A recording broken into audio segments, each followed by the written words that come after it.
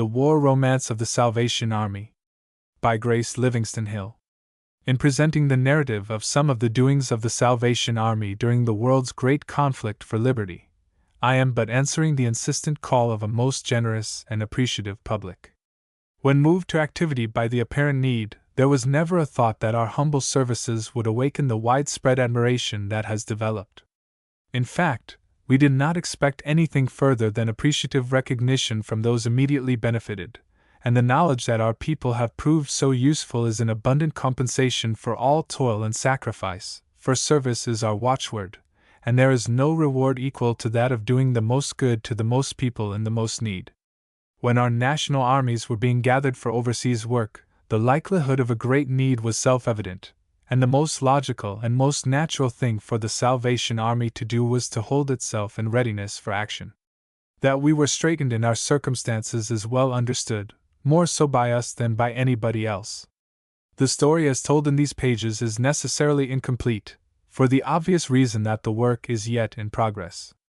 We entered France ahead of our expeditionary forces, and it is my purpose to continue my people's ministries until the last of our troops return. At the present moment, the number of our workers overseas equals that of any day yet experienced. Because of the pressure that this service brings, together with the unmentioned executive cares incident to the vast work of the Salvation Army in these United States, I felt compelled to requisition some competent person to aid me in the literary work associated with the production of a concrete story. In this I was most fortunate, for a writer of established worth and national fame in the person of Mrs.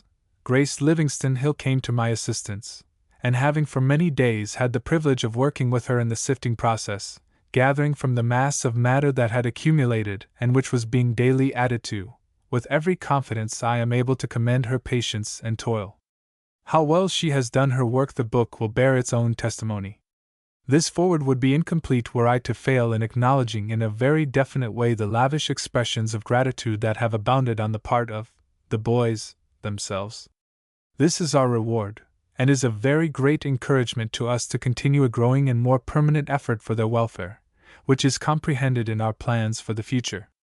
The official support given has been of the highest and most generous character.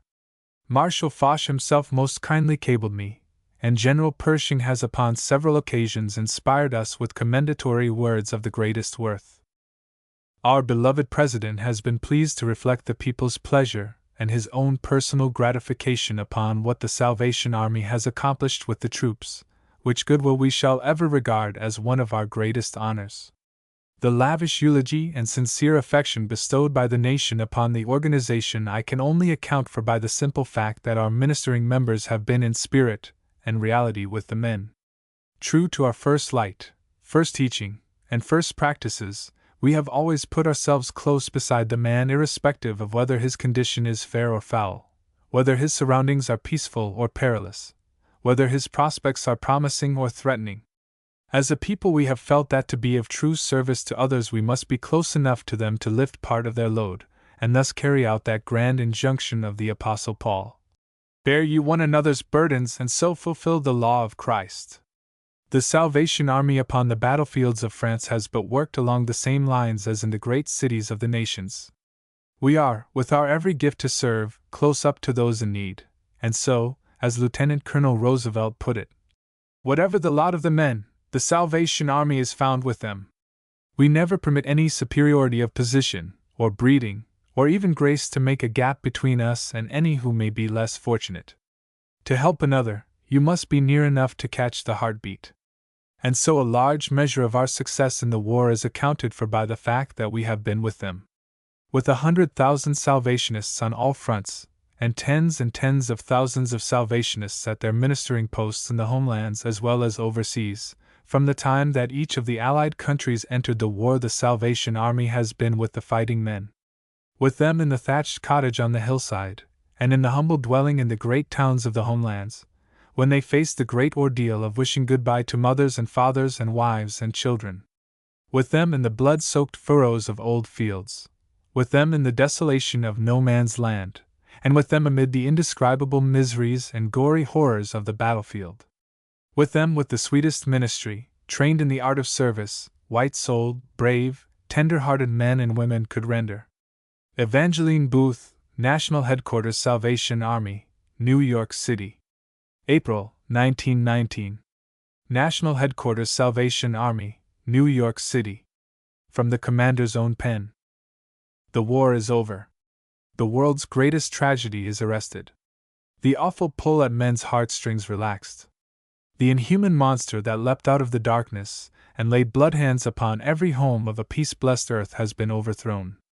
Autocracy and diabolical tyranny lie defeated and crushed behind the long rows of white crosses that stand like signposts pointing heavenward, all the way from the English Channel to the Adriatic, linking the two by an inseverable chain. While the nations were in the throes of the conflict, I was constrained to speak and write of the Salvation Army's activities in the frightful struggle. Now that all is over and I reflect upon the price the nations have paid, I realize much hesitancy in so doing. When I think of England, where almost every man you meet is but a piece of a man. France, one great graveyard. Its towns and cities a wilderness of waste. The Allied countries, Italy, and deathless little Belgium, and Serbia, well nigh exterminated in the desperate, gory struggle. When I think upon it, the price America has paid, the price her heroic sons have paid, they that come down the gangways of the returning boats on crutches, they that are carried down on stretchers, they that sail into New York Harbor, young and fair, but never again to see the Statue of Liberty. The price that dear mothers and fathers have paid. The price that the tens of thousands of little children have paid. The price they that sleep in the lands they made free have paid. When I think upon all this, it is with no little reluctance that I now write of the small part taken by the Salvation Army in the world's titanic sacrifice for liberty, but which part we shall ever regard as our life's crowning honor.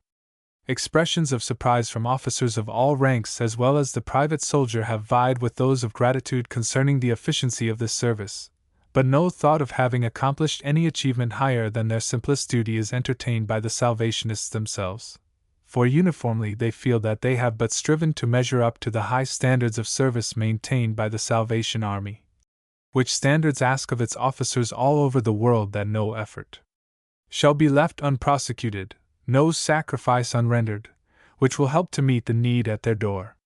And it is such high standards of devoted service to our fellow, linked with the practical nature of the movement's operations, the deeply religious character of its members, its intelligent system of government, uniting, and thus augmenting, all its activities, with the immense advantage of the military training provided by the organization, that give to its officers a potency and adaptability that have for the greater period of our brief lifetime made us an influential factor in seasons of civic and national disaster.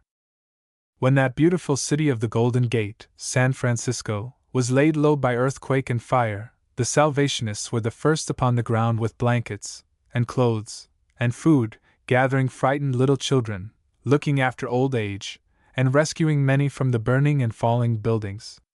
At the time of the wild rush to the Klondike, the Salvation Army was, with its sweet, pure women, the only women amidst tens of thousands of men, upon the mountainside of the Chilkoot Pass saving the lives of the gold seekers, and telling those shattered by disappointment of treasure that doth not perish. At the time of the Jamestown, the Galveston, and the Dayton floods, the Salvation Army officer, with his boat laden with sandwiches and warm wraps, was the first upon the rising waters, ministering to marooned and starving families gathered upon the housetops. In the direful disaster that swept over the beautiful city of Halifax, the mayor of that city stated, "I do not know what I should have done the first 2 or 3 days following the explosion, when everyone was panic-stricken without the ready, intelligent, and unbroken day and night efforts of the Salvation Army. On numerous other similar occasions we have relieved distress and sorrow by our almost instantaneous service. Hence, when our honored President decided that our national emblem, heralder of the inalienable rights of man, should cross the seas and wave for the freedom of the peoples of the earth, automatically the Salvation Army moved with it, and our officers passed to the varying posts of helpfulness which the emergency demanded. Now on all sides I am confronted with the question, what is the secret of the Salvation Army's success in the war? Permit me to suggest 3 reasons which, in my judgment, account for it. First, when the warboat fell, when the clarion call sounded, it found the Salvation Army ready. ready not only with our material machinery, but with that precious piece of human mechanism which is indispensable to all great and high achievement, the right caliber of man and the right caliber of woman. Men and women equipped by a careful training for the work they would have to do. We were not many in number, I admit. In France our numbers have been regrettably few. But this is because I have felt it was better to fall short in quantity than to run the risk in falling short in quality. Quality is its own multiplication table. Quality without quantity will spread, whereas quantity without quality will shrink. Therefore, I would not send any officers to France except such as had been fully equipped in our training schools. Few have even a remote idea of the extensive training given to all Salvation Army officers by our military system of education, covering all the tactics of that particular warfare to which they have consecrated their lives, the service of humanity. We have in the Salvation Army 39 training schools in which our own men and women, both for our missionary and home fields, receive an intelligent tuition and practical training in the minutest details of their service. They are trained in the finest and most intricate of all the arts, the art of dealing ably with human life. It is a wonderful art which transfigures a sheet of cold gray canvas into a throbbing vitality, and on its inanimate spread visualizes a living picture from which one feels they can never turn their eyes away. It is a wonderful art which takes a rugged, knotted block of marble, standing upon a coarse wooden bench, and cuts out of its uncomely crudeness, as I saw it done, the face of my father, with its every feature illumined with prophetic light, so true to life that I felt that to my touch it surely must respond. But even such arts as these crumble. They are as dust under our feet compared with that much greater art, the art of dealing ably with human life in all its varying conditions and phases. It is in this art that we seek by a most careful culture and training to perfect our officers. They are trained in those expert measures which enable them to handle satisfactorily those that cannot handle themselves, those that have lost their grip on things, and that if unaided go down under the high, rough tides. Trained to meet emergencies of every character, to leap into the breach, to span the gulf, and to do it without waiting to be told how. Trained to press at every cost for the desired and decided upon end. Trained to obey orders willingly, and gladly, and wholly, not in part. Trained to give no quarter to the enemy, no matter what the character, nor in what form he may present himself, and to never consider what personal advantage may be derived. Trained in the art of the winsome, attractive coquetries of the round, brown doughnut, and all its kindred. Trained, if needs be, to seal their services with their life's blood. One of our women officers, on being told by the colonel of the regiment she would be killed if she persisted in serving her doughnuts and cocoa to the men while under heavy fire, and that she must get back to safety, replied, "Colonel, we can die with the men, but we cannot leave them."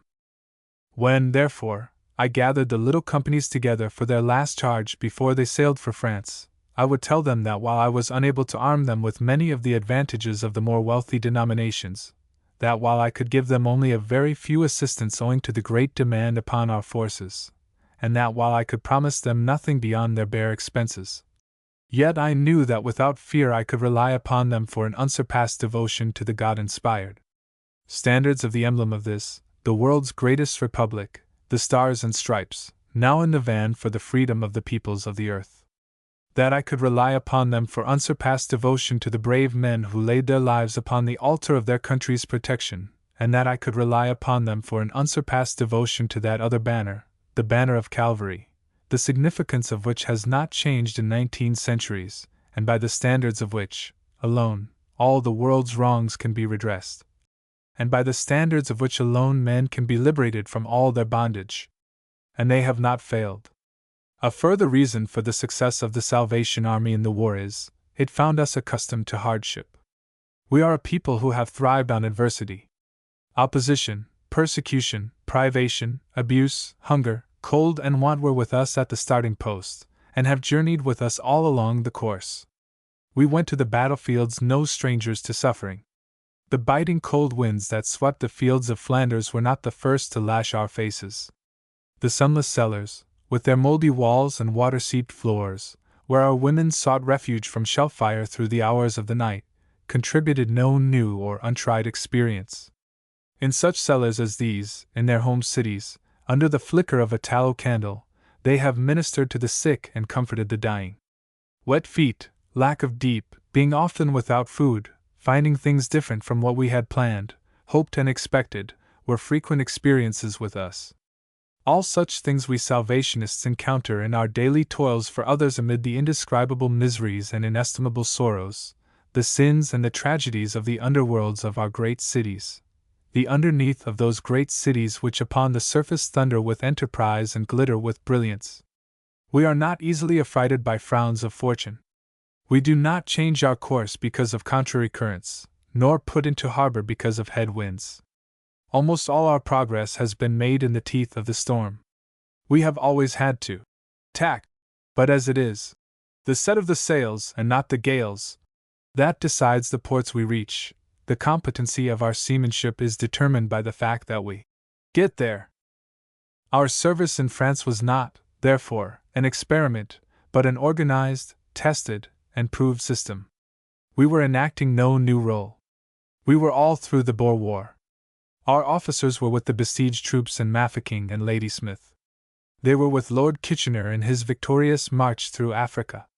It was this grand soldier who afterwards wrote to my father, General William Booth, the founder of our movement, saying, "Your men have given us an example both of how to live as good soldiers and how to die as heroes."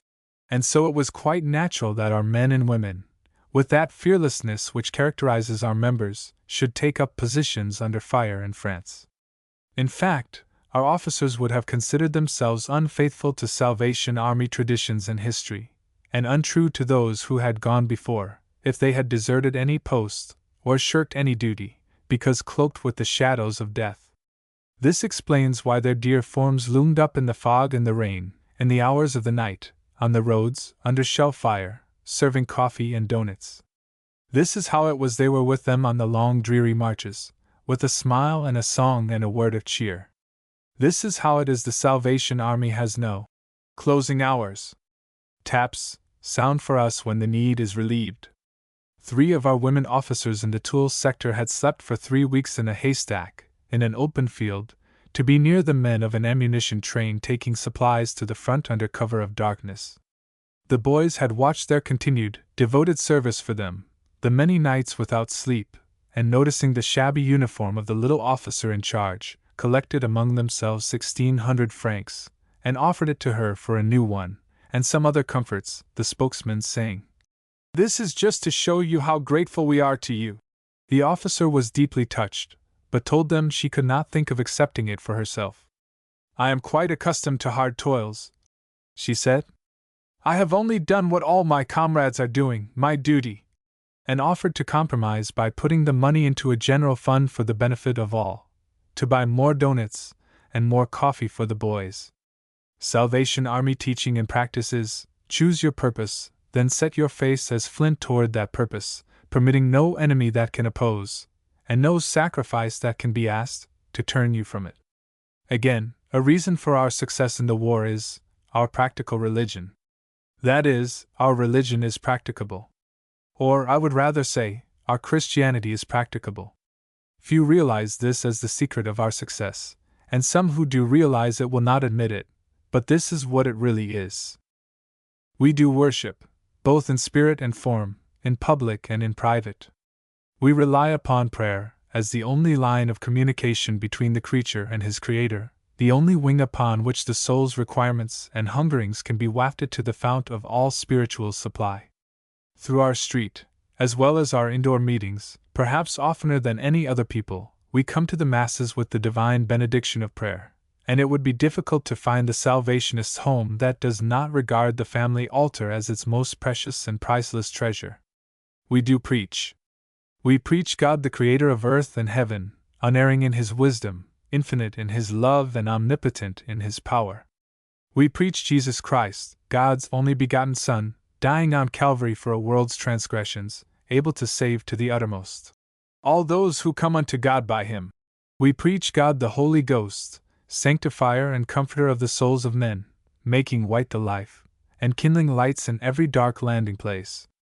We preach the Bible, authentic in its statements, immaculate in its teaching, and glorious in its promises.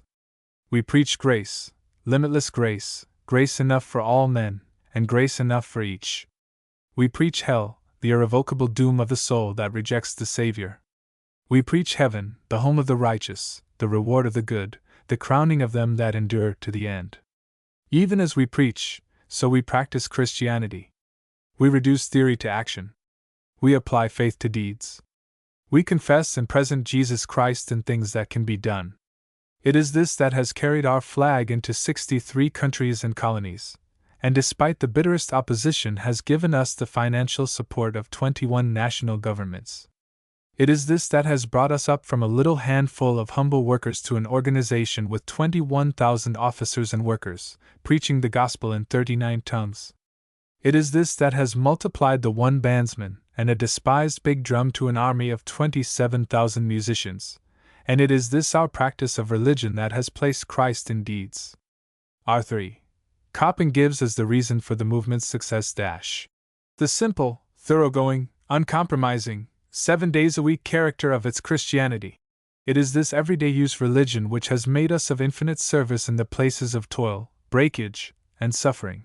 This everyday use religion which has made us the only resource for thousands in misery and vice.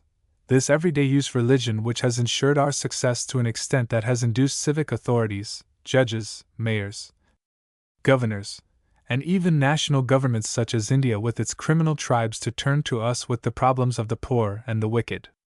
While the Salvationist is not of the generally understood ascetic or monastic type, yet his spirit and deeds are of the very essence of saintliness. As man has arrested the lazy cloud sleeping on the brow of the hill, and has brought it down to enlighten our darkness, to carry our mail bags, to haul our luggage, and to flash our messages, so, I would say with all reverence, that the Salvation Army in a very particular way has again brought down Jesus Christ from the high thrones, golden pathways, and wing-spread angels of glory, to the common mud walks of earth, and has presented him again in the flesh to a storm-torn world, touching and healing the wounds, the bruises, and the bleeding sores of humanity. That was a wonderful sermon Christ preached on the Mount, but was it more wonderful than the ministry of the wounded man fallen by the roadside, or the drying of the tears from the pale, worn face of the widow of Nain? Or more wonderful than when he said, let them come, mothers and the little children, and bless them? It has only been this same Christ, this Christ in deeds, when our women have washed the blood from the faces of the wounded, and taken the caked mud from their feet, when under fire, through the hours of the night, they have made the doughnuts, when instead of sleeping they have written the letters home to soldiers' loved ones, when they have lifted the heavy pails of water and struggled with them over the shell-wrecked roads that the dying soldiers might drink, when they have sewn the torn uniforms, when they have strewn with the first spring flowers the graves of those who died for liberty. Only Christ in deeds when our men went unarmed into the horrors of the Argonne forest to gather the dying boys in their arms and to comfort them with love, human and divine. That valiant champion of justice and truth, that faithful, able and brilliant defender of American standards, the late Honorable Theodore Roosevelt, told me personally a few days before he went into the hospital that his son wrote him of how our officer, 53 years of age, despite his orders, went unarmed over the top, in the whirlwind of the charge, amidst the shriek of shell and tear of shrapnel, and picked up the American boy left for dead in no man's land, carrying him on high back over the shell-torn fields to safety. It is this Christ in deeds that has made the doughnut to take the place of the cup of cold water given in his name. It is this Christ in deeds that has brought from our humble ranks the modern Florence Nightingales and taken to the gory horrors of the battlefields the white, uplifting influences of pure womanhood. It is this Christ in deeds that made Sir Arthur Stanley say, when thanking our general for $10,000 donated for more ambulances, I thank you for the money, but much more for the men, they are quite the best in our service. It is this Christ who has given to our humblest service a sheen something of a glory which the troops have caught, and which will make these simple deeds to hold tenaciously to history, and to outlive the effacing fingers of time, even to defy the very dissolution of death. As Premier Clemenceau said, we must love. We must believe. This is the secret of life. If we fail to learn this lesson, we exist without living, We die in ignorance of the reality of life. A senator, after several months spent in France, stated, "It is my opinion that the secret of the success of this organization is their complete abandonment to their cause, the service of the man." Of the many beautiful tributes paid to us by a most gracious public, and by the noblest hearted and most kindly and gallant army that ever stood up in uniform, perhaps the most correct is this: complete abandonment to the service of the man. This, in large measure, is the cause of our success all over the world. When you come to think of it, the Salvation Army is a remarkable arrangement. It is remarkable in its construction. It is a great empire. An empire geographically unlike any other. It is an empire without a frontier. It is an empire made up of geographical fragments, parted from each other by vast stretches of railroad and immense sweeps of sea. It is an empire composed of a tangle of races, tongues, and colors, of types of civilization and enlightened barbarism such as never before in all human history gathered together under one flag. It is an army, with its titles rambling into all languages, a soldiery spreading over all lands, a banner upon which the sun never goes down, with its head in the heart of a cluster of islands set in the gray, wind-blown northern seas, while its territories are scattered over every sea and under every sky. The world has wondered what has been the controlling force holding this strange empire together. What is the electromagnetism governing its furthest atom as though it were at your elbow? What is the magic scepter that compels this diversity of peoples to act as one man? What is the master passion uniting these multifarious pulsations into one heartbeat? Has it been a sworn to signature attached to bond or paper? No, these can all too readily be designated scraps, and be rent in twain. Has it been self-interest and worldly fame? No, for all selfish gain has had to be sacrificed upon the threshold of the contract. Has it been the bond of kinship, or blood, or speech? No, for under this banner the British master has become the servant of the Hindu, and the American has gone to lay down his life upon the velds of Africa. Has it been the bond of that almost supernatural force, glorious patriotism? No, not even this, for while we know no man after the flesh, we recognize our brother in all the families of the earth, and our general infused into the breasts of his followers the sacred conviction that the Salvationist's country is the world. What was it? What is it? Those ties created by a spiritual ideal. Our love for God demonstrated by our sacrifice for man. My father, in a private audience with the late King Edward, said, "Your Majesty, some men's passion is gold, some men's passion is art, some men's passion is fame, my passion is man." This was in our founder's breast the white flame which ignited like sparks in the hearts of all his followers. Man is our life's passion. It is for man we have laid our lives upon the altar. It is for man we have entered into a contract with our God which signs away our claim to any and all selfish ends.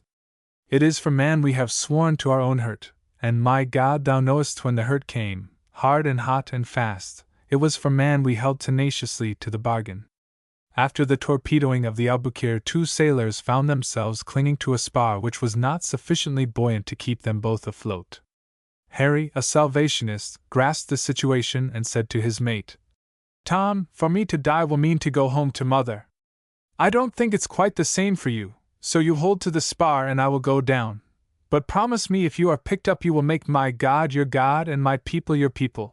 Tom was rescued and told to a weeping audience in a Salvation Army hall the act of self-sacrifice which had saved his life, and testified to keeping his promise to the boy who had died for him. When the Empress of Ireland went down with 130 Salvation Army officers on board, 109 officers were drowned, and not one body that was picked up had on a lifebelt.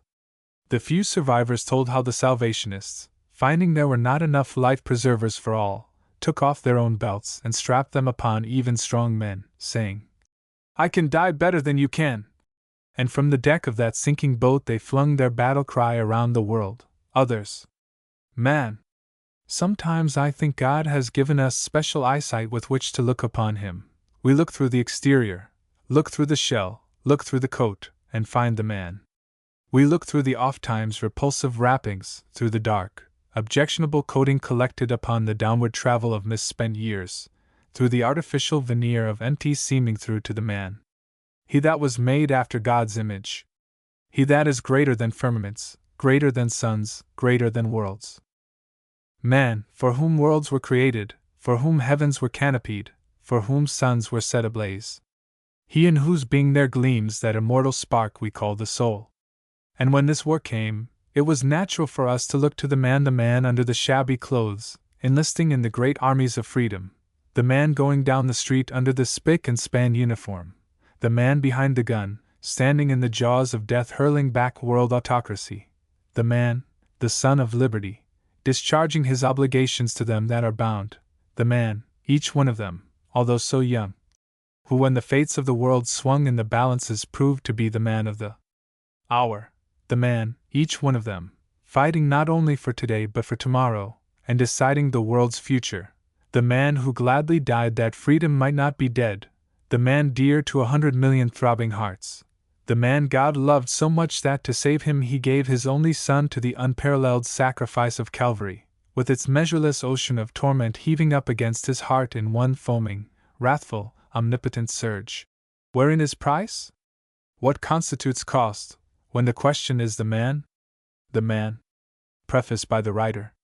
I wish I could give you a picture of Commander Evangeline Booth as I saw her first, who has been the source, the inspiration, the guide of this story. I went to the first conference about this book in curiosity and some doubt, not knowing whether it was my work, not altogether sure whether I cared to attempt it. She took my hand and spoke to me. I looked in her face and saw the shining glory of her great spirit through those wonderful, beautiful, wise, keen eyes, and all doubts vanished. I studied the sincerity and beauty of her vivid face as we talked together, and heard the thrilling tale she was giving me to tell because she could not take the time from living it to write it, and I trembled lest she would not find me worthy for so great a task. I knew that I was being honored beyond women to have been selected as an instrument through whom the great story of the Salvation Army in the war might go forth to the world. That I wanted to do it more than any work that had ever come to my hand, I was certain at once, and that my whole soul was enmeshed in the wonder of it. It gripped me from the start. I was overjoyed to find that we were in absolute sympathy from the first. One sentence from that earliest talk we had together stands clear in my memory, and it has perhaps unconsciously shaped the theme which I hope will be found running through all the book. "Our people," said she, flinging out her hands in a lovely embracing movement, as if she saw before her at that moment those devoted workers of hers who follow where she leads unquestioningly, and stay not for fire or foe, or weariness, or peril of any sort.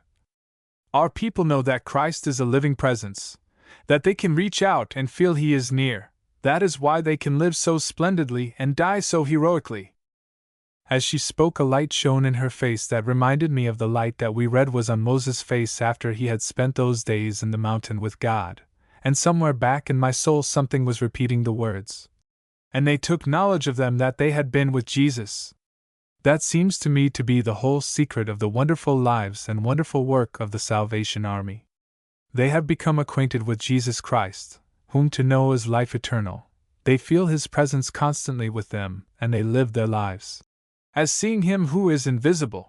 They are a living miracle for the confounding of all who doubt that there is a God whom mortals may know face to face while they are yet upon the earth. The one thing that these people seem to feel is really worthwhile is bringing other people to know their Christ. All other things in life are merely subservient to this, or tributary to it. All their education, culture, and refinement, their amazing organization, their rare business ability, are just so many tools that they use for the uplift of others.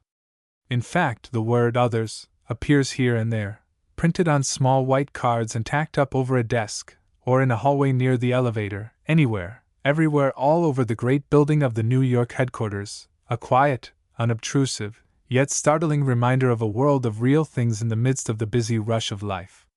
Others. Yet they do not obtrude their religion. Rather, it is a secret joy that shines unaware through their eyes, and seems to flood their whole being with happiness so that others can but see. It is there, ready, when the time comes to give comfort, or advice, or to tell the message of the gospel in clear ringing sentences in one of their meetings. But it speaks as well through a smile, or a ripple of song, or a bright funny story, or something good to eat when one is hungry, as it does through actual preaching. It is the living Christ, as if he were on earth again living in them. And when one comes to know them well, one knows that he is. Go straight for the salvation of souls, never rest satisfied unless this end is achieved, is part of the commission that the commander gives to her envoys. It is worth while stopping to think what would be the effect on the world if every one who has named the name of Christ should accept that commission and go forth to fulfill it. And you who have been accustomed to drop your pennies in the tambourine of the Salvation Army lassies at the street corners, and look upon her as a representative of a lower class who are doing good, in their way, prepare to realize that you have made a mistake. The Salvation Army is not an organization composed of a lot of ignorant, illiterate, reformed criminals picked out of the slums. There may be among them many of that class who by the Army's efforts have been saved from a life of sin and shame, and lifted up to be useful citizens, but great numbers of them, the leaders and officers, are refined, educated men and women who have put Christ and His kingdom first in their hearts and lives. Their young people will compare in every way with the best of the young people of any of our religious denominations. After the privilege of close association with them for some time, I have come to feel that the most noticeable and lovely thing about the girls is the way they wear their womanhood, as if it were a flower or a rare jewel. One of these girls, who, by the way, had been 9 months in France, all of it under shell fire, said to me, "I used to wish I had been born a boy. They are not hampered so much as women are. But after I went to France and saw what a good woman meant to those boys in the trenches, I changed my mind, and I'm glad I was born a woman. It means a great deal to be a woman." And so there is no coquetry about these girls, no little personal vanity such as girls who are thinking of themselves often have. They take great care to be neat and sweet and serviceable, but as they are not thinking of themselves, but only how they may serve, they are blessed with that loveliest of all adorning, a meek and quiet spirit, and a joy of living and content that only forgetfulness of self and communion with Jesus Christ can bring. I feel as if I would like to thank every one of them, men and women and young girls, who have so kindly and generously and wholeheartedly given me of their time and experiences and put at my disposal their correspondence to enrich this story, and have helped me to go over the ground of the great American drives in the war, and see what they saw, hear what they heard, and feel as they felt. It has been one of the greatest experiences of my life.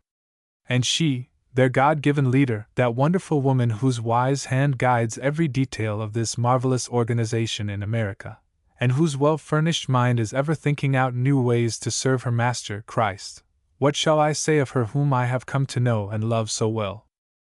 Her exceptional ability as a public speaker is of the widest fame, while comparatively few, beyond those of her most trusted officers, are brought into admiring touch with her brilliant executive powers. All these, however, unite in most unstinted praise and declare that functioning in this sphere, the commander even excels her platform triumphs. But one must know her well and watch her every day to understand her depth of insight into character, her wideness of vision, her skill of making adverse circumstances serve her ends. Born with an innate genius for leadership, swallowed up in her work, wholly consecrated to God and His service, she looks upon men, as it were, with the eyes of the God she loves, and sees the best in everybody. She sees their faults also, but she sees the good, and is able to take that good and put it to account, while helping them out of their faults. Those whom she has so helped would kiss the hem of her garment as she passes. It is easy to see why she is a leader of men. It is easy to see who has made the army here in America. It is easy to see who has inspired the brave men and wonderful women who went to France and labored. She would not have me say these things of her, for she is humble, as such a great leader should be, knowing all her gifts and attainments to be but the glory of her Lord, and this is her book. Only in this chapter can I speak and say what I will, for it is not my book. But here, too, I waive my privilege and bow to my commander. Grace Livingston Hill. The War Romance of the Salvation Army. Into the heavy shadows that swayed the feet of the tall buildings in West 14th Street, New York, late in the evening there slipped a dark form. It was so carefully wrapped in a black cloak that it was difficult to tell among the other shadows whether it was man or woman, and immediately it became a part of the darkness that hovered close to the entrances along the way. It slid almost imperceptibly from shadow to shadow until it crouched flatly against the wall by the steps of an open door out of which streamed a wide band of light that flung itself across the pavement. Down the street came two girls in poke bonnets, and hurried in at the open door. The figure drew back and was motionless as they passed, then with a swift furtive glance in either direction a head came cautiously out from the shadow and darted a look after the two lassies, watched till they were out of sight, and a form slid into the doorway, winding about the turning like a serpent, as if the way were well planned, and slipped out of sight in a dark corner under the stairway. Half an hour or perhaps an hour passed, and one or two hurrying forms came in at the door and sped up the stairs from some errand of mercy. Then the night watchman came and fastened the door, and went away again, out somewhere through a back room. The interloper was instantly on the alert, darting out of its hiding place, and slipping noiselessly up the stairs as quietly as the shadow it imitated, pausing to listen with anxious mien, stepping as a cloud might have stepped with no creak of stairway or sound of going at all. Up, up, up, and up again it darted, till it came to the very top, pausing to look sharply at a gleam of light under a door of some student not yet asleep. From under the dark cloak slid a hand with something in it. Silently it worked, swiftly, pouring a few drops here, a few drops there, of some colorless, odorless matter, smearing a spot on the stair railing, another across from it on the wall, a little on the floor beyond, a touch on the window seat at the end of the hall, some more on down the stairs. On rubbered feet the fiend crept down, halting, listening, ever working rapidly, from floor to floor and back to the entrance-way again. At last, with a cautious glance around, a pause to rub a match skillfully over the woolen cloak, and to light a fuse in a hidden corner, he vanished out upon the street like the passing of a wraith, and was gone in the darkness. Down in the dark corner the little spark brooded and smoldered. The watchman passed that way, but it gave no sign. All was still in the great building, as the smoldering spark crept on and on over its little thread of existence to the climax. But suddenly, it sprang to life. A flame leaped up like a great tongue licking its lips before the feast it was about to devour, and then it sprang as if it were human, to another spot not far away, and then to another, and on up the stair rail, across to the wall, leaping, roaring, almost shouting as if in fiendish glee. It flew to the top of the house and down again in a leap, and the whole building was enveloped in a sheet of flame. Someone gave the cry of fire. The night watchman darted to his box and sent in the alarm. Frightened girls in night attire crowded to their doors and gasping fell back for an instant in horror, then bravely obedient to their training dashed forth into the flame. Young men on other floors without a thought for themselves dropped into order automatically and worked like madmen to save everyone. The fire engines throbbed up almost immediately, but the building was doomed from the start and went like tinder. Only the fire drill in which they had constant, almost daily practice saved those brave girls and boys from an awful death. Out upon the fire escapes in the bitter winter wind the girls crept down to safety, and one by one the young men followed. The young man who was fire sergeant counted his men and found them all present but one cadet. He darted back to find him, and that moment with a last roar of triumph the flames gave a final leap and the building collapsed, burying in a fiery grave two fine young heroes. Afterward they said the building had been smeared, or it never could have gone in a breath as it did. The miracle was that no more lives were lost. Fire. So that was how the burning of the Salvation Army Training School occurred. The significant fact in the affair was that there had been sleeping in that building directly over the place where the fire started several of the lassies who were to sail for France in a day or two with the largest party of war workers that had yet been sent out. Their trunks were packed, and they were all ready to go. The object was all too evident. There was also proof that the intention had been to destroy as well the great fireproof Salvation Army National Headquarters building adjoining the training school. A few days later a detective taking lunch in a small German restaurant on a side street overheard a conversation. "Well, if we can't burn them out we'll blow up the building, and get that damned commander anyhow." Yet when this was told her the commander declined the bodyguard offered her by the civic authorities, to go with her even to her country home and protect her while the war lasted. She is naturally a soldier. The commander had stayed late at the headquarters one evening to finish some important bit of work, and had given orders that she should not be interrupted. The great building was almost empty save for the night watchman, the elevator man, and one or two others. She was hard at work when her secretary appeared with an air of reluctance to tell her that the elevator man said there were 3 ladies waiting downstairs to see her on some very important business. He had told them that she could not be disturbed, but they insisted that they must see her, that she would wish it if she knew their business. He had come up to find out what he should answer them. The commander said she knew nothing about them and could not be interrupted now. They must be told to come again the next day. The elevator man returned in a few minutes to say that the ladies insisted, and said they had a great gift for the Salvation Army, but must see the commander at once and alone or the gift would be lost. Quickly interested, the commander gave orders that they should be brought up to her office, but just as they were about to enter, the secretary came in again with great excitement, begging that she would not see the visitors, as one of the men from downstairs had phoned up to her that he did not like the appearance of the strangers. They seemed to be trying to talk in high-strained voices, and they had very large feet. Maybe they were not women at all.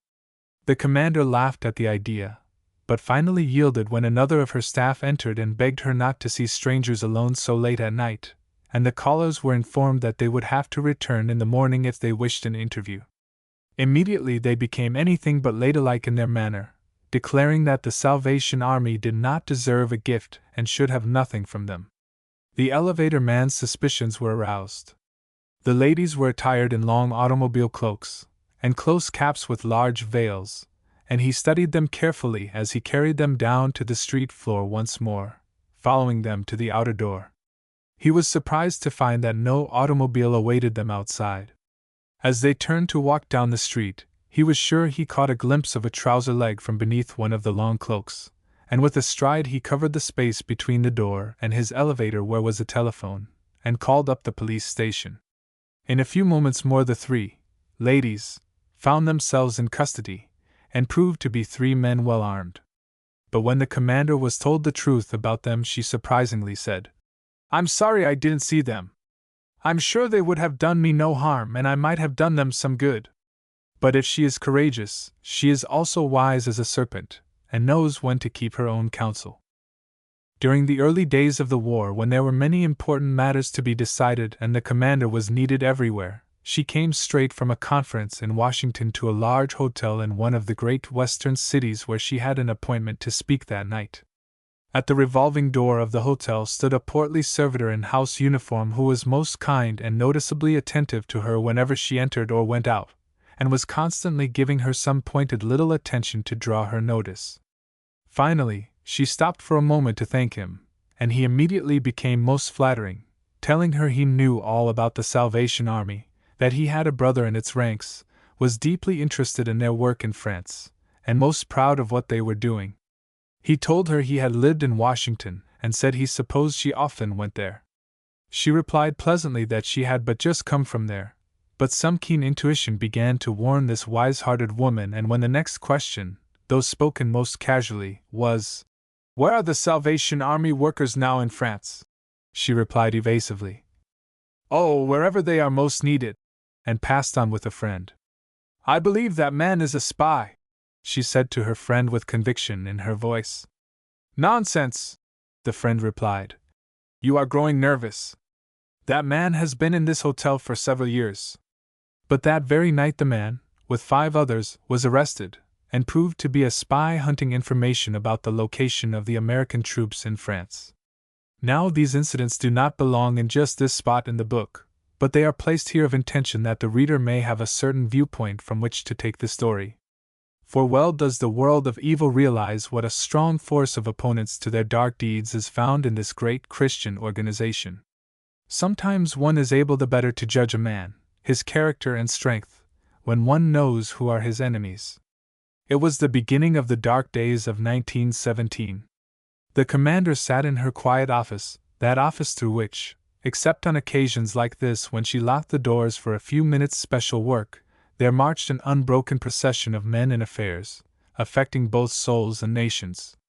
Before her on the broad desk lay the notes of a new address which she was preparing to deliver that evening, but her eyes were looking out of the wide window, across the clustering roofs of the great city to the white horizon line, and afar over the great water to the terrible scene of the strife of nations.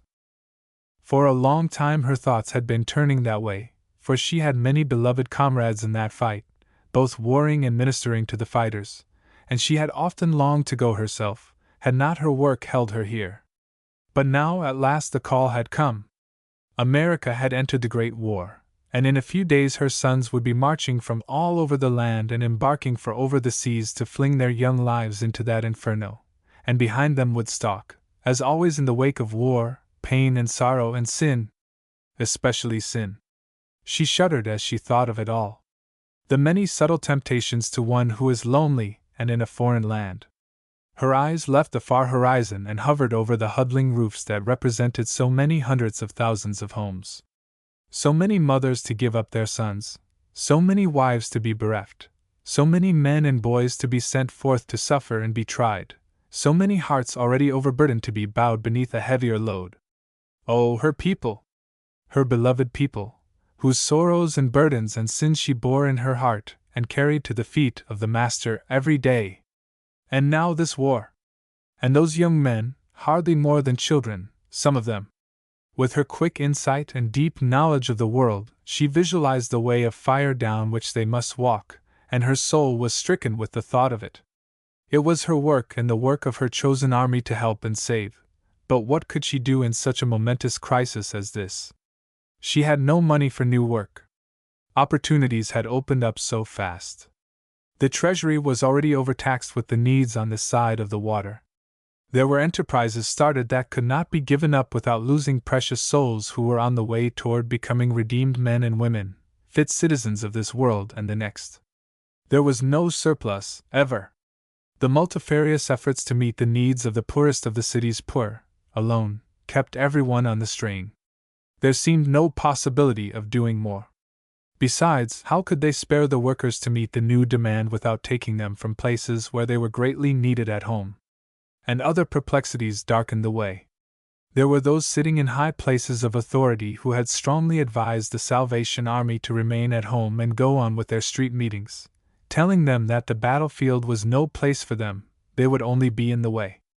They were not adapted to a thing like war. But well she knew the capacity of the Salvation Army to adapt itself to whatever need or circumstance presented. The same standard they had borne into the most wretched places of earth in times of peace would do in times of war. Out there across the waters the Salvation brothers and sisters were ministering to the British armies at the front, and now that the American army was going, too, duty seemed very clear. The call was most imperative. The written pages on her desk loudly demanded attention, and the commander tried to bring her thoughts back to them once more, but again and again the call sounded in her heart. She lifted her eyes to the wall across the room from her desk where hung the lifelike portrait of her Christian warrior father, the grand old keen-eyed, wise-hearted general, founder of the movement. Like her father she knew they must go. There was no question about it. No hindrance should stop them. They must go. The warrior blood ran in her veins. In this the world's greatest calamity they must fulfill the mission for which he lived and died. Must go. Go! Those pictured eyes seemed to speak to her, just as they used to command her when he was here. You must go and bear the standard of the cross to the front. Those boys are going over there, many of them to die, and some are telling them that if they make the supreme sacrifice in this their country's hour of need it will be all right with them when they go into the world beyond. But when they get over there under shell fire they will know that it is not so, and they will need Christ, the only atonement for sin. You must go and take the Christ to them. Then the commander bowed her head, accepting the commission, and there in the quiet room perhaps the Master himself stood beside her and gave her his charge, just as she would later charge those whom she would send across the water, telling her that he was depending upon the Salvation Army to bear his standard to the war.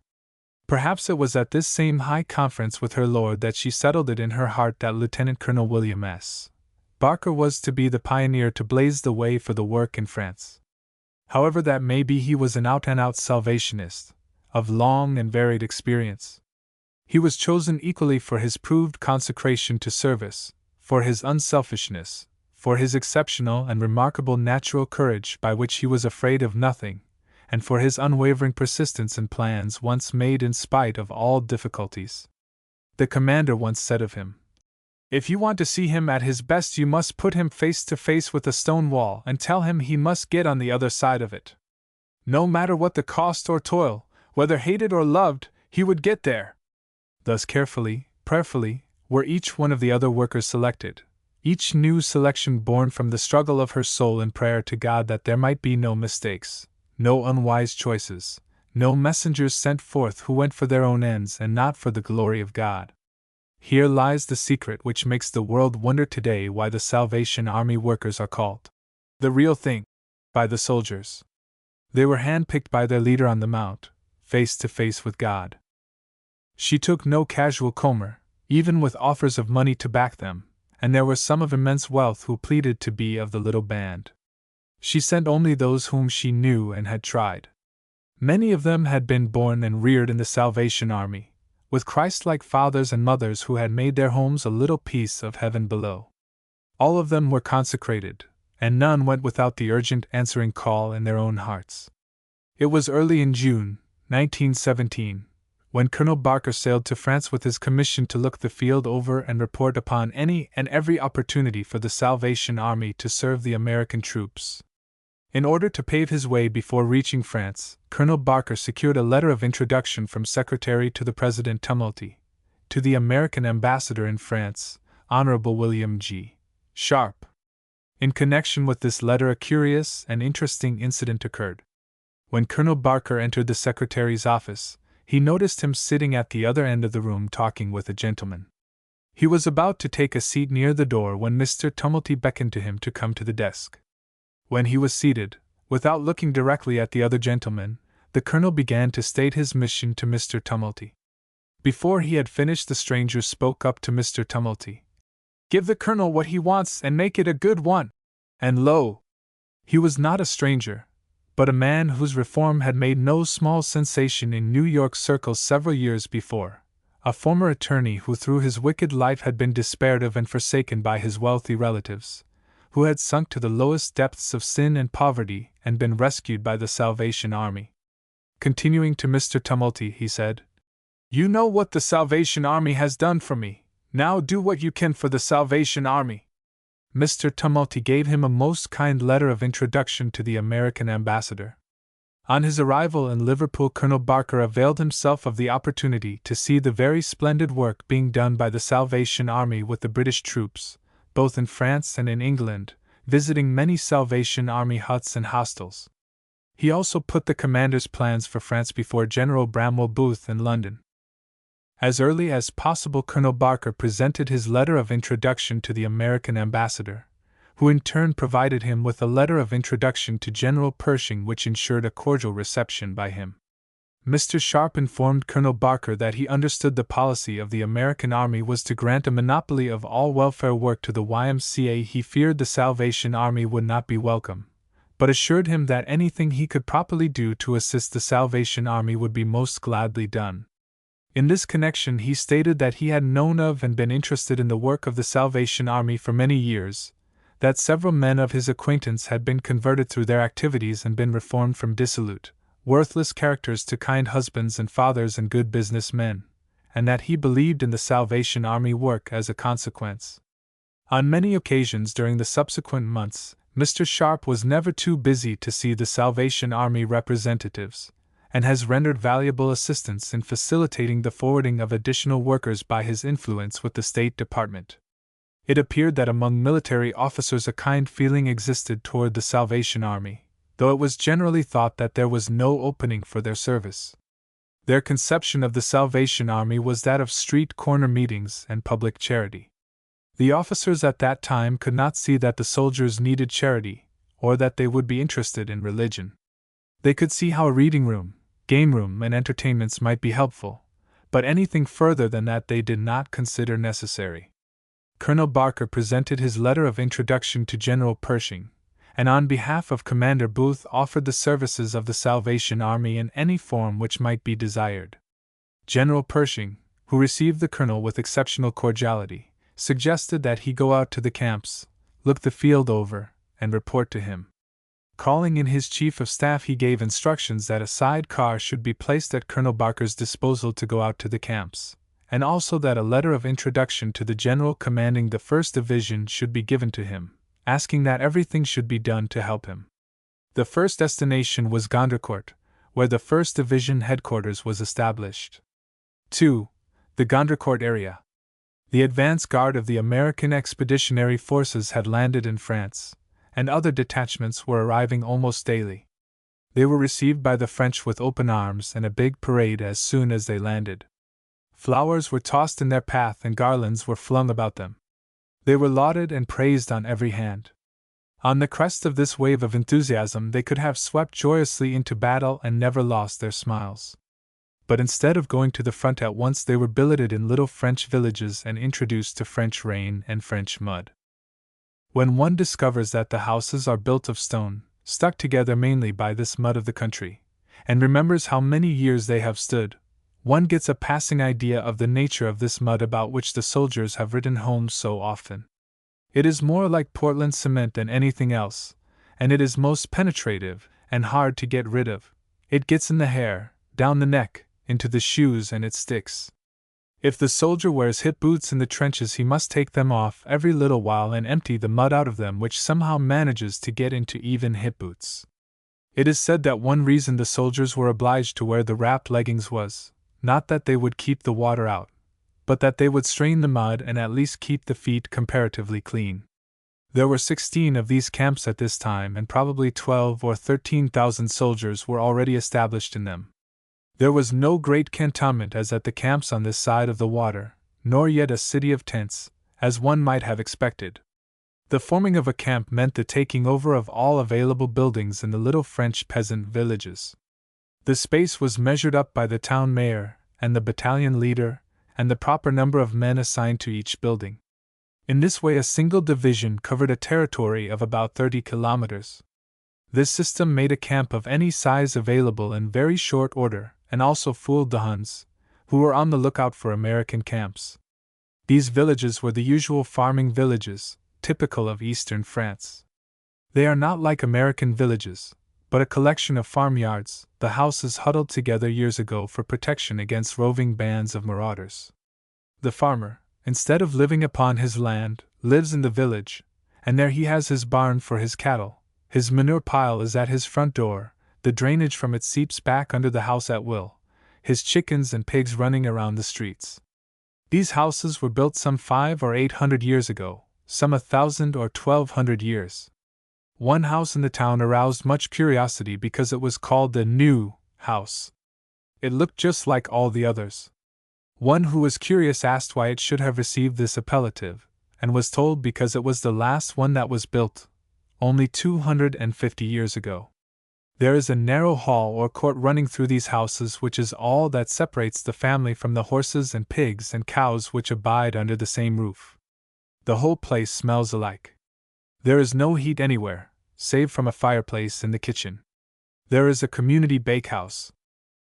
The soldiers were quartered in the barns and outhouses, the officers were quartered in the homes of these French peasants. There were no comforts for either soldier or officer. It rained almost continuously, and at night it was cold. No dining rooms could be provided where the men could eat, and they lined up on the street, got their chow and ate it standing in the rain or under whatever cover they could find. Few of them could understand any French, and all the conditions surrounding their presence in France were most trying to them. They were drilled from morning to night. They were covered with mud. The great fight in which they had come to participate was still afar off.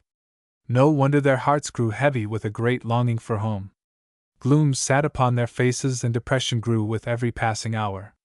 Into these villages one after another came the little military sidecar with its pioneer Salvationists, investigating conditions and inquiring the greatest immediate need of the men.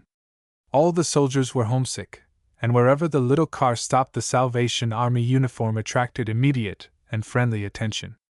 The boys expressed the liveliest interest in the possibility of the Salvation Army being with them in France. These troops composed the regular army and were old-timers. They showed at once their respect for, and their belief in the Salvation Army. One poor fellow, when he saw the uniform, exclaimed, "The Salvation Army! I believe they'll be waiting for us when we get to hell to try and save us." It appeared that the pay of the American soldier was so much greater than that of the French soldier that he had too much money at his disposal, and this money was a menace both to him and to the French population. If some means could be provided for transferring the soldiers' money home, it would help out in the one direction which was most important at that time.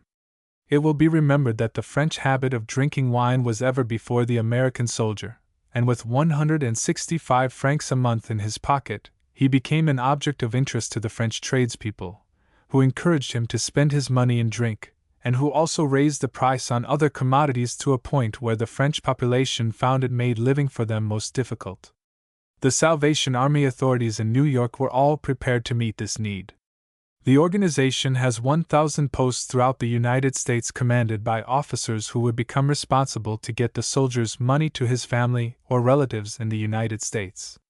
A simple money order blank issued in France could be sent to the national headquarters of the Salvation Army in New York and from there to the officer commanding the corps in any part of the United States, who would deliver the money in person.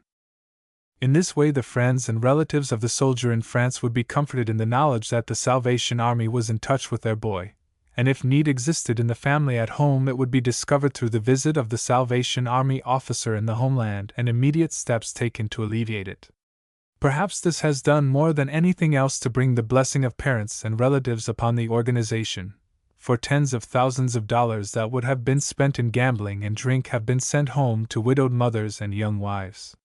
This suggestion appealed very strongly to the military general, who said that if the Salvation Army got into operation it could count upon any assistance which he could give it, and if they conducted meetings he would see that his regimental band was instructed to attend these meetings and furnish the music. Several chaplains, both Protestant and Catholic, expressed themselves as being glad to welcome the Salvation Army among them. Among the regular army officers there was rather a pessimistic attitude. It was in no wise hostile, but rather doubtful. One general said that he did not see that the Salvation Army could do any good. His idea of the Salvation Army being associated altogether with the slums and men who were down and out. But on the other hand, he said that he did not see that the Salvation Army could do any harm, even if they did not do any good, and as far as he was concerned he was agreeable to their coming into work in the 1st Division, and he would so report to General Pershing. St. Nazaire, the base, was being used for the reception of the troops as they reached the shores of France. Here was a new situation. The men had been cooped up on transports for several days, and on their landing at St. Nazaire they were placed in a rest camp with the opportunity to visit the city. Here they were a prey to immoral women, and the officer commanding the base was greatly concerned about the matter and eagerly welcomed the idea of having the Salvation Army establish good women in St. Nazaire who would cope with the problem. The report given to General Pershing resulted in an official authorization permitting the Salvation Army to open their work with the American Expeditionary Forces, and a suggestion that they go at once to the American training area and see what they could do to alleviate the terrible epidemic of homesickness that had broken out among the soldiers. In the meantime, back in New York, the commander had not been idle. Daily before the throne she had laid the great concerns of her army, and daily she had been preparing her first little company of workers to go when the need should call. There was no money as yet, but the commander was not to be daunted, and so when the report came from over the water, she borrowed from the banks $25,000. She called the little company of pioneer workers together in a quiet place before they left, and gave them such a charge as would make an angel search his heart. Before the Most High God she called upon them to tell her if any of them had in his or her heart any motive or ambition in going other than to serve the Lord Christ.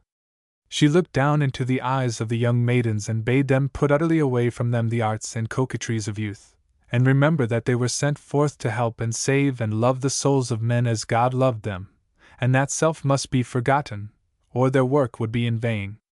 She commanded them if even at this last hour any faltered or felt himself unfit for the God-given task, that he would tell her even then before it was too late. She begged them to remember that they held in their hands the honor of the Salvation Army, and the glory of Jesus Christ their Savior as they went out to serve the troops. They were to be living examples of Christ's love, and they were to be willing to lay down their lives if need be for his sake. There were tears in the eyes of some of those strong men that day as they listened, and the look of exultation on the faces of the women was like a reflection from above. So must have looked the disciples of old when Jesus gave them the commission to go into all the world and preach the gospel.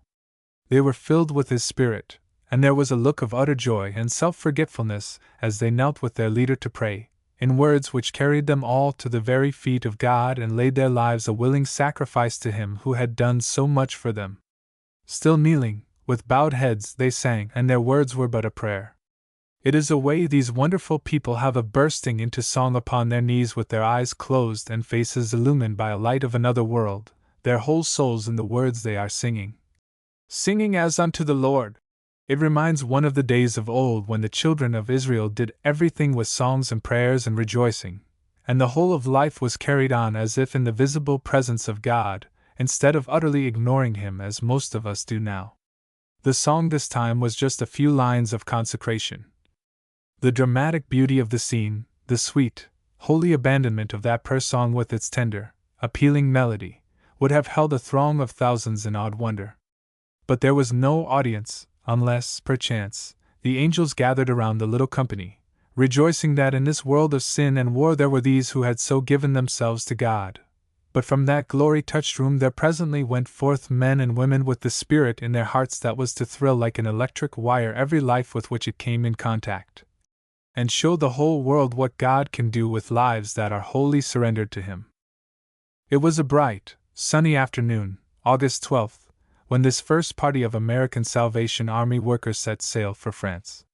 No doubt there was many a smile of contempt from the bystanders as they saw the little group of blue uniforms with the gold-lettered scarlet hatbands, and noticed the 4 poke bonnets among the number. What did the tambourine lassies know of real warfare? To those who reckoned the Salvation Army in terms of bands on the street corner, and shivering forms guarding Christmas kettles, it must have seemed the utmost audacity for this play army to go to the front. Real. When they arrived at Bordeaux on August 21st, they went at once to Paris to be fitted out with French uniforms, as General Pershing had given them all the rank of military privates, and ordered that they should wear the regulation khaki uniforms with the addition of the red Salvation Army shield on the hats, red epaulets, and with skirts for the women. A cabled message had reached France from the commander saying that funds to the extent of $25,000 had been arranged for, and would be supplied as needed, and that a party of 11 officers were being dispatched at once. After that matters began to move rapidly. A portable tent, 25 feet by 100 feet, was purchased and shipped to Livingston, and a touring car was bought with part of the money advanced. Purchasing an automobile in France is not a matter merely of money. It is a matter for governmental sanction, long delay, red tape, amazing good luck. At the start, the whole Salvation Army transportation system consisted of this one first huge limousine, heartlessly overdriven and overworked. For many weeks it was Colonel Barker's office and bedroom. It carried all of the Salvation Army workers to and from their stations, hauled all of the supplies on its roof, inside, on its fenders, and later also on a trailer. It ran day and night almost without end, 2 drivers alternating. It was a sort of supercar, still in the service, to which Salvationists still refer with an affectionate amazement when they consider its terrific accomplishments. It hauled all of the lumber for the first huts, and a not uncommon sight was to see it tearing along the road at 40 miles an hour, loaded inside and on top with supplies, several passengers clinging to its fenders, and a load of lumber or trunks trailing behind. For a long time Colonel Barker had no home aside from this car. He slept wherever it happened to be for the night, often in it, while still driven. One night he and a Salvation Army officer were lost in a strange woods in the car until 4 in the morning. They were without lights and there were no real roads. Later, of course, after long waiting, other trucks were bought, and today there are about 50 automobiles in this service. Chauffeurs had to be developed out of men who had never driven before. They were even taken from huts and detailed to this work. In this first touring car, Colonel Barker, with one of the newly arrived adjutants for driver, started to Livingston. 20 kilometers outside of Paris, the car had a breakdown. The 2 clambered out and reconnoitered for help. There was nothing for it but to take the car back to Paris. A man was found on the road who was willing to take it in tow, but they had no rope for a tow line. Over in the field by the roadside, the sharp eyes of the adjutant discovered some old rusty wire. He pulled it out from the tangle of long grass, and behold, it was a part of old barbed wire entanglements. In great surprise, they followed it up behind the camouflage, and found themselves in the old trenches of 1914. They walked in the trenches and entered some of the dugouts where the soldiers had lived in the memorable days of the Marne fight. As they looked a little farther up the hillside, they were startled to see great pieces of heavy field artillery, their long barrels sticking out from pits and pointing at them. They went closer to examine, and found the guns were made of wood painted black. The barrels were perfectly made, even to the breech blocks mounted on wheels, the tires of which were made of tin. They were a perfect imitation of a heavy ordnance piece in every detail. Curious, wondering what it could mean, the two explorers looked about them and saw an old Frenchman coming toward them. He proved to be the keeper of the place, and he told them the story. These were the guns that saved Paris in 1914. The Boche had been coming on 20 kilometers one day, 19 the next, 14 the next, and were daily drawing nearer to the great city. They were so confident that they had even announced the day they would sweep through the gates of Paris.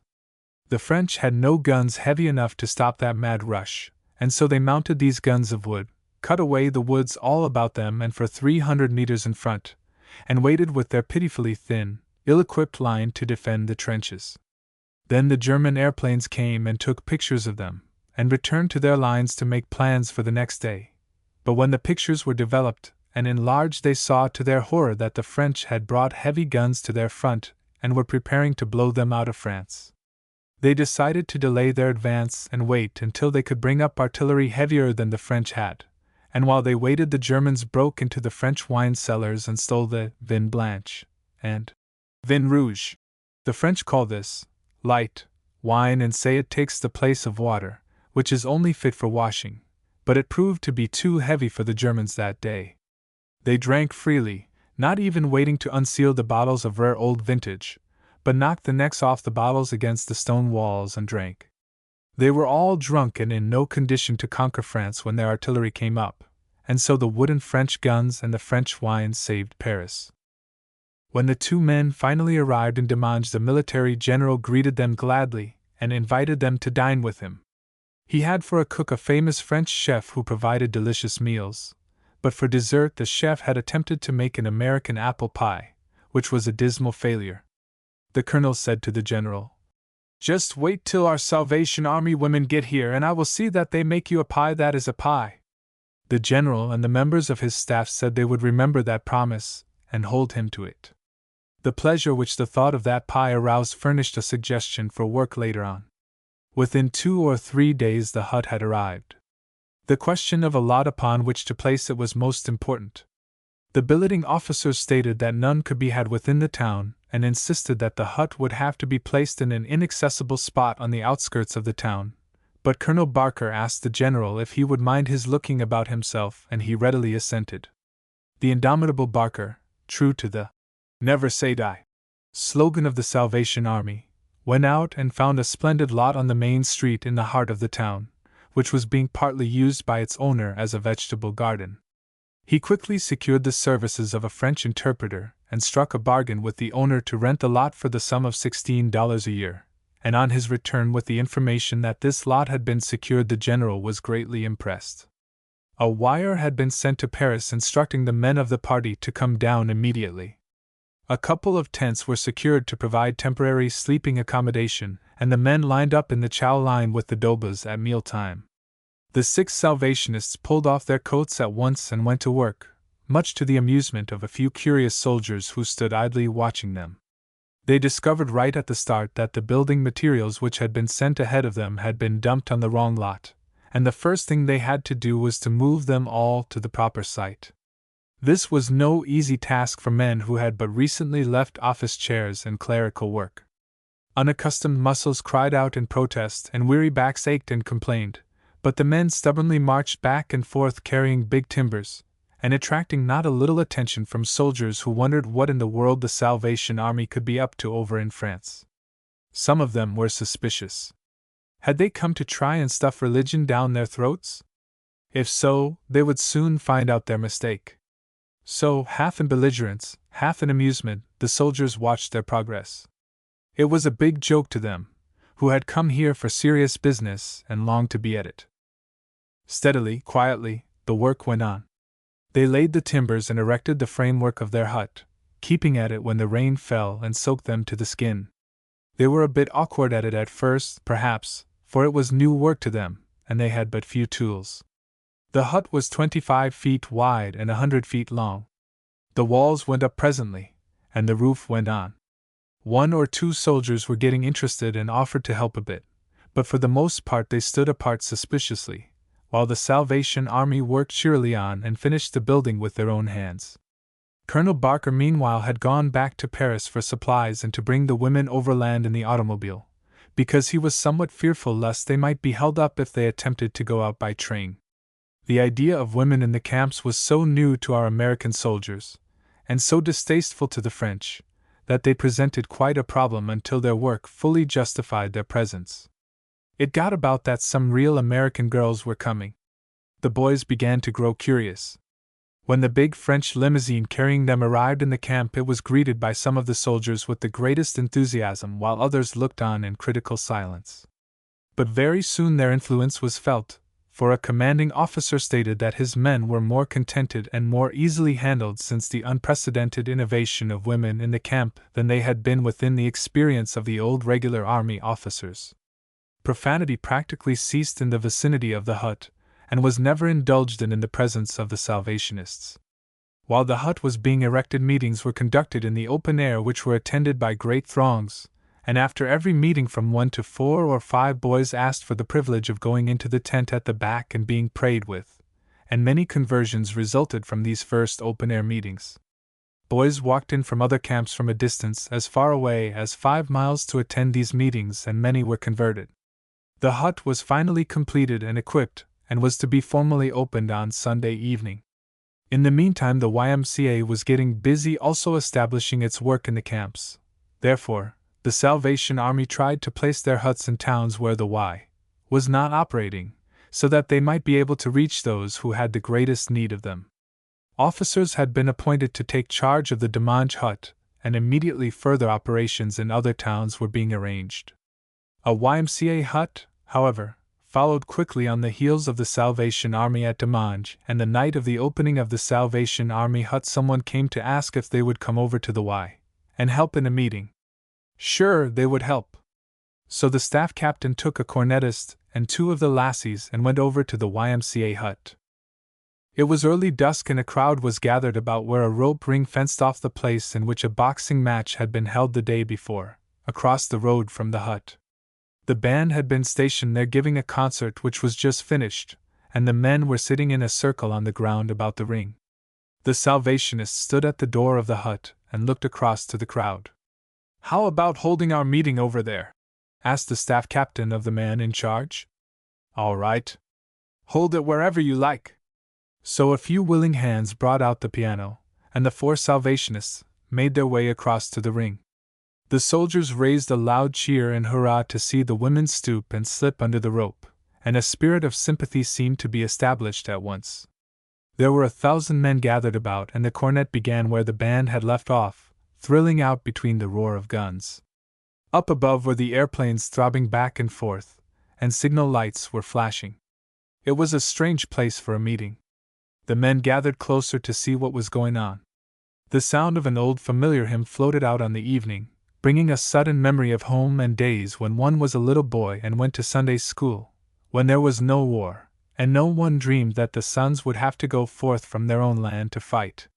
A sudden hush stole over the men, and they sat enthralled watching the little band of singers in the changing flicker of light and darkness. Women's voices. Young and fresh, too, not old ones. How they thrilled with the sweetness of it. A cross. Was it possible that God was leading them to Him through all this awfulness? But the thought only hovered above them and hushed their hearts into attention as they gruffly joined their young voices in the melody.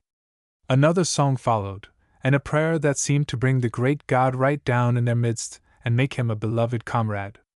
They had not got over the wonder of it when a new note sounded on piano and cornet, and every voice broke forth in the words. How soon would that trumpet sound for many of them? Time should be no more. What a startling thought!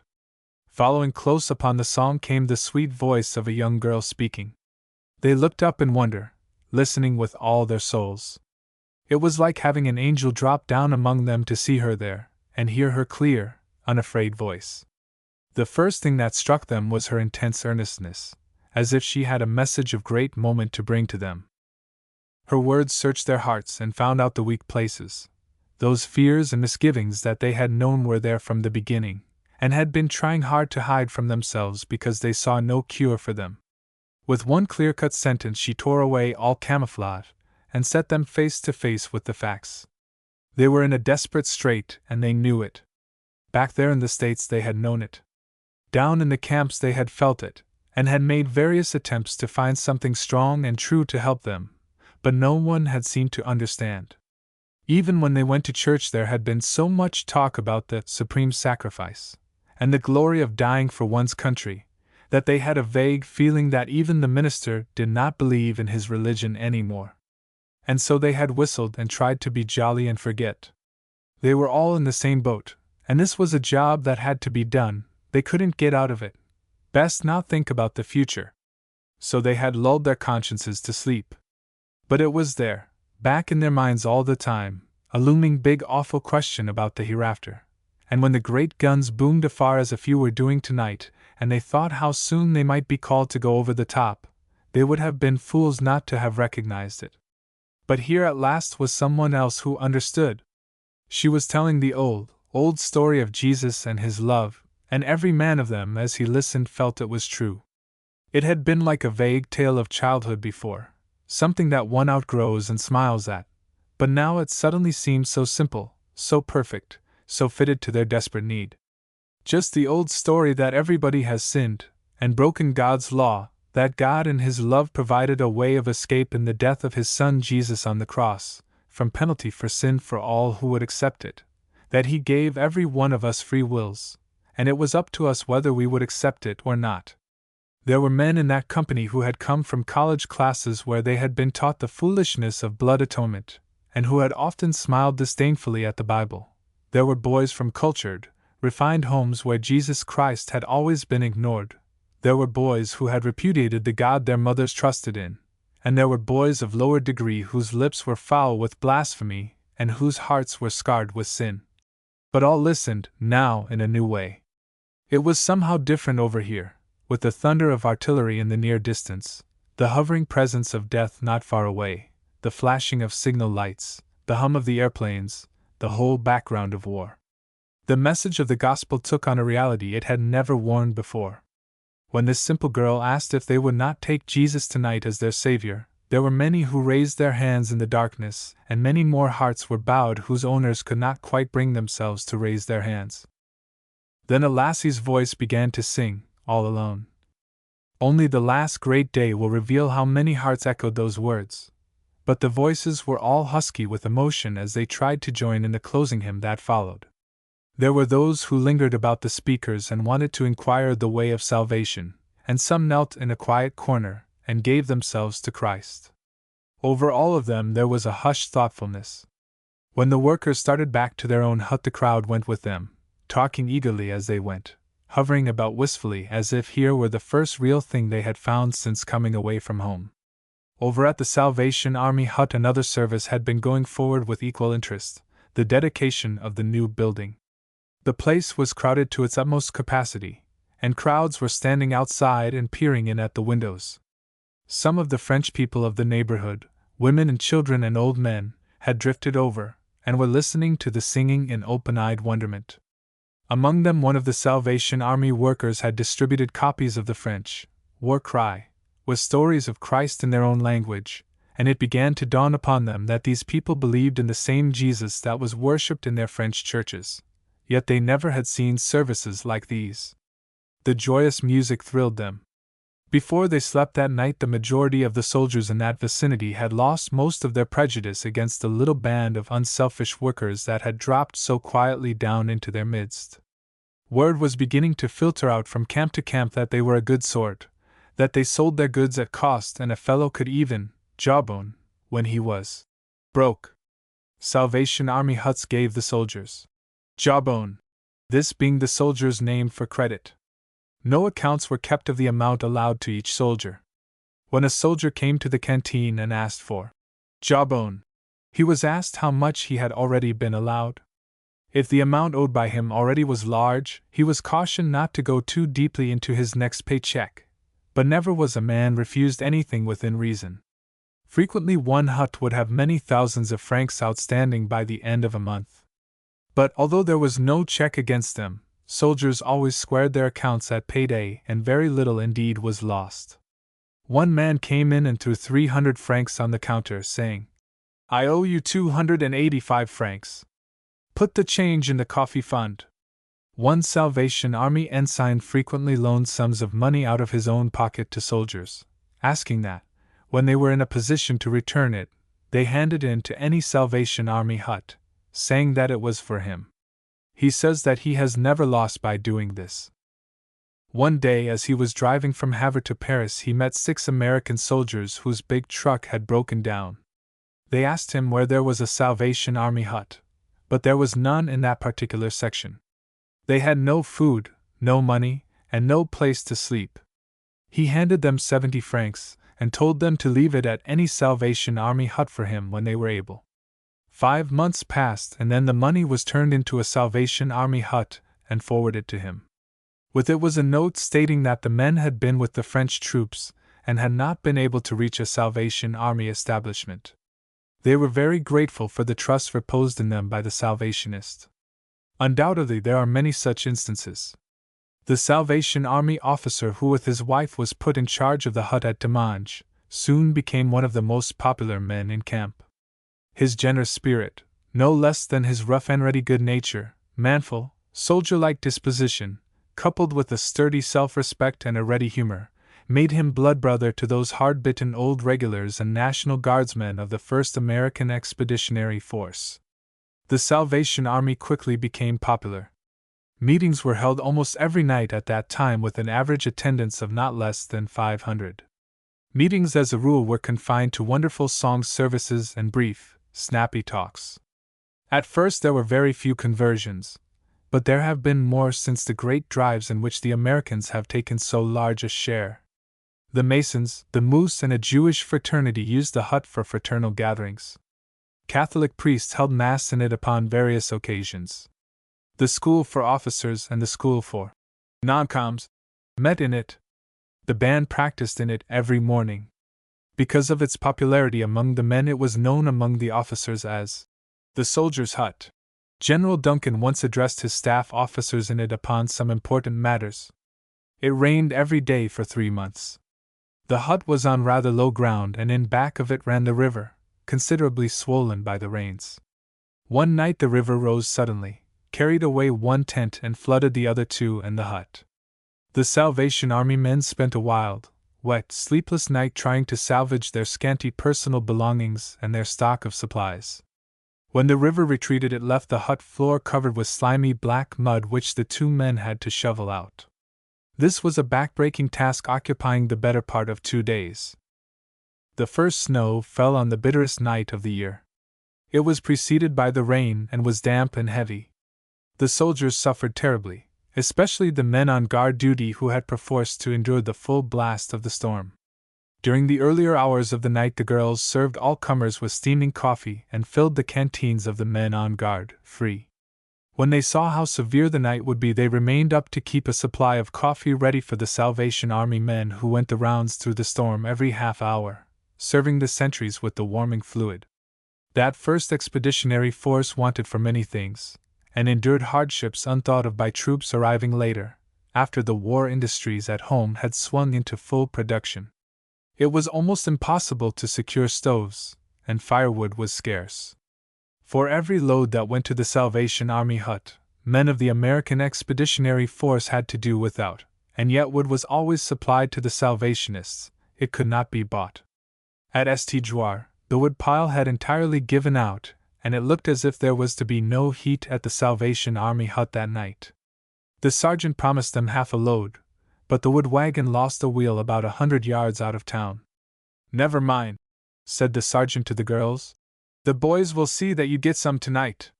So he requested every man going up to the Salvation Army hut that evening to carry a stick of wood with him. A stick may weigh anywhere from 10 to 100 pounds. By 8 o'clock there was over a wagon load and a half stacked in back of the hut. 2 small stoves cast circles of heat in the big hut at Demange. Around them the men crowded with their wet garments steaming so profusely that the hut often took on the appearance of a steam room in a Turkish bath. The rest of the hut was cold, but compared to the weather outside, it was heaven-like. For all of its size, the hut was frail, and the winter wind blew coldly through its many cracks, but compared with the soldiers' billets, it was a cozy palace.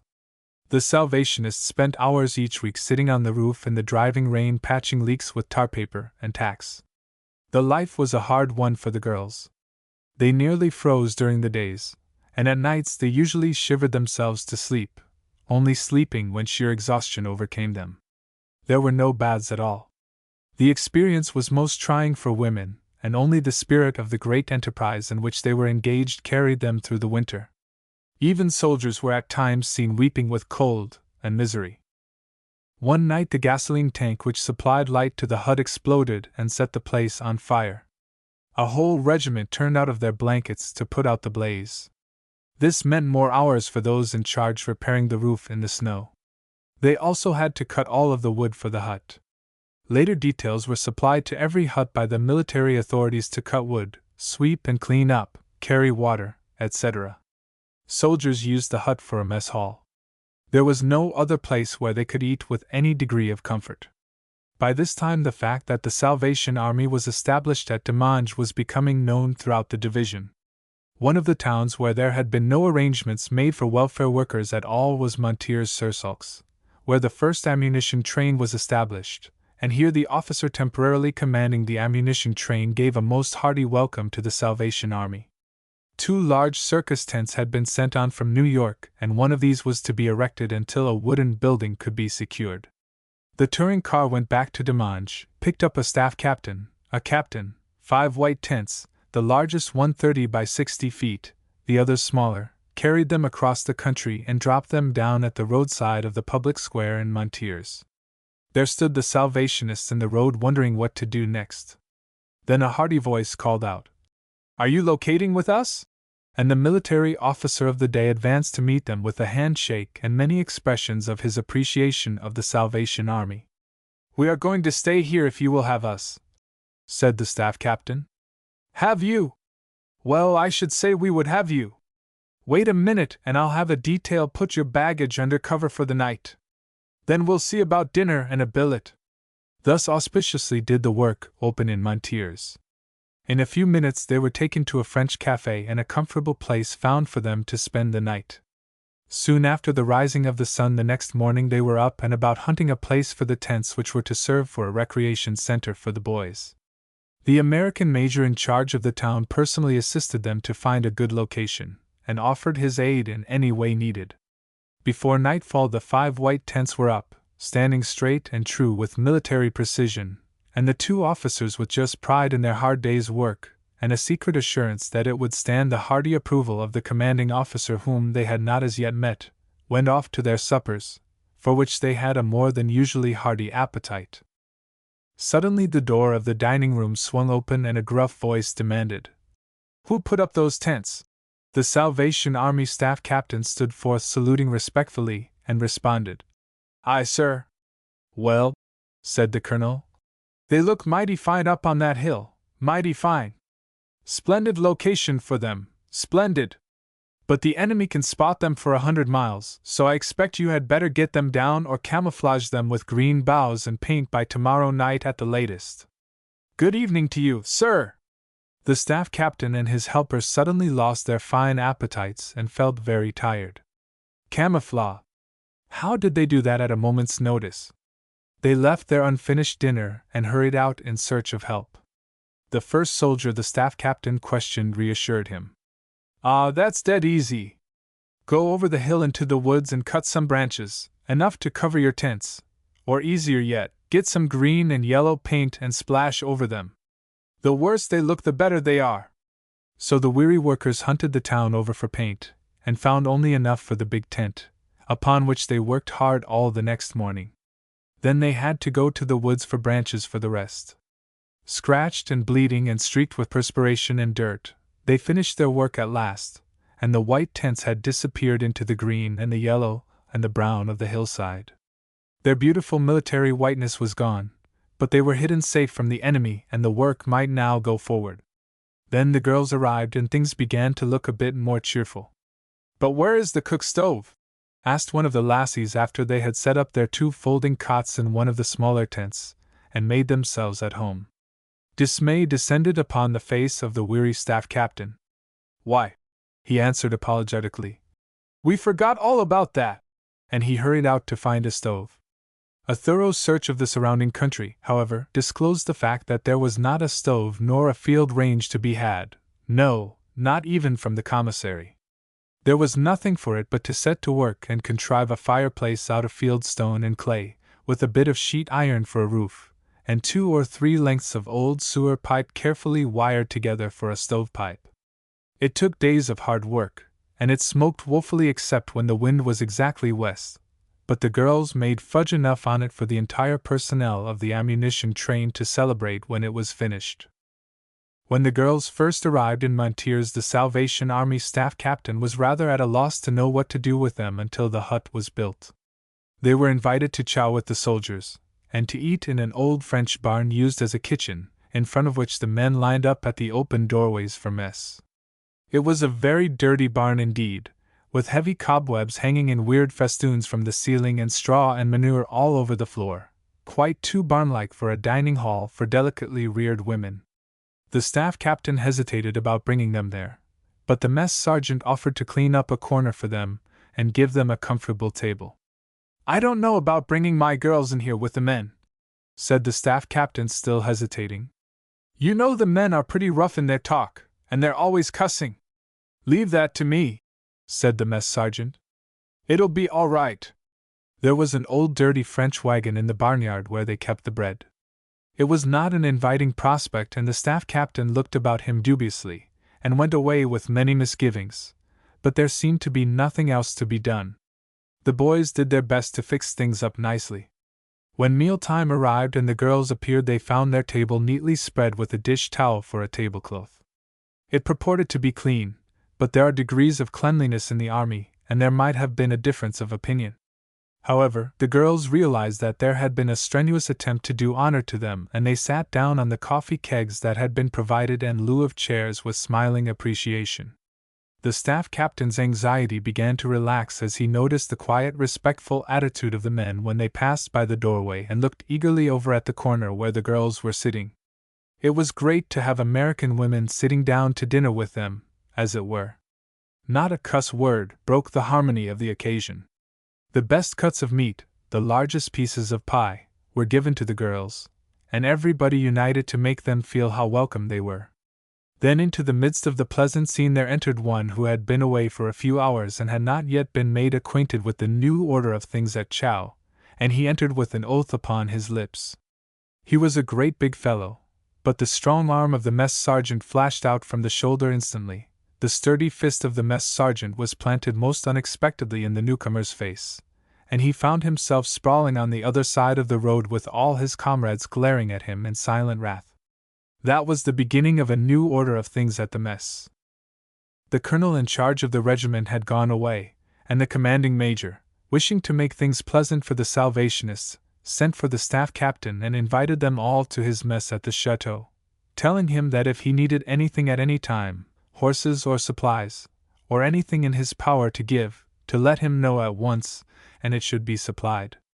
The staff captain thanked him, but told him that he thought they would stay with the boys.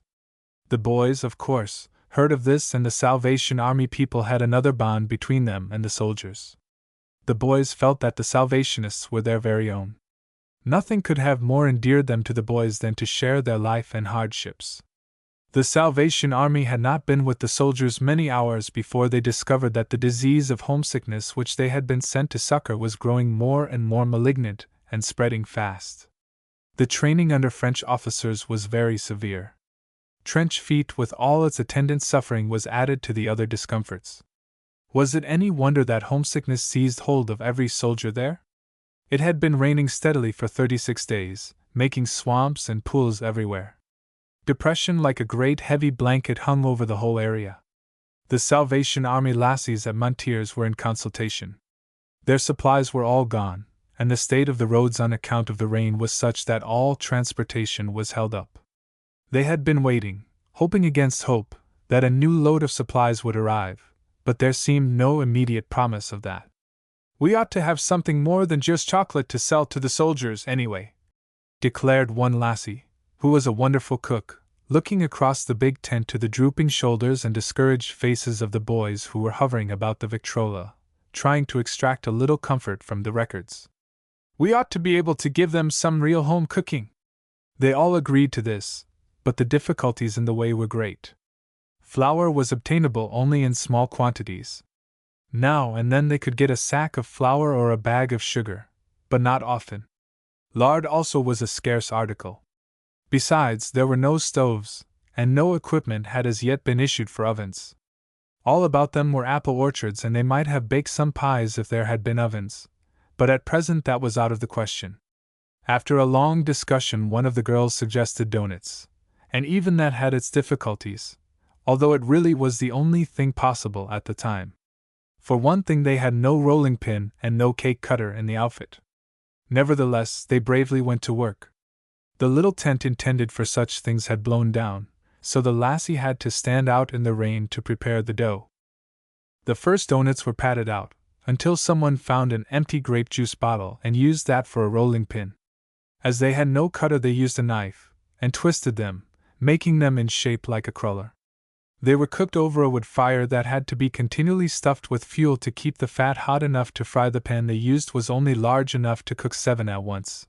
But that first day they made 150 big fat sugary doughnuts, and when the luscious fragrance began to float out on the air and word went forth that they had real, honest-to-goodness home doughnuts at the Salvation Army hut, the line formed a way out into the road and stood patiently for hours in the rain, waiting for a taste of the dainties. As there were 800 men in the outfit, and only 150 doughnuts that first day, naturally a good many were disappointed, but those who got them were appreciative. One boy, as he took the first sugary bite, exclaimed, "Gee! If this is war, let it continue!" The next day the girls managed to make 300, but one of them was not satisfied with a doughnut that had no hole in it, and while she worked she thought, until a bright idea came to her. The top of the baking powder can. Of course! Why hadn't they thought of that before? But how could they get the hole? There seemed nothing just right to cut it. Then, the very next morning, the inside tube to the coffee percolator that somebody had brought along came loose, and the lassie stood in triumph with it in her hand, calling to them all to see what a wonderful hole it would make in the doughnut. And so the doughnut came into its own, hole and all. That was at Montiers, the home of the doughnut. One of the older Salvation Army workers remarked jocularly that the Salvation Army had to go to France and get linked up with the doughnut before America recognized it. But it was the same old Salvation Army, and the same old doughnut that it had always been. He averred that it wasn't the doughnut at all that made the Salvation Army famous, but the wonderful girls that the Salvation Army brought over there. The girls that lay awake at night after a long hard day's work scheming to make the way of the doughboy easier, scheming how to take the cold out of the snow, and the wet out of the rain, and the stickiness out of the mud. The girls that prayed over the doughnuts, and then got the maximum of grace out of the minimum of grease. The young adjutant lassie who fried the first doughnut in France says that invariably the boys would begin to talk about home and mother while they were eating the doughnuts. Through the hole in the doughnut they seemed to see their mother's face, and as the doughnut disappeared it grew bigger and clearer. The young ensign lassie who had originated and made the first doughnut in France contrived to make many pies on a very tiny French stove with an oven only large enough to hold 2 pies at a time. Meanwhile, frying doughnuts on the top of the stove. It wasn't long before the record for the doughnut makers had been brought up to 5,000 a day, and some of the unresting workers developed doughnut wrist from sticking to the job too long at a time. It was the original thought that pie would be the greatest attraction, but it was difficult to secure stoves with ovens adequate for baking pies, and after the ensign's experiment with donuts it was found that they could more easily be made and were quite as acceptable to the American boy. Meantime, the pie was coming into its own, back in Demange also. It was only a little stove, and only room to bake one pie at a time, but it was a savory smell that floated out on the air, and it was a long line of hungry soldiers that hurried for their mess kits, and stood hours waiting for more pies to bake, and the fame of the Salvation Army began to spread far and wide. Then one day the Stars and Stripes, the organ of the American Army, printed the following poem about the lassie who labored so far forward that she had to wear a tin hat. It was no easy task to open up a chain of huts, for there was an amazing variety of details to be attended to, any one of which might delay the work. 101 unexpected situations would develop during the course of a single day which must be dealt with quickly and intelligently. The fact that the Salvation Army section of the American Expeditionary Force is militarized and strictly accountable for all of its action to the United States military authorities is complicated in many places by the further fact that the French civil and military authorities must also be taken into consideration and consulted at every step.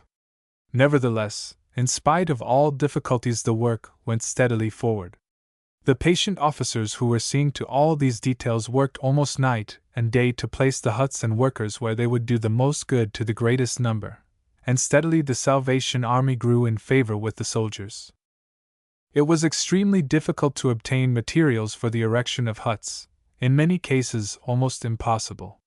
Once when Colonel Barker found troops moving, he discovered the village for which they were bound, rushed ahead in his automobile, and commandeered an old French barracks which would otherwise have been occupied by the American soldiers. When the soldiers arrived, they were overjoyed to find the Salvation Army awaiting them with hot food. They were soaked through by the rain, and never was hot coffee more welcome. There was a little argument about the commandeered barracks. It was to have been used as headquarters, but when the commanding officer went out into the rain and saw for himself what service it was performing for his men, and how overjoyed they were by the entertainment, he said, "We'll leave it to the men, whether they will be billeted here or let the Salvation Army have the place." The men with one accord voted to give it to the Salvation Army. In one town, after an animated discussion with a crowd of enlisted men, a sergeant came to the Salvation Army major as he worked away with his hammer putting up a hut and said, "Captain, would it make you mad if we offered our services to help?" After that the work went on in record time. In less than a week the hut was finished and ready for business. Two self-appointed details of soldiers from the regulars employed all their spare time in a friendly rivalry to see which could accomplish the most work.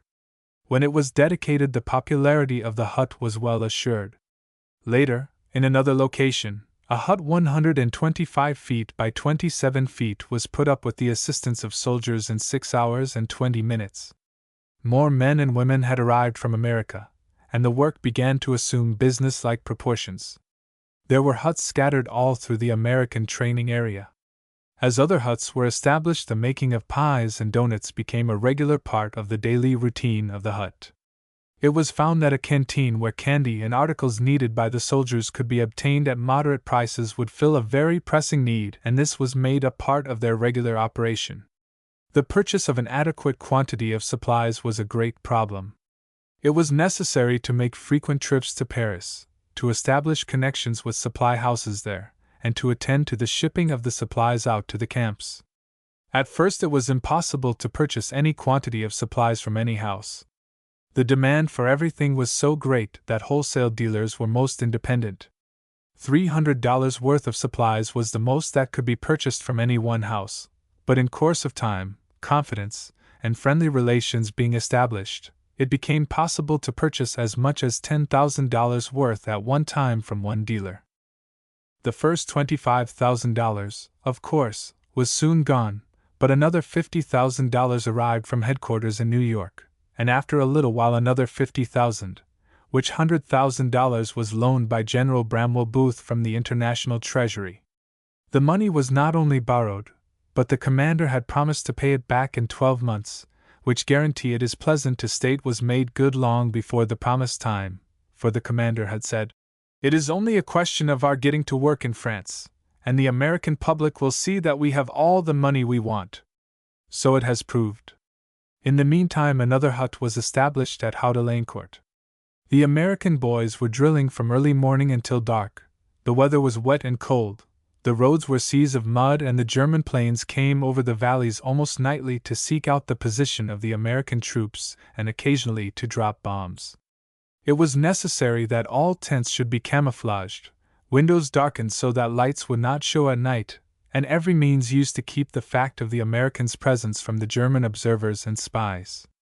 Another party of Salvation Army officers, men and women, arrived from New York on September 23rd, and these were quickly sent out to Dimanche, which for the time being was used as the general base of supplies, but later a house was secured at Ligny and Barrios, and this was for many months the headquarters. One interesting incident occurred here in connection with this house. One of its greatest attractions had been that it was one of the few houses containing a bathroom, but when the new tenants arrived they found that the anticipated bathtub had been taken out with all its fittings and carefully stowed away in the cellar. It was too precious for the common use of tenants. All Salvation Army graduates from the training school have a Red Cross diploma, and many are experienced nurses. A Salvation Army woman envoy sailed for France with a party of Salvationists about the time that the epidemic of influenza broke out all over the world. Even before the steamer reached the quarantine station in New York Harbor, a number of cases of Spanish influenza had developed among the several companies of soldiers who were aboard, a number of whom were removed from the ship. So anxious were others of these American fighting men to reach France that they hid away until the steamer had left port. Land was hardly out of sight before more cases of the disease were reported, so many, in fact, that special hospital accommodations had to be immediately arranged. The ship's captain, after consulting with the American military officers, requested the Salvation Army envoy to take entire responsibility for the hospital, which responsibility, after some hesitation, she accepted. Under her were 2 nurses, 3 dietitians, YMCA and Red Cross, a medical corps sergeant, USA, and 24 orderlies. She took charge on the 4th day of a 13-day voyage, working in the sick bay from 12 noon to 8 p.m., and from 12 midnight to 8 a.m. every day.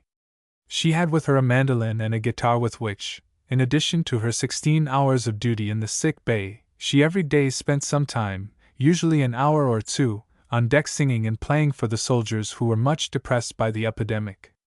To them she was a very angel of good cheer and comfort. Many amusing incidents occurred on the voyage. Stormy weather had added to the discomforts of the trip, and most of the passengers suffered from seasickness during the greater part of the voyage. On board there was also a woman of middle age who could not be persuaded to keep her cabin porthole closed at night.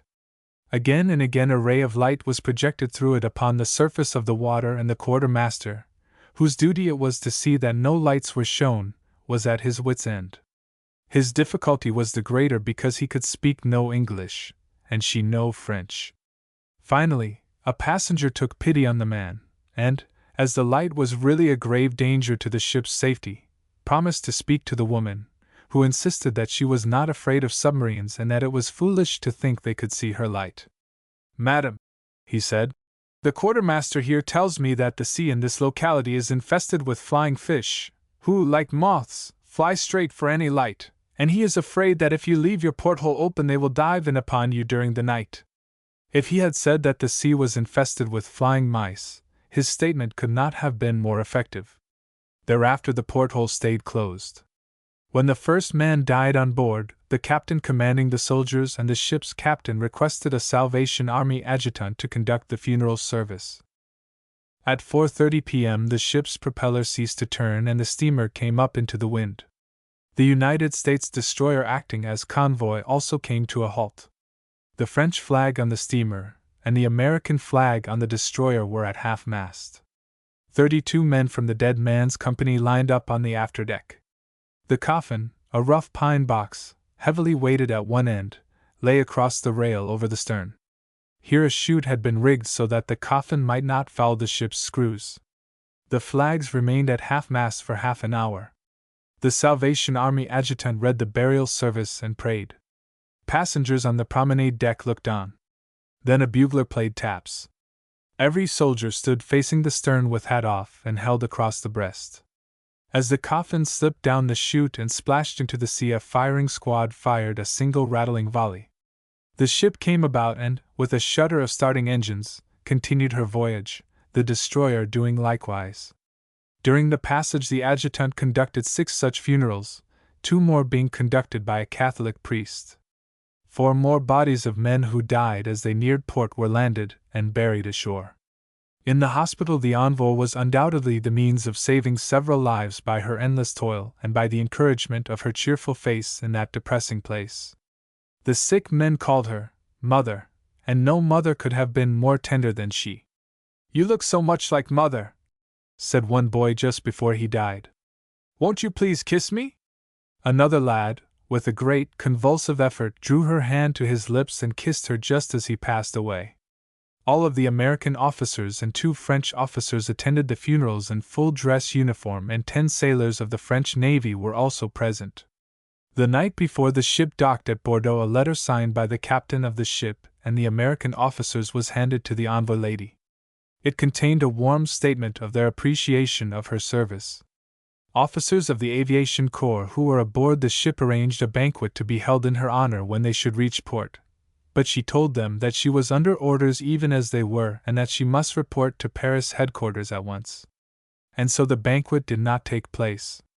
As she left the ship, the soldiers were lined up on the wharf ready to march. When she came down the gangplank and walked past them to the street, they cheered her and shouted, "Goodbye, Mother! Good luck!" As the fame of the donuts and pies spread through the camps, a new distress loomed ahead for the Salvation Army. Where were the flour and the sugar and the lard and the other ingredients to come from wherewith to concoct these delicacies for the homesick soldiers? It was of no use to go to the French for white flour, for they did not have it. They had been using war bread, dark mixtures with barley flour and other things, for a long time. Besides, the French had a fixed idea that everyone who came from America was made of money. Wood was $35 a load, about a cord, and had to be cut and hauled by the purchaser at that. There was a story current throughout the camps that some Frenchmen were talking together among themselves, and one asked the rest where in the world they were going to get the money to rebuild their towns. "Oh," replied another, "haven't we the only battlefields in the world? All the Americans will want to come over after the war to see them, and we will charge them enough for the site to rebuild our villages." But even at any price the French did not have the materials to sell. There was only one place where things of that sort could be had, and that was from the Americans, and the question was, would the commissary allow them to buy in large enough quantities to be of any use? The Salvation Army officers, as they went about their work, were puzzling their brains how to get around the American commissary and get what they wanted. Meantime, the American army had slipped quietly into Montiers in the night and been billeted around in barns and houses and outhouses, and anywhere they could be stowed, and were keeping out of sight. For the German High Council had declared, "As soon as the American army goes into camp, we will blow them off the map." Day after day the Germans lay low and watched. Their airplanes flew over and kept close guard, but they could find no sign of a camp anywhere. No tents were in sight, though they searched the landscape carefully, and day after day, for want of something better to do, they bombarded Bar-le-Duc. Every day some new ravishment of the beautiful city was wrought, new victims buried under ruins, new terror and destruction, until the whole region was in panic and dismay. Now Bar-le-Duc, as everyone knows, is the home of the famous Bar-le-Duc jam that brings such high prices the world over, and there were great quantities stored up and waiting to be sold at a high price to Americans after the war. But when the bombardment continued, and it became evident that the whole would either be destroyed or fall into the hands of the Germans, the owners were frightened. Houses were blown up, burying whole families. Victims were being taken hourly from the ruins, injured or dying. A Salvation Army adjutant ran up there one day with his truck and found an awful state of things. The whole place was full of refugees, families bereft of their homes, everybody that could trying to get out of the city.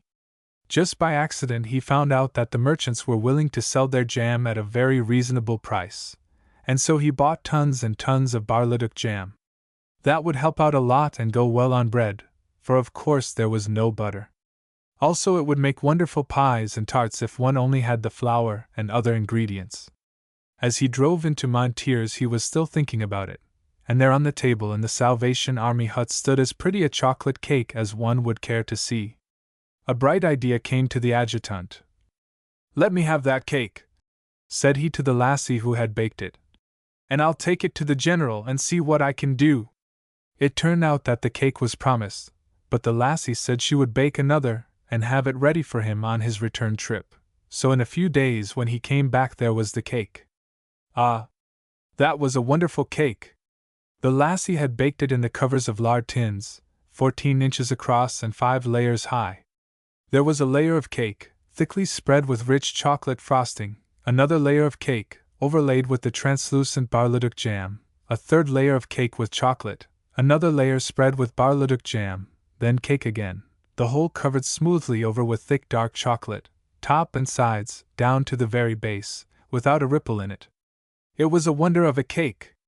With shining eyes and eager look the adjutant took that beautiful cake, took also 1,200 great brown sugary doughnuts, and a dozen fragrant apple pies just out of the oven, stowed them carefully away in his truck, and rustled off to the officers' headquarters. Arrived there, he took his cake in hand and asked to see the general. An officer with his eye on the cake said the general was busy just now, but he would carry the cake to him. But the adjutant declined this offer firmly, saying, "The ladies of Montiers-sur-Saulx sent this cake to the general, and I must put it into his hands."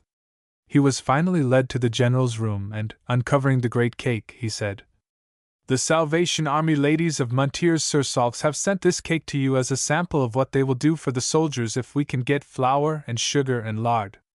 The general, greatly pleased, took the cake and sent for a knife, while his officers stood about looking on with much interest.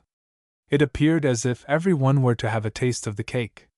But when the general had cut a generous slice, held it up, observing its cunning workmanship, its translucent, delectable interior, he turned with a gleam in his eye, looked about the room and said, "Gentlemen, this cake will not be served till the evening's mess, and I pity the gentlemen who do not eat with the officers' mess, but they will have to go elsewhere for their cake."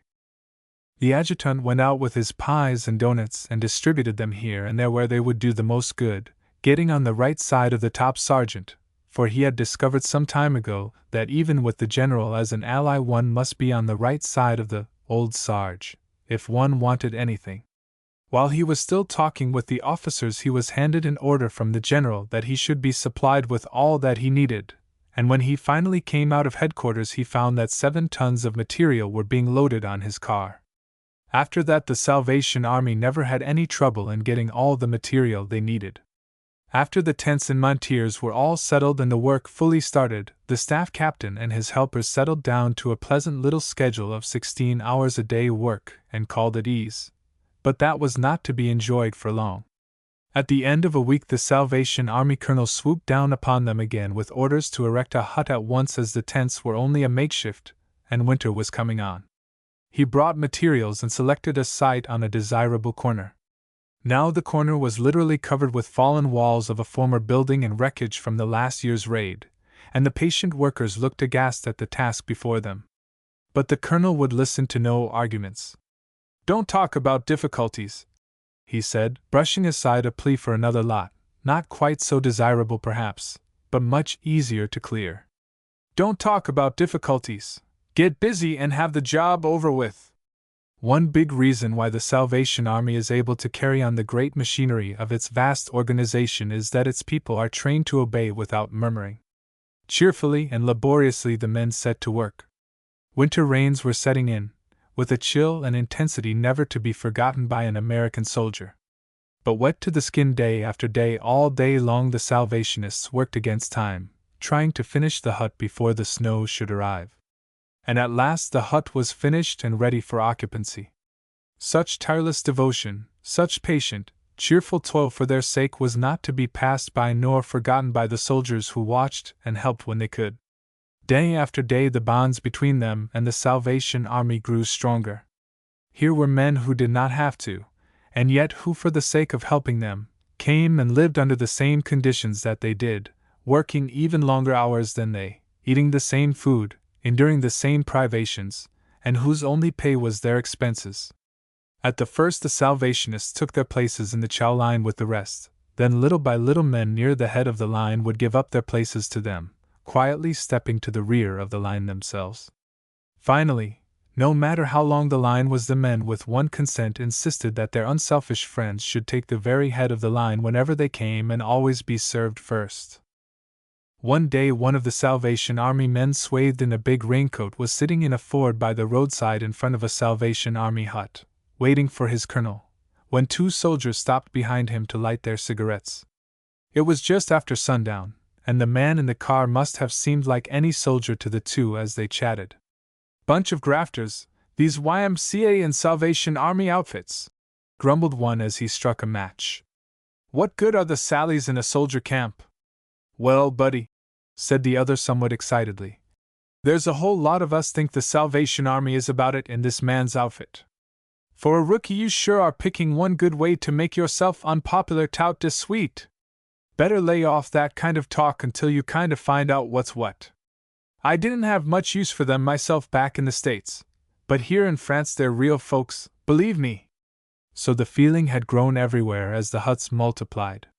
And the huts proved altogether too small for the religious meetings, so that as long as the weather permitted the services had to be held in the open air.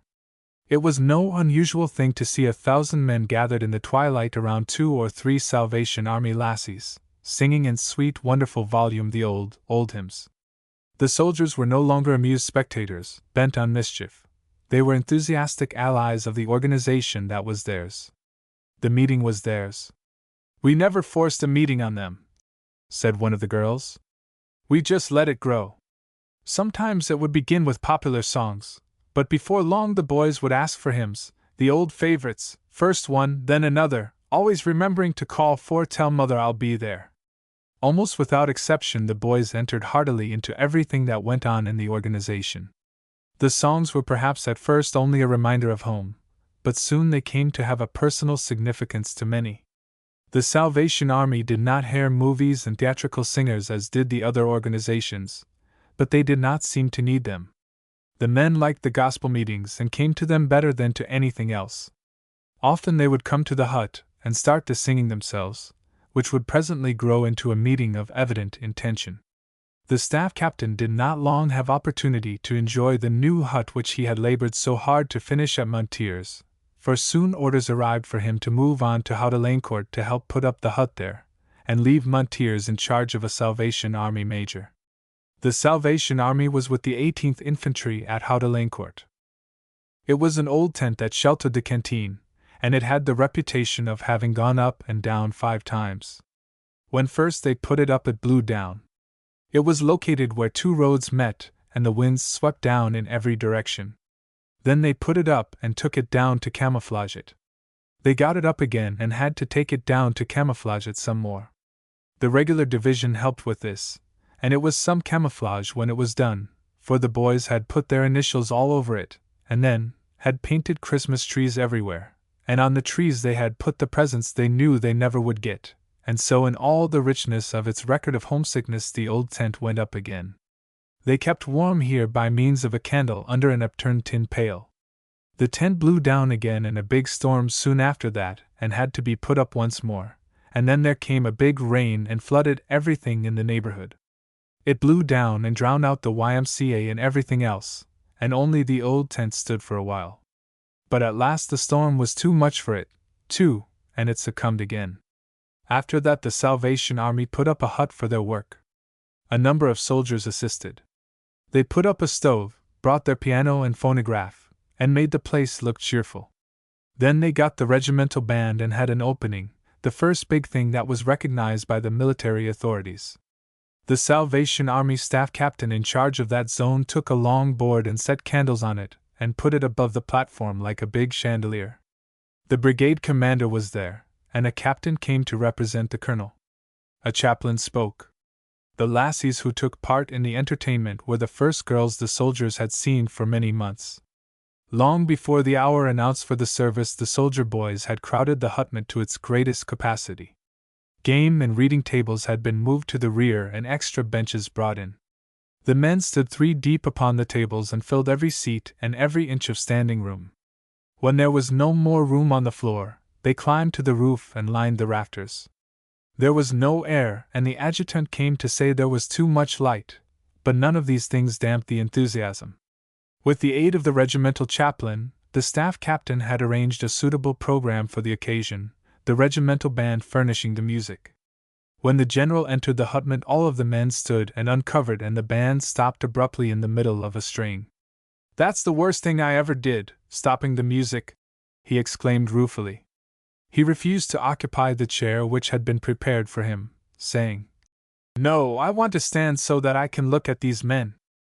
The records of the work in that hut would be precious reading for the fathers and mothers of those boys, for the fighting 18th Infantry are mostly gone, having laid their young lives on the altar with so many others. Here is a bit from one lassie's letter, giving a picture of one of her days in the hut. "Well, I must tell you how the days are spent. We open the hut at 7, it is cleaned by some of the boys. Then at 8 we commence to serve cocoa and coffee and make pies and doughnuts, cupcakes and fry eggs and make all kinds of eats until it is all you see. Well, can you think of 2 women cooking in one day 2,500 doughnuts, 8 dozen cupcakes, 50 pies, 800 pancakes and 225 gallons of cocoa, and one other girl serving it? That is a day's work in my last hut. Then meeting at night, and it lasts 2 hours. A lieutenant came into the canteen to buy something and said to one of the girls, 'Will you please tell me something? Don't you ever rest?' That is how both the men and officers appreciated the work of these tireless girls. Men often walked miles to look at an American woman. Once acquainted with the Salvation Army lassies, they came to them with many and strange requests. Having picked a quart or so of wild berries and purchased from a farmer a pint of cream, they would come to ask a girl to make a strawberry shortcake for them. They would buy a whole dozen of eggs apiece, and having begged a Salvation Army girl to fry them, would eat the whole dozen at a sitting. They would ask the girls to write their love letters, or to write assuring some mother or sweetheart that they were behaving themselves. Soldiers going into action have left thousands of dollars in cash and in valuables in the care of Salvation Army officers to be forwarded to persons designated in case they are killed in action or taken prisoner. In such cases it is very seldom that a receipt is given for either money or valuables, so deeply do the soldiers trust the Salvation Army. One of the girl captains wears a plain silver ring, whose intrinsic value is about 30 cents, but whose moral value is beyond estimate. The ring is not the captain's. It belongs to a soldier, who, before the war, had been a hard drinker and had continued his habits after enlisting. He came under the influence of the Salvation Army, and swore that he would drink no more. But time after time he fell, each time becoming more desperate and more discouraged. Each time the young lassie captain dealt with him. After the last of his failures, while she was encouraging him to make another try, he detached the ring from the cord from which it had dangled around his neck and thrust it at her. "It was my mother's," he explained. "If you will wear it for me, I shall always think of it when the temptation comes to drink, and the fact that someone really cares enough about my worthless hide to take all of the trouble you have taken on my behalf will help me to resist it. No one will misunderstand," he cried, seeing that the lassie was about to decline. "Not even me. I shall tell no one. And it would help." "Very well," agreed the girl, looking steadily at him for a moment. "But the first time that you take a drink, off will come the ring. And you must promise that you will tell me if you do take that drink." The soldier promised. The lassie still wears the ring. The soldier is still sober. Also, he has written to his wife for the first time in 5 years, and she has expressed her delight at the good news. On more than one occasion, American aviators have flown from their camps many miles to villages where there were Salvation lassies and have returned with a load of doughnuts. On one occasion, a birdman dropped a note down in front of the hut where 2 sisters were stationed, circling around at a low elevation until certain that the girls had picked up the note, which stated that he would return the following afternoon for a mess of doughnuts for his comrades. When he returned, the doughnuts were ready for him. The adjutant of the aerial forces attached to the American Fifth Army around Montfaucon on the edge of the Argonne Forest, before that forest was finally captured at the point of American bayonets, drove almost 70 miles to the Salvation Army headquarters at Ligny for supplies for his men. He was given an automobile load of chocolate, candies, cakes, cookies, soap, toilet articles, and other comforts, without charge. He said that he knew that the Salvation Army would have what he wanted. The two lassies who were in Beret had a desperate time of it. Things were most primitive. They had no store, just an old traveling field range, and for a canteen one end of Battery F's kitchen. They were then attached to the 6th Field Artillery. This was the regiment that fired the first shot into Germany. The smoke in that kitchen was awful and continuous from the old field range. The girls often made donuts out of doors, and they got chilblains from standing in the snow. All the company had chilblains too, and it was a sorry crowd. Then the girls got the mumps. It was so cold here, especially at night, they often had to sleep with their clothes on. There was only one way they could have meetings in that place, and that was while the men were lined up for chow near to the canteen. They would start to sing in the gloomy, cold room, the men and girls all with their overcoats on, and fingers so cold that they could hardly play the concertina, for there was no fire in the big room save from the range at one end where they cooked. Then the girls would talk to them while they were eating. Perhaps they did not call these meetings, but they were a mighty happy time to the men, and they liked it. A minister who had taken 6 months' leave of absence from his church to do YMCA work in France asked one of the boys why he liked the Salvation Army girls, and he said, "Because they always take time to cheer us up. It's true they do knock us mighty hard about our sins, but while it hurts they always show us a way out." The minister told someone that if he had his work to do over again he would plan it along the lines of the Salvation Army work. You may hear it urged that one reason the boys liked the Salvation Army people so much was because they did not preach, but it is not so. They preached early and often, but the boys liked it because it was done so simply, so consistently, and so unselfishly, that they did not recognize it as preaching. In Menaucourt, as Christmas was coming on, some United States officers raised money to give the little refugee children a Christmas treat. There was to be a tree with presents, and good things to eat, and an entertainment with recitations from the children. The schoolteacher was teaching the children their pieces, and there was a general air of delightful excitement everywhere. It was expected that the affair was to be held in the Catholic Church at first, but the priests protested that this was unseemly, so they were at a loss what to do. The schoolhouse was not large enough. The Salvation Army staff captain found this out, and suggested to the officers that the Salvation Army hut was the very place for such a gathering. So the tree was set up, and the officers went to town and bought presents and decorations. They covered the old hut with boughs and flags and transformed it into a wonderland for the children. The officers were struggling helplessly with the decorations of the tree when the Salvation Army man happened in, and they asked him to help. "Why, sure," he said heartily. "That's my regular work." So they eagerly put it into his hands and departed. The staff captain worked so hard at it, and grew so interested in it, that he forgot to go for his chow at lunchtime, and when supper time came the hall was so crowded and there was so much still to be done that he could not get away to get his supper. But it was a grand and glorious time. The place was packed. There were 2 American colonels, a French colonel, and several French officers.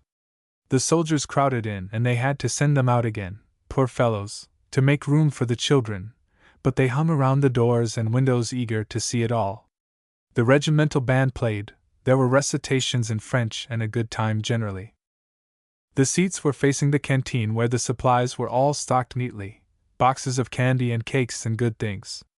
The colonel in charge of the regiment looked over to them wistfully and said to the staff captain, "Are you going to sell all those things?" The staff captain, with quick appreciation, said, "No, Colonel, Christmas comes but once a year and there's a present up there for you." And the colonel seemed as pleased as the children when the staff captain handed him a big box of candy all tied up in Christmas ribbons. In the huts, phonographs are never silent as long as there is a single soldier in the place. One night 2 of the Salvation Army girls, who slept in the back room of a certain hut, had closed up for the night and retired. They were awakened by the sound of the phonograph, and wondered how anyone got into the hut, and who it might happen to be. They were a little bit nervous, but went to investigate. They found that a soldier on guard had raised a window, and although this did not allow him room to enter the hut, he was able to reach the table where the phonograph stood. He had turned the talking machine around so that it faced the window, and placing a record in position, had started it going. He was leaning up against the outer wall of the hut, smoking a cigarette in the moonlight, and enjoying his concert. The girls returned to bed without disturbing the audience. One of the most popular French confections sold in the huts was a variety of biscuits known under the trade name of boudoir biscuits. One day a soldier entered a hut and said, "Say, miss, I want some of them there. Dang me if I can remember them French names, them there." Suddenly a great light dawned, "Some of them their bedroom cookies." And the lassie got what he wanted.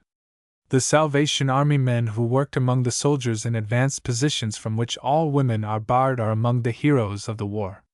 Here during the day they labored in dugouts far below the shell-tortured earth, often going out at night to help bring in the wounded, always in danger from shells and gas, some with the ammunition trains, others driving supply trucks, still others attached to units and accompanying the fighting men wherever they went, even to the active combat of the firing trench and the attack.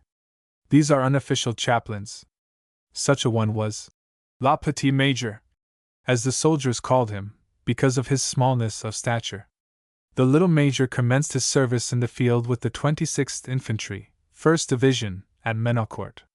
Soon he was transferred to command the hut at Beauviols. At this place was the battalion of the 26th Infantry, commanded by Major Theodore Roosevelt. His brother, Captain Archie Roosevelt, commanded a company in this battalion.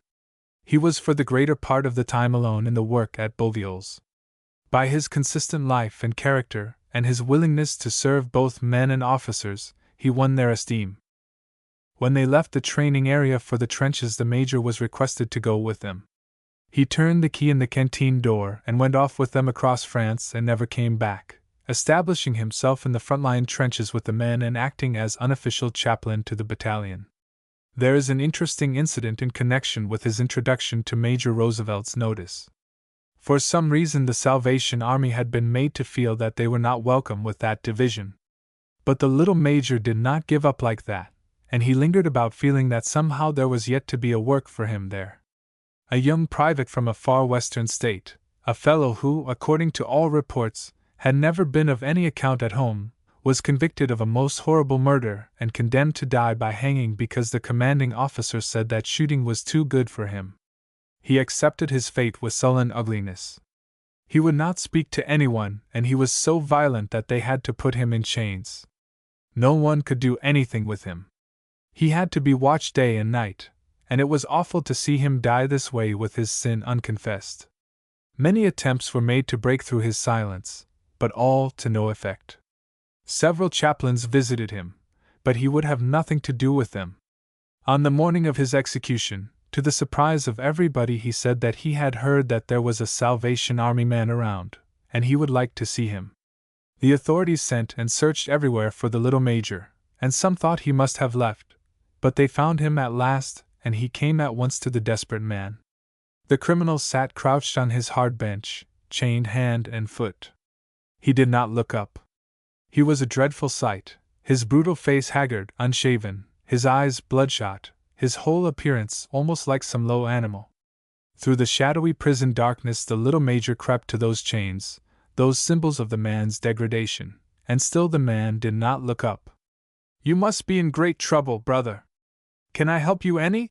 asked the little major with a wonderful Christ-like compassion in his voice. The man lifted his bleared eyes under the shock of unkempt hair, and spoke startled. "You call me brother! You know what I'm here for, and you call me brother! Why?" The little major's voice was steady and sweet as he replied without hesitation. "Because I know a great deal about the suffering of Christ on the cross, all because he loved you so. Because I know he said he was wounded for your transgressions, he was bruised for your iniquities. Because I know he said, though your sins be as scarlet they shall be as white as snow, though they be red like crimson they shall be as wool, so why shouldn't I call you brother?" "Oh," said the man with a groan of agony and big tears rolling down his face. "Could I be made a better man?" Then they went down on their knees together beside the hard bench, the man in chains and the man of God, And the little major prayed such a wonderful prayer, taking the poor soul right to the foot of the throne, and in a few minutes the man was confessing his sin to God. Then he suddenly looked up and exclaimed, "It's true, what you said! Christ has pardoned me! Now I can die like a man!" With that great pardon written across his heart, he actually went to his death with a smile upon his face. When the chaplain asked him if he had anything to say, he publicly thanked the military authorities and the Salvation Army for what they had done for him. The colonel, greatly surprised at the change in the man, sent to find out how it came about and later sent to thank the little major. 2 days later, Major Roosevelt came in person to thank him. "I knew that someone who knew how to deal with men had got hold of him," he said, "but I almost doubted the evidence of my own eyes when I saw how cheerfully he went to his death. It all seemed too wonderful." The little major was with this battalion in all of its engagements, and on several occasions went over the top with the men, and devoted himself to first aid to the wounded and to bringing the men back to the dressing station on stretchers. Between the times of active engagements, the major gave himself to supplying the needs of the men and made daily trips out of the trenches to obtain newspapers, writing material, and to perform errands which they could not do for themselves. One of the lieutenants said of him, "He is worth more than all the chaplains that were ever made in the United States Army. He will walk miles to get the most trivial article for either man or officer. The men know that he loves them, or he would not go into the trenches with them, for he does not have to go. You can tell the world for me that he is a real man." One of the fellows said of him he had seen him take off his shoes and bring away pieces of flesh from the awful blisters got from much tramping. The men soon learned to love their gray-haired Salvation Army comrade. When an enemy attack was to be met with cold steel, he was the first to follow the company officers over the top, to cheer and encourage the onrushing Americans in the anxious semi-calm which follows the lifting of a barrage. A non-combatant, unarmed and 53 years of age, he was always in the van of the fierce onslaught with which our men repulsed the enemy, ready to pray with the dying or help bring in the wounded, and always fearless no matter what the conditions. By his unfearing heroism as well as his willingness to share the hardships and dangers of the men, he so won their confidence that it was frequently said that they would not go into battle except the major was with them. The men would crouch around him with an almost fantastic confidence that where he was no harm could come. Knowing that many earnest Christian people were praying for his safety, and having seen how safely he and those with him had come through dangers, they thought his very presence was a protection. Who shall say that God did not stay on the battlefield living and speaking through the little major? When the 1st Division was moved from the Montdidier sector, he traveled with the men as far as they went by train. When they detrained and marched, he marched with them, carrying his 70-pound pack as any soldier did. He was by the side of Captain Archie Roosevelt when he received a very dangerous wound from an exploding shell, and was in the Battle of Cantigny in the Montdidier sector, where his company lost only 2 men killed and 4 wounded, while other companies' losses were much more severe. Protestant, Catholic, and Jew were all his friends. One Catholic boy came crawling along in the waist-deep trench one day to tell the major about his spiritual worries. After a brief talk, the major asked him if he had his prayer book. The boy said yes. "Then take it out and read it," said the major. "God is here." And there in the narrow trench with lowered heads so that the snipers could not see them, they knelt together and read from the Catholic prayer book. In one American attack, the little major followed the lieutenant over the top just as the barrage was lifted. The lieutenant, looking back, saw him struggling over the crest of the parapet, laughed, and shouted, "Go back, Major, you haven't even a pistol!" But the major did not go back. He went with the boys. "I have no hesitancy in laying down my life," he once said, "if it will help or encourage anyone else to live in a better or cleaner way." He was always striving for the salvation of his boys, and in his meetings men would push their way to the front and openly kneel before their comrades, registering their determination to live in accordance with the teachings of Jesus. One tells of seeing him kneel beside an empty crate with 3 soldiers praying for their souls. It was because of all these things that the men believed in him and in his God. He used to say to the men in the meetings, "We are not afraid because we have a sense of the presence of God right here with us." One night the battalion was in after a heavy day's work strengthening the defenses and trying to drain the trenches, and the men were asleep in the dugouts. The Major lay in his little chicken wire bunk, just drowsing off, while the water seeped and dripped from the earthen roof, and the rats splashed about on the water-covered floor. Across from him in a bunk on the other side of the dugout tossed a boy in his damp blankets who had just come to the front. He was only 18, and it was his first night in the line. It had been a hard day for him. The shells screamed overhead and finally one landed close somewhere and rocked the dugout with its explosion. The old-timers slept undisturbed, but the boy started up with a scream and a groan, his nerves a-quiver, and cried out, "Oh, Daddy! Daddy! Daddy!" The little Major was out and over to him in a flash, and gathered the boy into his arms, soothing him as a mother might have done, until he was calmed and strengthened, and there amid the roaring of guns, the screaming of shells, the dripping of water and splashing of rats, the youngest of the battalion found Christ. An old soldier came down from the front, and a Salvationist asked him if he knew the little Major. "Well, you just bet I know the Major, sure thing.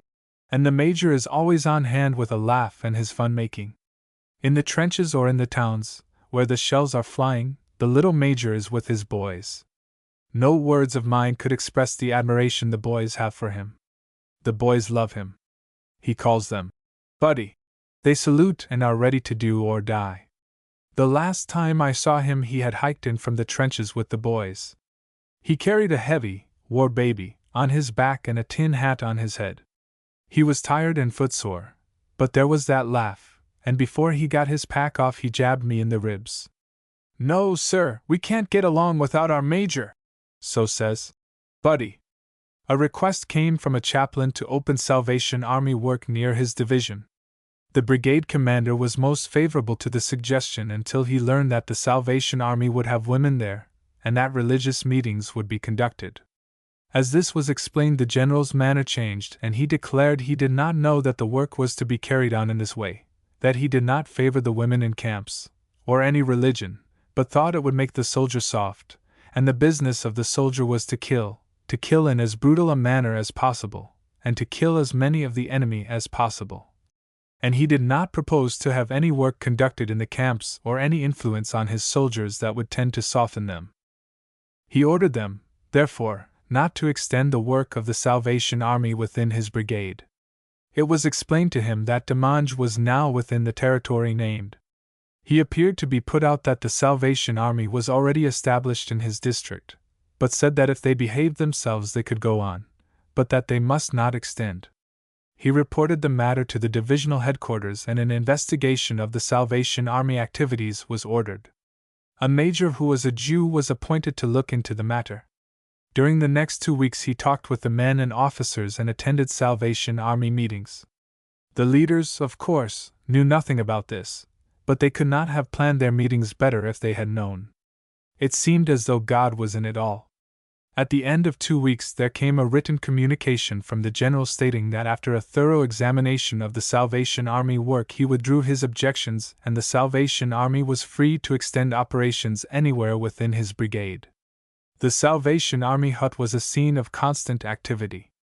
At one place in a single day there was early Mass said by the Catholic chaplain, later preaching by a Protestant chaplain, then a Jewish service, followed by a company meeting where the use of gas masks was explained. All this, besides the regular uses of the hut, which included a library, piano, phonograph, games, magazines, pies, donuts and coffee, the pie line being followed by a regular Salvation Army meeting where men raised their hands to be prayed for, and many found Christ as their Savior. It was in an old French barracks that they located the Salvation Army canteen in Trevere. One corner was boarded off for a bedroom for the girls. There were windows but not of glass, for they would have soon been shattered, and they would have let too much light through. They were canvas well camouflaged with paint so that the enemy shells would not be attracted at night, and of course, one could not see through them. Inside the improvised bedroom were 3 little folding army cots, a board table, a barack bag and some boxes. This was the only place where the girls could be by themselves. On rainy days the furniture was supplemented by a dishpan on one cot, a frying pan on another, and a lard tin on the third, to catch the drops from the holes in the roof. The opposite corner of the barracks was boarded off for a living room. In this was a field range and 1 or 2 tables and benches. The rest of the hut was laid out with square bare board tables. The canteen was at one end. The piano was at one side and the graphophone at the other. Sometimes in places like this, the hut would be too near the front for it to be thought advisable to have a piano. It was too liable to be shattered by a chance shell, and the management thought it unwise to put so much money into what might in a moment be reduced to worthless splinters. Then the boys would come into the hut, look around disappointedly and say, "No piano?" The cheerful woman behind the counter would say sympathetically, "No, boys, no piano. Too many shells around here for a piano." The boys would droop around silently for a minute or two and then go off. In a little while back they would come with grim satisfaction on their faces bearing a piano. "Don't ask us where we got it," they would answer with a twinkle in reply to the pleased inquiry. "This is war. We salvaged it." Around the room on the tables were plenty of magazines, books and games. Checkers was a favorite game. No card playing, no shooting crap. The canteen contained chocolate, candy, writing materials, postage stamps, towels, shaving materials, talcum powder, soap, shoestrings, handkerchiefs and little sealed packets, buttons, cootie medicine and other like articles. The Salvation Army did not sell nor give away either tobacco or cigarettes. In a few cases where such were sent to them for distribution, they were handed over to the doctors for the badly wounded in the hospitals, or the very sick men accustomed to their use, who were almost insane with their nerves. They also procured them from the Red Cross for wounded men, sometimes, who were fretting for them, but they never were a part of their supplies and far from the policy of the Salvation Army.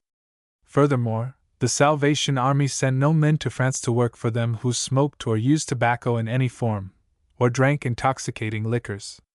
No man can hold a commission in the Salvation Army and use tobacco. It is a remarkable fact that the boys themselves did not want the Salvation Army lassies to deal in cigarettes because they knew it would be going against their principles to do so. Occasionally a stranger would come into the canteen and ask for a package of cigarettes.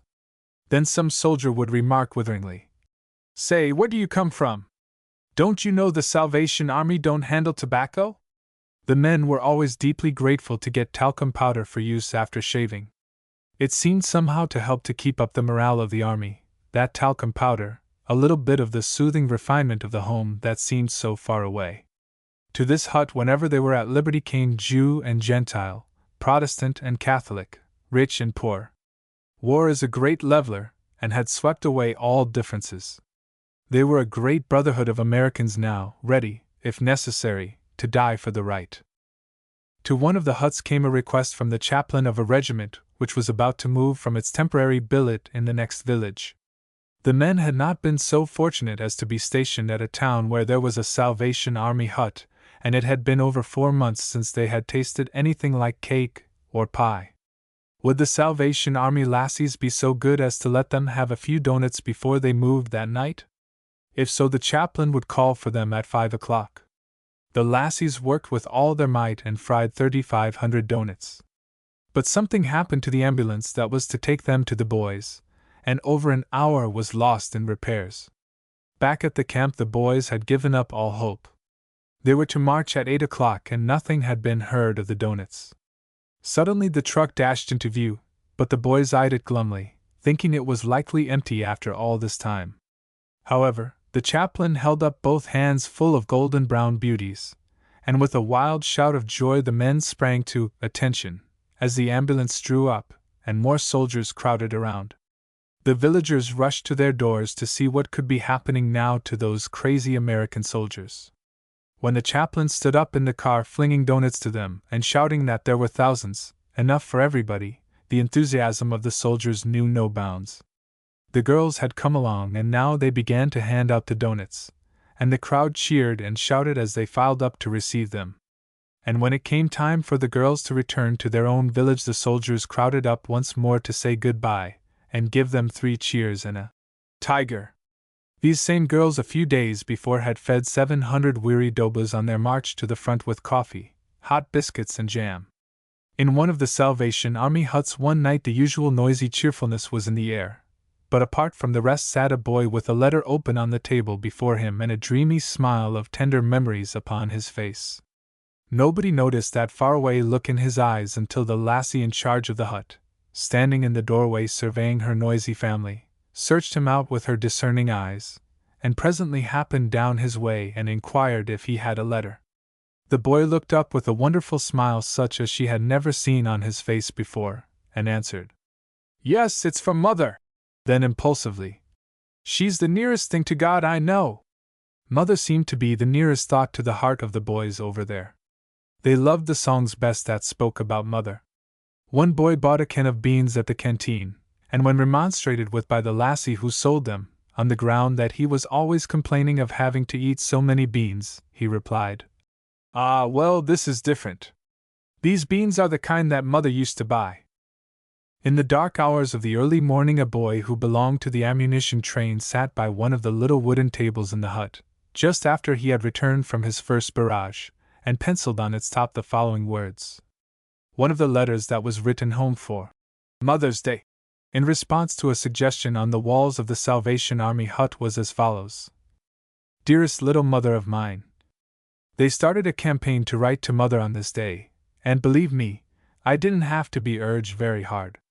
If I wrote you every time I think of you, this war would go hang as far as I am concerned, for I think of you always, and there are hundreds of things that serve as an eternal reminder.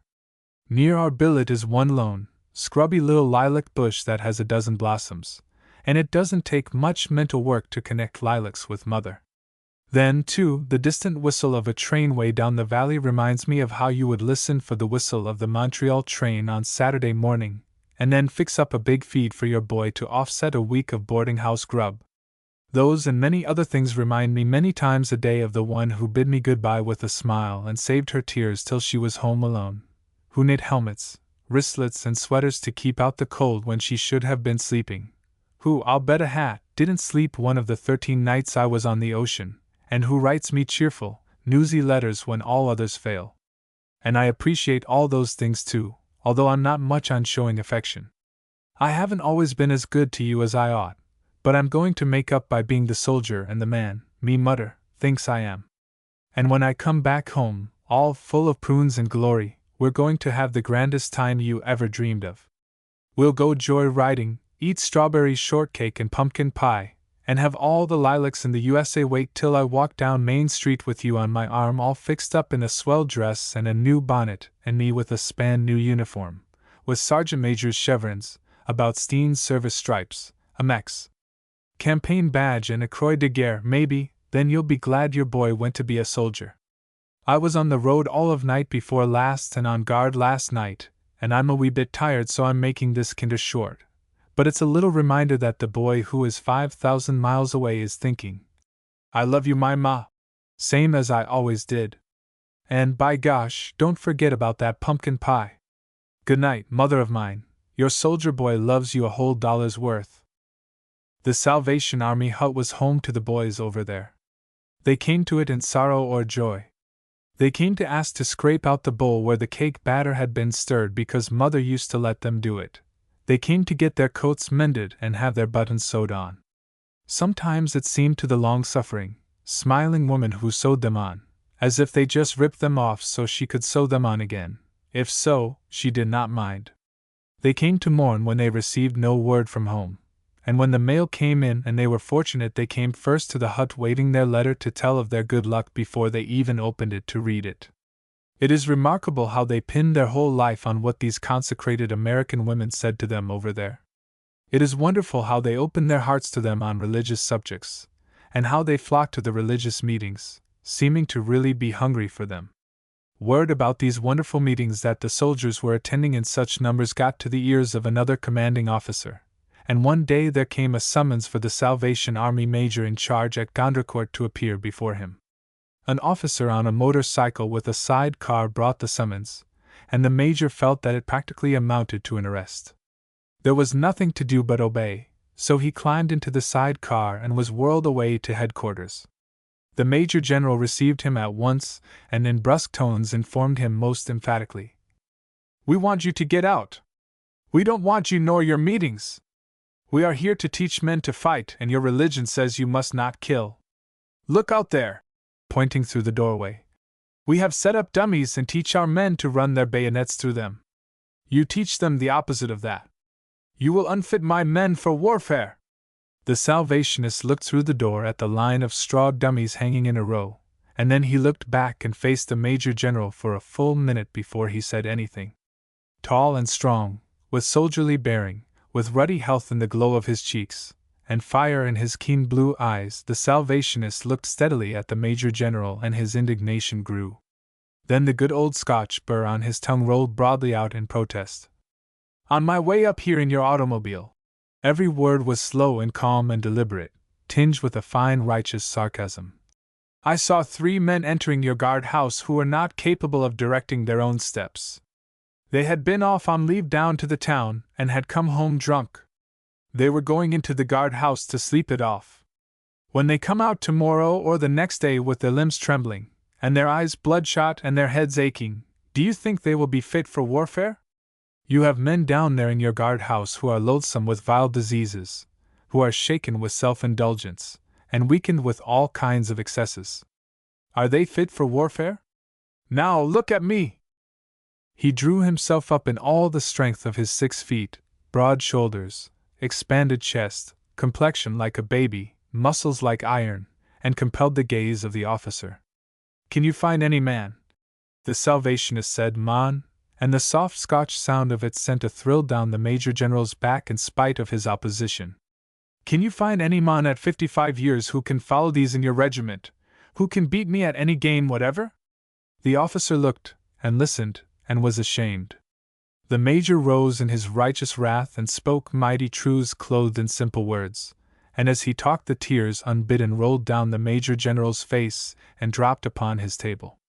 "And do you know," said the Salvationist, afterward telling a friend in earnest confidence, "do you know, before I left we had prayer together, and he became one of the best friends we have." Before he left, also, the Major General signed the authority which gave him charge of the guard houses, so that he might talk to the men or hold meetings with them whenever he liked. This was the means of opening up a new avenue of work among the men. The Scotch Major had a string of hospitals that he visited in addition to his other regular duties. He knew that the men who are gassed lose all their possessions when their clothes are ripped off from them. So this Salvationist made a delightful all-the-year-round Santa Claus out of himself, dressing up in old clothes. Because of the mud and dirt through which he must pass, he would sling a pack on his back that would put to shame the one old Santa used to carry. Shaving things and soap and toothbrushes, handkerchiefs and chocolate and writing materials. How they welcomed him wherever he came! Sick men, Protestants, Jews, Catholics. He talked and prayed with them all, and no one turned away from his kindly messages. 6 miles from Neufchâtel is Bezoils, a mighty city of hospital tents and buildings, acres and acres of them, lying in the valley. Whenever this man heard the rumbling of guns and knew that something was doing, he took his pack and started down to go the rounds, for there were always men there needing him. Then he would hold meetings in the wards, blessed meetings that the wounded men enjoyed and begged for. They all joined in the singing, even those who could not sing very well. And once it was a blind boy who asked them to sing, "Lead kindly light amid the encircling gloom, lead thou me on." One Sunday afternoon 2 Salvation Army lassies had come with their major to hold their usual service in the hospital, but there were so many wounded coming in and the place was so busy that it seemed as if perhaps they ought to give up the service. The nurses were heavy-eyed with fatigue and the doctors were almost worked to death. But when this was suggested with one accord, both doctors and nurses were against it. "The boys would miss it so," they said, "and we would miss it too. It rests us to hear you sing." After the Bible reading and prayer, a lassie sang, "There is sunshine in my heart today," and then came a talk that spoke of a spiritual sunshine that would last all the year. The song and talk drifted out to another little ward where a doctor sat beside a boy, and both listened. As the physician rose to go, the wounded boy asked if he might write a letter. The next day the doctor happened to meet the lassie who sang and told her he had a letter that had been handed to him for censorship that he thought she would like to see. He said the writer had asked him to show it to her. This was the letter. Dear Mother, you will be surprised to hear that I am in the hospital, but I am getting well quickly and am having a good time. But best of all, some Salvation Army people came and sang and talked about sunshine, and while they were talking the sunshine came in through my window, not into my room alone, but into my heart and life as well, where it is going to stay. I know how happy this will make you. The hospital work was a large feature of the service performed by the Salvation Army. In every area this testimony comes from both doctors, nurses, and wounded men. Yet it was nothing less than a pleasure for the workers to serve those patient, cheerful sufferers. A lassie entered a ward one day and found the men with combs and tissue paper performing an orchestra selection. They apologized for the noise, declaring that they were all crazy about music and that was the only way they could get it. How would you like a phonograph? She asked. Oh boy! If we only had one! I'll tell the world we'd like it, one declared wistfully. The phonograph was soon forthcoming and brought much pleasure. A lassie offered to write a letter for a boy whose foot had just been amputated and whose right arm was bound in splints. He accepted her offer eagerly, but said, "But when you write, promise me you won't tell Mother about my foot. She worries. She wouldn't understand how well off I really am. Maybe you had better let me try to write a bit myself for you to enclose. I guess I could manage that." So, with his left hand, he wrote the following. Dearest Mother, I am laid up in the hospital here with a very badly sprained ankle and some bruises, and will be here 2 or 3 weeks. Do not worry, I am getting along fine. Your loving son. 2 automobiles, an open car and a limousine, were maintained in Paris for the sole purpose of providing outings for wounded men who were able to take a little drive. It was said by the doctors and nurses that nothing helped a rapid recovery like these little excursions out into an everyday beautiful world. A boy on one of the hospital cots called to a passing lassie. I am going to die, I know I am, and I'm a Catholic. Can you pray for me, Salvation Army girl, like you prayed for that fellow over there? The young lassie assured him that he was not going to die yet, but she knelt by his cot and prayed for him, and soothed him into a sleep from which he awoke refreshed to find that she was right. He was not going to die yet, but live, perhaps, to be a different lad. A 16-year-old boy who at the first declaration of war had run away from home and enlisted was wounded so badly that he was ordered to go back to the evacuation hospital. He was determined that he could yet fight, and was almost crying because he had to leave his comrades. But on the way back he discovered the entrance to a German dugout and thought he heard someone down in there moving. Come out, he shouted, or I'll throw in a hand grenade. A few minutes later he reached the evacuation hospital with 30 prisoners of war, his useless arm hanging by his side. That is the kind of stuff our American boys are made of, and those are the boys who are praising the Salvation Army. It was sunset at the Gondrecourt officers' training camp. On the big parade ground in back of the Salvation Army huts 3 companies were lined up for colors. The sun was sinking into a black mass of storm clouds, painting the western sky a dull blood red with here and there a thread of gleaming gold etched on the rim of a cloud. 3 French children trudged sturdily, wearily, back from the distant fields where they had toiled all day. The elder girl pushed a wheelbarrow heavily laden with plunder from the fields. All bore farming implements, the size of which dwarfed them by comparison. They had almost reached the end of the drill ground when the military band blared out the opening notes of the Star-Spangled Banner, and the flag slipped slowly from its high staff.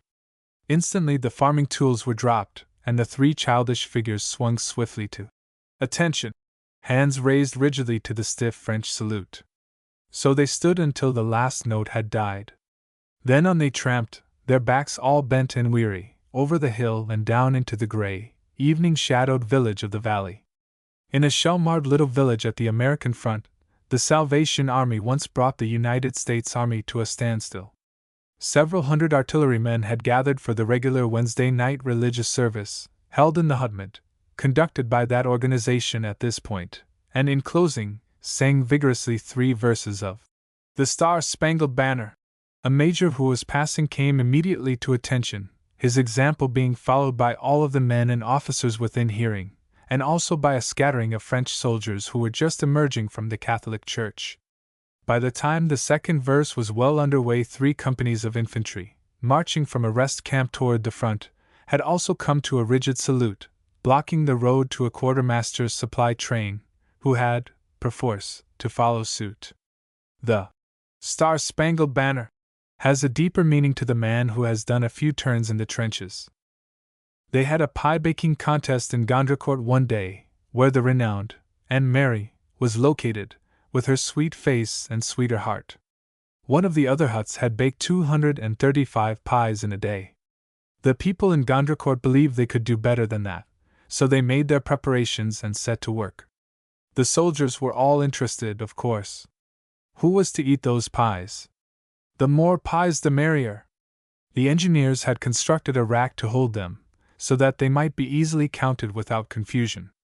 The soldiers had appointed a committee to do the counting with a representative from the cooks to be sure that everything went right. Even the officers and chaplain took an interest in it. This hut was in one of the largest American sectors. It was so well patronized that they used on an average 50 gallons of coffee every evening and 75 or more gallons of lemonade every afternoon. You can imagine the pies and donuts that would find a welcome here. One day they made 2,700 sugar cookies, and another day they fried 1,836 donuts, at the same time baking cake and pies. But this time they were going to try to bake 300 pies between the rising and setting of the sun. An army field oven only holds 9 pies at a time, so every minute of the day had to be utilized. The fires were started very early in the morning and everything was ready for the girls to begin when the sun peeped over the edge of the great battlefield. They sprang at their task as though it were a delightful game of tennis, and not as though they had worked hard and late on the day before, and the many days before that. It was very hot in the little kitchen as the sun waxed high. An army range never tries to conserve its heat for the benefit of the cooks. In fact, that kitchen was often used for a Turkish bath by some poor wet soldiers who were chilled to the bone. But the heat did not delay the workers. They flew at their task with fingers that seemed to have somehow borrowed an extra nimbleness. All day long they worked, and the pies were marshaled out of the oven by 9s, flaky and fragrant and baked just right. The rack grew fuller and fuller, and the soldiers watched with eager eyes and watering mouths. Now and then one of the soldiers' cooks would put his head in at the door, ask how the score stood, and shake his head in wonder. On and on they worked, mixing, rolling, filling, putting the little twists and cuts on the upper crust, and slipping in the oven and out again. Mixing, rolling, filling and baking without any let-up, until the sun with a twinkle of glowing appreciation slipped regretfully down behind the hills of France again as if he were sorry to leave the fun, and the time was up. The committee gave a last careful glance over the filled racks and announced the final score, 316 pies, in shining, delectable rows. By 7 o'clock that evening the pie line was several hundred yards long. It was 11 o'clock when the last quarter of a pie went over the counter, with its accompanying mug of coffee. Think what it was just to have to cut and serve that pie, and make that coffee, after a long day's work of baking. One of the officers receiving his change after having paid for his pie looked at it surprisedly. "And you mean to tell me that you girls work so hard for such a small return? I don't see where you make any profit at all."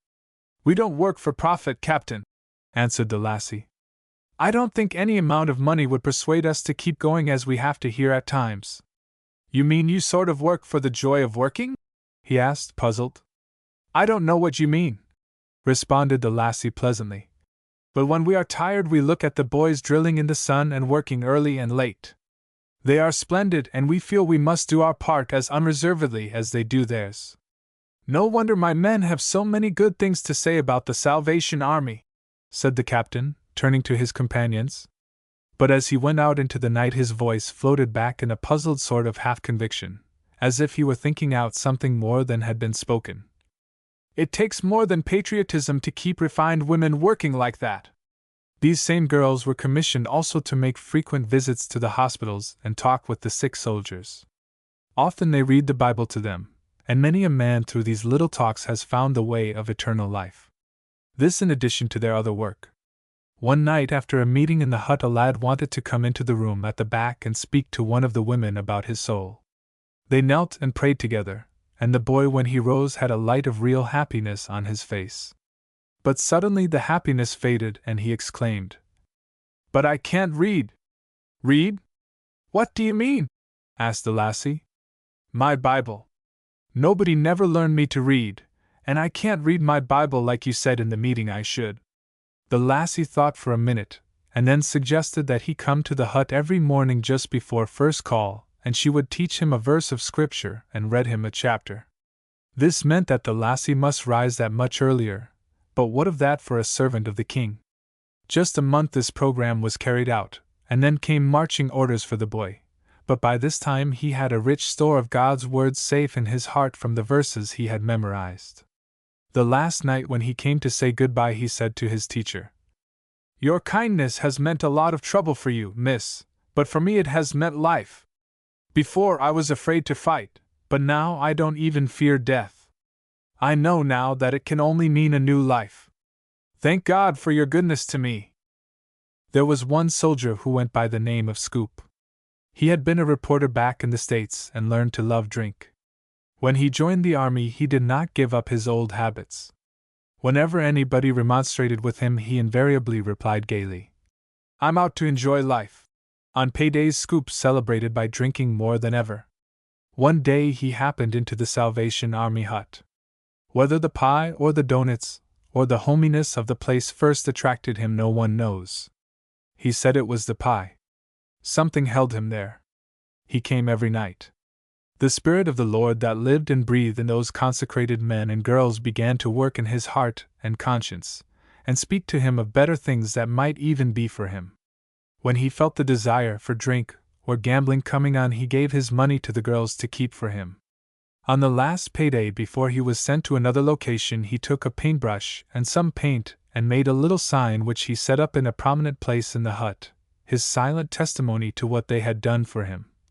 "For the first time on payday, Scoop is sober." For the first time on payday, Scoop is sober. One morning a lassie was frying some donuts in the Gondracourt hut, another was rolling and cutting, and both were very busy when a soldier came in with the mail. The girls went on with their work, though one could easily see that they were eager for letters. One was handed to the lassie who was frying the donuts. When she opened it, she found it was an official dispatch.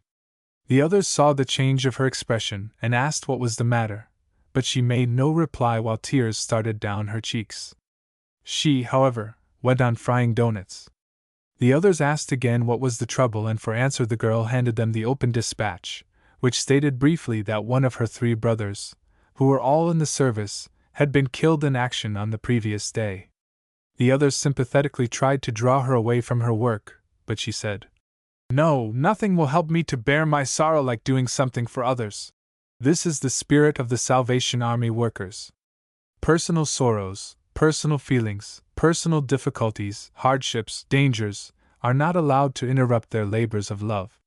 Fortunately, it was later discovered that this message about her brother was unfounded. A boy told this lassie one day that the next day was his birthday, and she saw the homesickness and yearning in his eyes as he spoke. Immediately she told him she would have a birthday party for him and bake a cake for it. She found some tiny candles in the village and placed 19 upon the pretty frosted cake. They had to use a white bedquilt for a tablecloth, and none of the cups and saucers matched, but the table looked very pretty when it was set, with little white paper baskets of almonds which the girls had made at each place, and all the candles lit on the white cake in the middle. The boy brought 3 of his comrades, and there were the Salvation Army major in charge and the lassies. They had a beautiful time. Of course, it was quite a little extra work for the lassie, but when someone asked her why she took so much trouble, she had a faraway look in her eyes, and said she guessed it was for the sake of the boy's mother, and those who heard remembered that her own 3 brothers were in United States uniform somewhere facing the enemy. There are several instances in which American soldiers coming from British and French sectors, where they had been brigaded with armies of those nations, have upon entering a Salvation Army hut for the first time without noticing the sign over the door started to talk to the girls in French, very fragmentary French at that. When they found the girls to be Americans, they were almost beside themselves with mingled feelings of bashfulness and delight. Most of the soldiers exhibit the former trait. One boy approached one of our men officers. "Can them girls speak American?" he asked, pointing at the girls.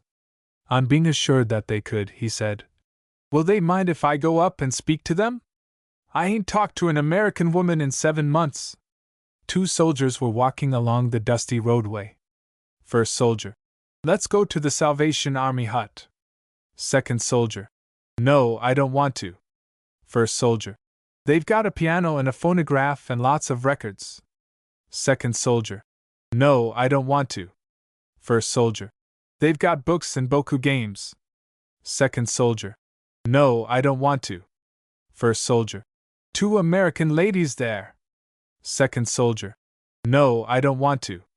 First soldier: "They've got swell coffee and donuts." Second soldier angrily: "No! I said no!" "No." First soldier: Come on. They got real homemade pie." Second soldier: "I don't care." First soldier: "They cut their own wood and do their own work." Second soldier: "Well, that's different.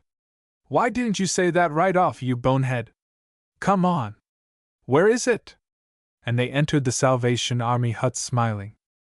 One dear Salvation Army lady had a little hand sewing machine which she took about with her, and wherever she landed she would sit down on an orange crate, put her machine on another, and set up a tailor shop, sewing up rips, refitting coats that were too large, letting out a seam that was too tight, and helping the boys to be tidy and comfortable again. A good many of our boys lost their coats in the Swasaw fight, and when they got new ones they didn't always fit, so this little sewing machine that went to war came in very handy. Sometimes the owner would rip off the collar or rip out the sleeves, or almost rip up the whole coat, and with her mouth full of pins skillfully put it together again until it looked as if it belonged to the laddie who owned it. Then with some clever chalk marks replacing the pins she would run it through her little machine, and off went another boy well clothed. One week she altered more than 33 coats in this way. The soldiers called her Mother, and loved to sit about and talk with her while she worked. The men went in battalions to the Lunéville sector for trench training facing the enemy. Of course, the Salvation Army sent a detachment also. Over here they had to give up huts. No huts at all were allowed so near the front. No light of fire or even stove, no lights of any kind, or everything would be destroyed by shell fire at once. An order went out that all huts near the front must be underground. Yet neither did this daunt the faithful men and women whom God Himself had sent to help those boys at the front.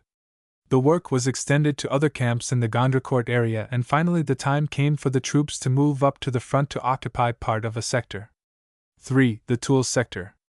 Headquarters of the 1st Division were established at Menelatur, and that of the 1st Brigade at Ansauville. Information came on leaving the Gondrecourt area that the district would be abandoned to the French, so the wooden hut at Montiers was moved and set up again at Sanzy, which then became the headquarters of the 1st Ammunition Train.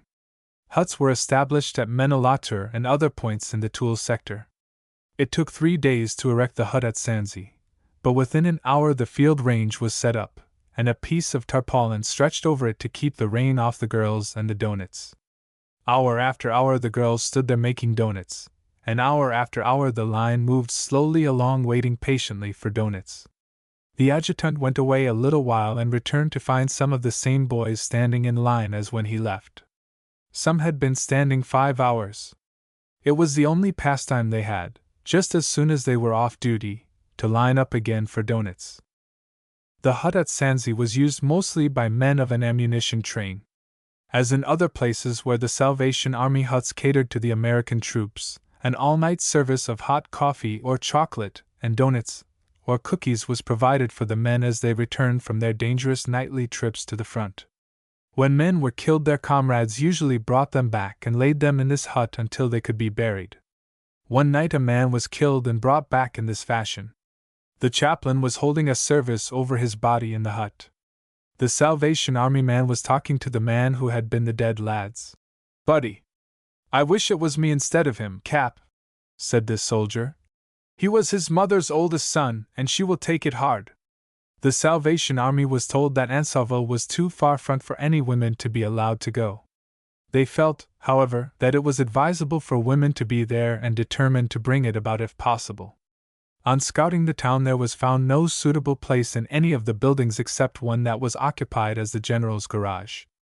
The Salvation Army was not permitted to erect any additional buildings as it was feared they would attract the fire of the Germans, for Ansoville was well within the range of the German guns.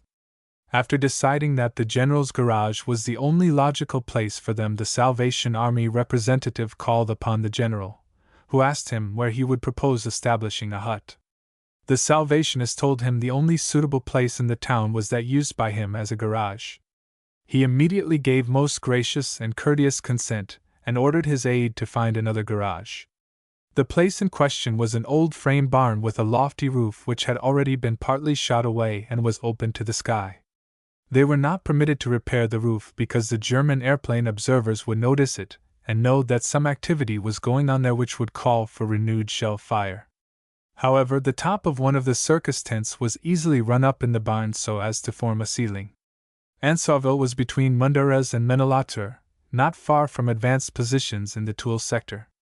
500 French soldiers had been severely gassed there the night before the staff captain and his helper arrived, and every day people were killed on the streets by falling shells. There was not a house in the village that had not suffered in some way from shell fire. Very few had a door or a window left, and many were utterly demolished. Approaching the town, the roads were camouflaged with burlap curtains hanging on wires every little way, so that it was impossible to see down the streets very far in either direction. There were signs here and there. "Attention! The enemy sees you! Attention! The enemy sees you!" About midnight the staff captain and his officer arrived and after some difficulty found the old barn that the colonel had told them was to be their hut, but to their dismay there were half a dozen cars parked inside, including the commanding general's, and it looked as if it were being used for the staff garage. Looking up they could see the stars peeping through the shell holes in the tiled roof. It was the first time either of them had been in a shelled town, and the experience was somewhat awe-inspiring. Moreover, they were both hungry and sleepy, and the situation was by no means a cheerful one. They had a large tent and a load of supplies with them, and were at a loss where to bestow them. In the midst of their perturbation, a courier arrived with a side car and dismounted. He stumbled in on them and peered at them through the darkness. "As I live, it's the Salvation Army!" he cried joyfully, shaking hands with both of them at once. "All of the boys have been asking when you were coming. Are you looking for a place to chow and sleep? There's no place in town for a billet, but we have a kitchen down the street. We can give you some chow, and it's warm there. You can roll up in your blankets and sleep by the stove till morning. Come with me." The cook awakened them in the morning with his clatter of pots and pans in preparation for breakfast. They arose and began to roll up their blanket packs. "Don't worry about getting up yet," said the chief cook kindly. "Sleep a little longer. You are not in my way." But the two men thanked him and declined to rest longer. "Where are you going to chow?" asked the chief cook. The Salvationists allowed that they didn't know. "Well, you boys line up with this outfit, see?" insisted the chief cook. "We eat 3 times a day, and you're welcome to everything we have." This settled the question of board, and after a good breakfast the two started out to report to the general in command. He greeted them most kindly, and made them feel welcome at once. When they asked about the barn, he smiled pleasantly. "That colonel of yours is a fine fellow," he said. "He told me that there was only one place in this town that would do for your hut, and that was my garage. He said he was afraid he would have to ask me to move my car. Just as though my car were of more importance than the souls of my men. Gentlemen, you can have anything you want that is mine to give. The barn is yours. And if there's anything I can do, command me." It was a very dirty stable and needed a deal of cleaning, but the strong workers bent to their task with willing hands, and soon had it in fine order. There was no possibility of mending the roof, but they camouflaged the old tent top and ran it up inside, and it kept the rain and snow off beautifully. Of course, it was no protection against shells, but when they commenced to arrive everybody departed in a hurry to the nearby dugouts, returning quietly when the firing had ceased. The nights were so cold that they had to sleep with all their clothes on, even their overcoats. Often in the mornings their shoes were frozen too stiff to put on until they were thawed over a candle. One soldier broke his shoe in two trying to bend it one morning. Sometimes the men would sleep with their shoes inside their shirts to keep the damp leather from freezing. 2 yards from the stove the milk froze. A field range had been secured and the chimney extended up from the roof for a distance of 40 or 50 feet. It smoked terribly, but on this range was cooked many a savory meal and tens of thousands of doughnuts. Among the doughboys who loved to help around the Salvation Army hut was a quiet fellow who never talked much about himself, yet everybody liked him and trusted him. No one knew much about him, or where he came from, and he never told about his folks at home as some did. But he used to come in from the trenches during the day and do anything he could to be useful around the hut, which was run by 2 sisters. Even when he had to stand watch at night, he would come back in the daytime and help. They could not persuade him to sleep when he ought. Other fellows came and went, talked about their troubles and their joys, got their bit of sympathy or cheer and went their way, but this fellow came every day and worked silently, always on the job. They made him their chief doughnut dipper, and he seemed to love the work and did it well. Then one day his company moved, and he came no more. The girls often asked if anyone knew anything about him, but no one did. Once in a while a brief note would come from him up at the front in the trenches a few miles to the north, but never more than a word of greeting. One morning the girls were making doughnuts, hard at work, and suddenly the former chief doughnut dipper stumbled into the hut. He looked tired and dusty, and it was evident by the way he walked that he was footsore. "Gee! It's good to see you," he said, sinking down in his old place by the stove. They gave him a cup of steaming coffee and all the doughnuts he could eat, and waited for his story, but he did not begin. "Well, how are you?" asked one of the girls, hoping to start him. "Oh, all right, thanks," he said meekly.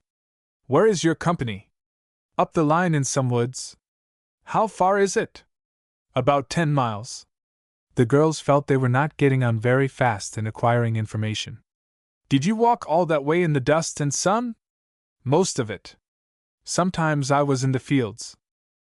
"Were you on watch last night?" "Yeah." "Then you didn't have any sleep?" "No." "Why did you come over here then?" "I wanted to see you." There was a sound of a deep hunger in his voice. "Well, we're awfully glad to see you, surely. Is there anything we can do for you?" "No, just let me look at you." There was frank honesty in his eyes, a deep undertone of reverence in his voice, not even a hint of gallantry or flattery, only a loyal homage. "Just let me look at you, and—" He hesitated. "And what?" "And cook some doughnuts." "Why, of course," said the girls cheerily. "But you must lie down and sleep a while first. We'll fix a place for you." "I don't want to lie down," said the soldier determinedly. "I don't want to waste the time." "But it wouldn't be wasted. You need the sleep." "No, that isn't what I need. I want to look at you," he reiterated. "I've got a wife and a little baby at home, and I love them.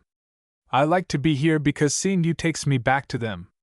This morning I knew I ought to sleep, but I just couldn't go over the top tonight without seeing you again. That's why I want to see you and fry a few doughnuts for you. It takes me back to them." He finished with a faraway look in his eyes. He was not thinking what impression his words would make. His thoughts were with his wife and little baby. He worked around for a couple of hours, saying very little, but seeming quite content. Then he looked at his watch and said it was time to go, as it was quite a walk back to his company. Just so quietly he took his leave and went out to take his chance with death. The 2 girls thought much about him that night as they went about their work, and later lay down and tried to sleep, and their prayers went up for the faithful soul who was doing his duty out there under fire, and for the anxious wife and little one who waited to know the outcome. Sleep did not come soon to their eyes, as they lay in the darkness and prayed. The next day about noon, as the girls were dipping doughnuts, the chief doughnut dipper stumbled once more into the hut, tired, dirty, dusty and worn, but with his eyes sparkling. "Just thought I ought to come back and tell you I'm all right," he said. "I was afraid you'd be worried. My wife and baby would anyway." The girls received him with exultant smiles. "You go out there under the trees and go to sleep," they ordered him. "All right, I will," he said. "I feel like sleeping now." Say, you don't think I'm crazy, do you? I just had to see you. It took me back to them. It was one of those chill rainy nights which have caused the winter of 1917 to 1918 to be remembered with shudders by the men of the earlier American expeditionary forces. A large part of the American forces were billeted in the weathered, age-old little villages of the Gondracourt area. They slept in barns, haylofts, cowsheds, and even in pigsties. The roads were mere ditches running knee-deep in sticky, clogging mud. Shoes, soaked through from the muddy road, froze as the men slept and in the morning had to be thawed out over a candle before they could be drawn on. Frequently men were late at roll call simply because their shoes were frozen so stiff that they were unable to don them, and their leggings so icy that they could not be wound. After sundown there were no lights, because lights invited air raids and might well expose the position of troops to the enemy observers. Only in towns where there were Salvation Army or YMCA huts could men find any artificial warmth, during the day or night, and only in these places were there any lights after nightfall. Such huts afforded absolutely the only available recreation facilities. But in countless villages where Americans were billeted there was not even this small comfort to be had. On this particular night, in such a village, an 18-year-old boy sat in the orderly room of a regimental headquarters, which was housed in a once pretentious but now sadly decrepit house. Rain leaked through the tiled roof and dribbled down into the room. Windows were long ago shattered, and through cracks in the rude board barricades which had replaced the glass a rising wind was driving the rain. The boy sat at a rough wooden table waiting orders. 2 weeks previously a letter had come, saying that his mother was seriously ill. Since that he had had no further word. He was desperately homesick. There had been as yet none of the danger and none of the thrill which seems to settle a man down to the serious business of war. A passing soldier had just told him that in a village some 12 kilometers distant 2 Salvation Army women were operating a hut. He longed desperately for the comfort of a woman of his own people, and, sitting in the drafty, damp room, he wished that these 2 Salvationists were not so far away, that he could talk with them and confide in them. At last the wish grew so strong that he could no longer resist it. He got up quietly, and silently slipped out into the rainy night. The darkness was so thick that he could not see objects 6 feet away. Walking through the mud was out of the question. He stumbled down the street, once falling headlong into a muddy puddle, finally reaching the horse lines, where, saying that he had an errand for the colonel, he saddled a horse and slopped off into the night. For a while he kept to the road, his horse occasionally taking fright, as a truck passed clanking slowly in the opposite direction, or a staff car turned out to pass him like a fleeting, ghostly shadow. By following the trees which lined the road at regular intervals he was fairly sure to keep the road. He was very tired and soon began to feel sleepy, but the driving storm, which by this time had assumed the proportions of a tempest, stung him to wakefulness. Once, at a crossroads, a military police stopped and questioned him and gave him directions upon his saying that he was carrying dispatches. He went on. He dozed, only to be sharply awakened by a truck which almost ran him down. He must be more careful, he thought to himself, feeling utterly alone and miserable. But in spite of his resolution his eyes soon closed again. He was awakened, this time by his horse stumbling over some unseen obstacle. He could see nothing in any direction. The blackness and rain shut him in like a fog. He turned at right angles to find the trees which lined the road, but there were no trees. He swung his horse around and went in the other direction, but he found no trees, only an impenetrable darkness which pressed in upon him with a heaviness which might almost have been weighed. He was lost, utterly lost. He guided his steed in futile circles, hoping to regain the road, but all to no avail. Fear of the night fell upon him. He was wet to the skin and chilled to the bone. He shivered with cold and with fright. Dropping from his horse he pulled from his pocket an electric flashlight, and began throwing its slender beam in widening arcs over the ground. The light revealed a stubble field. Surely there must be a path which would lead to the road, thought the boy. Backward and forward over the field he waved the light. His hands trembled so that he could not hold the switch steady, and the lamp blinked on and off. On the storm-swept, night-hidden hillside which overhung the field was established an anti-aircraft battery. The sound detectors had just registered the intermittent hum of an enemy plane. It was unusual that an enemy aviator should fight his way over the lines in the face of such a storm, but such things had occurred before, and the captain in charge of the battery searched the tempestuous skies for the intruder, waiting for the sound to grow until he should know that the searchlights had at least a chance of locating the venturesome plane instead of merely giving away their position. Suddenly, cutting the night in the field below, a tiny ray of light cut the darkness, sweeping back and forward, flashing on and off. For a moment the officer watched it, then, with a muttered curse, he raced down the hillside followed by one of his men. The noise of the storm hid their approach.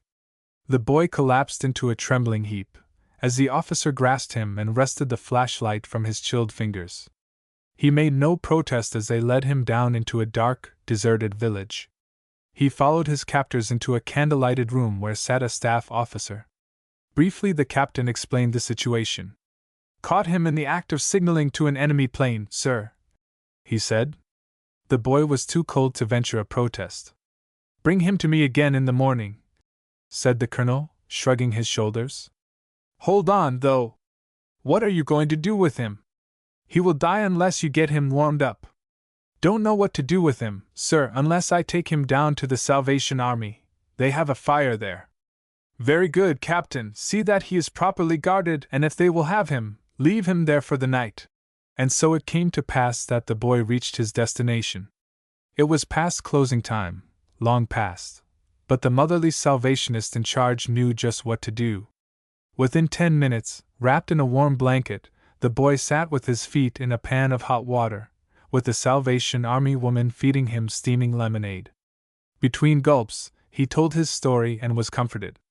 Soon he was snugly tucked into an army cot, and still grasping the Salvationist's hand, was sleeping peacefully. The next day a little investigation assured the colonel that the boy's story was a true one, and with a reprimand for leaving his post without orders he was allowed to return.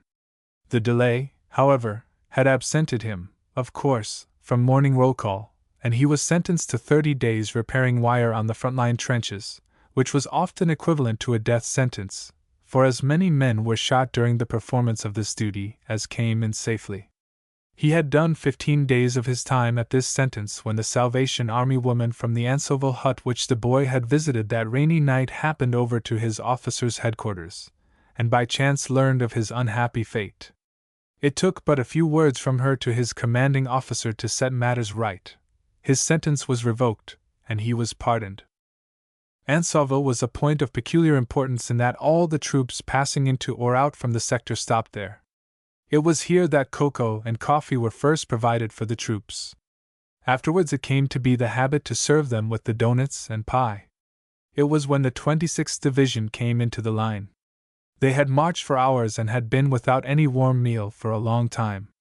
Detachments of them reached Ansoville at night, wet and cold, too late to secure supper that night, and hearing they were coming, the lassies put on great boilers of coffee and cocoa, and as the men arrived they were given to them freely.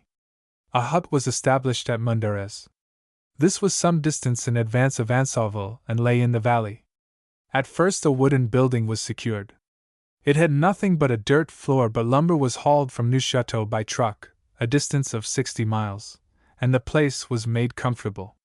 For some little time the boys enjoyed this hut, but on one occasion the Germans sent over a heavy barrage.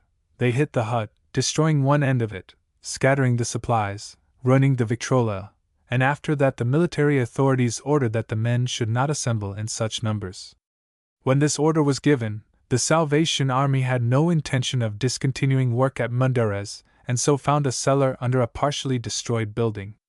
This cellar was vaulted and had been used for storing wine. It was wet and in bad condition, but with some labor it was made fit to receive the men, and tables and benches were placed there, the canteen established, and a range set up. It was at this place that a very wonderful work was carried on. The Salvation Army ensign who had charge, for a time, scoured the country for miles around to purchase eggs, which he transferred to his hut in an old baby carriage. The eggs were supplied to the men at cost, and they fried them themselves on the range, which was close at hand. This was considered by the military authorities too far front for women to come, and only men were allowed here. The ensign also mixed batter for pancakes and established quite a reputation as a pancake maker. Here was a place where the soldiers felt at home. They could come in at any time and on the fire cook what they pleased. They could purchase at the canteen such articles as were for sale, and it was home to them. Very wonderful meetings were held in this spot, and many men found Christ at the penitent form, which was an old bench placed in front of the canteen. On the wharf in New York, when the soldiers were returning home, some soldiers were talking about the Salvation Army. "Did you ever go to one of their meetings?" asked one. "I sure did," answered a big fine fellow, a college man, by the way, from one of the well-known New England universities. "I sure did, and it was the most impressive service I ever attended. It was down in an old wine cellar, and the house over it wasn't because it had been blown away. The meeting was led by a little Swede, and he gave a very impressive address, and followed it by a wonderful prayer. And it wasn't because it was so learned either, for the man was no college chap, but it stirred me deeply. I used to be a good deal of a barbarian before I went to France, but that meeting made a big change in me. Things are going to be different now." The place was lit by a candle or two and the guns were roaring overhead, but the room was packed and a great many men stood up for prayers. Oh, I'll never forget that meeting. That meeting was in the old wine cellar in Mundarez. The town of Mundarez was shelled daily, and it was an exceptional day that passed without from 1 to 10 men being killed as a result of this shelling. Here are some extracts from letters written by the ensign from the old wine cellar in Mundarez. "I am still busy in my old wine cellar in France. I must give you an idea of my daily routine. Get up early and go to my cellar. Get wood and make fire. Go for some water to put on stove. Take my mess kit, helmet, gas mask and cane, walk about 1 block to the part of the church standing by the artillery kitchen and get my hand-out mess, go back to my cellar and have my breakfast, see to the fire, fuel, clean and light the lamps, dip and carry out some water and mud, but have now found a place to drain off the water by cutting through the heavy stone wall and digging a ditch underneath. I dig whenever I have time. Then the boys begin to come in, some right from the trenches, others who are resting up after a siege in the trenches. They are all covered with mud when they come in and have to talk, stand, and even sleep in mud. Then I must have the cocoa and coffee ready and serve also the candy, figs, nuts, gum, chocolate, shaving sticks, razors, watches, knives, gun oil, paper, envelopes, etc. I mostly wear my rubber boots and stand in a little boot, slouched down so I can stand straight. Almost every evening we have a little sing-song, or regular service, and on Sunday 2 or 3 services. Our wine cellar is supposed to be bomb-proof. First the roof, the ceiling, the floor, then the 3 feet stone and concrete under the floor and along the wine cellar. I am all alone for all this business. Sometimes the boys help me to cut wood and keep the fire and carry water, but the companies are changed so often that they go and come every 5 days, and when they come from the trenches they are so tired and sleepy they need all the rest they can get. Yesterday I had to change the stove and stovepipes because it smoked so bad that it almost smoked us out. So I had to run through the ruins and find old stovepipes. I could not find enough elbows, so I had to make some with the help of an old knife. We ran the pipes through the low window bars and up the side of the house to the top, and plastered up poor joints with mud, but it burns better and does not smoke. The boys claim I make the best coffee they have had in France, and also cocoa. I am glad I know something of cooking. You see, they don't permit girls so near the trenches and in the shell fire. My dear Major, grace, love, and peace unto you. Many thanks for the beautiful letter I received from you, full of love, Christian admonition, and encouragement. Such letters are much appreciated over here. I have been very busy. The last week, in addition to running the ordinary business, I have used the pick and shovel and wheelbarrow in lowering our wine cellar floor, now used as a Salvation Army restroom, so we can walk straight in. I have also done some whitewashing to brighten things up and have some flowers in bowls, large French wine bottles and big brass shells, which makes a great improvement. I now expect to pick up pieces and erect a range, so we can cook and make things faster. I secured 2 hams and am having them cooked, and expect to serve ham sandwiches by Decoration Day, 2 days hence, when there is to be a great time in decorating the graves of our heroes. I am also trying to get some lemons so that I can make lemonade for the boys besides the coffee and cocoa. You can get an idea of the immensity of our business when I tell you I got 999.25 francs worth of butterscotch candy alone with the last lot of goods, besides a dozen other kinds of candy, nuts, toilet articles, etc. And this will be sold and given out in a very few days. We had very good meetings last Sunday. I spoke at night. A glorious time we had, indeed. Praise God for the opportunity of working among the New England braves. At Menolatours the French forbade any huts at all to be put up at first, but finally they gave permission for 1 hut. The staff captain wanted to put up 2, but as that wasn't allowed he got around the order by building 5 rooms on each side of the one big hut, and so had plenty of room. It is pretty hard to get ahead of a Salvation Army worker when he has a purpose in view. Not that they are stubborn, simply that they know how to accomplish their purpose in the nicest way possible and please everybody. There were some American railroad engineers here, working all night taking stuff to the front. They came over and asked if they could help out, and so instead of taking their day for sleep they spent most of it putting tar paper on the roof of the Salvation Army hut. It was in this place that there seemed to be a strong prejudice among some of the soldiers against the Salvation Army for some reason. The soldiers stood about swearing at the staff captain and his helper as they worked, and saying the most abusive and contemptible things to them. At last the staff captain turned about and, looking at them, in the kindliest way said, "See here, boys, did you ever know anything about the Salvation Army before?" They admitted that they had not. "Well, now, just wait a little while. Give us fair play and see if we are like what you say we are. Wait until we get our hut done and get started, and then if you don't like us you can say so." "Well, that's fair, Dad," spoke up one soldier, and after that there was no more trouble, and it wasn't long before the soldiers were giving the most generous praise to the Salvation Army on every side. The Hermitage, nestled in the heart of a deep woods, was no quiet refuge from the noise of battle and the troubles of a war-weary world, as one might suppose. It was surrounded by swamps everywhere. And it had been raining, of course. It always seems to have been raining in France during this war. There were duck boards over the swampy ground, and a single misstep might send one prone in the ooze up to the elbows. It was a very dangerous place, also. There was a large ammunition dump in the town, and besides that there was a great balloon located there which the Boche planes were always trying to get. It was the nearest to the front of any of our balloons and, of course, was a great target for the enemy. There was a lot of heavy coast artillery there, also, and there were monster shell holes big enough to hold a good audience. At last one day the enemy did get the ammunition dump, and report after report rent the air as first one shell and then another would burst and go up in flame. It was 14 hours going off, and the military officer ordered the girls to their billets until it should be over.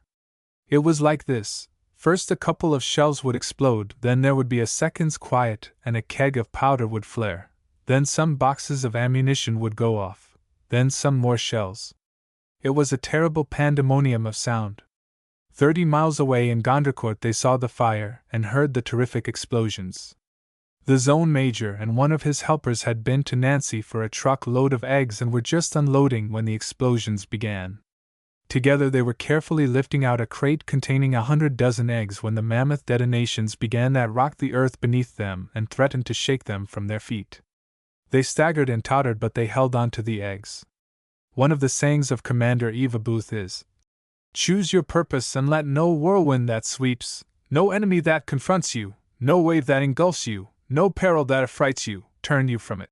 The zone major and his helper had chosen the purpose of landing those eggs safely. And eggs at 5 francs a dozen are not to be lightly dropped, so they staggered but they held on to the eggs. The girls in the canteen went quietly about their work until ordered to safety, but over in Sanzy and Menolatour their friends watched and waited anxiously to hear what had been their fate. The general who was in charge of the 26th Division was exceedingly kind to the Salvation Army girls. He acted like a father toward them, giving up his own billet for their use, sending an escort to take them to it through the woods and swamps and dangers when their work at the canteen was over for a brief respite, setting a sentry to guard them and to give a gas alarm when it became necessary, and doing everything in his power for their comfort and safety. 4. The Mont-Didier sector. Spring came on even in shell-torn France, lovely like the miracle it always is. Bare trees in a day were arrayed in wondrous green. A camouflage of beauty spread itself upon the valleys and over the hillsides like a garment sewn with colored broidery of blossoms. Great scarlet poppies flamed from ruined homes as if the blood that had been spilt were resurrected in a glorious color that would seek to hide the misery and sorrow and touch with new loveliness the war-scarred place. Little birds sent forth their fluty voices where mortals must be hushed for fear of enemies. The British had been driven back by the Huns until they admitted that their backs were against the wall, and it was an anxious time. Daily the enemy drew nearer to Paris. When the great offensive was started by the Germans in March 1918, and American troops were sent up to help the British and French, the division was located at Mont-Didier. Under the rules for the conduct of war, they were not permitted to know where they were destined to go, and so the Salvation Army could not secure that information. They knew it was to be north of Paris, but where was the problem? The French were opposed to any relief organizations going into the sector, and rules and regulations were made which were calculated to discourage or to keep them out altogether. It was urgent that the Salvation Army should be there at the earliest possible moment, and as they could not secure permits, especially for the women, they decided to get there without permits. The first contingent was put into a big army truck, the cover was put down, and they were started on the road, to a point from which they hoped to secure information of the movements of their outfit. From place to place this truck proceeded until, finally, detachments of the troops were located in the vicinity of Guizes. Contact was immediately established. The girls were received with the greatest joy and portable tents were set up. It seemed as if every man in the division must come to say how glad he was to see them back. The men decided that if it was in their power they would never again allow the Salvation Army to be separated from them. A few days later, when the division was ordered to move, they took these same lassies with them riding in army trucks. The troops were on their way to the front and seldom remained more than 3 days in one place, and frequently only 1 day. On arrival at the stopping place, 15 or 20 of the boys would immediately proceed to erect the tent, and within an hour or two a comfortable place would be in operation. A field range set up, the phonograph going, and the boys had a home. At Courcelles the Salvation Army set up a tent, started a canteen, and had it going 4 days in charge of 2 sisters just come from the States. Then one morning they woke up and found their outfit gone, they knew not where, and they had to pick up and go after them. An all-day journey took them to Froissy, where they found their special outfit. There was no place for a tent at Froissy, but there was an old dance hall, where they had their canteen. The division stayed there 5 weeks under a roar of guns. But in spite of this there were wonderful meetings every night in Froissy. This work was exceedingly trying on the girls. Permits were never secured for any of the Salvation Army workers in this sector. They were applied for regularly through the French Army. About 3 months after application was made, they were all received back with the statement from the French that, seeing the workers were already there, it was not now necessary that permits should be issued. It must be reported that the French army was opposed to the presence of women in any of the camps of the soldiers. This prejudice existed for a long time, but it was finally broken down because of the good work done by Salvation Army women, which came to be fully recognized by the French army. The work in the Mont-Didier sector was particularly hard. Permanent buildings could not be established. The best that could be done was to erect portable tents, which were about 20 feet wide and 57 feet long. Huts were established in partially destroyed buildings or houses or stores that had been vacated by their owners, and on the extreme front canteens were established in dugouts and cellars, and the entire district was under bombardment from the German guns as well as from the airplane bombs. The Salvation Army had no place there that was not under bombardment continually. The huts were frequently shelled, and there was imminent danger for a long time that the German army would break through, which, of course, added to the strain. The zone major went back and forth bringing more men and more lassies and more supplies from the base at Paris to the front, and many a new worker almost lost his life in a baptism of fire on his way to his post of duty for the first time. But all these men and women, as the soldier said, were made of some fine high stuff that never faltered at danger or fatigue or hardship. They rode over shell-gashed roads in the blackest midnight in a little dilapidated Ford, made wild dashes when they came to a road upon which the enemy's fire was concentrated, looking back sometimes to see a geyser of flame leap up from a bend around which they had just whirled.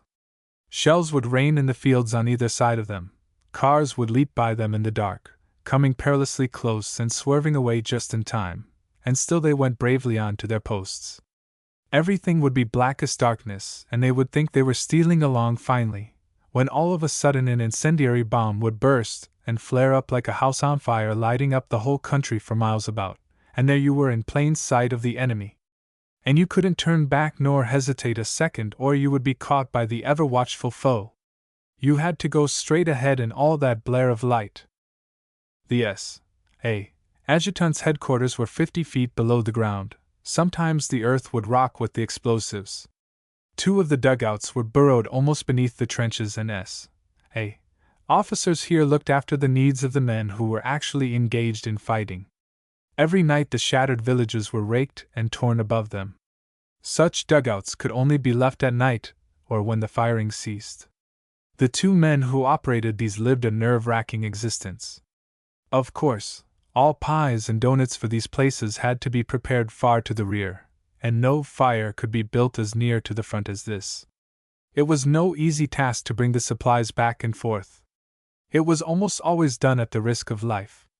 The staff captain and the adjutant were speeding over a shell-swept road one cold, black, wet night at reckless speed without a light, their hearts filled with anxiety, for a rumor had reached them that 2 Salvation Army lassies had been killed by shell fire. The night was full of the sound of war, the distant rumble of the heavy guns, the nervous stutter of machine guns, the tearing screech of a barrage high above the road. Suddenly in front of them yawned a black gulf.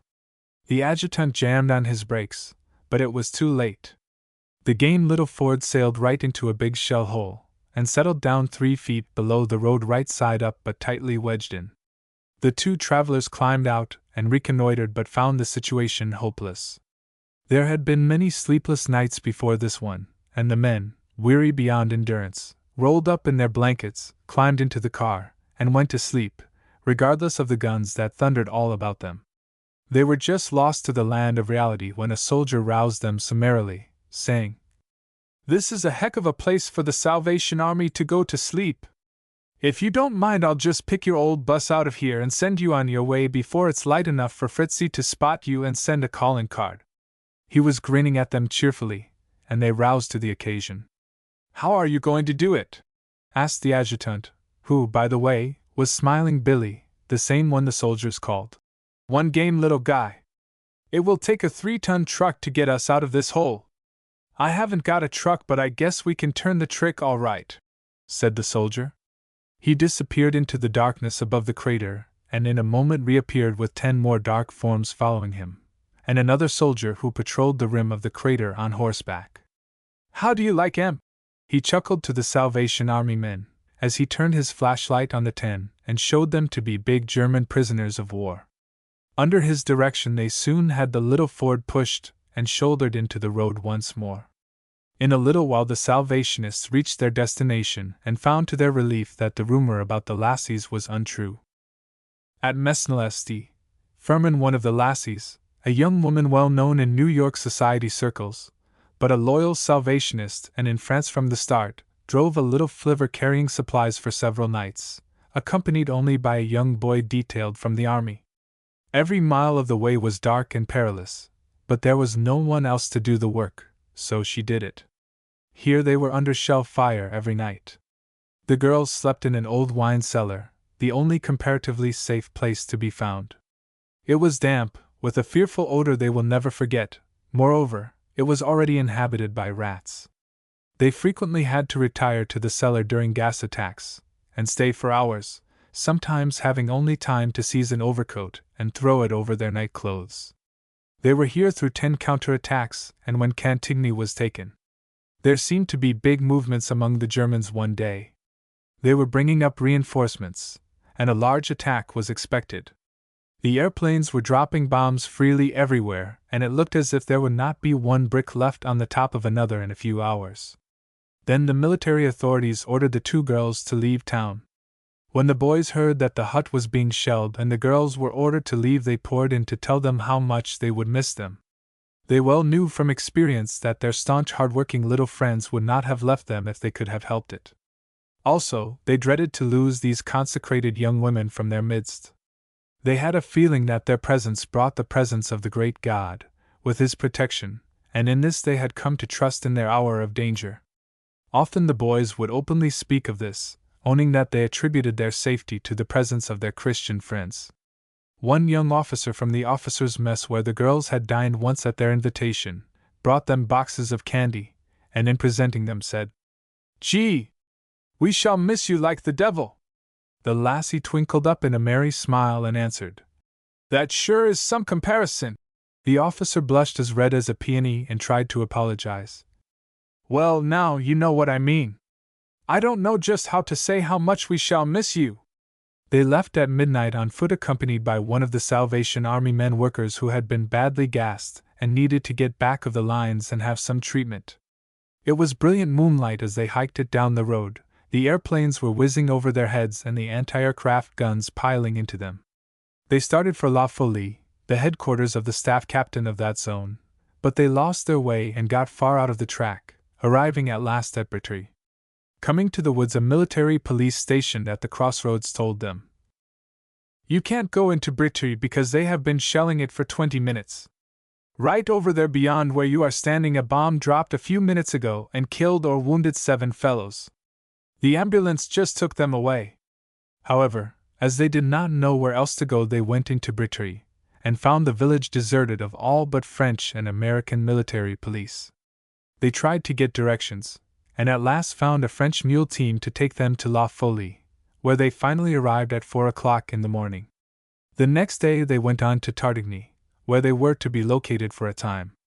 One of the lassies left her sister with the canteen one day and started out with another officer to the divisional gas officer to get a new gas mask, for something had happened to hers. As they reached a crossroads, a boy on a wheel called out, "Oh, they're shelling the road! Pull into the village quick!" When they arrived in the village, there was a great shell just fallen in the very center of the town. The girl thought of her sister all alone in the canteen, for the shells were falling everywhere now, and they started to take a short cut back to Tardigny, but the military police stopped them, saying they couldn't go on that road in the daytime as it was under observation, so they had to go back by the road they had come. The canteen was at the gateway of a chateau, and when they reached there they saw the shells falling in the chateau yard and through the glass roof of the canteen. It was a trying time for the 2 brave girls. They had been invited out to dinner that evening at the officers' mess. As a rule, they did not go much among the officers, but this was a special invitation.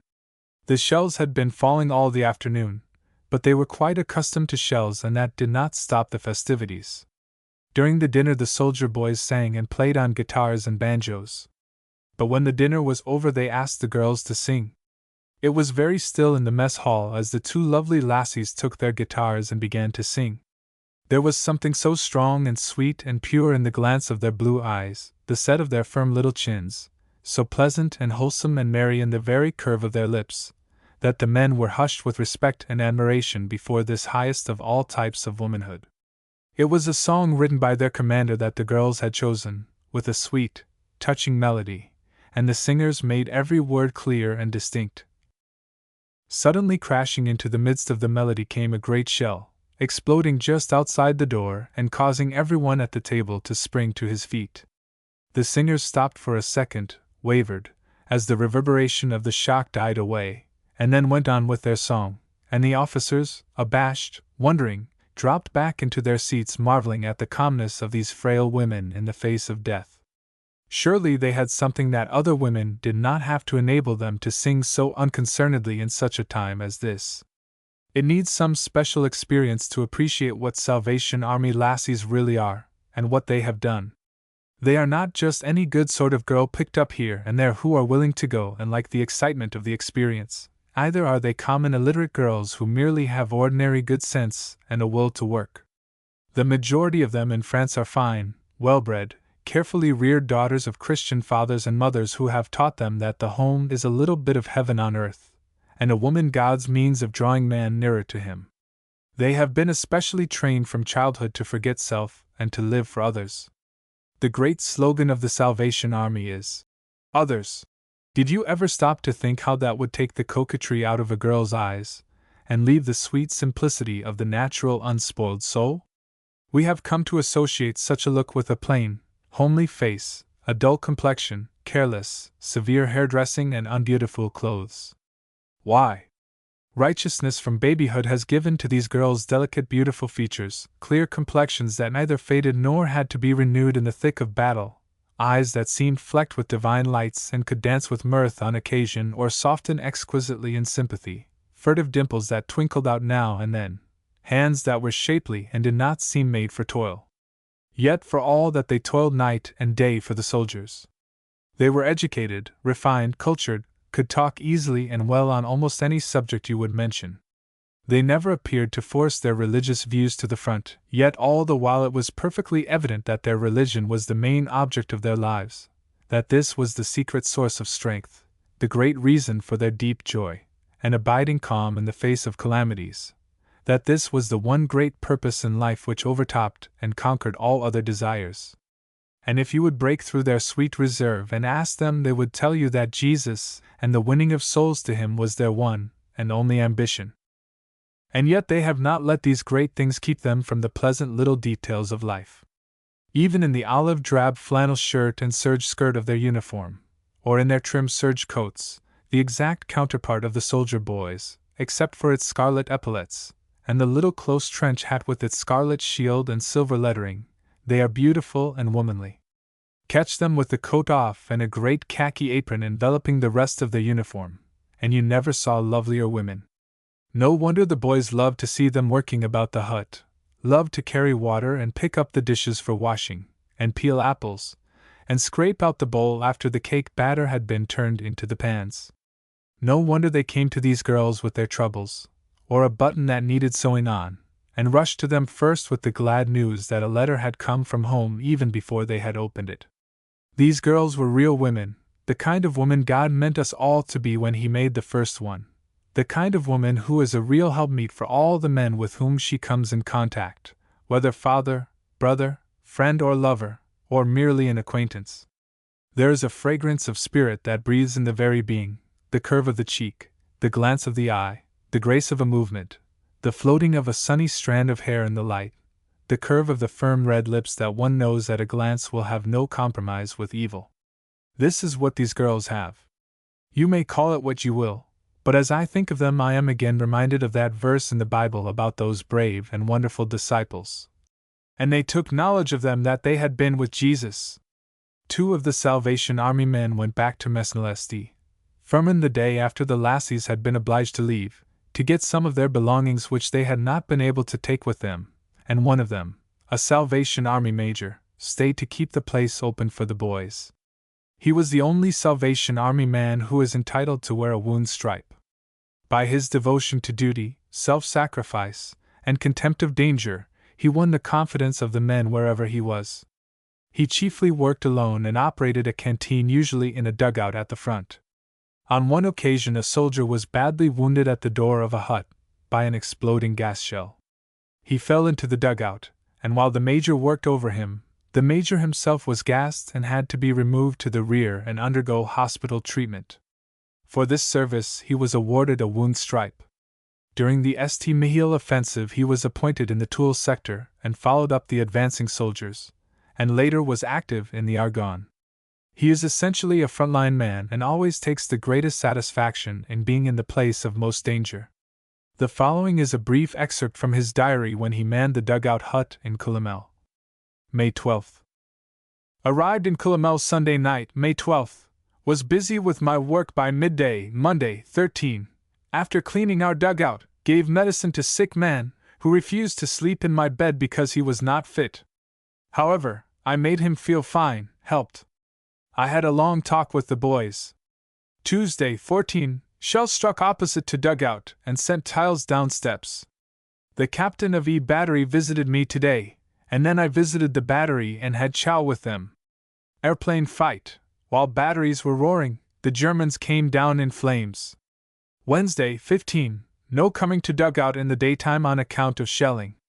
I did good business in the evening and also had long services by request of the boys. Received a letter from B. Here today. I slept good. Thursday, 16. I visited Army, the officers and men of F Battery. Their chow kitchen is in a bad place, all men coming down sick. I had an arrangement with the Dobas that they might come in my dugout any hour in the night, whenever they wanted. I visited infantry officers today, Captain Cribbs and Captain Crisp. I had a lovely talk with them. I offered to go to the trenches with my goods, but Captain Cribbs said I would just be killed without doing what he knew I wanted to do, namely, serve the boys with food and encourage them. Friday, 17. I was startled by a fearful barrage at 4 o'clock when I got up, washed my clothes, was visited by the YMCA secretary, was shelled from 5 o'clock till 10 o'clock. I went for chow and found shell ball gone through kitchen. High explosive, black smoke shells bursting intermittently, tiles fell into my dugout. I took pick shovel in with me, my kitten ran away but came back. A 3-legged cat came to the ruined home where I am, its leg evidently had been cut off by shrapnel. Great air fight all day. Incendiary shells were fired into the town and burnt for a long time. I visited Battery F, and gave the fellows medicine. Today both officers and men were in the gun pits and I with them, while they were deviling with Fritzy. Big business in evening with long service, gave out testaments and held service in dugout, got a Frenchman to interpret the scripture to his comrades. Bequests for prayer. Dobus came in 12:30 through a barrage, and got 65 bars of chocolate, others got biscuits. I am very, very tired. Artillery is roaring as I go to sleep. Saturday, 18. Captain Cribbs came down to dugout and said he was worried to death over me, thought I was killed. I assured him I was all 0K, and that it was their end of the town that needed looking after. He laughed and enjoyed it. My supplies are kept up by the courage and devotion of the staff captain and Billy, who, taking their lives in their hands, bring the Ford with supplies along the shell-torn road at great peril. Captain Corliss also came. During the day, the officer of Battery F wanted the Victrola and got the use of it in their dugout for 3 days. In the meantime I had furnished Battery D the use of the Victrola, and the day I made the promise, I found the boys without chow for 12 hours. When about to serve it, the town was gassed and their food with it, and no one was permitted to touch a thing. They were blessing the Kaiser as only soldiers can under such circumstances. When I arrived among them, after finding out the way of things, I suggested to the officers that I should be permitted to supply them with such food as I had. They assured me it would be a mighty good thing for them if I would, and I took 4 boxes of biscuits and 6 pots of jam and other things to their trench in the rear of their batteries. They surely thought I was an angel, and I left them pretty happy. This was all done under fire and at great risk. I chowed with Battery E and saw shell hole through building which was new since my last visit. Boys offered to teach me how to work gun. Their spirit is wonderful under the terrific strain which they labor. I visited ruined church and went inside. Here were some graves of the French soldiers, some of the bodies being exposed. Could not stay very long. Overtook soldier boy limping, got him to stay a while and gave him hot chocolate. Persuaded him to let his limb be seen to, which he did, and was sent to hospital. I visited hospital corps fellows and arranged that in case of gas, they would visit and rouse me at night. They are fine fellows. Dobus bought lots of goods and blessed the Salvation Army 1,000 times. These lads come in from the trenches and have some hair-raising stories to tell. Sunday, 19, quiet till the afternoon when a gas barrage started. I was driven out of my dugout. I had a narrow escape, while reaching the hospital corps dugout. Lieutenant Roulon, since promoted, of the 5th Field Artillery, was there for 2 hours and a half. 480 shells, I was informed, came down, averaging up 3 and 4 per minute. All night, from 6 o'clock to 3 a.m., 3,000 shells are sent into the town. I slept in the headquarters Signal Corps dugout with my gas mask on all night. Monday, 20. Visited YMCA and found their dugout had been struck and the secretary's eyes were gassed after a man took his place. I saw Colonel Crane to try and get out of my dugout and get the one he had left. He gave me permission, assuring me that it was not a very good one at that. I took my Victrola with 2 of the battery boys from F Battery. I carried the records and they the Victrola. We dodged the shelling all the way and I had the pleasure of hearing the Swanee River song at the same time as the firing of the big guns, much to the enjoyment of the boys. I understand that General Summerall visited and heard the Victrola soon after I had taken it to the boys. I placed about 50 books among officers of the hospital corps, infantry officers, battery officers. They were highly appreciated.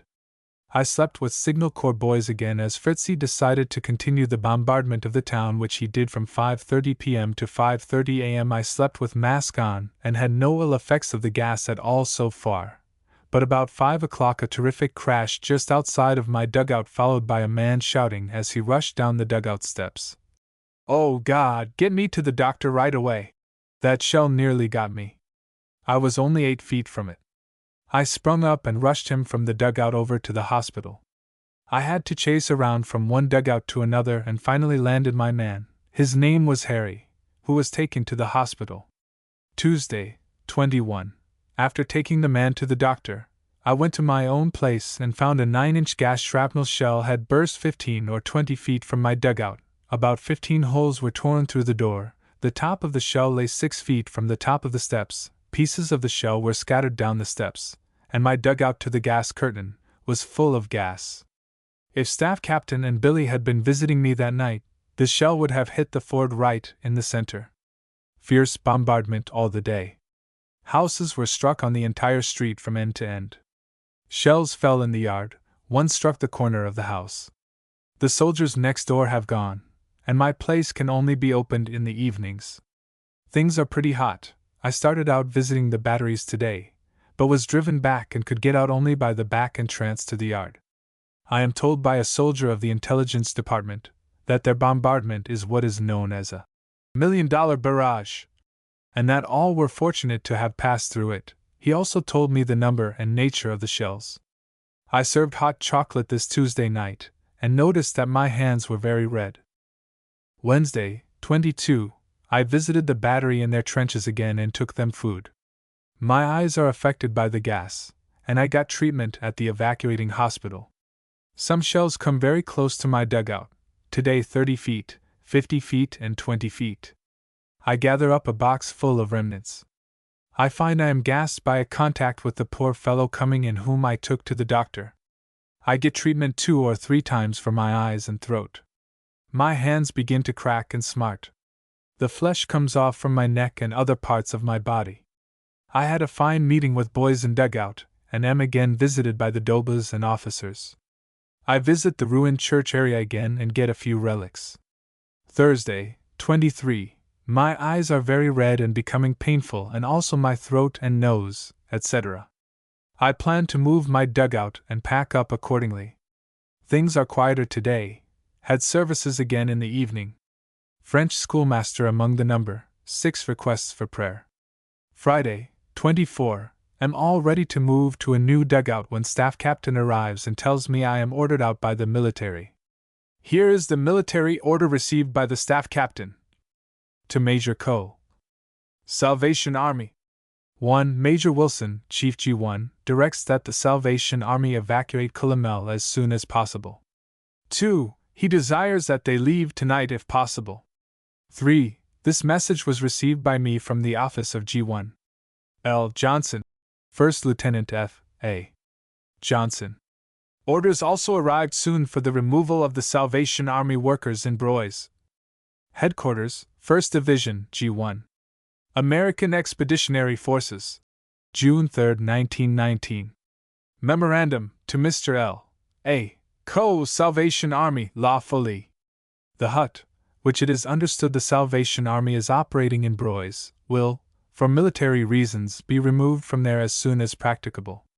It is contrary to the desire of the commanding general that women workers be employed in huts or canteens east of the line Mori Shepwick-Stardigny, and if any are now so located they are to be removed. The operations of technical services, Red Cross, YMCA, and other similar agencies is a function of this section of the General Staff, and all questions pertaining to your movements and location of huts should in the future be referred to G-1.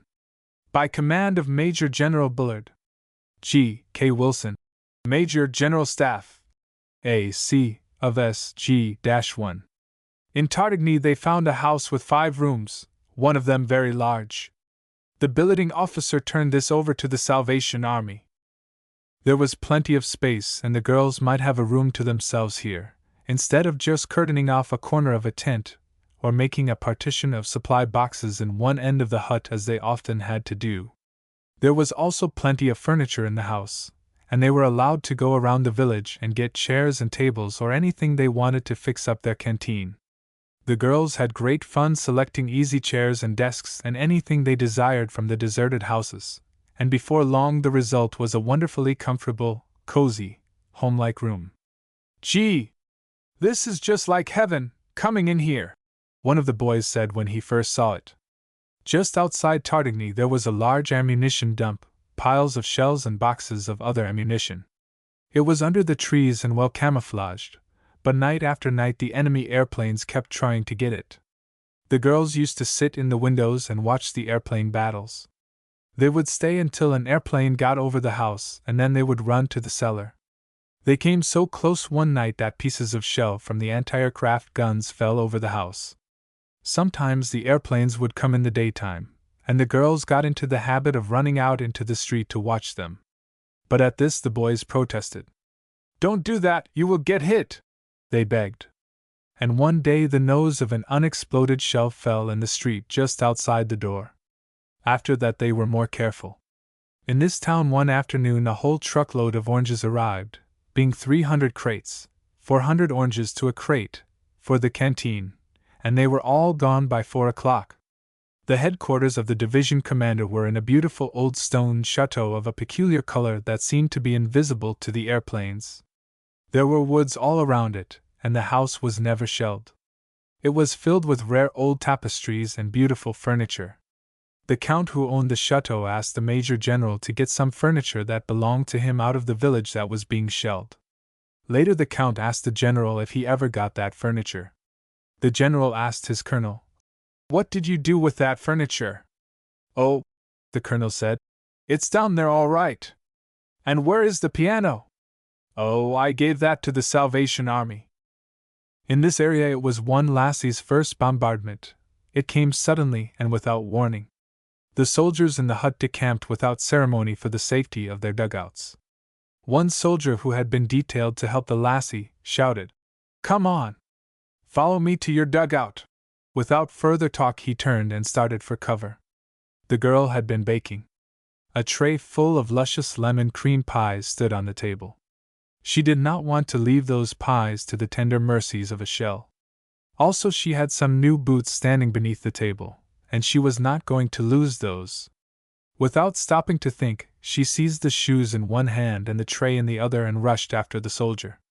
A little gully had to be crossed on the way to the dugout, and the only bridge was a 12-inch plank. The soldier crossed in safety and turned to look after the girl. Just as she reached the middle of the plank a shell burst not far away. The lassie was so startled that she nearly lost her balance, swaying first one way and then the other. In an attempt to stop the tray of pies from slipping, she almost lost the shoes, and in recovering the shoes, the pies just escaped sliding overboard into the thick mud below. The soldier registered deep agitation. "Drop the shoes!" he shouted. "I can clean the shoes, but for heaven's sake don't drop them pies!" And the lassie obeyed meekly. In the little town of Bonnet, where the restroom was located in an old barn connected with a Catholic convent, one Salvation Army envoy and his wife from Texas began their work. They soon became known to the soldiers familiarly as Pa and Ma. It was in this old barn that the tent top, later made famous at Ansoville, was first used.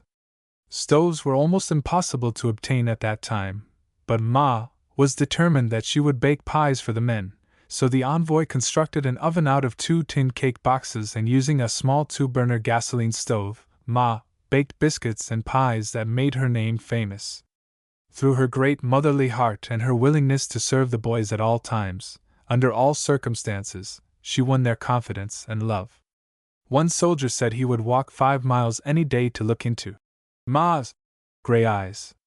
From Bonnet they were transferred to command a hut at Anselville, but Ma could never rest so long as there was a soldier to be served in any way. She worked early and late, and she made each individual soldier who came to the hut her special charge as if he were her own son. She could not sleep when they were going over the top unless she prayed with each one before he went. The meetings which she and her husband held were full of life and power and were never neglected, no matter how hard the strain might be from other lines of service.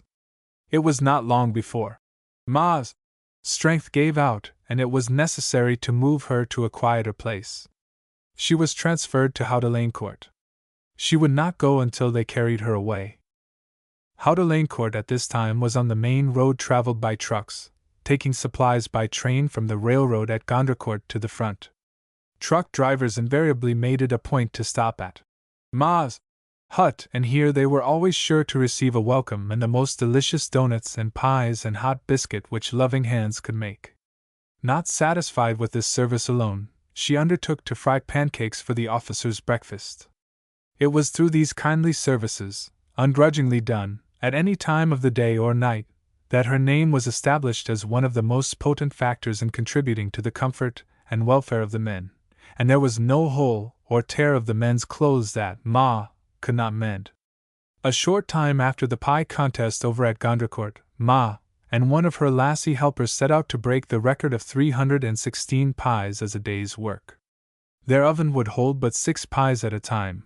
Their hut had but just been opened and all their equipment had not yet arrived, so they were short a rolling pin, which had to be carved from a broken wagon shaft with a jackknife before they could begin. But they achieved the baking of 324 pies between 6 a.m. and 6 p.m. that day. It is fair to state for the sake of the doubter, however, that the pie fillers, both pumpkin and apple, were all prepared and piping hot on the stove ready to be poured into the pastry as it was put into the oven, which, of course, helped a good deal. A sign was put out announcing that pie would be served at 7 o'clock, but the lines formed long before that. The pies were unusually large and cut into fifths, but even at that they were much larger pieces than are usually served at the ordinary restaurant. By 8:30 some men were falling in for a second helping, but Ma had been watching long a little company of men off to one side who hovered about yet never dropped into line themselves, and made up her mind that these were some of those who perhaps sent much of their money home and found it a long time between paydays. Casting her kindly eye comprehendingly toward these men, she mounted a chair and requested, "All of the men who have already had pie, please step out of the line. And all of those boys who want coffee and pie but have no money, step into line and get some, anyhow." She gave the boys one of her beautiful motherly smiles, and that made them feel they had all got home, and they hesitated no longer. Ma, however, was more deeply interested in her meetings than in mere pie. The Sunday before this contest over 500 soldiers had attended the evening meeting, and almost as many had been present at the morning service.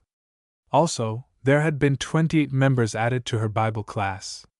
Though the hut was a large one, it had been crowded to its utmost capacity in the evening, with men packed into the open doorways and windows on either side, and 40 of the men who announced their determination to follow Christ that night could not get inside to come forward. More than a dozen gave personal testimony of what Christ had done for them. One notable testimony was as follows. "I used to be a hard guy, fellers," he said. "And maybe I had some good reasons when I used to say that nothing was ever going to scare me, but when we lay out there with a 6-hour barrage busting right in front of us and arrivals busting all around us, I did a whole lot of thinking. It seemed as though every shell had my number on it. And when we went over and ran square into their barrage, I'll admit I was scared yellow and was darned afraid I was going to show it. We were under a barrage for 10 hours. A shell buried me under about a foot of earth, and for the first time I can remember, while my bunkie was digging me out, I prayed to God. And I want to say that I believe he answered my prayer, and that is the only reason I came out uninjured. I promised if I got out I'd call for a new deal, and I want to say that I'm going to keep that promise." A boy who had been converted in one of the meetings a few nights before came into the hut and sought her out. He told her he was going over the top that night, and he had something he wanted to confess before he went. He had told a lie and he had felt terrible remorse about it ever since he was converted. He had treated his mother badly, and gone and enlisted, saying he was 18 when he was only 16. "No," said he with relief after he had told the story. "That's all clear. And say, if I'm killed, will you go through my pockets and find my testament and send it to Mother? And will you tell my mother all about it and tell her it is all right with me now? Tell Mother I went over the top a Christian. You'll know what to say to her to help her bear up." She promised, and the boy went away content. That night he was killed, and true to her promise, she went through his pockets when he was brought back, and found the little testament close over his heart, and in it a verse was marked for his mother. "The blood of Jesus Christ his Son cleanseth us from all sin." During the early days of the Salvation Army work in France, while the work was still under inspection as to its influence on the men, and one colonel had sent a captain around to the meetings to report upon them to him. Ma's was one of the meetings to which the captain came. She did not know that she was under suspicion, but that night she spoke on obedience and discipline, taking as her text, "Take heed to the law," and urging the men to obey both moral and military laws so that they might be better men and better soldiers. The captain reported on her sermon and said that he wished the regiment had a Salvation Army chaplain for every company. The hospital visitation work was started by Ma in the Paris hospitals while she was in that city for several months, regaining her strength after a physical breakdown at the front. She was idolized by the wounded. If she walked along any hospital passageway or through any ward, a crowd of men were sure to call her by name. They knew her as Ma, and frequently overworked nurses have called up the Paris Salvation Army headquarters asking if Ma could not find time to come down and sit with the dying boy who was calling for her. She observed their birthdays with books and other small presents, wrote to their mothers, wives, and sweethearts, and performed a multitude of invaluable, precious little services of love. For weeks after she left Paris, returning to the front, the wounded called for her. She is one of the outstanding figures of the Salvation Army's work with the American Expeditionary Forces in France. She is indelibly enshrined in the hearts of hundreds of American soldiers. A Salvation Army lassie bent over the bed of a wounded boy recently arrived in the Paris hospital from the front, and gave him an orange and a little sack of candy. "I know the Salvation Army," he said with a faint smile. "I knew I should find you here." She asked him his division, and he told her he belonged to one that had been cooperating with the French. "But how can that be?" she asked in surprise. "We have never worked with your division. How do you know about us?" "I only saw the Salvation Army once," he replied, "but I'll never forget it. It was when I came back to consciousness in the dressing station at Cheppy, and the first thing I saw was a Salvation Army girl bending over me washing the blood and dirt off my face with cold water. She looked like an angel, and she was that to me. She gave me a drink of cold lemonade when I was burning up with fever, and she lifted my head to pour it between my lips when I had not strength to move myself. No, I shall not forget." One bright young fellow with a bandaged eye turned a cheerful grin toward the Salvation Army visitor as she said with compassion, "Son, I'm sorry you've lost your eye." "Oh, that's nothing," was the gay reply. "I can see everything out of the other eye. I've got 7 holes in me, too, but believe me, I'm not going home for the loss of an eye and 7 holes. I'll get out yet and get into the fight." The Salvation Army officer and his wife who were stationed at Bondelas visited every man in the local hospital every day, sleeping every night in the open fields. As they are quite elderly, this was no little hardship, especially in rainy weather. 5 lassies stationed at Noyers-St. Martin were for several weeks forced by the nightly shelling and air raids to take their blankets out into the fields at night and sleep under the stars. One of these girls was called Sunshine because of her smile. On the eve of Decoration Day, a military colonel visited her in the hut. He seemed rather depressed, perhaps by the ceremonies of the day, and said that he had come to be cheered up. In parting, he said, "Little girl, you had better get out of town early tonight. I feel as though something is going to happen." Less than an hour later, while the girls were just preparing for the night in a field half a mile distant, an aerial bomb dropped by an aviator on the house in which he was billeted killed him and 2 other captains who were sitting with him at the time. He had been a great friend of the Salvation Army.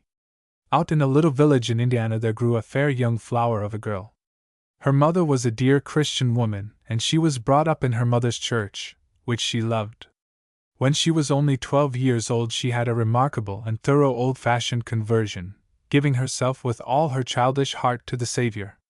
She feels that she had a kind of vision at that time of what the Lord wanted her to be, a call to do some special work for Christ out in the world, helping people who did not know Him, people who were sick and poor and sorrowful. She did not tell her vision to anyone. She did not even know that anywhere in the world were any people doing the kind of work she felt she would like to do, and God had called her to do. She was shy about it, and kept her thoughts much to herself. She loved her own church, and its services, but somehow that did not quite satisfy her. One day when she was about 14 years old the Salvation Army came to the town where she lived and opened work, holding its meetings in a large hall or armory. With her young companions she attended these meetings and was filled with a longing to be one of these earnest Christian workers. Her mother, accustomed to a quiet conventional church and its way of doing Christian work, was horrified, and in alarm sent her away to visit her uncle, who was a Baptist minister. The daughter, dutiful and sweet, went willingly away, although she had many a longing for these new friends of hers who seemed to her to have found the way of working for God that had been her own heart's desire for so long. Meantime her gay young brother, curious to know what had so stirred his bright sister, went to the Salvation Army meetings to find out, and was attracted himself. He went again and found Jesus Christ, and himself joined the Salvation Army. The mother in this case did not object, perhaps because she felt that a boy needed more safeguards than a girl, perhaps because the life of publicity would not trouble her so much in connection with her son as with her daughter. The daughter, after several months away from home, returned, only to find her longing to join the Salvation Army stronger. But quietly and sweetly she submitted to her mother's wish and remained at home for some years, like her master before her, who went down to his home in Nazareth and was subject to his father and mother, showing by her gentle submission and her lovely life that she really had the Spirit of God in her heart and was not merely led away by her enthusiasm for something new and strange. When she was 20 her mother withdrew her objections, and the daughter became a Salvationist, her mother coming to feel thoroughly in sympathy with her during the remaining years she lived. This is the story of one of the Salvation Army lassies who has been giving herself to the work in the huts over in France. She is still young and lovely, and there is something about her delicate features and slender grace that makes one think of a young saint. No wonder the soldiers almost worshipped her. No wonder these lassies were as safe over their 10 miles from any other woman or any other civilian alone among 10,000 soldiers, as if they had been in their own homes. They breathed the Spirit of God as they worked, as well as when they sang and prayed. To such a girl a man may open his heart and find true help and strength. It was no uncommon thing for our boys who were so afraid of anything like religion or anything personal over here, to talk to these lassies about their souls, to ask them what certain verses in the Bible meant, and to kneel with them in some quiet corner behind the chocolate boxes and be prayed with, yes, and pray. It is because these girls have let the Christ into their lives so completely that He lives and speaks through them, and the boys cannot help but recognize it. Not every boy who was in a Salvation Hut meeting has given himself to Christ, of course, but every one of them recognizes this wonderful something in these girls. Ask them. They will tell you, "She is the real thing." They won't tell you more than that, perhaps, unless they have really grown in the Christian life, but they mean that they have recognized in her spirit a likeness to the Spirit of Christ. Now and then, of course, there was a thick-headed one who took some minutes to recognize holiness. Such would enter a hut with an oath upon his lips, or an unclean story, and straightway all the men who were sitting at the tables writing or standing about the room would come to attention with one of those little noisy silences that mean so much, pencils would click down on the table like a challenge, and the newcomer would look up to find the cold glances of his fellows upon him. The boys who frequented the huts broke the habit of swearing and telling unclean stories, and officers began to realize that their men were better in their work because of this holy influence that was being thrown about them. One officer said his men worked better, and kept their engines oiled up so they wouldn't be delayed on the road, that they might get back to the hut early in the evening. The picture of a girl stirring chocolate kept the light of hope going in the heart of many a homesick lad. One ignorant and exceedingly fresh youth once walked boldly into a hut, it is said, and jauntily addressed the lassie behind the counter as "Dearie." The sweet blue eyes of the lassie grew suddenly cold with aloofness, and she looked up at the newcomer without her usual smile, saying distinctly, "What did you say?" The soldier stared, and grew red and unhappy. "Oh, I beg your pardon," he said, and got himself out of the way as soon as possible. These lassies needed no chaperone.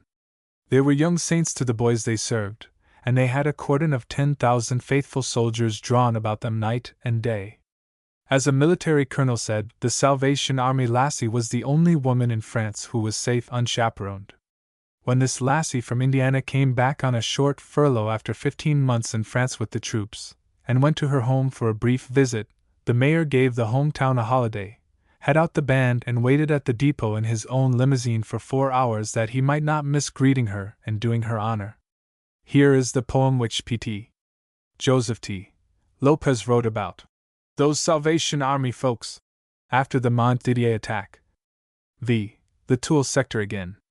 When the German offensive was definitely checked in the Montdidier sector, the 1st Division was transferred back to the Toul sector, and the Salvation Army moved with it. They had in the meantime maintained all the huts which had been established originally, and with the return of the 1st Division, they established additional huts between Font and Nancy. When the St. Mihiel drive came off, they followed the advancing troops, establishing huts in the devastated villages, keeping in as close contact with the extreme front as was possible, serving the troops day and night, always aiming to be at the point where the need was the greatest, and where they could be of the greatest service. The first Americans to pay the supreme sacrifice in the cause of liberty were buried in the Toul sector. As it drew near to Decoration Day, there came a message from over the sea from the commander to her faithful band of workers, saying that she was sending American flags, one for every American soldier's grave, and that she wanted the graves cared for and decorated, and at all the various locations of Salvation Army workers they prepared to do her bidding. The day before the 30th of May they took time from their other duties to clear away the mud, dead grass and fallen leaves from the graves, and heap up the mounds where they had been washed flat by the rains, making each one smooth, regular, and tidy. At the head of each grave was a simple wooden cross bearing the name of the soldier who lay there, his rank, his regiment, and the date of his death. Into the back of each cross they drove a staple for a flag, and they swept and garnished the place as best they could.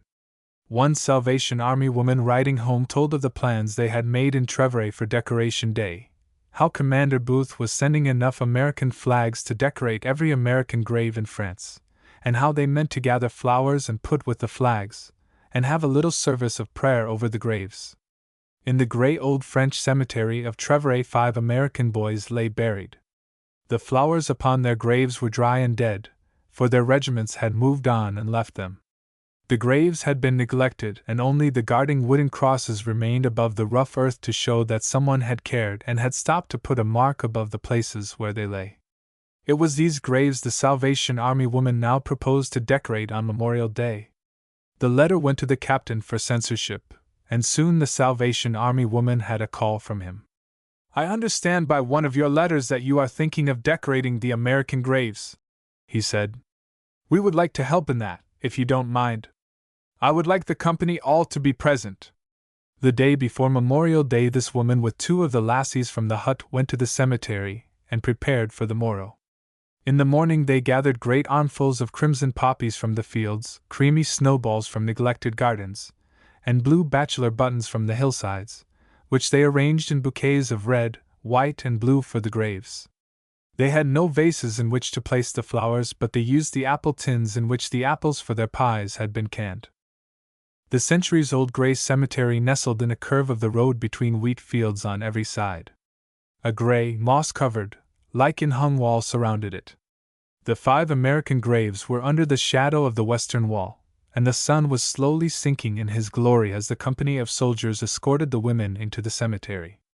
They passed between the ponderous old gray stones, and beaded wreaths of the French graves, and the officers and men lined up facing the 5 graves. The women placed the tricolored flowers in the cans prepared for them, and planted the flags beside them. Then the elder woman, who had sons of her own, stepped out and saluted the military commanding officer. "Colonel," said she, "with your permission we would like to follow our custom and offer a prayer for the bereaved." Instantly permission was given and every head was uncovered as the Salvationist poured out her heart in prayer to the everlasting Father, commending the dead into his tender keeping, and pleading for the sorrow-stricken friends across the sea, until the soldiers' tears fell. Unchecked as they stood with rifles stiffly in front of them listening to the quiet voice of the woman as she prayed, God seemed himself to come down, and the living boys standing over their 5 dead comrades could not help but be enfolded in his love, and feel the sense of his presence. They knew that they, too, might soon be sleeping even as these at their feet. It seemed but a step to the other life. When the prayer was finished, a firing squad fired 5 volleys over the graves, and then the bugler played the taps and the little service was over. The lassies lingered to take pictures of the graves, and that night they wrote letters describing the ceremony, to be sent with the photographs to the War Department at Washington with the request that they be forwarded to the nearest relatives of the 5 men buried at Trevere. There were exercises at Menelater, and here they had built a simple platform in the center of the ground and erected a flagpole at one corner. When the morning came, 2 regimental bands took up their positions in opposite corners of the cemetery and began to play. The French populace had turned out en masse. They took up their stand just outside the little cemetery. Next to them the soldiers were lined up, then the Red Cross, then the YMCA beyond. A little hill rose sloping gently to the sky line, and over it a mile away was the German front, with the shells coming over all the time. It was an impressive scene as all stood with bared heads just outside the little enclosure where 81 wooden crosses marked the going of as many brave spirits, who had walked so blithely into the crisis and given their young lives. Some French officers had brought a large, beautiful wreath to do honor to the American heroes, and this was placed at the foot of the great central flagpole. The bands played, and they all sang. It was announced that but for the thoughtfulness and kindness of Commander Evangeline Booth in sending over flags, those graves would have gone undecorated that day. The commanding general then came to the front, and behind him walked the Salvation Army lassies bearing the flags in their arms. Down the long row of graves he passed. He would take a flag from one of the girls, slip it in the staple back of the cross, stand a moment at salute, then pass on to the next.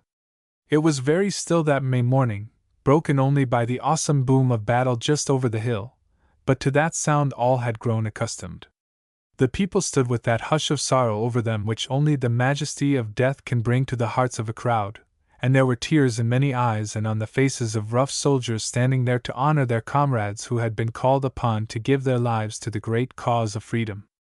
A little breeze was blowing, and into the solemn stillness there stole a new sound, the silken ripple of the flags as one by one they were set fluttering from the crosses, like a soft, growing, triumphant chorus of those to come whose lives were to be made safe because these had died. As if the flag would waft back to the homeland, and the stricken mothers and fathers, sisters and sweethearts, some idea of the greatness of the cause in which they died to comfort them in their sorrow. Out through each line the general passed, placing the flags and solemnly saluting, till 80 graves had been decorated and there was only one left. But there was no flag for the 81st grave. Somehow, although they thought they had brought several more than were needed, they were one short. But the general stood and saluted the grave as he had the others, and later the flag was brought and put in place, so that every American grave in the Toul sector that day had its flag fluttering from its cross. Then the general and the soldiers saluted the large flag. It was an impressive moment, with the deep thunder of the guns just over the hill reminding of more battle and more lives to be laid down. The general then addressed the soldiers, and facing toward the west and pointing he said, "Out there in that direction is Washington and the President, and all the people of the United States, who are looking to you to set the world free from tyranny. Over there are the mothers who have bade you goodbye with tears and sent you forth, and are waiting at home and praying for you, trusting in you. Out there are the fathers and the sisters and the sweethearts you have left behind, all depending on you to do your best for the right. Now, said he in a clear, ringing voice, turn and salute America! And they all turned and saluted toward the west, while the band played softly, My country, 'tis of thee! It was a wonderful, beautiful, solemn sight, every man standing and saluting while the flags fluttered softly on the breeze. Behind the little French Catholic church in the village of Bonvilliers there was quite a large field which had been turned over to the Americans for a cemetery. The military major had caused an arch to be made over the gateway inscribed with the words, National Cemetery of the American Expeditionary Forces. There were over 200 graves inside the cemetery. National Cemetery of the American Expeditionary Forces. On Decoration Day, the regimental band led a parade through the village streets to the graveyard, the French women in black and little French children, with wreaths made of wonderful beaded flowers cunningly constructed from beads strung on fine wires, marching in the parade. Arrived at the cemetery, they all stood drawn up in line while the military major gave a beautiful address, first in French and then in English.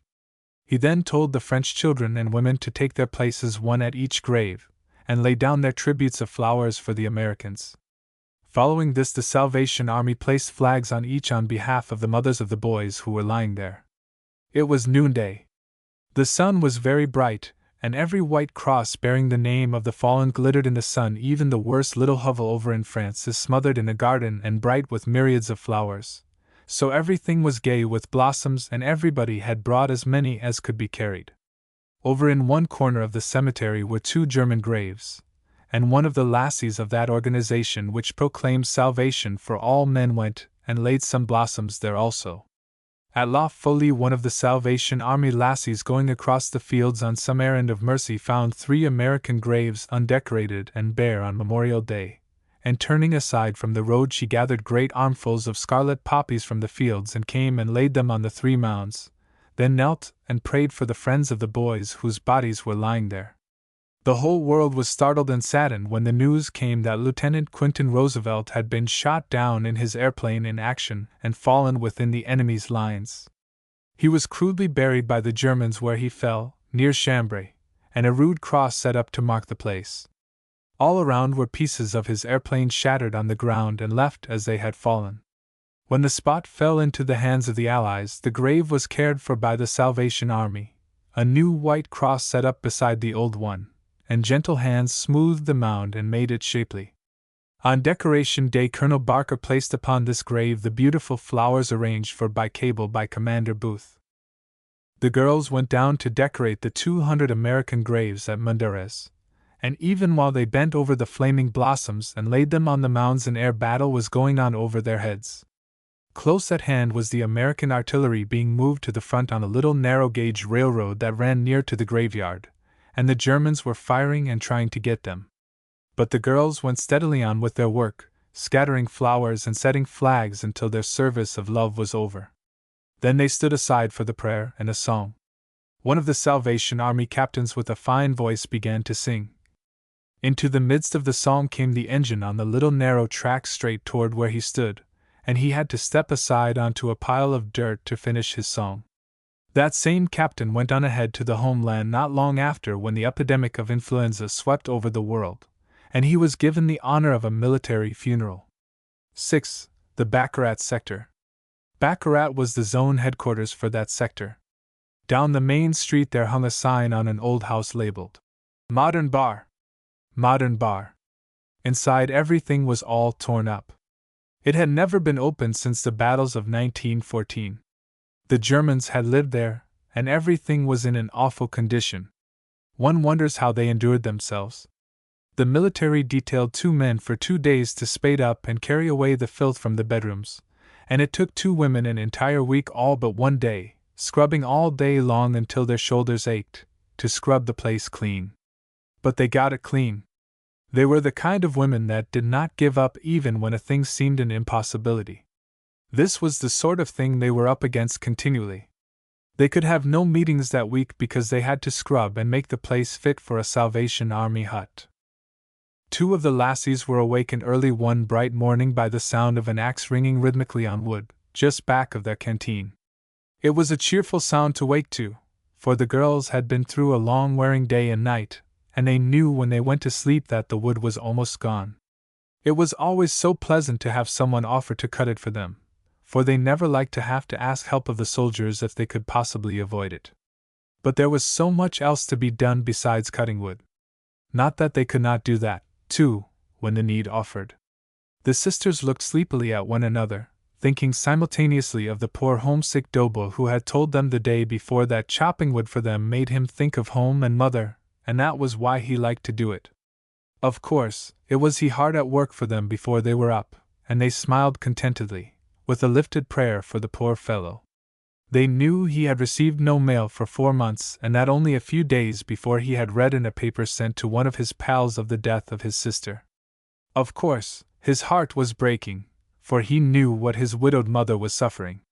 They knew that his salvation from homesickness just now lay in giving him something to do, so they lingered a little just to give him the chance, and planned how they would let him help with the doughnuts, and fix the benches, later, when the wood was cut.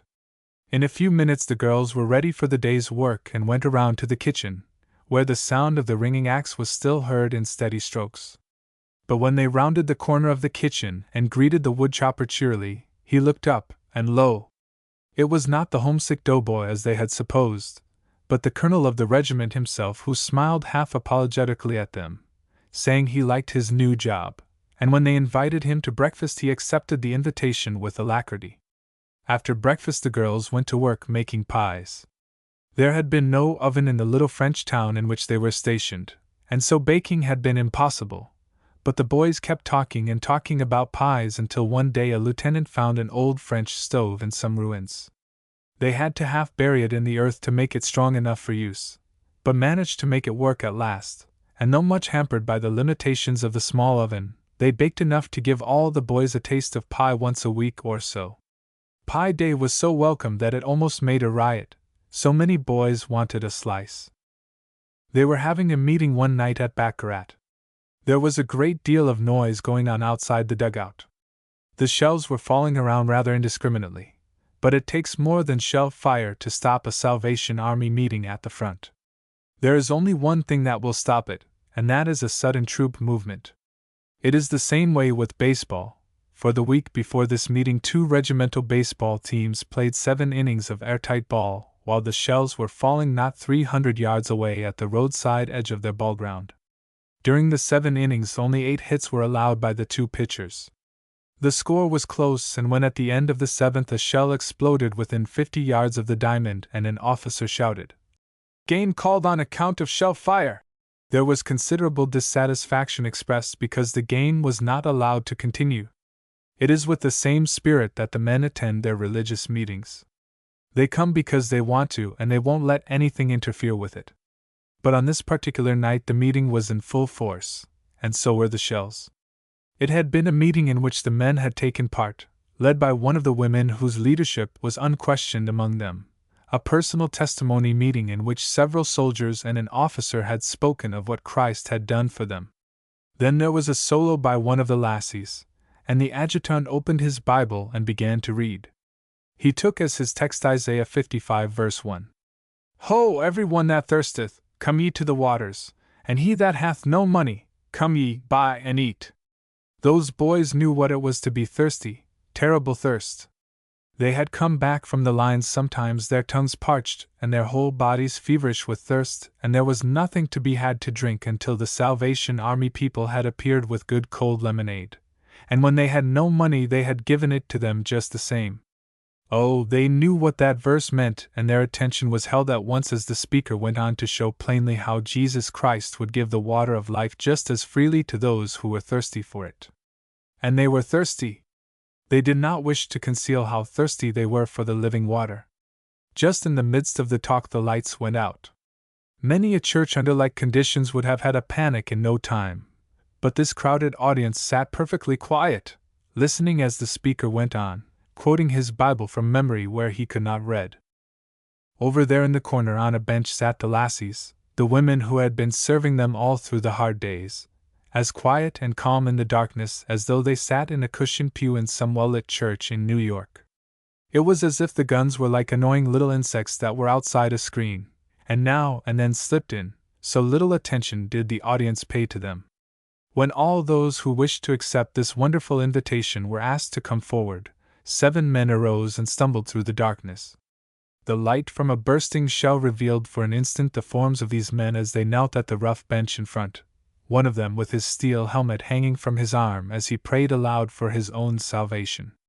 No one who was in that meeting that night could doubt but that Jesus Christ himself was there, and that those men all felt his presence. In Bertrichamps the Salvation Army was given a large glass factory for a canteen. It made a beautiful place, and there was room to take care of 800 men at a time. This building was also used by the Y.M.C.A., as well as the Jews and the Catholics for their services, there being no other suitable place in town. But everybody worked together, and got along harmoniously. Here there were some wonderful meetings, and it was great to hear the boys singing, "When the roll is called up yonder, I'll be there." Perhaps if some of the half-hearted Christians at home could have caught the echo of that song sung with such earnestness by those boyish voices, they would have had a revelation. It seemed as if the earth film were more than half torn away from their young, wise eyes over there, and they found that earthly standards and earthly false whisperings did not fit. They felt the spirit of the hour, they felt the spirit of the place, and of the people who were serving them patiently day by day, who didn't have to stay there and work, who might have kept in back of the lines and worked and sent things up now and then, but who chose to stay close with them and share their hardships. They felt that something more than just love to their fellow men had instigated such unselfishness. They knew it was something they needed to help them through what was before them. They reached hungrily after the Christ, and they found him. Then they testified in the meetings. Often as many as 12 or more before an audience of 500 would get up and tell what Jesus had become to them. In one meeting in this glass factory 200 soldiers pledged to serve the Lord, to read their Bibles, and to pray. There were in this place some Christian boys who came from families where they had been accustomed to family worship, and who now that they were far away from it, looked back with longing to the days when it had been a part of every day. Things looked different over there with the sound of battle close at hand, and customs that had been a part of everyday life at home became very dear, perhaps dearer than they had ever seen before. They found out that the Salvation Army people had prayers every night after they closed the canteen at 9:30 and went to their rooms in a house not far away, and so they begged that they might share the worship with them. So every night they took home 15 or 20 men to the living room of the house where they stayed, just as many as they could crowd in, and there they would have a little Bible reading and prayer together. The Father only knows how many souls were strengthened and how many feet kept from falling because of those brief moments of worship with these faithful men and women of God. "Oh, if you only knew what it means to us," one of the men tried to tell them one day. Sometimes men who said they hadn't prayed nor read their Bibles for years would be found in little groups, openly reading a testament to each other. When the girls opened their shutters in the morning, they could look out over the spot in no man's land which was the scene of such frightful German atrocities in 1914. Our field artillery, stationed in the woods, sent over to the Salvation Army to know if they wouldn't come over and cook something for them. They were starving for some home cooking. So 2 of the women put on their steel helmets and their gas masks, for the Boche planes were flying everywhere, and went over across no man's land to see if there was a place where they could open up a hut. They were walking along quietly, talking, and had not noticed the German plane that approached. They were so accustomed to seeing them by 2s and 3s that a single one did not attract their attention. Suddenly, almost over their heads, the Boche dropped a shell, trying to get them. But it was a dud and did not explode. 2 American soldiers came tearing over, crying, "Girls! Are you hurt?" "Oh, no," said one of them brightly. "The Lord wouldn't let that fellow get us." The soldiers used strong language as they looked after the fast-vanishing plane, but then they glanced back at the women again with something unspoken in their eyes. They believed, those boys, they really did, that God protected those women, and they used to beg them to remain with their regiment when they were going near the front, because they wanted their prayers as a protection. Some of the regiments openly said they thought those girls' prayers had saved their lives. That Boche plane, however, had not far to go. Before it reached Baccarat, the Americans trained their guns on it and brought it down in flames. The house occupied by the Salvation Army girls as a billet had a sad story connected with it. When the Germans had come, the father was soon killed and 4 German officers had taken possession of the place for their headquarters. They also took possession of the 2 little girls of the family, 9 and 14 years of age, to wait upon them. And the first command that was given these children was that they should wait upon the men nude.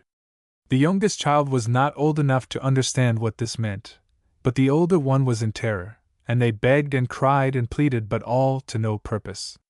The officer was inexorable. He told them that if they did not obey, they would be shot. The poor old grandfather and grandmother, too feeble to do anything, and powerless, of course, to aid, could only endure in agony. The grandmother, telling the Salvation Army women the story afterward, pointed with trembling fingers and streaming eyes to the 2 little graves in the yard and said, "Oh, it would have been so much better if he had shot them. They lie out there as the result of their infamous and inhuman treatment." Some most amusing incidents came to the knowledge of the Salvation Army workers. An old Frenchwoman, over 80 years of age, lived in one of the stricken villages on the Vosges front. Her home had been several times struck by shells and was frequently the target for enemy bombing squadrons. All through the war she refused to leave the home in which she had lived from earliest childhood. "It is not the guns, nor the bombs which can frighten me," she told the Salvation Army lassie who was billeted with her for a time, "but I am very much afraid of the submarines." The village was several hundred miles inland. The activity was all at night, for no one dared be seen about in the daytime.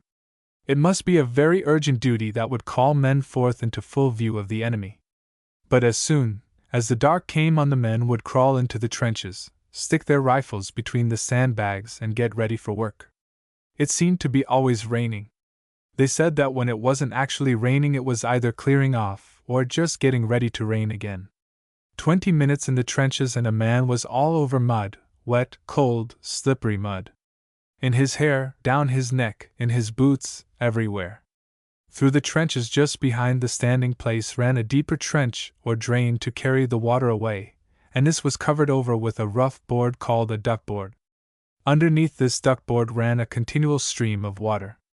A man would go along the trench in a hurry, make a misstep on one end of the duckboard, and down he would go in mud and freezing water to the waist.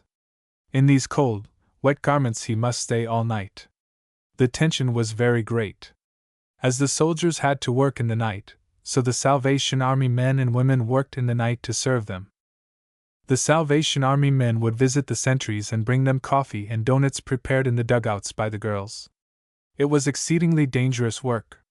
They would crawl through the connecting trenches, which were not more than 3 feet deep, and one must stoop to be safe, and get to the front-line trenches with their cans of coffee. They would touch a fellow on the shoulder, fill his mug with coffee, and slip him some donuts. At such times the things were always given, not sold. They did not dare even to whisper, for the enemy listening posts were close at hand and the slightest breath might give away their position. The sermon would be a pat of encouragement on a man's shoulder, then pass on to the next. One morning at 3 o'clock a Salvationist carried a second supply of hot coffee to the battery positions. One gunner with tense, strained face eyed his full coffee mug with satisfaction and said with a sigh, "Good! That is all I wanted. I can keep going until morning now." When the men were lined up for a raid, there would be a prayer meeting in the dugout, 30 inside and as many as could crowded around the door. Just a prayer and singing. Then the boys would go to the girls and leave their little trinkets or letters and say, "I'm going over the top, sister. If I don't come back, if I'm kicked off, you tell mother. You will know what to say to her to help her bear up." 3/4 of an hour later what was left of them would return and the girls would be ready with hot coffee and donuts. It was heartbreaking, back-aching, wonderful work, work fit for angels to do, and these girls did it with all their souls. "Aren't you tired? Aren't you afraid?" asked someone of a lassie who had been working hard for 40 consecutive hours, aiding the doctors and caring for the wounded, and in a lull had found time to mix up and fry a batch of doughnuts in a corner from which the roof had been completely blown by shells. "Oh no! It's great!" she replied eagerly. "I'm the luckiest girl in the world." By this time the Salvation Army had acquired many great 3-ton trucks, and the drivers of those risked their lives daily to carry supplies to the dugouts and huts that were taking care of the men at the front. There were signs all over everywhere. "Attention! The enemy sees you!" Trucks were not allowed to go in daytime except in case of great emergency. Sometimes in urgent cases day passes would be given with the order, "If you have to go, go like the devil." Attention! The enemy sees you. The enemy always had the range on the road where the trucks had to pass, and especially in exposed places and on crossroads a man had no chance if he paused. Once he had been sighted by the enemy he was done for. A man driving on a hasty errand once dropped his crank and stopped his truck to pick it up. Even as he stooped to take it, a shell struck his truck and smashed it to bits. Most of the traveling had to be done at night. Silently, without a light over roads as dark as pitch, where the only possible guide was the faint line above where the trees parted and showed the sky, over rough, muddy roads, filled with shell holes, the trucks went nightly. Just fall in line, keep to the right, and whistle softly when something got in the way. No klaxon horns could be used, for that was the gas alarm. A man could not even wear a radio light watch on his wrist or a driver smoke a cigarette. One very dark night a truck came through with a man sitting away out on the radiator watching the road and telling the driver where to go. The only light would be from shells exploding or occasional signal lights for a moment. To get supplies from where they were to where they were needed was an urgent necessity which often arose with but momentary warning, frequently with no warning at all. The American front was a matter not of miles, but of hundreds of miles, and the call for supplies might come from any point along that front. Sometimes the call meant the immediate shipment of tons of blankets, oranges, lemons, sugar, flour for doughnuts, lard, chocolate, and other materials, to a point 200 miles distant. At times a railroad may supply a part of the route, but always there is a long, dangerous truck haul, and usually the entire route must be covered by truck. During the winter there were many thrills added to the already strenuous task of the Salvation Army truck drivers. One of them, driving late at night in a snowstorm, mistook a river for the road for which he was searching, and turned from the real road to the snow-covered surface of the river, which he followed for some little distance before discovering his mistake. Fortunately, the ice was solid and the truck unloaded an unusual combination. Another missed the road and drove into a field, where his wheels bogged down. His fellow traveler, driving a Ford, went for help, leaving him with his truck, for if it had been left unguarded it would have soon been stripped of every movable part by passing truck drivers. Here he remained for almost 48 hours, during which time there was considerable shelling. A Catholic chaplain told the Salvation Army staff captain that he thought the reason the Salvation Army was so popular with his men was because the Salvation Army kept its promises to the men.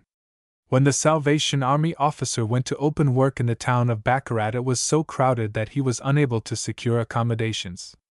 He was having dinner in the cafe, but could get no bread because he had no bread tickets. The local K.of.C. man, observing his difficulty, supplied tickets, and finding that he had no place to sleep, offered to share his own meager accommodations. For several nights he shared his bed with him, and the Salvation Army officer was greatly assisted by him in many ways. The Salvation Army is popular not alone among the soldiers. While the offensive was on in Argonne and north of Verdun, those who were in the huts in the old training area, which were then used as rest buildings, decided to do something for the boys, and on one occasion they fried 14,000 doughnuts and took them to the boys at the front. They traveled in the trucks, and distributed the doughnuts to the boys as they came from the trenches and sent others into the trenches. By the time they were through, the day was far spent, and it was necessary for them to find some place to stay overnight. Verdun was the only large city anywhere near, but it had either been largely destroyed or the civil population had long since abandoned it, and there was no place available. Underneath the trenches, however, there had been constructed in ancient times underground passages. There are 50 miles of these underground galleries honeycombed beneath the city, sufficiently large to shelter the entire population. There are cross-sections of galleries, between the longer passageways, and winding stairways here and there. Air is supplied by a system of pumps. There are theaters and a church, also. The army protecting Verdun had occupied these underground passages. When the officer commanding the French troops learned that the Salvation Army girls were obliged to stay overnight, he arranged for their accommodation in the underground passage, and here they rested in perfect security with such comforts as cots and blankets could ensure. It was said that they were the only women ever permitted to remain in these underground passages. 7. The Château-Thierry-Soissons Drive.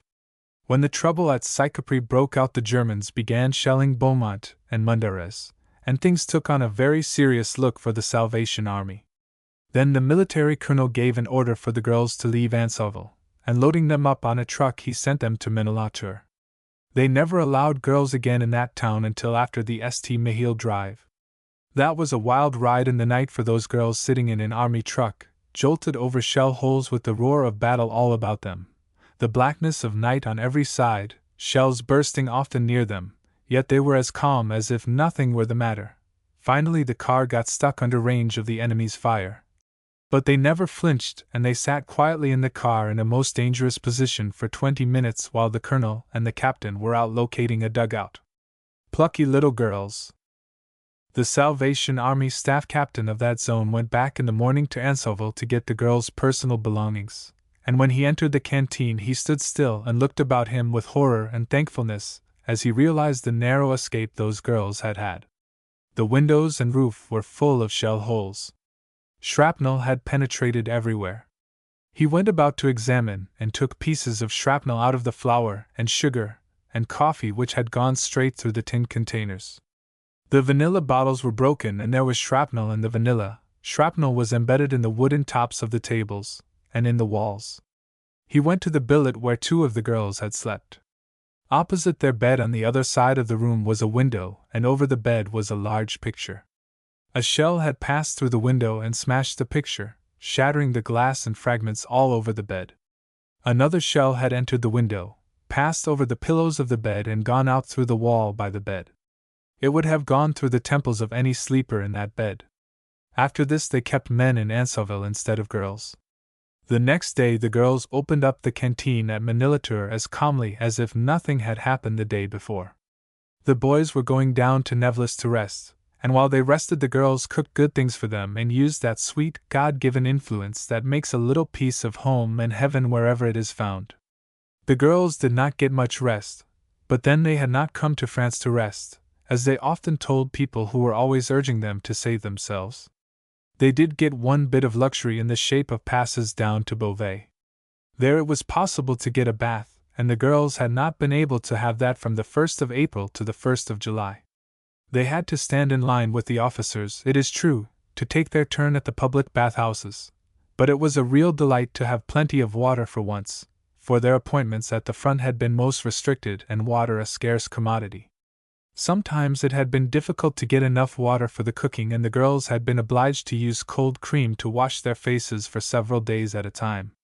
Of course, it was an impossibility for them to do any laundry work for themselves, as there was neither time nor place nor facilities. Their laundry was always carried by courier to some nearby city and brought back to them in a few days. The zone major had supper with the colonel, who told him that none of the organizations would be allowed on the drive. The zone major asked if they might be allowed to go as far as Crépy. The colonel, much excited, said, "Man, don't you know that town is being shelled every night?" The next morning a party of 16 Salvation Army men and women started out in the truck for Crépy. It was a beautiful day, and they rode all day long. At nightfall they reached the village of Crépy, where they were welcomed eagerly. The zone major had to leave and go back and wanted them all to stay there, but they were unwilling to do so because their own outfit was going over the top that night, and they wanted to be with them before they left. They started from Crépy about 5 o'clock and got lost in the woods, but finally, after wandering about for some hours, landed in Roy St. Nicholas, where was the outfit to which one of the girls belonged. The Salvation Army boys had just pulled in with another truck and were getting ready for the night, for they always slept in their trucks. The girls decided to sit down in the road until the billeting officer arrived, but time passed and no billeting officer came. They were growing very weary, so they got into the colonel's car, which stood at the roadside, and went to sleep. A little later the billeting officer appeared with many apologies and offered to take them to the billet that had been set aside for them. They took their rolls of blankets, and climbed sleepily out of the car, following him 2 blocks down the street to an old building. But when they reached there they found that some French officers had taken possession and were fast asleep, so they went back to the car and slept till morning. At daylight they went down to a brook to wash but found that the soldiers were there ahead of them, and they had to go back and be content with freshening up with cold cream. Thus did these lassies, accustomed to daintiness in their daily lives, accommodate themselves to the necessities of war, as easily and cheerfully as the soldier boys themselves. That day the rest of the outfits arrived, and they all pulled into Mortefontaine. Mortefontaine was well named because there was no water in the town fit to use. The girls felt they were needed nearer the front, so they went to Major Peabody and asked permission. "I should say not," he replied vigorously with yet a twinkle of admiration for the brave lassies. "But you can take anything you want in this town." So the girls went out and found an old building. It was very dirty, but they went cheerfully to work, cleaned it up, and started their canteen. There was a hospital in the town. They knew that by the many ambulances that were continually going back and forth, so they offered their services to the doctors, which were eagerly accepted. After that they took turns staying in the canteen and going to the hospital. The hospital was fearfully crowded, though it was in no measure the fault of the hospital authorities, for they were doing their best, working with all their might. But it had not been expected that there would be so many wounded at this point, and they had not adequate accommodations. Many of the wounded boys were lying on the ground in the sun, covered with blood and flies, and parched with thirst and fever. There were not enough ambulances to carry them further back to the base hospitals. The girls stretched pieces of canvas over the heads of the poor boys to keep off the sun. They got water and washed away the blood, and they sent one of their indefatigable truck drivers after some water to make lemonade. The little adjutant twinkled his nice brown eyes and set his firm merry lips when they told him to get the water, in that place of no water, but he took his little Ford car and whirled away without a word, and presently he returned with a barrel of ice-cold water from a spring he had found 2 miles away. How the girls rejoiced that it was ice-cold! And then they started making lemonade. They had known that the adjutant would find water somewhere. He was the man the Dobes called one game little guy, because he was so fearless in going into no man's land after the wounded, so indefatigable in accomplishing his purpose against all odds, so forgetful of self. They had but 1 crate of lemons, 1 crate of oranges, and 1 bag of sugar when they began making lemonade, but before they needed more it arrived just on the minute. It was almost like a miracle, for a whole car load of oranges and lemons had been shipped to Beauvais and arrived a day too late, after the troops had gone. They were of no use there, so the zone major had them shipped at once to the railhead at Crépy, and got a special permit to go over with trucks and take them up to Mortefontaine. The Salvation Army never does things by halves. Colonel Barker sent to Paris to get some mosquito netting to keep the flies off those soldiers, and failing to find any in the whole city he bought $10,000 worth of white net, such as is used for ladies' collars and dresses, 10,000 yards at $1 a yard, and sent it down to the hospital where it was used over the wounded men, sometimes over a wounded arm or leg or head, sometimes over a whole man, sometimes stretched as netting in the windows. And no $10,000 was ever better spent, for the flies occasioned indescribable suffering as well as the peril of infection. Wonderful relief and comfort all these things brought to those poor boys lying there in agony and fever. How delicious were the cooling drinks to their parched lips! The doctors afterward said that it was the cool drinks those girls gave to the men that saved many a life that day. There were some poor fellows hurt in the abdomen who were not allowed to drink even a drop and who begged for it so piteously. For these the girls did all in their power. They bathed their faces and hands, and dipping gauze in lemonade they moistened their lips with it. The other day, after the war was over and a ship came sailing into New York harbor, One of these same fellows standing on the deck looked down at the wharf and saw one of these same girls standing there to welcome him. As soon as he was free to leave the ship, he rushed down to find her, and gripping her hand eagerly, he cried out so all around could hear, "You saved my life that day. Oh, but I'm glad to see you. The doctor said it was that cold lemonade you gave me that kept me from dying of fever." In one base hospital lay a boy wounded at Chateau-Thierry. Of course, when wounded, he lost all his possessions, including a testament which he very much treasured. The Salvation Army supplied him with another, but it did not comfort him as the old one had done. He said that it could never be the same as the one he had carried for so long. He worried so much about his testament that one of the lassies finally attempted to recover it, and, after much trouble, succeeded through the Bureau of Effects. The little book, which the soldier had always carried with him, was blood-soaked and mud-stained, but it was an unmistakable aid in the lad's recovery. But the honor of those days in Mortefontaine was not all due to the Salvation Army lassies. The Salvation Army truck drivers were real heroes. They came with their ambulances and their trucks, and they carried the poor wounded fellows back to the base hospitals. The hospitals were full everywhere near there, and sometimes they would go from one to another and have to drive miles, and even go from one town to another to find a place where there was room to receive the men they carried. Then back they would come for another load. They worked thus for 3 days and 5 nights steadily, before they slept, and some of them stripped to the waist and bared their breasts to the sharp night wind so that the cold air would keep them awake to the task of driving their cars through the black night with its precious load of human lives. They had no opportunity for rest of any kind, no chance to shave or wash or sleep, and they were a haggard and worn-looking set of men when it was over. While all this was going on, the zone major kept out of sight of the colonel, who had told him he couldn't go out on that drive. But 2 days later he saw his familiar car coming down the road, and the colonel seemed greatly agitated. He was shaking his fist in front of him. The zone major pondered whether he would not better drive right on without stopping to talk, but he reflected that he would have to take his punishment some time, and he might as well get it over with, so when the colonel's car drew near he stopped. The colonel got out and the zone major got out, and it was apparent that the colonel was very angry. He forgot entirely that the zone major was a Salvationist, and he swore roundly. "I'm out with you for life," declared the colonel angrily.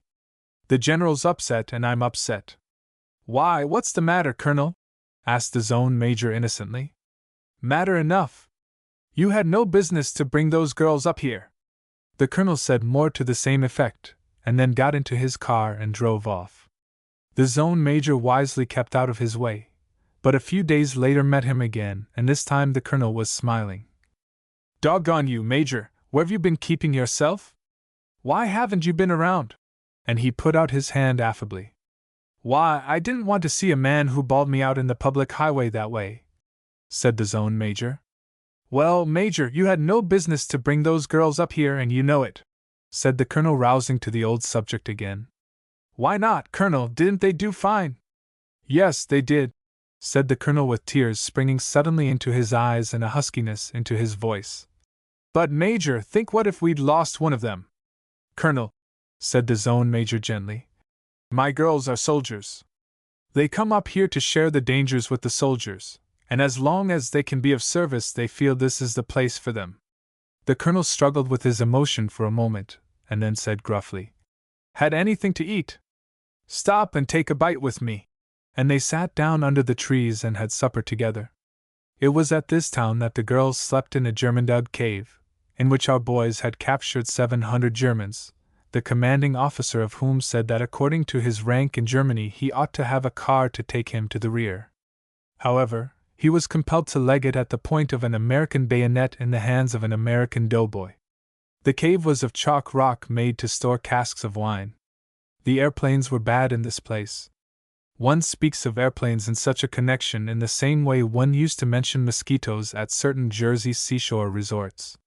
But they were particularly bad at Mortefontaine, and Major Peabody ordered the canteen to be moved out of the village to the cave. More Salvation Army girls came to look after the canteen, leaving the first girls free for longer hours at the hospital. One beautiful moonlight night, the girls had just started out from the hospital to go to their cave when they heard a German airplane, the irregular chug of its engine distinguishing it unmistakably from the smooth whir of the Allies' planes. The girls looked up, and almost over their heads was an enemy plane, so low that they could see the insignia on his machine, and see the man in the car. He seemed to be looking down at them. In sudden panic they fled to a nearby tree, and hid close under its branches. Standing there they saw the enemy make a low dip over the hospital tents, drop a bomb in the kitchen end just where they had been working 5 minutes before, and slide up again through the silvery air, curve away and dive down once more. The scene was bright as day, for the moon was full and very clear that night, and the roads stretched out in every direction like white ribbons. 1 block away the girls could see a regiment of Scotch soldiers, the famous Highland regiment called the Ladies from Hell, marching up to the front that night, and singing bravely as they marched, their skirling Scotch songs accompanied by a bagpipe. And even as they listened with bated breath and straining eyes, the airplane dipped and dropped another bomb right into the midst of the brave men, killing 30 of them, and slid up and away before it could be stopped. These were the scenes to which they grew daily accustomed as they plied their angel mission, and daily saw themselves preserved as by a miracle from constant peril. We had about 8 or 10 German prisoners here, who were employed as litter-bearers, and very good workers they were, tickled to death to be there instead of over on their own side fighting. Most of the prisoners, except some of the German officers, seemed glad to be taken. These German prisoners were sitting in a row on the ground outside the hospital one day when the Salvation Army girls and men were picking over a crate of oranges. The Germans sat watching them with longing eyes. "Let's give them each one," proposed one of the girls. "No! Give them a punch in the nose," said the boys. The girls said nothing more and went on working. Presently they stepped away for a few minutes, and when they came back the Germans sat there contentedly eating oranges. Questioningly the girls looked at their male co-workers and with lifted brows asked, "What does this mean?" "Ah, well! The poor sneaks looked so longingly," said one of the boys, grinning sheepishly. There in the hospital the girls came into contact with the splendid spirit of the American soldier boys. "Don't help me, help that fellow over there who is suffering," was heard over and over again when they went to bring comfort to some wounded boy. When the supplies in the canteen would run out, and the last donut would be handed with the words, "That's the last," the boy to whom it was given would say, "Don't give it to me, give it to Harry. I don't want it." It was during that drive, and there was a farewell meeting at one of the Salvation Army huts that night for the boys who were going up to the trenches. It was a beautiful and touching meeting, as always on such occasions. Starting with singing whatever the boys picked out, it dropped quickly into the old hymns that the boys loved, and then to a simple earnest prayer, setting forth the desperate case of those who were going out to fight, and appealing to the everlasting Savior for forgiveness and refuge. They lingered long about the fair young girl who was leading them, listening to her earnest, plain words of instruction how to turn to the Savior of the world in their need, how to repent of their sins and take Christ for their Savior and Sanctifier. No man who was in that meeting would dare plead ignorance of the way to be saved. Many signified their desire to give their lives into the keeping of Christ before they went to the front. The meeting broke up reluctantly and the men drifted out and away, expecting soon to be called to go. But something happened that they did not go that night. Meantime, a company had just returned from the front, weary, hungry, worn and bleeding, with their nerves unstrung, and their spirits desperate from the tumult and horror of the hours they had just passed in battle. They needed cheering and soothing back to normal. The girls were preparing to do this with a bright, cheery entertainment, when a deputation of boys from the night before returned. There was a wistful gleam in the eyes of the young Jew who was spokesman for the group as he approached the lassie who had led the meeting. "Say, Cap, you see we didn't go up." "I see." She smiled happily. "Say, Cap, won't you have another farewell meeting tonight?" he asked with an appealing glance in his dark eyes. "Son, we've arranged something else just now for the fellows who are coming back," she said gently, for she hated to refuse such a request. "Oh, say, Cap, you can have that later, can't you? We want another meeting now." There was something so pleading in his voice and eyes, so hungry in the look of the waiting group, that the young captain could not deny him. She looked at him hesitatingly and then said, "All right. Go out and tell the boys." He hurried out, and soon the company came crowding in. That hour the very Lord came down, and communed with them as they sang and knelt to pray, and not a heart but was melted and tender as they went out when it was over in the solemn darkness of the early morning. A little later the order came and they went over. It was a sharp, fierce fight, and the young Jew was mortally wounded. Some comrades found him as he lay white and helpless on the ground, and bending over saw that he had not long to stay. They tried to lift him and bear him back, but he would not let them. He knew it was useless. They asked him if he had any message. He nodded. Yes, he wanted to send a message to the Salvation Army girls. It was this: "Tell the girls I've gone west, for I will be by the time you tell them, and tell them it's all right, for at that second meeting I accepted Christ and I die resting on the same Savior that is theirs." One of our wonderful boys out on the drive had his hand blown off and didn't realize it. His chum tried to drag him back and told him his hand was gone. "That's nothing," he cried. "Tie it up." But they forced him back lest he would bleed to death. In the hospital they told him that now he might go home. "Go home!" he cried. "Go home for the loss of a left hand. I'm not left-handed. Maybe I can't carry a gun, but I can throw hand grenades." He went to the major, and the major said also that he must go home. The boy looked him straight in the eye. "Excuse me, Major, saying I won't. But I won't let go your coat till you say I can stay." And finally the major had to give in and let him stay. He could not resist such pleading.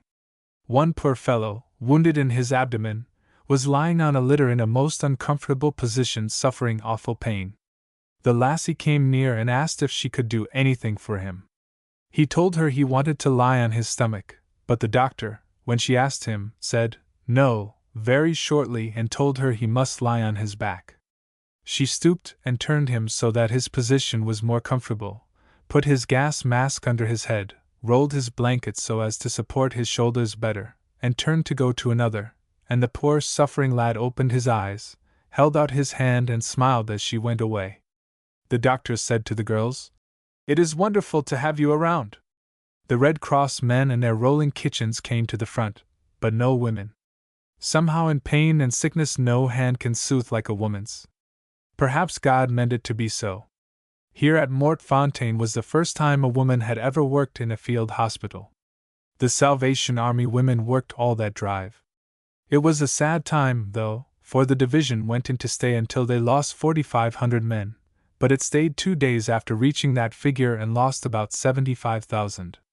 The doctor in charge of the evacuation hospital at Crepy spoke of the effect of the Salvation Army girls, not alone upon the wounded, but also upon the medical surgical staff and the men of the hospital corps who acted as nurses in that advanced position. "Before they came," he said, "we were overwrought. Everyone seemed at the breaking point, what with the nervous tension and danger.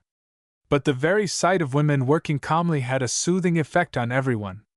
When the drive was over, orders came to leave. The following is the official notice to the Salvation Army officers.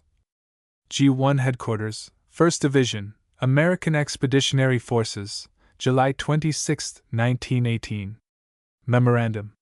To Directors, YMCA, Red Cross, Salvation Army Services, 1st Division. 1.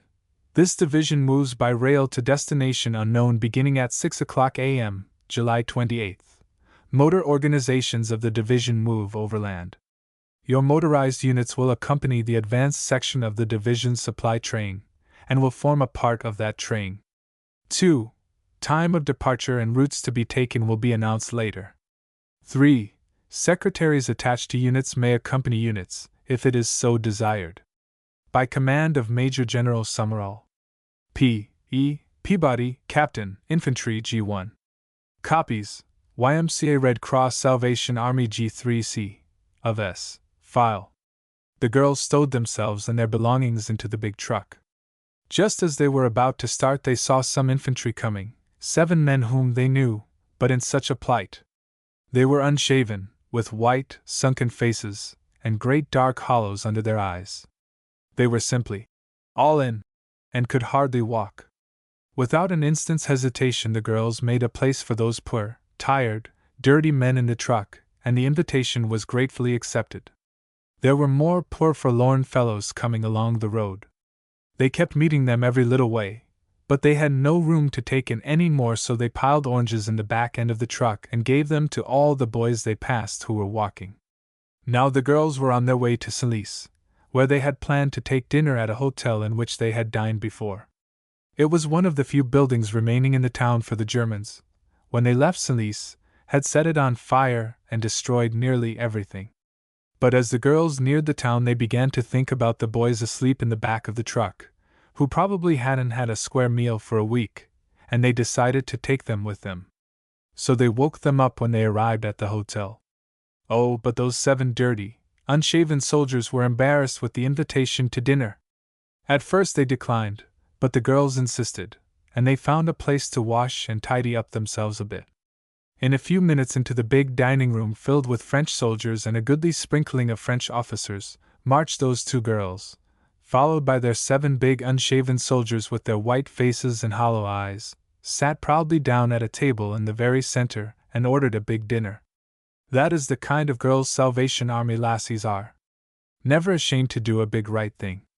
After the dinner they took the boys to their divisional headquarters, where they found their outfit. They went on their way from Salis to Dammartin to stay for a week back of the lines for rest.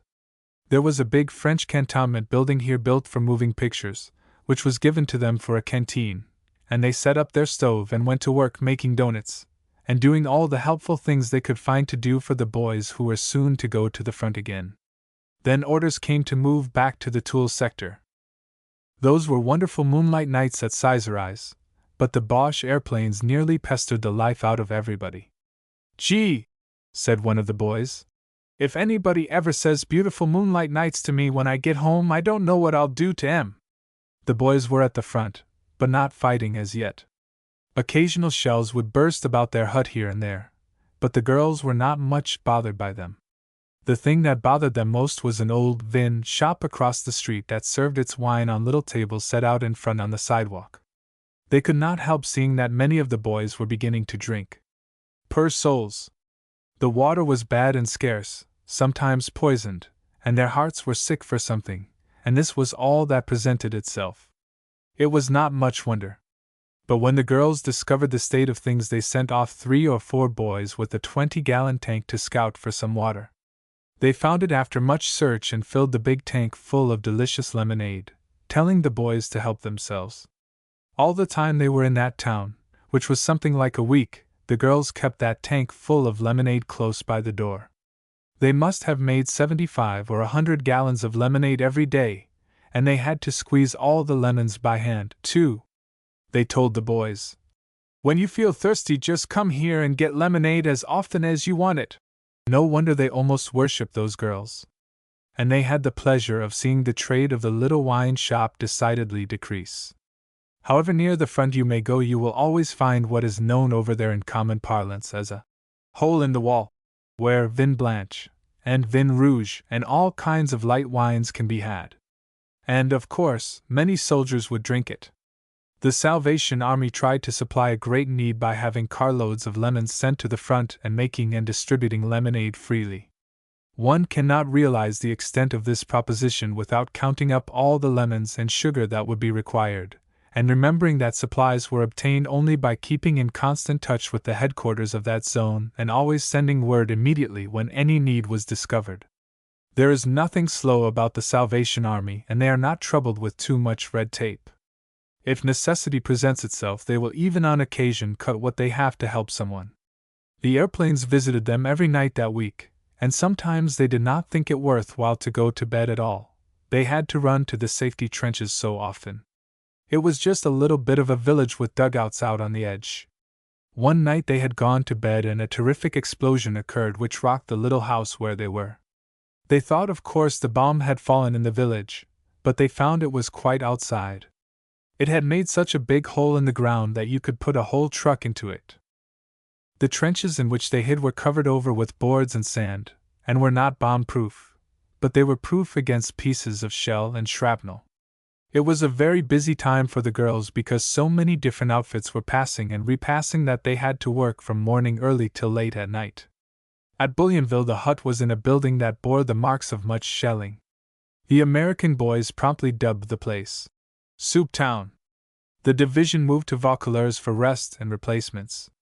At Vaucouleurs there was a great big hut with a piano, a victrola, and a cookstove. They started the canteen, made donuts and pies, and gave entertainments. But best of all, there were wonderful meetings and numbers of conversions, often 20 and 25 at a time, giving themselves to Christ. The boys would get up and testify of their changed feelings and of what Christ now meant to them, and the others respected them the more for it. They stayed here 2 weeks and everybody knew they were getting ready for a big drive. It was a solemn time for the boys, and they seemed to draw nearer to the Salvation Army people and long to get the secret of their brave, unselfish lives, and that light in their eyes that defied danger and death. In the distance you could hear the artillery, and the night before they left, all night long, there was the tramp, tramp, tramp of feet, the boys going up. The next day the girls followed in a truck, stopping a few days at Pagny-sur-Meuse for rest. 8. The St. Mihiel Drive. The hut in Ralcourt was an old French barracks. Outside in the yard was an old French anti-aircraft gun and a mesh of barbed wire entanglement. The woods all around was filled with our guns. To the left was the enemy's third-line trench. 3/4 of the time the Boche were trying to clean us up. Less than 2 miles ahead were our own front-line trenches. The field range was outside in the backyard. One hot day in July, a Salvation Army woman stood at the range frying donuts from 11 in the morning until 6 at night without resting, and scarcely stopping for a bite to eat. She fried 1,700 donuts, and was away from the stove only twice for a few minutes. She claims, however, that she is not the champion donut fryer. The champion fried 2,300 in a day. One day a soldier, watching her tired face as she stood at the range lifting out donuts and plopping more uncooked ones into the fat, protested. "Say, you're awfully tired turning over donuts.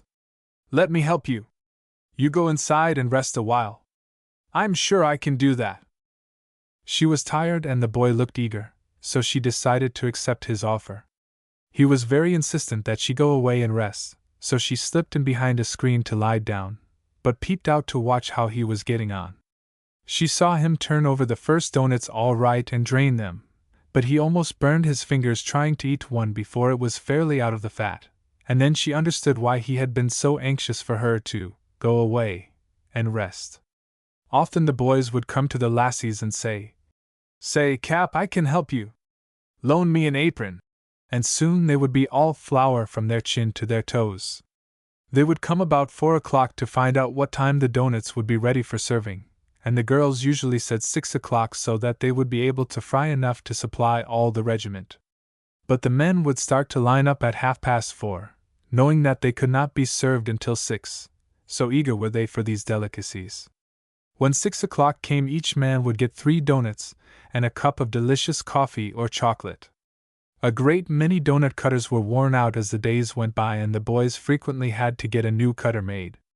Sometimes they would take the top of quite a large-sized can or anything tin that they could lay hands on from which to make it. One boy found the top of an extra large-sized baking powder tin and took it to have a smaller cutter soldered in the center. Sometimes they used the top of the shaving soap box for this. When he got back to the hut, the cook exclaimed in dismay, "Why, but it's too big!" "Oh, that's all right," said the doughboy nonchalantly. "That'll be all the better for us. We'll get more donut. You always give us 3 anyway, you know. The size don't count." They were always scheming to get more pie and more donuts, and would stand in line for hours for a second helping. One day the Salvation Army woman grew indignant over a noticeably red-headed boy who had had 3 helpings and was lining up for a 4th. She stood majestically at the head of the line and pointed straight at him. "You! With the red head down there! Get out of the line! She's got my number all right," said the red-headed one, grinning sheepishly as he dropped back. The town of Ralcourt was often shelled, but one morning just before daybreak the enemy started in to shell it in earnest. Word came that the girls had better leave as it was very dangerous to remain, but the girls thought otherwise and refused to leave. One might have thought they considered that they were real soldiers, and the fate of the day depended upon them. And perhaps more depended upon them than they knew. However that was, they stayed, having been through such experiences before. For the older woman, however, it was a first experience. She took it calmly enough, going about her business as if she, too, were an old soldier. On the evening of June 14th they made fudge for the boys who were going to leave that night for the front lines. For several hours the tables in the hut were filled with men writing letters to loved ones at home, and the women and girls had sheets of paper filled with addresses to which they had promised to write if the boys did not come back. At last one of the men got up with his finished letter and quietly removed the phonograph and a few of its devotees who were not going up to the front yet, placing them outside at a safe distance from the hut. A soldier followed, carrying an armful of records, and the hut was cleared for the men who were going in that night. For a little while they ate fudge and then they sang hymns for another half hour, and had a prayer. It was a very quiet little meeting. Not much said. Everyone knew how solemn the occasion was. Everyone felt it might be his last among them. It was as if the brooding Christ had made himself felt in every heart. Each boy felt like crying out for some strong arm to lean upon in this his sore need. Each gave himself with all his heart to the quiet reaching up to God.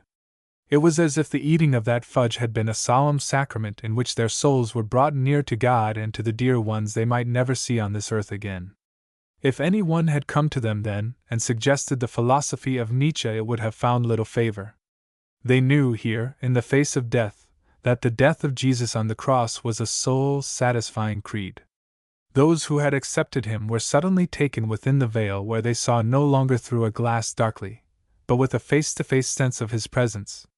They had dropped away their self-assurance with which they had either conquered or ignored everything so far in life, and had become as little children, ready to trust in the everlasting Father, without whom they had suddenly discovered they could not tread the ways of death. Then came the call to march, and with a last prayer the boys filed silently out into the night and fell into line. A few minutes later the steady tramp of their feet could be heard as they went down the street that led to the front. Later in the night, quite near to morning, there came a terrific shock of artillery fire that heralded a German raid. The fragile army cots rocked like cradles in the hut, dishes rolled and danced on the shelves and tables, and were dashed to fragments on the floor. Shells wailed and screamed overhead, and our guns began, until it seemed that all the sounds of the universe had broken forth. In the midst of it all the gas alarms sounded, the great electric horns screeching wildly above the babel of sound. The women hurried into their gas masks, a bit flustered perhaps, but bearing their excitement quietly and helping each other until all were safely breathing behind their masks. The next day several times officers came to the hut and begged the women to leave and go to a place of greater safety, but they decided not to go unless they were ordered away. On June 19th one of them wrote in her diary, "Shells are still flying all about us, but our work is here and we must stay. God will protect us." Once when things grew quiet for a little while she went to the edge of the village and watched the shells falling on Book, where one of her friends was stationed, and declared, "It looks awfully bad, almost as bad as it sounds." The next morning as the firing gradually died away, Salvation Army people hurried up to Ralcourt from nearby huts to find out how these brave women were, and rejoiced unspeakably that every one was safe and well. That night there was another wonderful meeting with the boys who were going to the front, and after it the weary workers slept soundly the whole night through, quietly and undisturbed, the first time for a week. It was a bright, beautiful Sunday morning, June 23, 1918, when a little party of Salvationists from Ralcourt started down into the trenches. The muddy, dirty, unpleasant trenches. Sometimes with their 2 feet firmly planted on the duckboard, sometimes in the mud. Such mud! If you got both feet on it at once you were sure you were planted and would soon begin to grow. As soon as they reached the trenches they were told, "Keep your heads down, ladies, the snipers are all around." It was an intense moment as they crept into the narrow housings where the men had to spend so much time. But it was wonderful to watch the glad light that came into the men's eyes as they saw the women. "Here's a real, honest-to-goodness American woman in the trenches," exclaimed a homesick lad as they came around a turn. Yes, your mother couldn't come today, said the motherly Salvationist, smiling a greeting. So I've come in her place. All right, said he, entering into the game. This is Broadway and that's 42nd Street. Sit down. Of course there was nothing to sit down on in the trenches. But he hunted about till he found a chow can and turned it up for a seat, and they had a pleasant talk. Just wait, he said. I'll show you a picture of the dearest little girl a fellow ever married and the darlingest little kid ever a man was father to. He fumbled in his breast pocket right over his heart, and brought out 2 photographs. I'd give my right arm to see them this minute, but for all that, he went on, I wouldn't leave till we've fought this thing through to Berlin and given them a dose of what they gave little Belgium. They went up and down the trenches, pausing at the entrances to dugouts to smile and talk with the men. Once, where a grassy ridge hid the trench from the enemy snipers, they were permitted to peep over, but there was no look of war in the grassy, placid meadow full of flowers that men called no man's land. It seemed hard to believe, that sunny, flower-starred morning, that sin and hate had the upper hand and death was abroad stalking near in the sunlight. It was a 12-mile walk through the trenches and back to the hut, and when they returned they found the men were already gathering for the evening meeting. That night, at the close of a heart-searching talk, 85 men arose to their feet in token that they would turn from the ways of sin and accept Christ as their Savior, and many more raised their hands for prayers. One of the women of this party in her 3 months in France saw more than 500 men give themselves to Christ and promised to serve him the rest of their lives. A little adjutant lassie who was stationed at Book went away from the town for a few hours on Saturday, and when she returned the next day she found the whole place deserted. A big barrage had been put over in the little, quiet village while she was away, and the entire inhabitants had taken refuge in the general's dugout. Her husband, who had brought her back, insisted that she should return to the zone headquarters at Ligny and Barrios, where he was in charge, and persuaded her to start with him. But when they reached Menelatur and found that the division chaplain was returning to Book, she persuaded her husband that she must return with the chaplain to her post of duty. That night she and the other girls slept outside the dugout in little tents to leave more room in the dugout for the French women with their little babies. At 3:30 in the morning the Germans started their shelling once more. After 2 hours, things quieted down somewhat and the girls went to the hut and prepared a large urn of coffee and 2 big batches of hot biscuits. While they were in the midst of breakfast there was another barrage. All day they were thus moving backward and forward between the hut and the dugout, not knowing when another barrage would arrive. The Germans were continually trying to get the chateau where the general had his headquarters. One shell struck a house where 7 boys were quartered, wounding them all and killing one of them. Things got so bad that the divisional headquarters had to leave. The general sent his car and transferred the girls with all their things to Trans. This was back of a hill near Book. They arrived at 3 in the afternoon, put up their stove and began to bake. By 5 they were serving cake they had baked. The boys said, "What? Cake already?" The soldiers put up the hut and had it finished in 6 hours. While all this was going on, the Salvation Army friends over at Ralcourt had been watching the shells falling on Bec, and been much troubled about them. These were stirring times. No one had leisure to wonder what had become of his brother, for all were working with all their might to the one great end. Up north of Beaumont 2 aviators were caught by the enemy's fire and forced to land close to the enemy nests. Instead of surrendering, the Americans used the guns on their planes and held off the Germans until darkness fell, when they managed to escape and reach the American lines. This was only one of many individual feats of heroism that helped to turn the tide of battle. The courage and determination, one might say the enthusiasm, of the Americans knew no bounds. It awed and overpowered the enemy by its very eagerness. The Americans were having all they could do to keep up with the enemy. The artillerymen captured great numbers of enemy cannon, ammunition, food and other supplies, which the trucks gathered up and carried far to the front, where they were ready for the Dobas when they arrived. One of the greatest feats of engineering ever accomplished by the American army was the bridging of the Meuse, in the region of Stenay, under terrible shell fire, using in the work of building the pontoons the Boche boats and materials captured during the fighting at Château Iri and which had been brought from Germany for the Kaiser's Paris offensive in July. The Meuse had been flooded until it was a mile wide, yet there was more than enough material to bridge it. As the Americans advanced, village after village was set free which had been robbed and pillaged by the Germans while under their domination. The Yankee trucks as they returned brought the women and children back from out of the range of shell fire, and they were filled with wonder as they heard the strange language on the tongues of their rescuers. They knew it was not the German, but they had many of them never seen an American before. The Germans had told them that Americans were wild and barbarous people. Yet these men gathered the little hungry children into their arms and shared their rations with them. There were 3 dirty, hungry little children, all under 10 years of age, Yvonne, Louisette and Jean, whose father was a sailor stationed at Marseilles. Yvonne was only 4 years of age, and she told the soldiers she had never seen her father. They climbed into the big truck and sat looking with wonder at the kindly men who filled their hands with food and asked them many questions.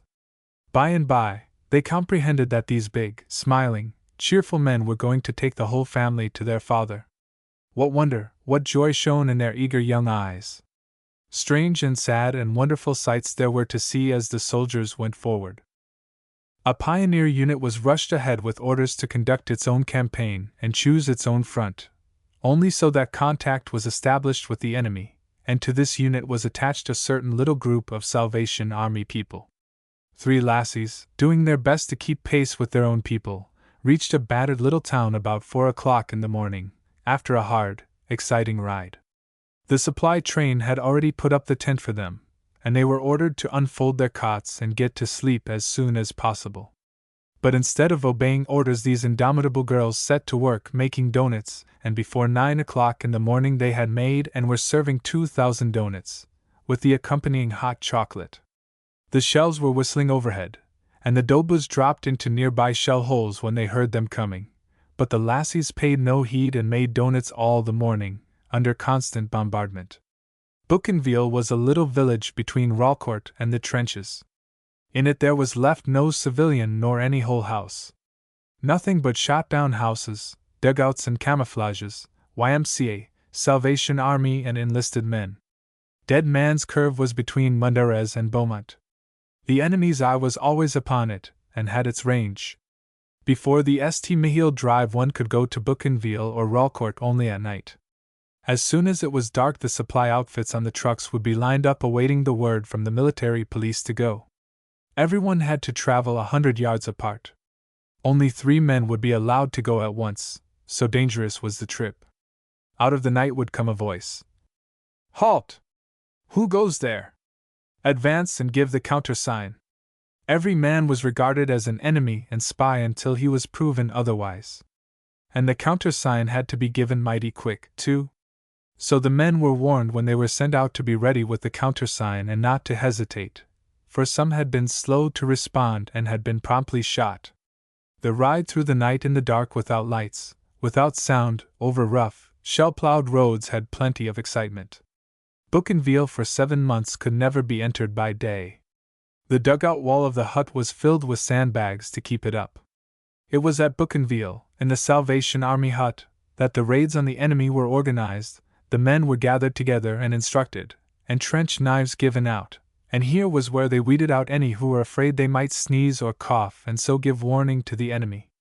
Not until after the St. Mihiel drive, when Montsec was behind the line instead of in front, did they dare enter Bougainville by day. Passing through Mundarez, it was necessary to go to Beaumont, around Dead Man's Curve and then to Rambucourt, and proceed to Bougainville. Here the Salvation Army had an outpost in a partially destroyed residence. The hut consisted of the 3 ground-floor rooms, the canteen being placed in the middle. The sleeping quarters were in a dugout just at the rear of these buildings.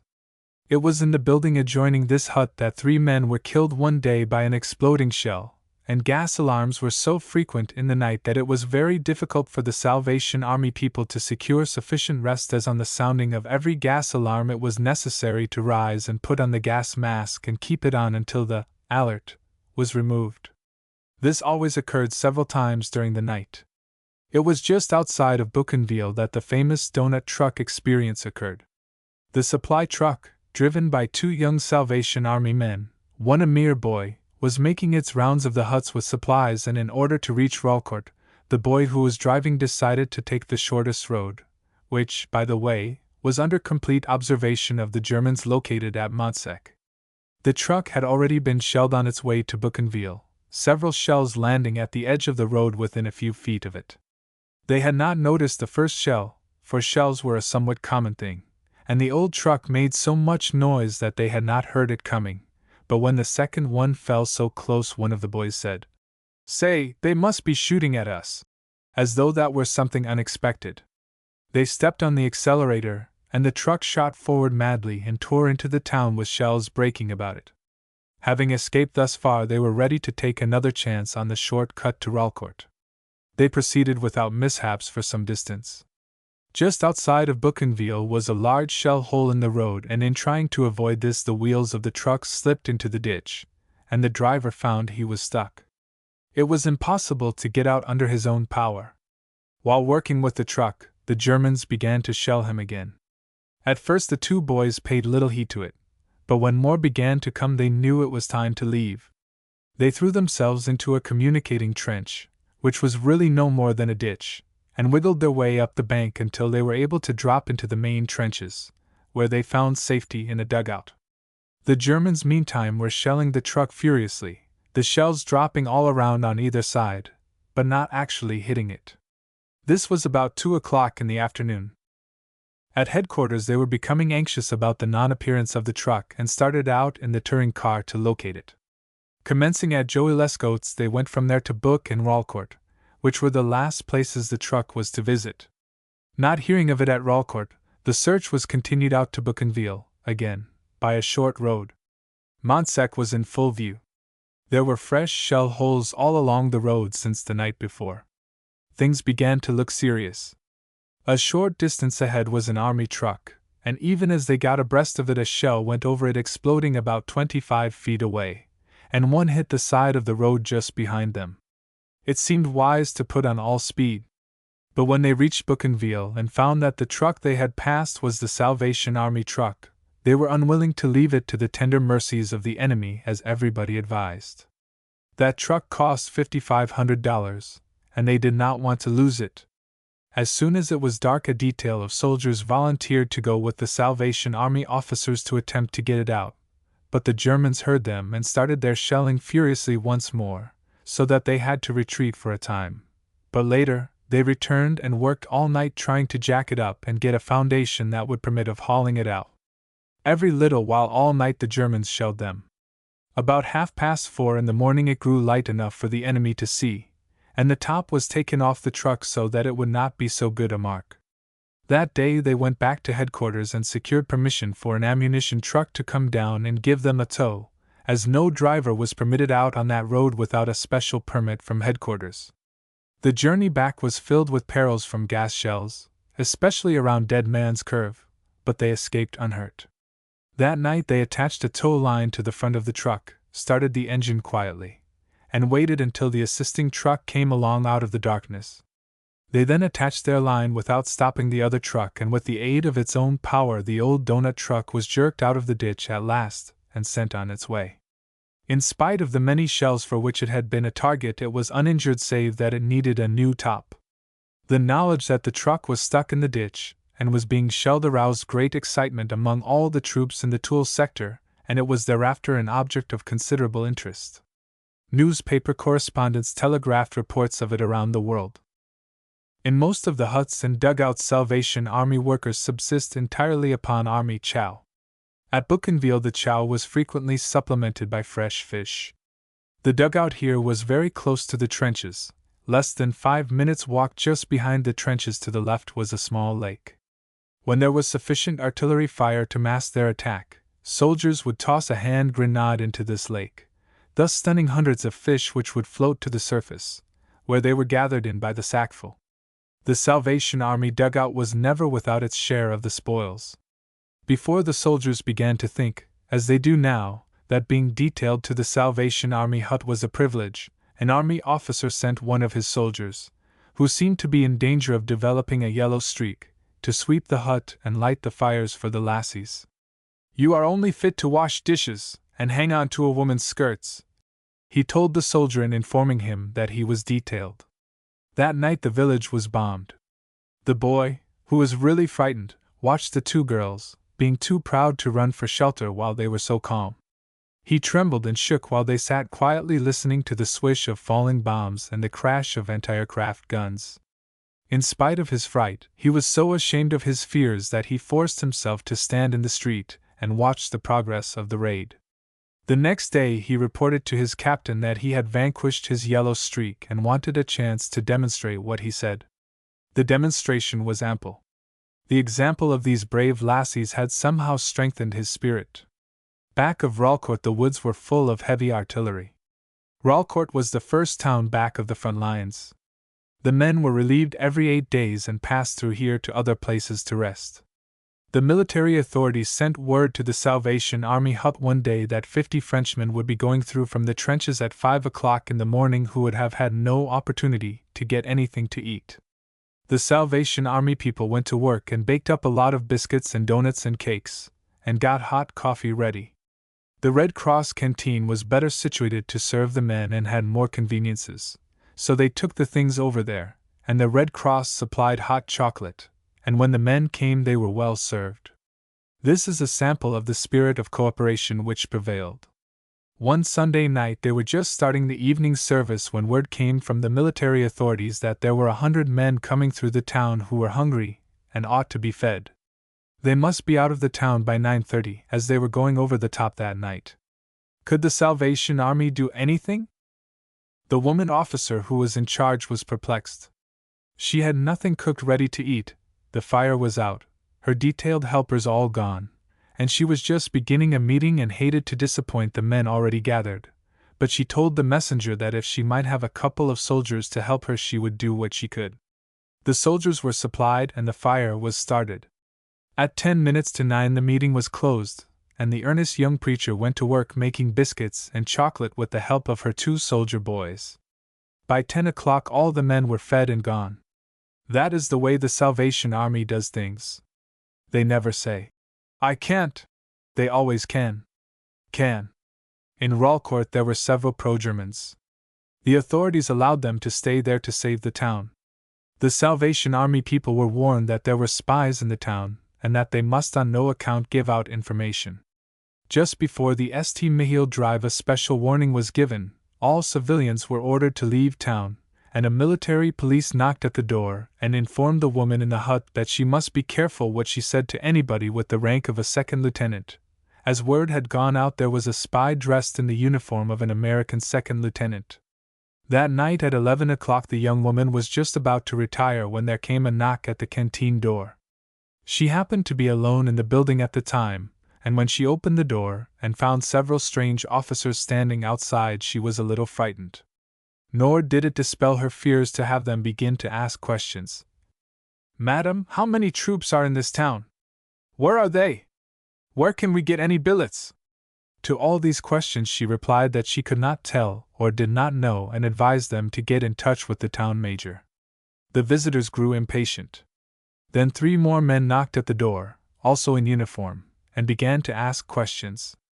When they could get no information one of them exclaimed indignantly, "Well, I should like to know what kind of a town this is, anyway. I tried to find out something from a military police outside and he took me for a spy. Madam, we are from Field Hospital number 12, and we want to find a place to rest." Spy. Then the frightened young woman became convinced that her visitors were not spies. All the same, they were not going to leave her any the wiser for any information she would give. Several times men would come to the town and find no place to sleep. On such occasions the Salvation Army hut was turned over to them, and they would sleep on the floor.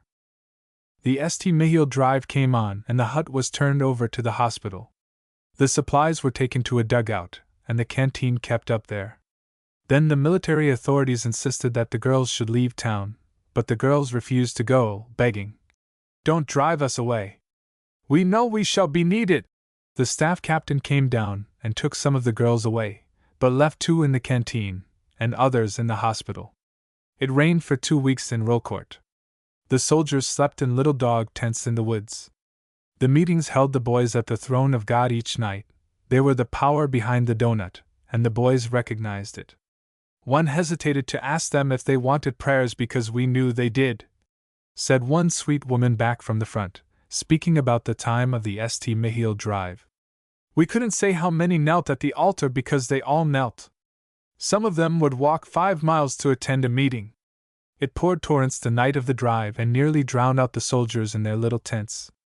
They came into the hut to shake hands and say goodbye to the girls, to leave their little trinkets and ask for prayers, and they had their meeting as always before a drive. But this was an even more solemn time than usual, for the boys were going up to a point where the French had suffered the fearful loss of 30,000 men trying to hold MTSEC for 15 minutes. They did not expect to come back. They left sealed packages to be forwarded if they did not return. One boy came to one of the Salvation Army men officers and said, "Pray for me. I have given my heart to Jesus." Another, a sergeant, who had lived a hard life, came to the Salvation Army adjutant and said, "When I go back, if I ever go, I'm going to serve the Lord." After the meeting, the girls closed the canteen, and on the way to their room they passed a little sort of shed or barn. The door was standing open and a light streaming out, and there on a little straw pallet lay a soldier boy rolled up in his blanket reading his testament. The girls breathed a prayer for the lad as they passed by, and their hearts were lifted up with gladness to think how many of the American boys, fully 2/3 of them, carried their testaments in the pockets over their hearts. Yes, and read them, too, quite openly. 2 young captains came one night to say goodbye to the girls before going up the line. The girls told them they would be praying for them, and the elder of the 2, a doctor, said how much he appreciated that, and then told them how he had promised his wife he would read a chapter in his testament every day, and how he had never failed to keep his promise since he left home. Then up spoke the other man. "Well, I got converted one night on the road. The shells were falling pretty thick and I thought I would never reach my destination, and I just promised the Lord if He would let me get safely there I would never fail to read a chapter, and I never have failed yet." This young man seemed to think that the whole plan of redemption was comprised in reading his Bible, but if he kept his promise the Spirit would guide him. On the way back to the hut one morning the girls picked marguerites and forget-me-nots, and put them in a vase on the table in the hut, making it look like a little oasis in a desert, and no doubt many a soldier looked long at those blossoms who never thought he cared about flowers before. Within 36 hours after the first gun was fired in the St. Mihiel Drive, 7 Salvation Army huts were established on the territory. 3 days before the drive opened, 20 Salvation Army girls reached Ralcourt, which was a little village half a mile from Montsec. They had been traveling for hours and hours and were very weary. The Salvation Army hut had been turned over to the hospital, so they found another old building. That night there was a gas alarm sounded, and everybody came running out with their gas masks on. The officer who had them in charge was much worried about his lassies because some of them had a great deal of hair, and he was afraid that the heavy coils at the back of their heads would prevent the masks from fitting tightly and let in the deadly gas. But the lassies were level-headed girls, and they came calmly out with their masks on tight and their hair in long braids down their backs, much to the relief of their officer. It had been raining for days and the men were wet to the skin, and many of them had no way to get dry except to roll up in their blankets and let the heat of their body dry their clothes while they slept. It was a great comfort to have the Salvation Army hut where they could go and get warm and dry once in a while. The night of the St. Mihiel Drive was the blackest night ever seen. It was so dark that one could positively see nothing a foot ahead of him. The Salvation Army lassies stood in the door of the canteen and listened. All day long the heavy artillery had been going by, and now that night had come there was a sound of feet, tramping, tramping, thousands of feet, through the mud and slush as the soldiers went to the front. In groups they were singing softly as they went by. The first bunch were singing, "Mother Machree." The simple pathos of the voices, many of them tramping forward to their death, and thinking of mother, brought the tears to the eyes of the girls who had been mothers and sisters, as well as they could, to these boys during the days of their waiting. Then the song would die slowly away and another group would come by singing, "Tell mother I'll be there." Always the thought of mother. A little interval and the jolly swing of, "Pack up your troubles in your old kit bag and smile, smile, smile." came floating by, and then sweetly, solemnly, through the chill of the darkness, with a thrill in the words, came another group of voices. There had been rumors that Montsec was mined and that as soon as a foot was set upon it would blow up. The girls went and lay down on their cots and tried to sleep, praying in their hearts for the boys who had gone forth to fight. But they could not sleep. It was as though they had all the burden of all the mothers and wives and sisters of those boys upon them, as they lay there, the only women within miles, the only women so close to the lines. About 1:30 a big naval gun went off. It was as though all the noises of the earth were let loose about them. They could lie still no longer. They got up, put on their raincoats, rubber boots, steel helmets, took their gas masks and went out in the fields where they could see. Soon the barrage was started. Darkness took on a rosy hue from shells bursting. First a shell fell on Montsec. Then one landed in the ammunition dump just back of it, and blew it up, making it look like a huge crater of a volcano. It seemed as if the universe were on fire. The noise was terrific. The whole heavens were lit up from end to end. The beauty and the horror of it were indescribable. At 5 o'clock they went sadly back to the hut. The hospital tents had been put up in the dark and now stood ready for the wounded who were expected momentarily. The girls took off their raincoats and reported for duty. It was expected there would be many wounded. The minutes passed and still no wounded arrived. Day broke and only a few wounded men had been brought in. It was reported that the roads were so bad that the ambulances were slow in getting there.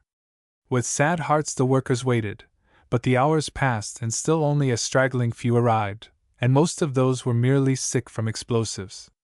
There were almost no wounded, only 90 in all. Then at last there came one bearing a message. There were no wounded. The Germans had been taken so by surprise, the victory had been so complete at that point, that the boys had simply leaped over all barriers and gone on to pursue the enemy. Quickly packing up 7 outfits, a little company of workers started after their divisions on trucks over ground that 24 hours before had been occupied by the Germans, on roads that were checkered with many shell holes which American road makers were busily filling up and bridging as they passed. One of the Salvation Army truck drivers asked a Negro road mender what he thought of his job.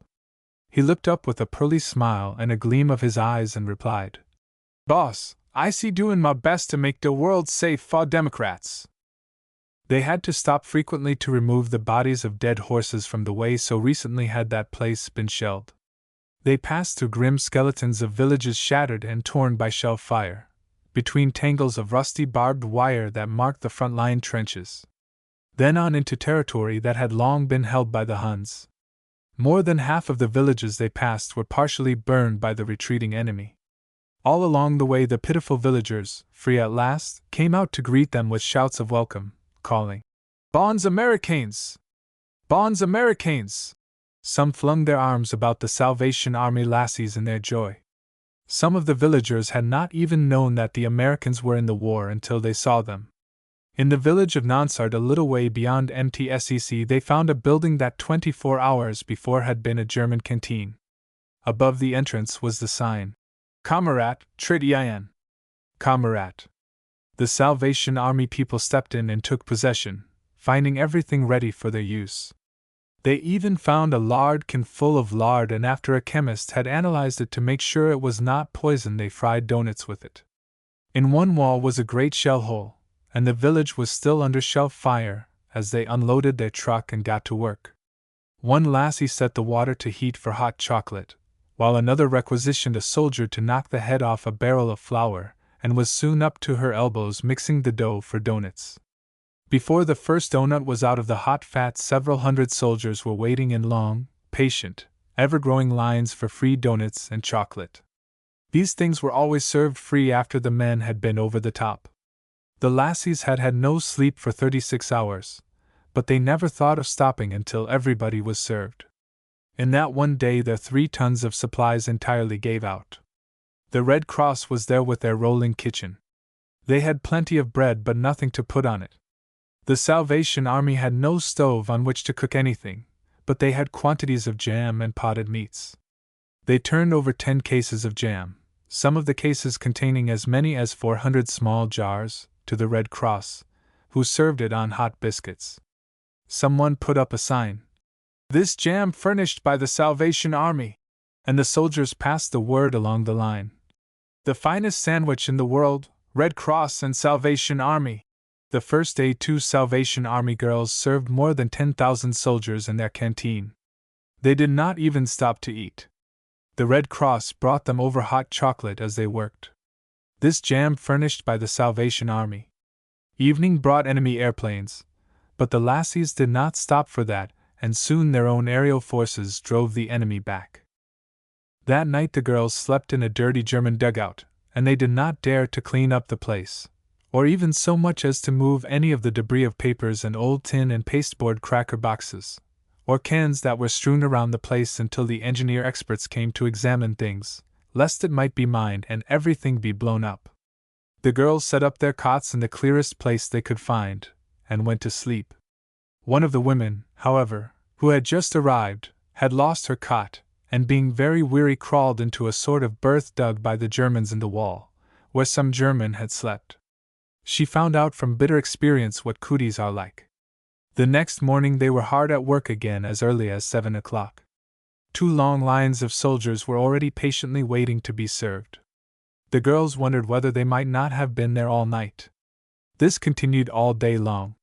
"We had to keep on a perpetual grin," said one of the lassies, "so that each soldier would think he had a smile all his own.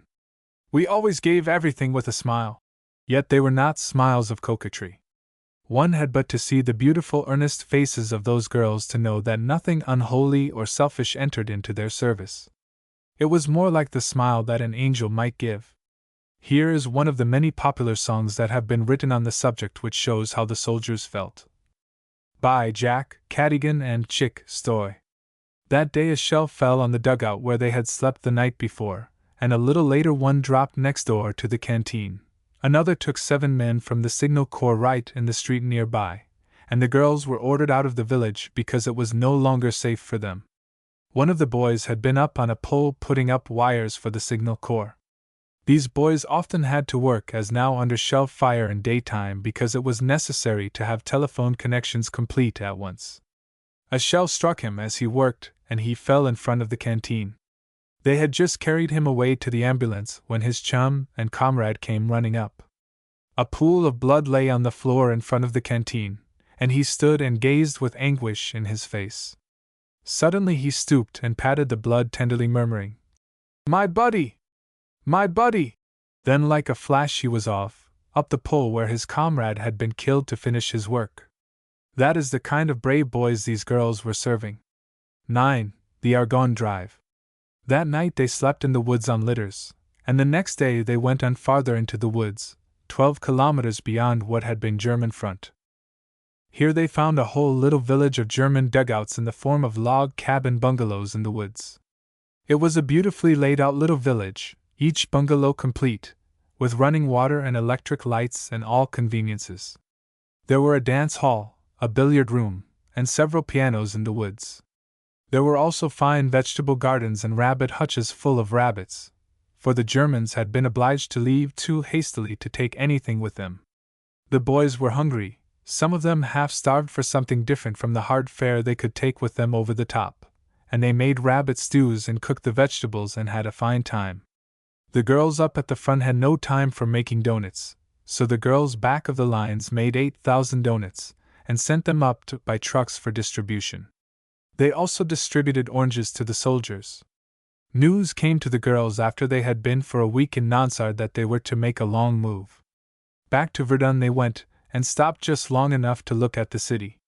They were much impressed with St. Margaret's School for Young Ladies, and a wonderful old cathedral standing on the hill with a wall surrounding it. Just the face of the building was left, all the rest shot away, and through the concrete walls were holes, with guns bristling from every one. They did not linger long, for duty called them forward on their journey. At dusk they stopped in a little village, bought some stuff, and asked a Frenchwoman to cook it for them. They inquired for a place in which to wash and were given a bar of soap and directed to the village pump up the street. After supper they went on their way to Benoit Vaux. Here they found difficulty in getting quarters, But at last an old French woman agreed to let them sleep in her kitchen, and for a couple of days they were quartered with her. The word went forth that there were 2 American girls there, and people were most curious to see them. One afternoon 2 French soldiers came to the kitchen to visit them. It was raining, as usual, and the girls had stayed in because there was really nothing to call them out. The soldiers sat for some time talking. They had heard that America was a wild place with beaucoup Indians who wore scalps in their belts, and they wanted to know if the girls were not afraid. It was a bit difficult conversing, but the girls got out their French dictionary and managed to convey a little idea of the true America to the strangers. At last one of the soldiers in quite a matter-of-fact tone informed one of the girls that he was pleased with her and loved her very much. This put a hasty close to the conversation, the lassie informing him with much dignity that men did not talk in that way to girls they had just met in America and that she did not like it. Whereupon the girls withdrew to the other end of the kitchen and turned their backs on their callers, busying themselves with some reading, and the crestfallen gallants presently left. They only had a canteen here one day when they were called to go on to Nivelles. When the offensive was extended to the Argonne, the Salvation Army followed along, keeping in touch with the troops so that they felt that the Salvation Army was ever with them, sharing their hardships and dangers, and always ready to serve them. Just before a drive close to the front, there are always blockades of trucks going either way. The Salvation Army truck filled with the workers on their way to Nivelles one dark night was caught in such a blockade. They crawled along making only about a mile an hour and stopping every few minutes until there was a chance to go on again. At last the wait grew longer and longer, the mud grew deeper, and the truck was having such a hard time that the little company of travelers decided to abandon it to the side of the road till morning and get out and walk to Nivelles. There was a field hospital there, and they felt sure they could be of use, and anyway, it was better than sitting in the truck all night. They were then about 8 kilometers from the front. So they all got off and walked. But when they reached the place, found the hospital, and essayed to go in, the mud was so deep that they were stuck and unable to move forward. Some soldiers had to rescue them and carry them to the hospital on litters. Their help was accepted gladly, and they went to work at once. There were many shell-shocked boys coming in who needed soothing and comforting, and a woman's hand so near the front was gratefully appreciated. When at last there was a lull in the stream of wounded men, the girls went to find a place to sleep for a little while. It was early morning, and sad sights met their eyes as they hurried down what had once been a pleasant village street. Destruction and desolation everywhere. The house that had been selected for a Salvation Army canteen was nearly all gone. One end was comparatively intact, with the floor still remaining, and this was to be for the canteen. The rest of the building was a series of shell holes surrounding a cellar from which the floor had been shot away. The women reconnoitered and finally decided to unfold their cots and try to get a wink of sleep down in that cellar. It did not take them long to get settled. The cots were brought down and placed quickly among the fallen rafters, stone and tiling. Part of the walls that were standing leaned in at a perilous slant, threatening to fall at the slightest wind, but the lassies took off their shoes, rolled up in their blankets, and were at once oblivious to all about them, for they had been traveling all the day before and had worked hard all night. 1 hour later, still early in the morning, they were awakened by the arrival of the truck and the thumping of boxes, tables and supplies as the Salvation Army truck drivers unloaded and set up the paraphernalia of the canteen. The girls opened their eyes and looked about them, and there all around the building were American soldiers, a head in every shell hole, watching them sleep. There was something thrilling in the silent audience looking down with holy eyes. Yes, I said holy eyes, for whatever the American soldier may be in his daily life, he had nothing in his eyes but holy reverence for these women of God who were working night and day for him. There was something touching, too, in their attitude, for perhaps each one was thinking of his mother or sister at home as he looked down on these weary girls, rolled up in the brown blankets, with their neat little brown shoes in couples under their cots, nothing visible above the blankets but their pretty rumpled brown hair. The women did not waste much more time in sleeping. They arose at once and got busy. There were 5 tables in the canteen above, and already from each one there stretched a long line of men waiting silently, patiently for the time to arrive when there would be something good to eat. The girls had no more sleep that day, and there simply was no seclusion to be had anywhere. Everything was shell-riddled. When night came on, the question of beds arose again. The cellar seemed hardly possible, and the military officers considered the question. Across the road from the most ruined end of the canteen building stood an old church. All of its north wall was gone save a supporting column in the middle, all the north roof gone. There were holes in all the other walls, and all the windows were gone. The floor was covered with debris and wreckage. It had been used all day for an evacuation hospital. Just over the altar was a wonderful picture of the Christ ascending to heaven. It was still uninjured save for a shot through the heart. The military officer stood on the steps of this ruined church, and, looking around in perplexity, remarked, "Well, I guess this is the holiest place in town." Then stepping inside he glanced about and pointed. "And this is the most secluded spot here." The seclusion was a pillar. But the girls were glad to get even that, for there was no other place, and they were very weary.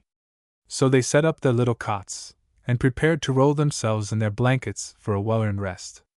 The boys had built a small bonfire on the stone floor against a piece of one wall that was still standing, and now they sent a deputation to know if the girls would bring their guitars over and have a little music. The boys, of course, had no idea that the girls had not slept for more than 24 hours, and the girls never told them. They never even cast one wistful glance toward their waiting cots, but smilingly assented, and went and got their instruments. Beneath the picture of the Christ, in front of the altar, a few men were at work in an improvised office with 4 candles burning around them. In the rear of the church, Lt. Col. Frederick R. Fitzpatrick of the 110th Ammunition Train had his office, and there another candle was burning. Some wounded men lay on stretchers in the shadowed northwest corner, and around the little fire the 5 Salvation Army lassies sat among 200 soldiers. They sang at first the popular songs that everybody knew. "The long, long trail, keep the home fires burning, pack up your troubles in your old kit bag and smile. Smile! Smile!" and "Keep your head down, Fritzy boy." By and by someone called for a hymn, and then other hymns followed. "Jesus, lover of my soul, when the roll is called up yonder." And, as always, the old favorite, "Tell mother I'll be there." They sang for at least an hour and a half, and then they did not want to stop. Oh, but it was a great sound that rolled through the old broken walls of the church and floated out into the night. One of the lassies said she would not change crowds with the biggest choir in New York. Then they asked the girls to sing, and the room was very still as 2 sweet voices thrilled out in a tender melody, speaking every word distinctly. Before they had finished, many eyes had turned instinctively toward the picture in the weirdly flickering light. Then the young Captain Lassie asked her sister to read the 91st Psalm. "He that dwelleth in the secret place of the Most High shall abide under the shadow of the Almighty." And she told them that was a promise for those who trusted in God, and she wished they would think about it while they were going to sleep. "This evening has made me think so much of home," she said thoughtfully, drooping her lashes and then raising them with a sweeping glance that included the whole group, while the firelight flickered up and lit her lovely serious face, and touched her hair with lights of gold. "I suppose it has made everyone else feel that way," she went on. "I mean especially the evenings at home when the family gathered in the parlor, with one at the piano and brothers with their horns, and the rest with some kind of instrument, and we had a good sing. And afterward Father took the Bible and read the evening chapter, and then we had family prayers and kissed Mama and Papa good night and went to bed. I shouldn't wonder if many of you used to have homes like that?" The lassie raised her eyes again and looked on them. Many of the men nodded. It was beautiful to see the look that came into their faces at these recollections. "And you used to have family prayers too, didn't you?" she asked eagerly. They nodded once more, but some of them turned their faces away from the light quickly and brushed the back of their hands across their eyes. "Tonight has been a family gathering," she went on. "We girls are little sisters to all you big brothers, and we have had a delightful time with just the family, and the evening chapter has been read, and now I think it would not be complete if we did not have the family prayers before we separate and go to sleep." Down went the heads in response, with reverent mien, and the place was very still while the lassie prayed. Afterward the boys joined their gruff voices, husky now with emotion, into the universal prayer with which she closed. Our Father which art in heaven. They were all sorts and conditions of men gathered around the little fire in that old shell-torn church in Novelly that night. To quote from a letter written by a military officer, Lt. Col. Frederick R. Fitzpatrick, to his wife.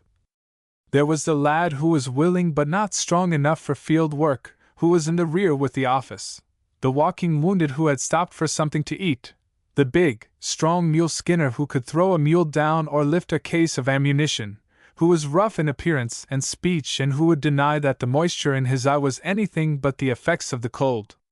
There were the men who had been facing death 1,000 times an hour for the last 3 days, who had not had a wash or a chance to take off their shoes and had been lying in mud and shell holes, men who looked as though they were chilled through and through, men on their way to the front, well knowing all the hardships and dangers which were ahead of them, but who were worried only about the delay in the traffic, doctors who had been working for 3 days without rest, men off ammunition and ration trucks, who had been at the wheels so long that they had forgotten whether it was 3 or 4 days and nights, wounded on their stretchers enjoying a smoke.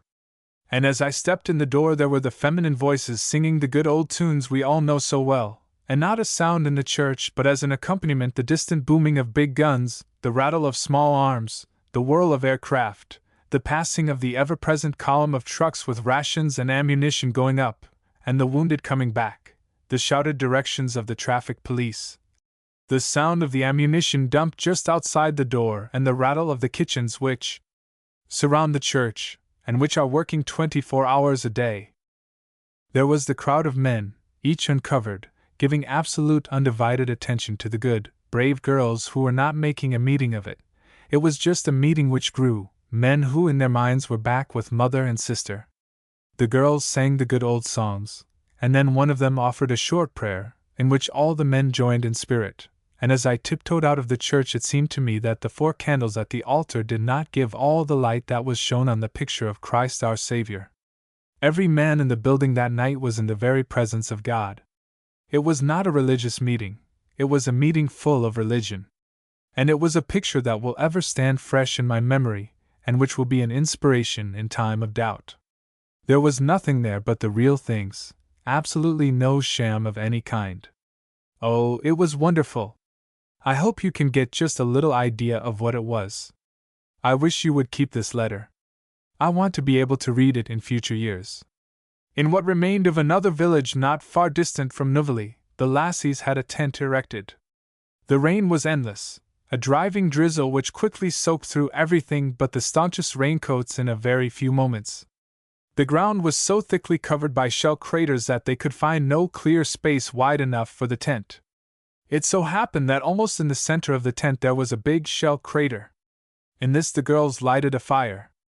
All through the night, and through nights to follow, wounded men limping back through the rain and mud to the dressing stations came in to warm themselves around the fire in the shell hole, and to drink of the coffee prepared by the girls. As they sat around the blazing wood, the fire cast strange shadows on the bleached brown canvas of the tent. In spite of their wounds, they were very cheerful, singing as lightly as though they were safe at home. Everybody had worked hard at Novelly, but they felt they must get to their own outfit as soon as possible at the field hospital up in Cheppy, where the wounded were coming in droves and the boys were pouring in from the front half-starved, having been fighting all night with nothing to eat except reserve rations. Some had been longer with only such rations as they took from their dead comrades. The need was most urgent, but the puzzle was how to get there. The roads had been shelled and plowed by explosives until there was no possible semblance of a way, and there were no conveyances to be had. The zone major had gone back for supplies, telling the girls to get the first conveyance possible going up the road. That was enough for the girls. "We've got to get there," they said, and when they said that one knew they would. They searched diligently and at last found a way. One girl rode on a real cart, one on a mule team, and one went with an old wagon. They went over roads that had to be made ahead of them by the engineers, and late in the night, bruised and sore from head to foot, they arrived at their destination.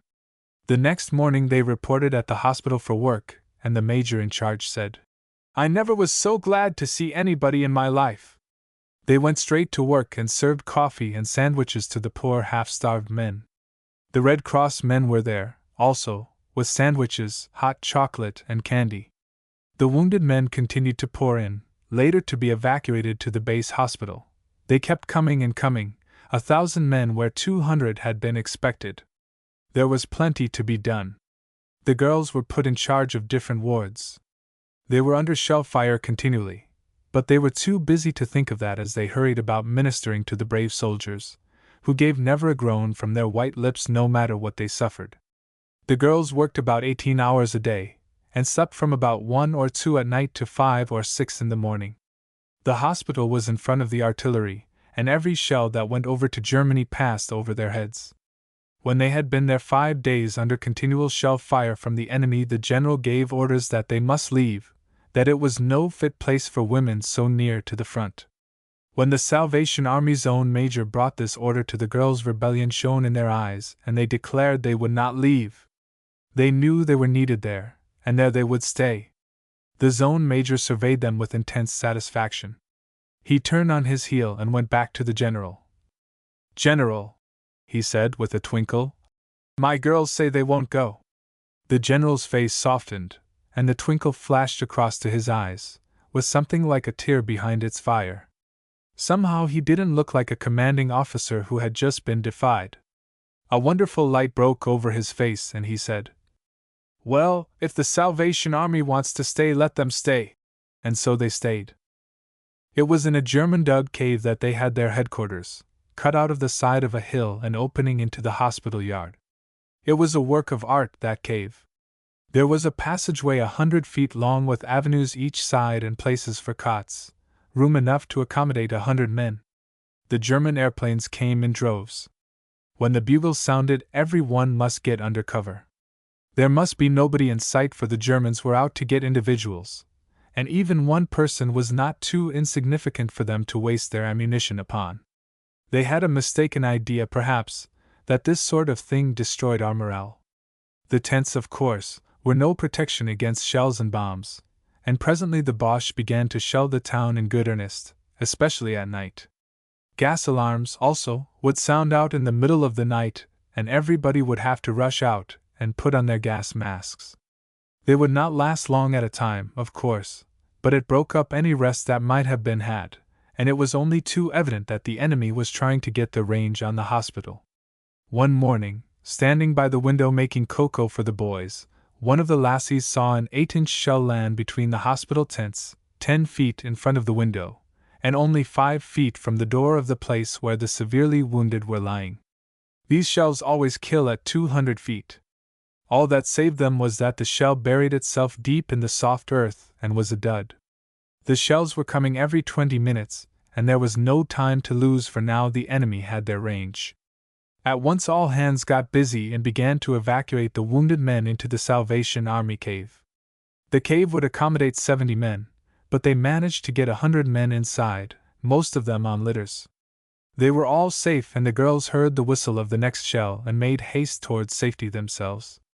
But someone had carelessly dropped a whole outfit of blankets and things across the passageway of the dugout, and the first woman to enter fell across it, shutting out the other two.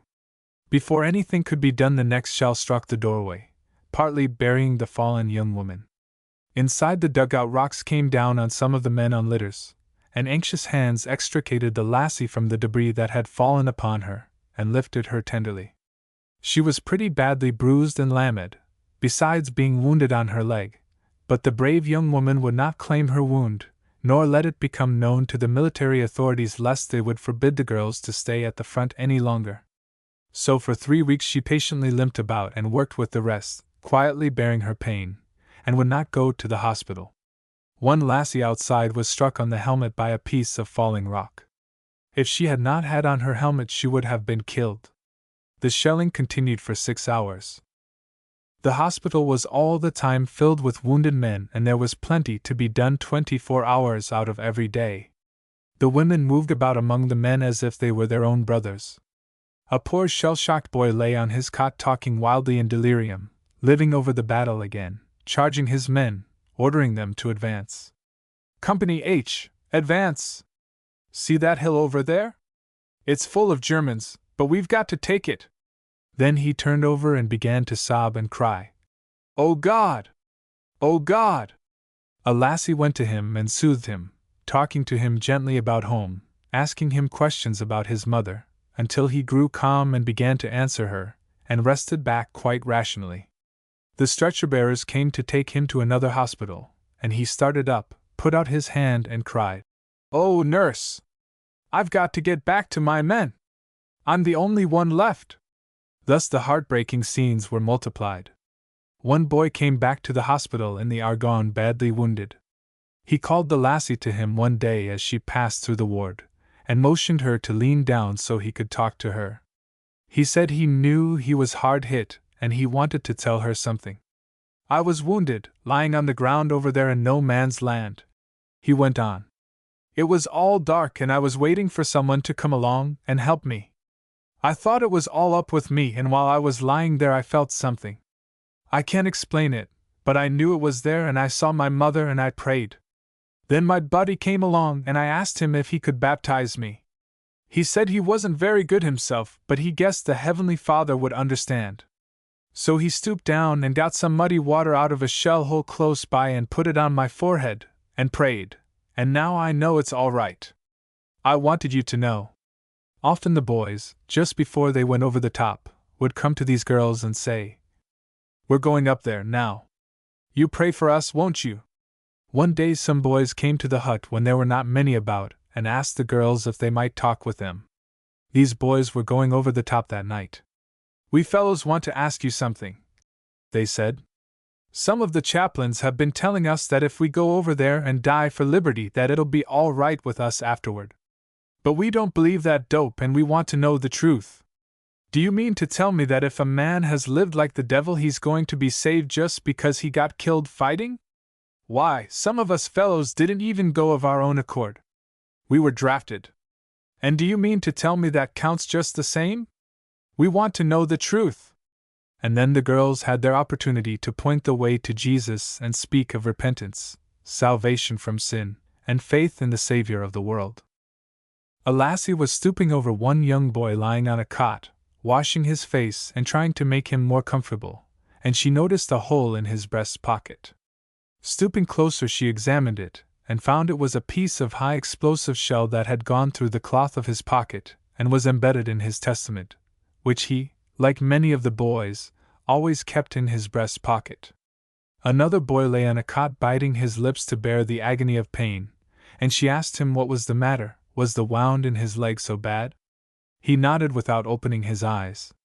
She went to ask the doctor if the boy couldn't have some morphine to dull the pain. The sergeant in charge came over and looked at him, examined the bandage on the boy's leg, and then exclaimed, "Who bandaged this leg?" "I did," said the boy weakly. "I did the best I could." The poor fellow had bandaged his own leg and then walked to the hospital. The bandage had looked all right, and no one had examined it until then, but the sergeant found that it was so tight that it had stopped the circulation. He took off the bandage and made him comfortable, and the agony left him. In a little while the Salvation Army lassie passed that way again and found the boy with a little book open, reading. "What is it?" she asked, looking at the book. "My Testament," he answered with a smile. "Are you a Christian?" "Oh, yes," he said with another smile that meant volumes. It grew dark in the tent, for they dared not have lights on account of the enemy always watching, but stooping near a little later she could see that his lips were murmuring in prayer. There was an angelic smile on his white, dead face in the morning when they came to take him away. There was a funeral every day in that place. 100 boys were buried that week. Always the girls sang at the graves and prayed. There would be just the grave digger, a few people, and some of the boys. Off to one side the Germans were buried. When the simple services over our own dead were complete, one of the girls would say, "Now, friends, let us go and say a prayer beside our enemies' graves. They are some mother's boys, and some woman is waiting for them to come home." And then the prayers would be said once more, and another song sung. Those were solemn, sorrowful times, death and destruction on every side. The fighting was everywhere. United States anti-aircraft guns firing at German planes, Germans firing at us, air fights in the sky above. And in the midst of it all, the boys had meetings every night on log piles out in the open. These meetings would begin with popular songs, but the boys would soon ask for the hymns, and the meetings would work themselves out without any apparent leading up to it. The boys wanted it. They wanted to hear about religious things. They hungered for it. So they were held at the throne of God each night by the wonderful men and girls who had learned to know human hearts, and had attained such skill in leading them to the Christ for whom they lived. It was not alone the donut that bound the hearts of the boys to the Salvation Army in France, it was what was behind the donut, and here, in these wonderful God-led meetings, they found the secret of it all. Many of them came and told the girls they did not believe in the so-called trench religion, and wanted to know the truth from them. And those girls told them the way of eternal life in a simple, beautiful way, not mincing matters, nor ignoring their sins and unworthiness, but pointing the way to the Christ who died to save them from sin, and who even now was waiting in silent presence to offer them himself. Great numbers of the men accepted Christ, and pledged themselves to live or die for him whatever came to them. How close the Salvation Army people had grown to the hearts and lives of the men was shown by the fact that when they came back from the fight they would always come to them as if they had come to report at home. "We've escaped," they would say. "We don't know how it is, but we think it's because you girls were praying for us, and the folks at home were praying too." There were 3 cardinal principles which were deemed necessary to success in this work. The first and most important depended upon winning the confidence of the boys. This was a prime requisite in any work with the boys, especially by a religious organization. The first quality looked for in a person professing religion is always consistency. It was felt that if the boys saw that the Salvation Army was consistent, that it stood only for those things in France which it was known to stand for in the United States, that the first step would be established in winning the confidence of the boy. It was therefore determined that the Salvation Army would not, under any circumstances, compromise, and that it should stand out in its religious work and adhere to its teachings as firmly and as vigorously as it was known to do at home. A stand upon the tobacco question was, therefore, highly important. Other organizations were encouraging the use of tobacco, but those who had come in contact with the Salvation Army at home knew that it had always discouraged its use, and although the officers had to go against the judgment of many high military authorities who thought they should handle it, they decided that the Salvation Army would not handle tobacco, and that no one wearing its uniform should use it.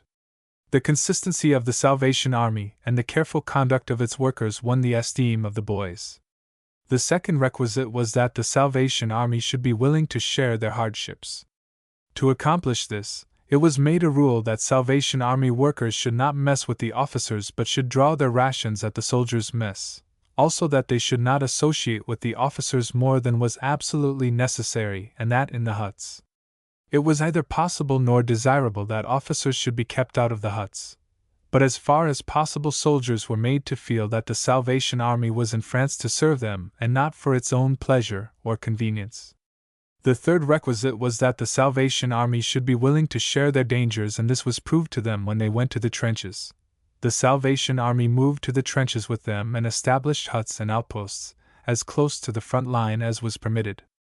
The Armistice. After the armistice was signed, on November 11th, it was a great question what disposition would be made of the troops.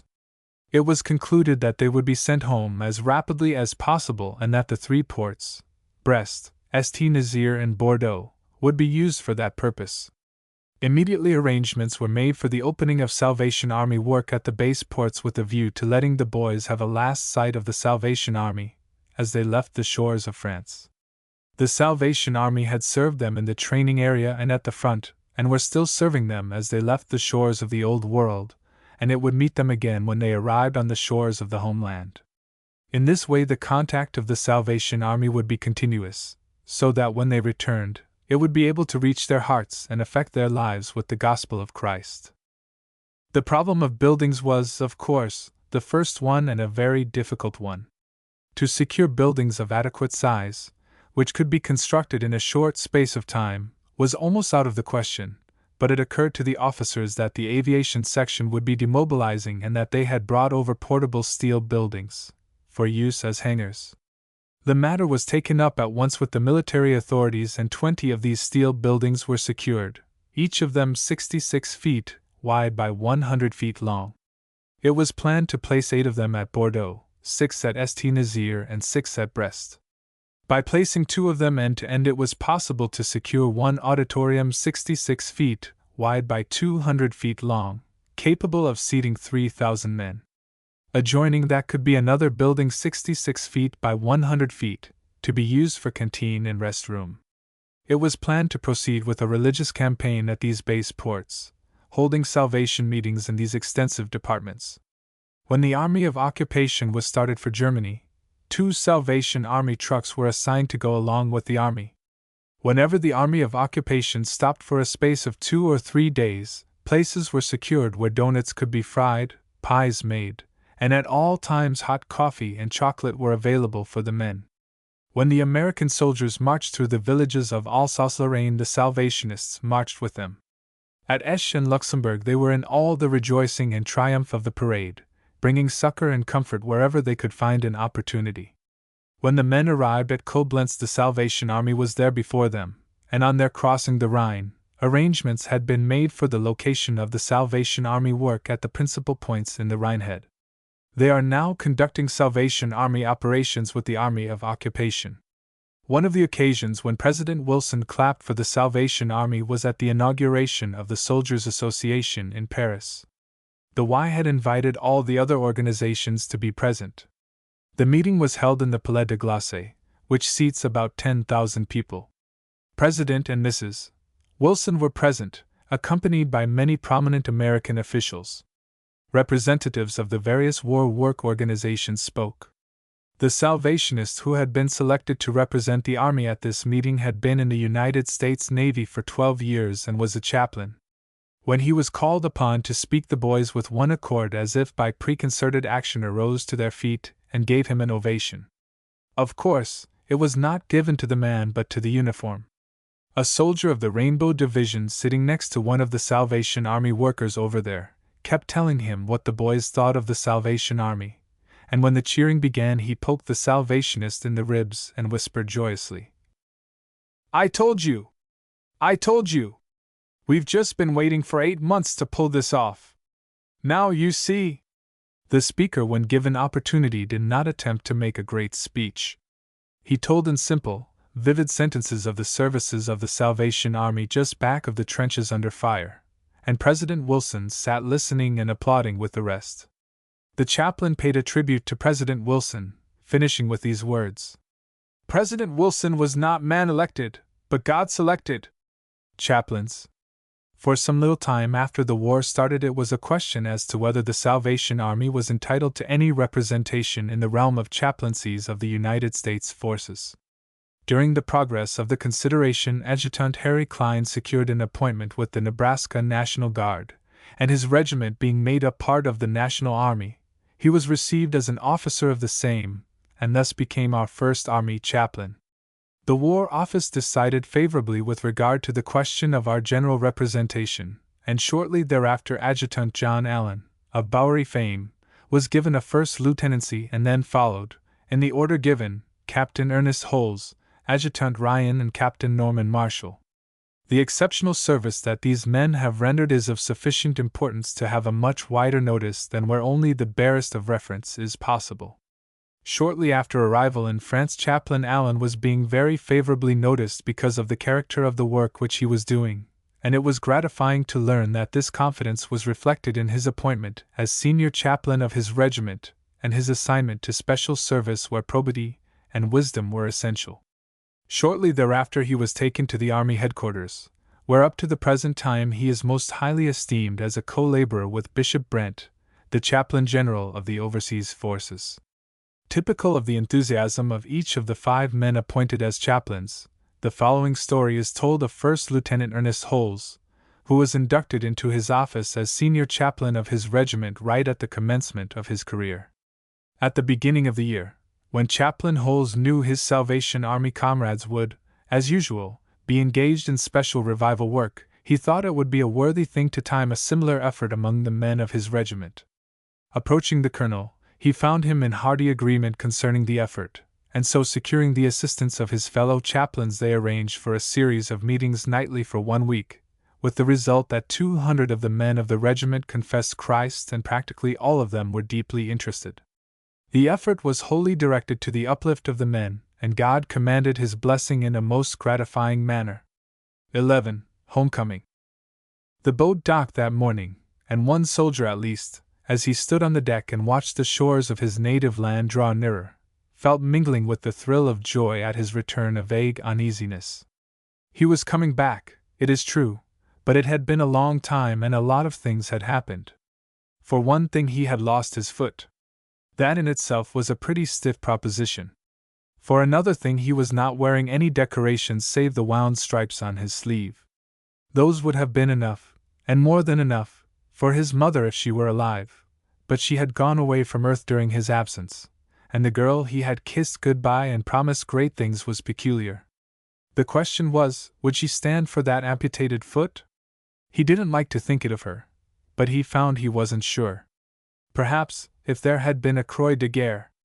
He had promised her to win that and no end of other honors, when he went away so buoyant and hopeful, but almost on his first day of real battle he had been hurt and tossed aside like a derelict, to languish in a hospital, with no more hope of winning anything. And now he had come home with one foot gone, and no distinction. He hadn't told the girl yet about the foot. He didn't know as he should. He felt lonely and desolate in spite of his joy at getting back to God's country. He frowned at the hazy outline of the great city from which tall buildings were beginning to differentiate themselves as they drew nearer. There was New York. He meant to see New York, of course. He was a Westerner, and had never had an opportunity to go about the metropolis of his own country. Of course, he would see it all. Perhaps, after he was demobilized, he would stay there. Maybe he wouldn't send word he had come back. Let them think he was killed or taken prisoner, or missing, or anything they liked. There were things to do in New York. There were places where he would be welcome even with one foot gone and no cross of war. Thus he mused as the boat drew nearer the shore and the great city loomed close at hand. Then, suddenly, just as the boat was touching the pier and a long murmur of joy went up from the wanderers on board, his eyes dropped idly to the dock, and there in her trim little overseas uniform, with the sunlight glancing from the silver letters on the scarlet shield of her trench cap and the smile radiating from her sweet face, stood the very same Salvation Army lassie who had bent over him as he lay on the ground just back of the trenches waiting to be put in the ambulance and taken to the hospital after he had been wounded. He could feel again the throbbing pain in his leg, the sickening pain of his head as he lay in the hot sun, with the flies swarming everywhere, the horrible din of battle all about, and his tongue parched and swollen with fever from lying all night in pain on the wet ground of no man's land. She had laid a soft little hand on his hot forehead, bathed his face, and brought him a cold drink of lemonade. If he lived to be 100 years old, he would never taste anything so good as that lemonade had been. Afterward the doctor said it was the good cold drink that day that saved the lives of those fever patients who had lain so long without attention. Oh, he would never forget the Salvation lassie. And there she was alive and at home. She hadn't been killed as the fellows had been afraid she would. She had come through it all, and here she was always ahead and waiting to welcome a fellow home. It brought the tears smarting to his eyes to think about it, and he leaned over the rail of the ship and yelled himself hoarse with the rest over her, forgetting all about his lost foot. It was hours before they were off the ship. All the red tape necessary for the movement of such a company of men had to be unwound and wound up again smoothly, and the time stretched out interminably. But somehow it did not seem so hard to wait now, for there was someone down there on the dock that he could speak to, and perhaps, just perhaps, he would tell her of his dilemma about his girl. Somehow he felt that she would understand. He watched eagerly when he was finally lined up on the wharf waiting for roll call, for he was sure she would come, and she did, swinging down the line with her arms full of chocolate, handing out telegraph blanks and postal cards, real postal cards with a stamp on them that could be mailed anywhere. He gripped one in his big, rough hand as if it were a life preserver. A real, honest-to-goodness postal card. My, it was good to see the old red and white stamp again. And he spoke impulsively. You're the girl that saved my life out there in the field, don't you remember? With the lemonade! Her face lit up. She had recognized him and somehow cleared one hand of chocolate and telegrams to grasp his with a hearty welcome. I'm so glad you came through all right, her cheery voice said. All right. All right. Did she call it all right? He looked down at his one foot with a dubious frown. She was quick to see. She understood. Oh, but that's nothing, she said, and somehow her voice put new heart into him. Your folks will be so glad to have you home you'll forget all about it. Come, aren't you going to send them a telegram? And she held out the yellow blank. But still he hesitated. I don't know, he said, looking down at his foot again. Mother's gone, Anne. Instantly her quick sympathy enveloped his sore soul, and he felt that just the inflection of her voice was like balm when she said, I'm so sorry. Then she added, But isn't there somebody else? I'm sure there was. I'm sure you told me about a girl I was to write to if you didn't come through. Aren't you going to let her know? Of course you are. I don't know, said the boy. I don't think I am. Maybe I'll never go back now. You see, I'm not what I was when I went away. Nonsense, said the lassie with that cheerful assurance that had carried her through shell fire and made her merit the pet name of Sunshine that the boys had given her in the trenches. Why, that wouldn't be fair to her. Of course, you're going to let her know right away. Leave it to me. Here, give me her address. Quick as a flash she had the address and was off to a telephone booth. This was no message that could wait to go back to headquarters. It must go at once. He saw her again before he left the wharf. She gave him a card with 2 addresses written on it. This first is where you can drop in and rest when you are tired, she explained. It's just one of our huts. The other is where you can find a good bed when you are in the city. Then she was off with a smile down the line, giving out more telegraph blanks and scattering sunshine wherever she went. He glanced back as he left the pier and saw her still floating eagerly here and there like a little sister looking after more Rio brothers. The next day, when he was free and on a few days' leave from camp, he started out with his crutch to see the city, but the thought of her kept him from some of the places where his feet might have strayed. Yet she had not said a word of warning. Her smile and the look in her eyes had placed perfect confidence in him, and he could remember the prayer she had uttered in a low tone back there at the dressing station behind the trenches in the ear of a companion who was not going to live to get to the base hospital, and who had begged her to pray with him before he went. Somehow it lingered with him all day and changed his ideas of what he wanted to see in New York. But it was a long, hard tramp he had set for himself to see the town with that one foot. He hadn't much money for cars, even if he had known which cars to take, so he hobbled along and saw what he could. He was all alone, for the fellows he started with went so fast and wanted to do so many things that he could not do, that he had made an excuse to shake them off. They were kind. They would not have left him if they had known, but he wasn't going to begin his new life having everybody put out on his account, so he was alone. And it was toward evening. He was very tired. It seemed to him that he couldn't go another block. If only there were a place somewhere where he could sit down a little while and rest. Even a doorstep would do if there were only one near at hand. Of course, there were saloons, and there would always be soldiers in them. He would likely be treated, and there would be good cheer, and a chance to forget for a little while. But somehow the thought of that Salvation lassie, and the cheery way she had made him send that telegram kept him back. When a girl with painted cheeks stopped and smiled in his face he passed her by, and half wondered why he did it. He must go somewhere presently and get a bite to eat, but it couldn't be much for he wanted to save money enough and hunt up that lodging house where there were nice beds. How much he wanted that bed! It was quite dark now. The lights were lit everywhere. He was coming to a great thoroughfare. He judged by his slight knowledge of the city that it might be Broadway. There would likely be a restaurant somewhere near. He hurried on and turned into the crowded street. How cold it was! The wind cut him like a knife. He had been a fool to come off alone like this. Just out of the hospital, too. Perhaps he would get sick and have to go to another hospital. He shivered and stopped to pull his collar up closer around his neck. Then suddenly he stood still and stared with a dazed, bewildered expression, straight ahead of him.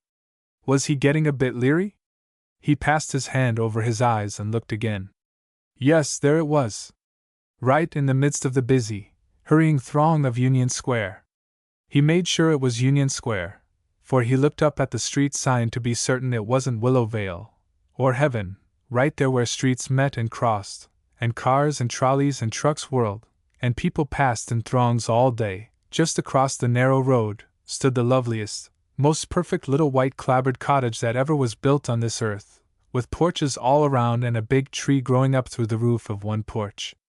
It stood out against the night like a wonderful mirage, like a heavenly dove descended into the turmoil of the pit, like home and mother in the midst of a rushing, pitiless world. He could have cried real tears of wonder and joy as he stood there, gazing. He felt as though he were one of those motion pictures in which a lone Klondiker sits by his campfire cooking a can of salmon or baked beans, and up above him on the screen in one corner appears the Christmas tree where his wife and baby at home are celebrating and missing him. It seemed just as unreal as that to see that little beautiful home cottage set down in the midst of the city. The windows were all lit up with a warm, rosy light, and there were curtains at the windows, rosy pink curtains like the ones they used to have at the house where his girl lived, long ago before the war spoiled him. He stood and continued to gaze until a lot of cash boys, let loose from the toil of the day, rushed by and almost knocked his crutch from under him. Then he determined to get nearer this wonder. Carefully watching his opportunity, he hobbled across the street and went slowly around the building. Yes, it was real. Some public building, of course, but how wonderful to have it look so like a home. Why had they done it? Then he came around toward the side, and there in plain letters was a sign. Soldiers and sailors in uniform welcome. What? Was it possible? Then he might go in? What kind of a place could it be? Soldiers and sailors in uniform welcome. He raised his eyes a little, and there, slung out above the neatly shingled porch, like any sign, swung an immense fat brown donut a foot and a half in diameter, with the sugar apparently still sticking to it, and inside the rough holes sat a big white coffee cup. His heart leaped up and something suddenly gave him an idea.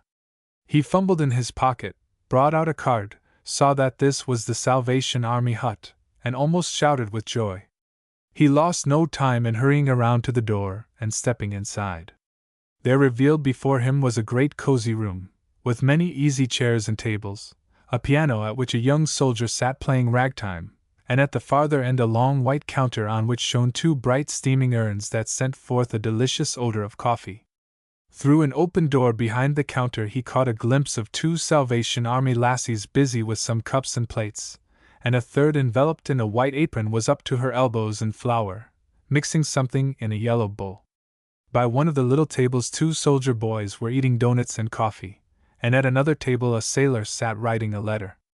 It was all so cozy and homelike that it took his breath away, and he stood there blinking at the lights that flooded the rooms from graceful white bowl-like globes that hung suspended from the ceiling by brass chains.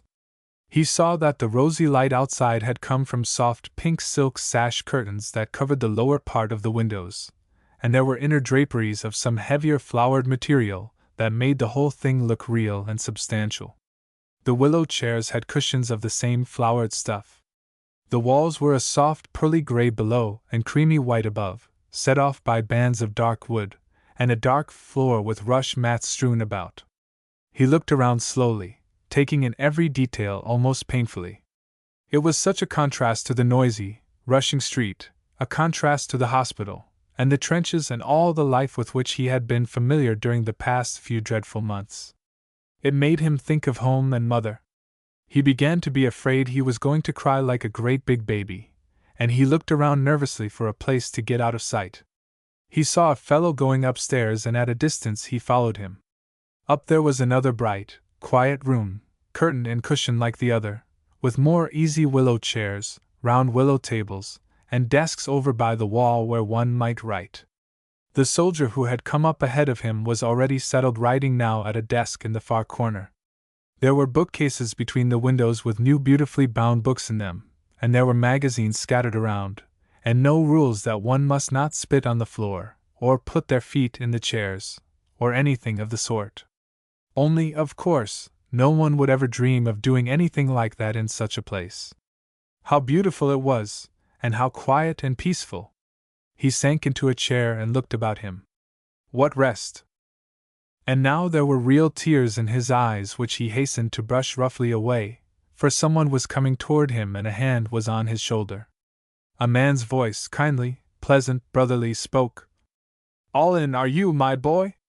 Well, you just sit and rest yourself a while. What do you think of our hut? Good place to rest? Well, that's what we want it to be to you, home. Just drop in here whenever you're in town and want a place to rest or write, or a bite of something homelike to eat." He looked up to the broad shoulders in their well-fitting dark blue uniform, and into the kindly face of the gray-haired colonel of the Salvation Army who happened to step in for a minute on business, and had read the look on the lonesome boy's face just in time to give a word of cheer. He could have thrown his arms around the man's neck and kissed him if he only hadn't been too shy. But in spite of the shyness, he found himself talking with this fine strong man and telling him some of his disappointments and perplexities, and when the older man left him he was strengthened in spirit from the brief conversation. Somehow it didn't look quite so black a prospect to have but one foot. He read a magazine for a little while and then, drawn by the delicious odors, he went downstairs and had some coffee and doughnuts. He saw while he was eating that the front porch opened out of the big lower room and was all enclosed in glass and heated with radiators. A lot of fellows were sitting around there in easy chairs, smoking, talking, one or two sleeping in their chairs or reading papers. It had a dim, quiet light, a good place to rest and think. He was more and more filled with wonder. Why did they do it? Not for money, for they charged hardly enough to pay for the materials and the food they sold, and he knew by experience that when one had no money one could buy of them just the same if one were in need. Later in the evening he took out the little card again and looked up the other address. He wanted one of those clean, sweet beds that he had been hearing about, that one could get for only $1 a night, with all the shower bath you wanted thrown in. So he went out again and found his way down to 41st Street. There was something homelike about the very atmosphere as he entered the little office room and looked about him. Beyond, through an open door, he could see a great red brick fireplace with a fire blazing cheerfully and a few fellows sitting about reading and playing checkers. Everybody looked as if they felt at home. When he signed his name in the big register book, the young woman behind the desk who wore an overseas uniform glanced at his signature, and then looked up as if she were welcoming an old friend. "There's a telegram here for you," she said pleasantly. "It came last night and we tried to locate you at the camp but did not succeed. One of our girls went over to camp this afternoon, but they said you were gone on a furlough, so we hoped you would turn up." She handed over the telegram and he took it in wonder. Who would send him a telegram? And here of all places? Why, how would anybody know he would be here? He was so excited his crutch trembled under his arm as he tore open the envelope and read. "Dear Billy, it was a regular letter. I am leaving tonight for New York. Will meet you at Salvation Hostel day after tomorrow morning. What is a foot more or less? Can I be hands and feet for you the rest of your life? I'm proud of you. Signed, Jean." He found great tears coming into his eyes and his throat was full of them, too. It didn't matter if that Salvation Army lassie behind the counter did see them roll down his cheeks. He didn't care. She would understand anyway, and he laughed out loud in his joy and relief, the first joy, the first relief since he was hurt. Someone else was coming in the door, another fellow maybe, but the lassie opened a door in the desk and drew him behind the counter in a shaded corner where no one would notice and brought him a cup of tea, which she said was all they had around to eat just then. She didn't pay any attention to him till he got his equilibrium again. She was the kind of woman one feels is a natural-born mother. In fact, the fellows were always asking her wistfully, "May we call you mother?" Young enough to understand and enter into their joys and sorrows, yet old enough to be wise and sweet and true. She mothered every boy that came. A sailor boy once asked if he might bring his girl to see her. He said he wanted her to see her so she could tell his mother about her. "But can't you tell her about your girl?" she asked. "Oh, yes, but I want you to tell her," he said. "You see, whatever you say Mother'll know is true." So presently she turned to this lonely boy and took him upstairs through the pleasant upper room with its piano and games, its sun parlor over the street, lined with trailing ferns, with cheery canaries in swinging tasseled cages, who looked fully as happy and at home as did the soldier boys who were sitting about comfortably reading. She found him a room with only one other bunk in it. Nice white beds with springs like air and mattresses like down. She showed him where the shower baths were, and with a kindly good night left him. He almost wanted to ask her to kiss him good night, so much like his own mother she seemed. Before he got into that white bed he knelt beside it, all clean and comfortable and happy like a little child that had wandered a long way from home and got back again, and he told God he was sorry and ashamed for all the way he had doubted and sinned, and he wanted to live a new life and be good. Then he lay down to sleep. Tomorrow morning Jean would be there. And she didn't mind about the foot. She didn't mind. How wonderful! And then he had a belated memory of the little Salvation Army lassie on the wharf who had brought all this about, and he closed his eyes and murmured out loud to the clean, white walls, "God bless her! Oh, God bless her!" This is only one of the many stories that might be told about the boys who have been helped by the various activities of the Salvation Army, both at home and abroad. It would be well worth one's while to visit their Brooklyn hospital and their New York hospital and all their other wonderful institutions. In several of them are many little children, some mere infants, belonging to soldiers and sailors away in the war. In some instances the mother is dead, or has to work. If she so desires, she is given work in the institution, which is like a real home, and allowed to be with her child and care for it. Where both mother and father are dead, the child remains for 6 years or until a home elsewhere is provided for it. Here the little ones are well cared for, not in the ordinary sense of an institution, but as a child would be cared for in a home, with beauty and love, and pleasure mingling with the food and shelter and raiment that is usually supplied in an institution. These children are prettily, though simply, dressed and not in uniform, with dainty bits of color in hair ribbon, collar, necktie or frock. The babies have wee pink and blue wool caps and sacks like any beloved little mites. They ride around on kiddie cars, play with doll houses, and have a fine kindergarten teacher to guide their young minds, and the best of hospital service when they are ailing.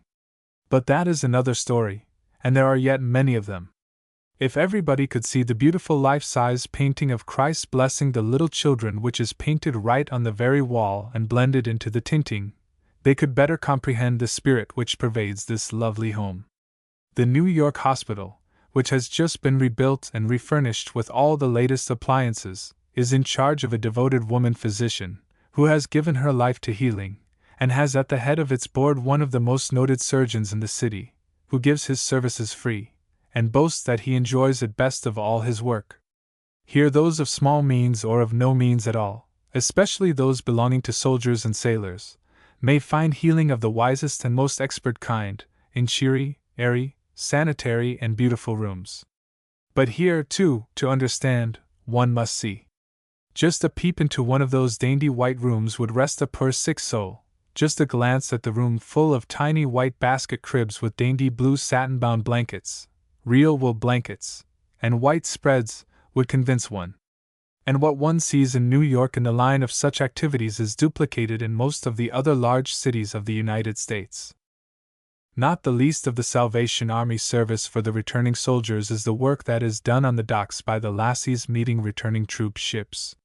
They send telegrams free, not COD, for them, give the men stamped postal cards, hunt up relatives, answer questions, and give them chocolate while they wait for the inevitable roll call before they can entrain.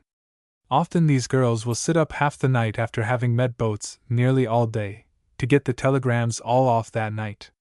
It is interesting to note that on one single day, April 20th, 1919, the Salvation Army headquarters in New York sent 2,900 such free telegrams for returning soldiers. The other day the father of a soldier came to headquarters with an anxious face, after a certain unit from overseas had returned. It was the unit in which his boy had gone to France, but he had written saying he was in the hospital without stating what was the matter or how serious his wound. No further word had been received, and the father and mother were frenzied with grief. They had tried in every way to get information but could find out nothing. The Salvation Army went to work on the telephone and in a short time were able to locate the missing boy in a casual company soon to return, and to report to his anxious father that he was recovering rapidly. Another soldier arrived in New York and sent a Salvation Army telegram to his father and mother in California, who had previously received notification that he was dead. A telegram came back to the Salvation Army almost at once from the West stating this fact and begging someone to go to the camp where the boy's casual company was located and find out if he were really living. One of the girls from the office went over to the debarkation hospital immediately and saw the boy, and was able to telegraph to his parents that he was perfectly recovered and only awaiting transportation to California. He was overjoyed to see someone who had heard from his parents. A portion of one troop ship had been reserved for soldiers having influenza. These men were kept on board long after all the others had left the ship. A Salvation Army worker, seeing them with the white masks over their faces, went on board and served them with chocolate, distributing postcards and telegraph blanks. When she was leaving the ship, a captain said to her rather brusquely, "Don't you realize that you have done a foolish thing? Those men have influenza, and your serving them might mean your death." Looking up into the man's eyes, the Salvationist said, "I am ready to die if God sees fit to call me." The officer laughed and told her that was the first time in his life he had known anyone to say they were ready to die and would willingly expose themselves to such a contagious disease. "Aren't you ready to die?" asked the girl. "Certainly not," replied the captain. "Sometimes I think I am hardly fit to live, much less die." "Don't you realize that there is a power which can enable you to live in such a way as to make you ready to die?" "Oh, well, I don't bother about going to church. In fact, I don't bother about religion at all, although I must say once or twice when I was up the line over there I wished I did know something about religion, that is, the kind that makes a fellow feel good about dying, but I don't want to go to church and go through all that business. It is possible to accept Christ here and now on this very spot, on this ship, if you'll only believe," said the girl wistfully. The captain could not help being interested and thoughtful. When she left, after a little more talk, he put out his hand and said, "Thank you. You've done me more good than any sermon could have done me, and believe me, I am going to pray and trust God to help me live a different life." Sad things are seen on the docks at times when the ships come into port, and the boys are coming home. A soldier in a basket, with both arms and both legs gone and only one eye, was being carried tenderly along. "Why do you let him live?" asked one pityingly of the commanding officer. The gruff, kindly voice replied, "You don't know what life is. We don't live through our arms and legs. We live through our hearts. Some of our boys have learned out there amid shell fire to live through their hearts." One of these, lying on a litter, greeted the lassie from Indiana, just come back to New York from France to meet the boys when they landed. "Hello, sister. You here?" Her eyes filled with tears as she recognized one of her old friends of the trenches, and noticed how helpless he was now, he who had been the strongest of the strong. She murmured sympathetically some words of attempted cheer. "Oh, that's all right, sister," he said. "I know they got me pretty hard, but I don't mind that. I'm not going to feel bad about it. I got something better than arms and legs over in one of your little huts in France. I found Jesus, and I'm going to live for him. I wanted you to know." A few days later she was talking with another boy just landed. She asked him how it seemed to be home again, and to her surprise he turned a sorrowful face to her. "It's the greatest disappointment of my life," he said sadly. "The folks here don't understand. They all want to make me forget, and I don't want to forget what I learned out there. I saw life in a different way and I knew I had wasted all the years. I want to live differently now, and Mother and her friends are just getting up dances and theater parties for me to help me to forget. They don't understand. 40 miles west of Chicago is Camp Grant, and there the Salvation Army has put up a hut just outside of the camp. During the days when the boys were being sent to France, and were under quarantine, unable to go out, no one was allowed to come in, and there was great distress. Mothers and sisters and friends could get no opportunity to see them for farewells. The Salvation officer in charge suggested to the military authorities that the Salvation Army hut be the clearing place for relatives, and that he would come in his machine and bring the boys to the hut, taking them back again afterwards, that they might have a few hours with their friends before leaving for France. This offer was readily accepted by the authorities, and so it was made possible for hundreds and hundreds of mothers to get a last talk with their boys before they left, some of them forever. One day a young man came to the Salvation Army officer and told him that his regiment was to depart that night, and that he was in great distress about his wife, who on her way to see him had been caught in a railroad wreck, and later taken on her way by a rescue train. "I think she is in Rockford somewhere," he said anxiously, "but I don't know where, and I have to leave in 3 hours." The ensign was ready with his help at once. He took the young soldier in his car to Rockford, 7 miles away, and they went from hotel to hotel seeking in vain for any trace of the wife.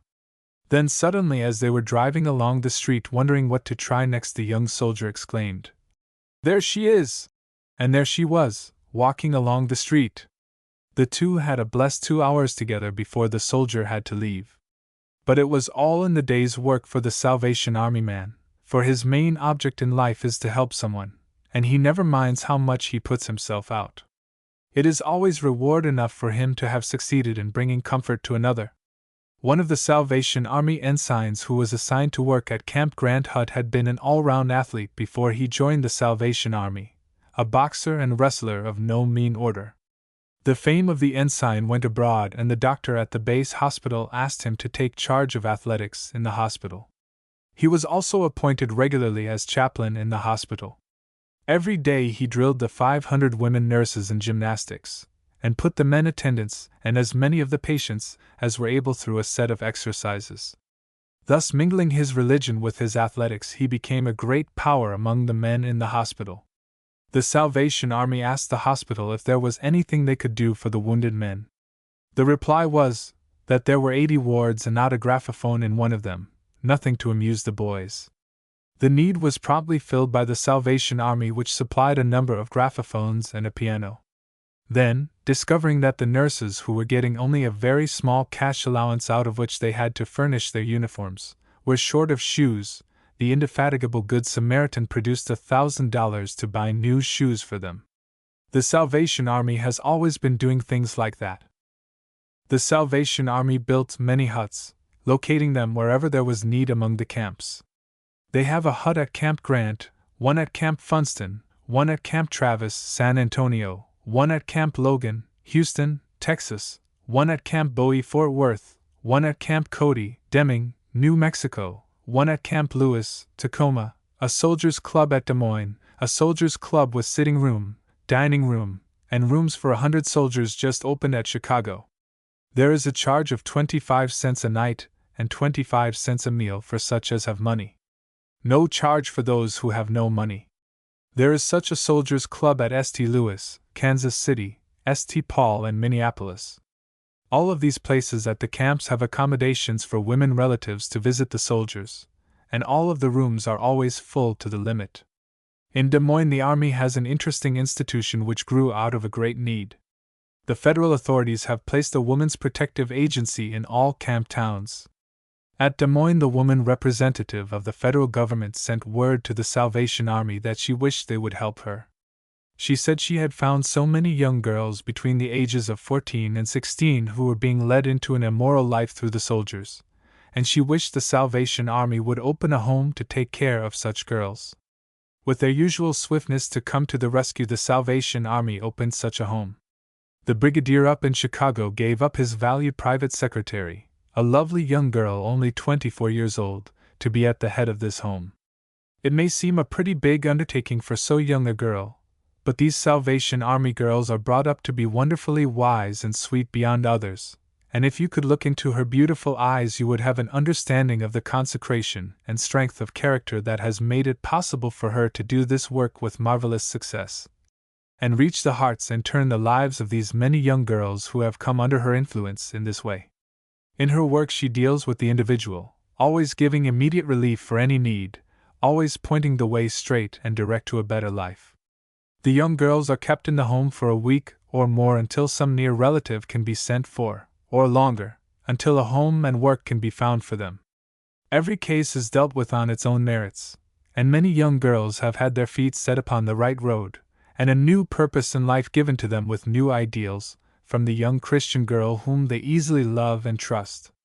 So great has been the success of the Salvation Army hut and women's hostel at Camp Lewis that the United States government has asked the Salvation Army to put up a $100,000 hotel at that camp, which is located 20 miles out of Tacoma. The Salvation Army hut at this place was recently inspected by Secretary of War Baker and Chief of Staff, who highly complimented the Salvationists on the good work being done. A Christmas box was sent by the Salvation Army to each soldier in every camp and hospital throughout the West.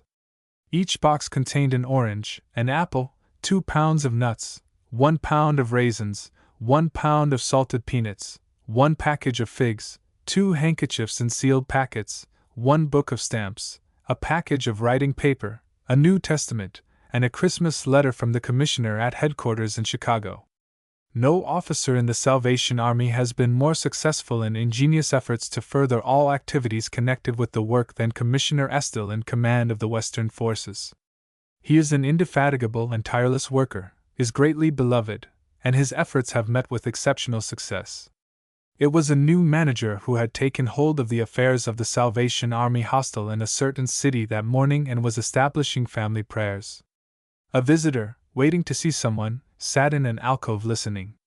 There in the long, beautiful living room of the hostel sat a little audience, 2 black women, the cook, several women in neat aprons and caps as if they had come in from their work, a soldier who had been reading the morning paper and who quietly laid it aside when the Bible reading began, a sailor who tiptoed up the 2 low steps from the cafe beyond the living room where he had been having his morning coffee and donuts, the young clerk from behind the office desk. They all sat quiet, respectful, as if accorded a sudden, unexpected privilege. The reading was a few well-chosen verses about Moses in the Mount of Vision, and somehow seemed to have a strange quieting influence, and carried a weight of reality, read thus in the beginning of a busy day's work. The reader closed the book and quite familiarly, not at all pompously, he said with a pleasant smile that this was a lesson for all of them. Each one should have his vision for the day. The cook should have a vision as she made the doughnuts, and he called her by her name, to make them just as well as they could be made, and the women who made the beds should have a vision of how they could make the beds smooth and soft and fine to rest weary comers, and those who clean must have a vision to make the house quite pure and sweet so that it would be a home for the boys who came there. The clerk at the desk should have a vision to make the boys comfortable and give them a welcome. And everyone should have a vision of how to do his work in the best way, so that all who came there for a day or a night or longer should have a vision when they left that God was ruling in that place, and that everything was being done for His praise. Just a few simple words bringing the little family of workers into touch with the divine and giving them a glimpse of the great plan of laboring with God where no work is menial, and nothing too small to be worth doing for the love of Christ. Then the little company dropped upon their knees, and the earnest voice took up a prayer which was more an intimate word with a trusted beloved companion, and they all arose to go about that work of theirs with new zest and a vision. In her alcove out of sight the visitor found refreshment for her own soul, and a vision also. This is the secret of this wonderful work that these people do in France, in the cities, everywhere. They have a vision. They have been upon the mountain with God, and they have not forgotten the injunction. See that thou do all things according to the pattern given thee in the mount. But the stories multiply, and my space is drawing to a close. I am minded to say reverently in words of old. And there are also many other things which these disciples of Jesus did, the which if they should be written every one, I suppose that even the world itself could not contain the books that should be written. But are they not graven in the hearts of men who found the Christ on the battlefield or the hospital cot, or in the dim candlelit hut, through these dear followers of His? 12. Letters of Appreciation. My dear Miss Booth. My dear Miss Booth. You may be sure that your telegram of November 15th warmed my heart and brought me very real cheer and encouragement. It is a message of just the sort that one needs in these trying times, and I hope that you will express to your associates my profound appreciation and my entire confidence in their loyalty, their patriotism, and their enthusiasm for the great work they are doing. Cordially and sincerely yours, Woodrow Wilson. NOV. 30, 1917. My dear Miss Booth. My dear Miss Booth. I am very much interested to hear of the campaign the Salvation Army has undertaken for money to sustain its war activities, and want to take the opportunity to express my admiration for the work that it has done and my sincere hope that it may be fully sustained. Signed, Woodrow Wilson, the President of the United States of America. Woodrow Wilson. Commander Evangeline Booth, Paris, April 7, 1919. 122 West 14th Street, New York, USA. I am very much interested to know that the Salvation Army is about to enter into a campaign for a sustaining fund. I feel that the Salvation Army needs no commendation from me.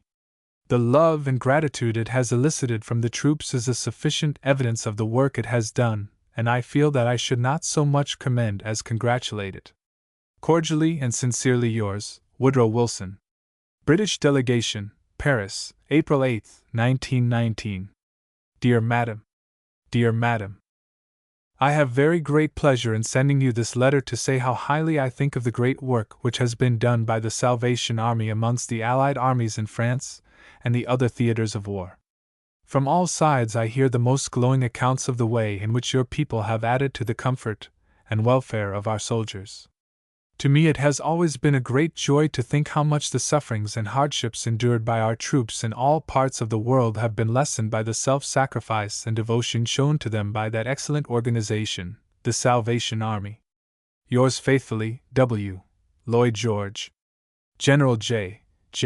Pershing, France. The Salvation Army of America will never cease to hail you with devoted affection and admiration for your valiant leadership of your valiant army. You have rushed the advent of the world's greatest peace, and all men honor you. To God be all the glory. Commander Evangeline Booth. Commander Evangeline Booth, New York City. Many thanks for your cordial cable. The American Expeditionary Forces thank you for all your noble work that the Salvation Army has done for them from the beginning. General Pershing. With deep feeling of gratitude for the enormous contribution which the Salvation Army has made to the moral and physical welfare of this expedition, all ranks join me in sending heartiest Christmas greetings and cordial best wishes for the new year. Signed, Pershing. Salvation, New York. Paris, April 22, 1919. The following cable received: Colonel William S. Barker, Director of the Salvation Army, Paris. My dear Colonel Barker, I wish to express to you my sincere appreciation, and that of all members of the American Expeditionary Forces, for the splendid services rendered by the Salvation Army to the American Army in France.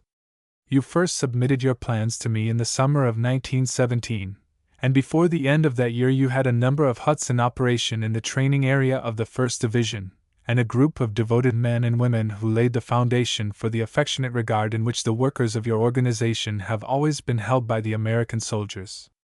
The outstanding features of the work of the Salvation Army have been its disposition to push its activities as far as possible to the front, and the trained and experienced character of its workers whose one thought was the well-being of its soldiers they came to serve. While the maintenance of these standards has necessarily kept your work within narrow bounds as compared to some of the other welfare agencies, it has resulted in a degree of excellence and self-sacrifice in the work performed which has been second to none. It has endeared your organization and its individual men and women workers to all those divisions and other units to which they have been attached, and has published their good name to every part of the American Expeditionary Forces. Please accept this letter as a personal message to each one of your workers. Very sincerely, John J. Pershing. Marshal Foch, Paris, France. Your brilliant armies, under blessing of God, have triumphed. The Salvation Army of America exults with war-worn but invincible France. We must consolidate for God of peace all the good your valor has secured. Commander Evangeline Booth. 193 F8 PZ France 31. Trace touché du sentiment de livre que inspire votre telegram je vous adresse ainsi que vos adherents mes sincères remerciements. Maréchal Foch. I am deeply touched by the high sentiment which inspired your cablegram, and I tender you and your adherents sincere thanks. Letter from Sir Douglas Haig. Just before leaving London on Thursday for his provincial campaigns, General Booth received the following letter from Field Marshal Sir Douglas Haig. The generous tribute will be read with intense satisfaction by Salvationists the world over. General Headquarters, British Armies in France. March 27, 1918. I am glad to have the opportunity of congratulating the Salvation Army on the service which its representatives have rendered during the past year to the British armies in France. The Salvation Army workers have shown themselves to be of the right sort, and I value their presence here as being one of the best influences on the moral and spiritual welfare of the troops at the bases. The inestimable value of these influences is realized when the morale of the troops is afterwards put to the test at the front. The huts which the Salvation Army has staffed have besides been an addition to the comfort of the soldiers, which has been greatly appreciated. I shall be glad if you will convey the thanks of all ranks of the British Expeditionary Forces in France to the Salvation Army for its continued good work. D. Haig, Field Marshal, commanding British armies in France. The following message from Marshal Joffre. Miss Evangeline Booth, April 9, 1919. New York City. President Wilson has said that the work of the Salvation Army on the Franco-American front needs no praise in view of the magnificent results obtained and remains only to be admired and congratulated. I cannot do better than to use the same words which I am sure express the sentiments of all French soldiers. J. Joffre. From Field Marshal Viscount French. Of all the organizations that have come into existence during the past 50 years, none has done finer work or achieved better results in all parts of the empire than the Salvation Army. In particular, its activities have been of the very greatest benefit to the soldiers in this war. June 16, 1918. Colonel Theodore Roosevelt, writing from Oyster Bay, Long Island, under date of April 11, 1918, has the following to say to the War Work Executive of the Salvation Army. I was greatly interested in your letter quoting the letter from my son now with Pershing in France. His testimony as to the admirable work done by the Salvation Army agrees with all my own observations as to what the Salvation Army has done in war and in peace.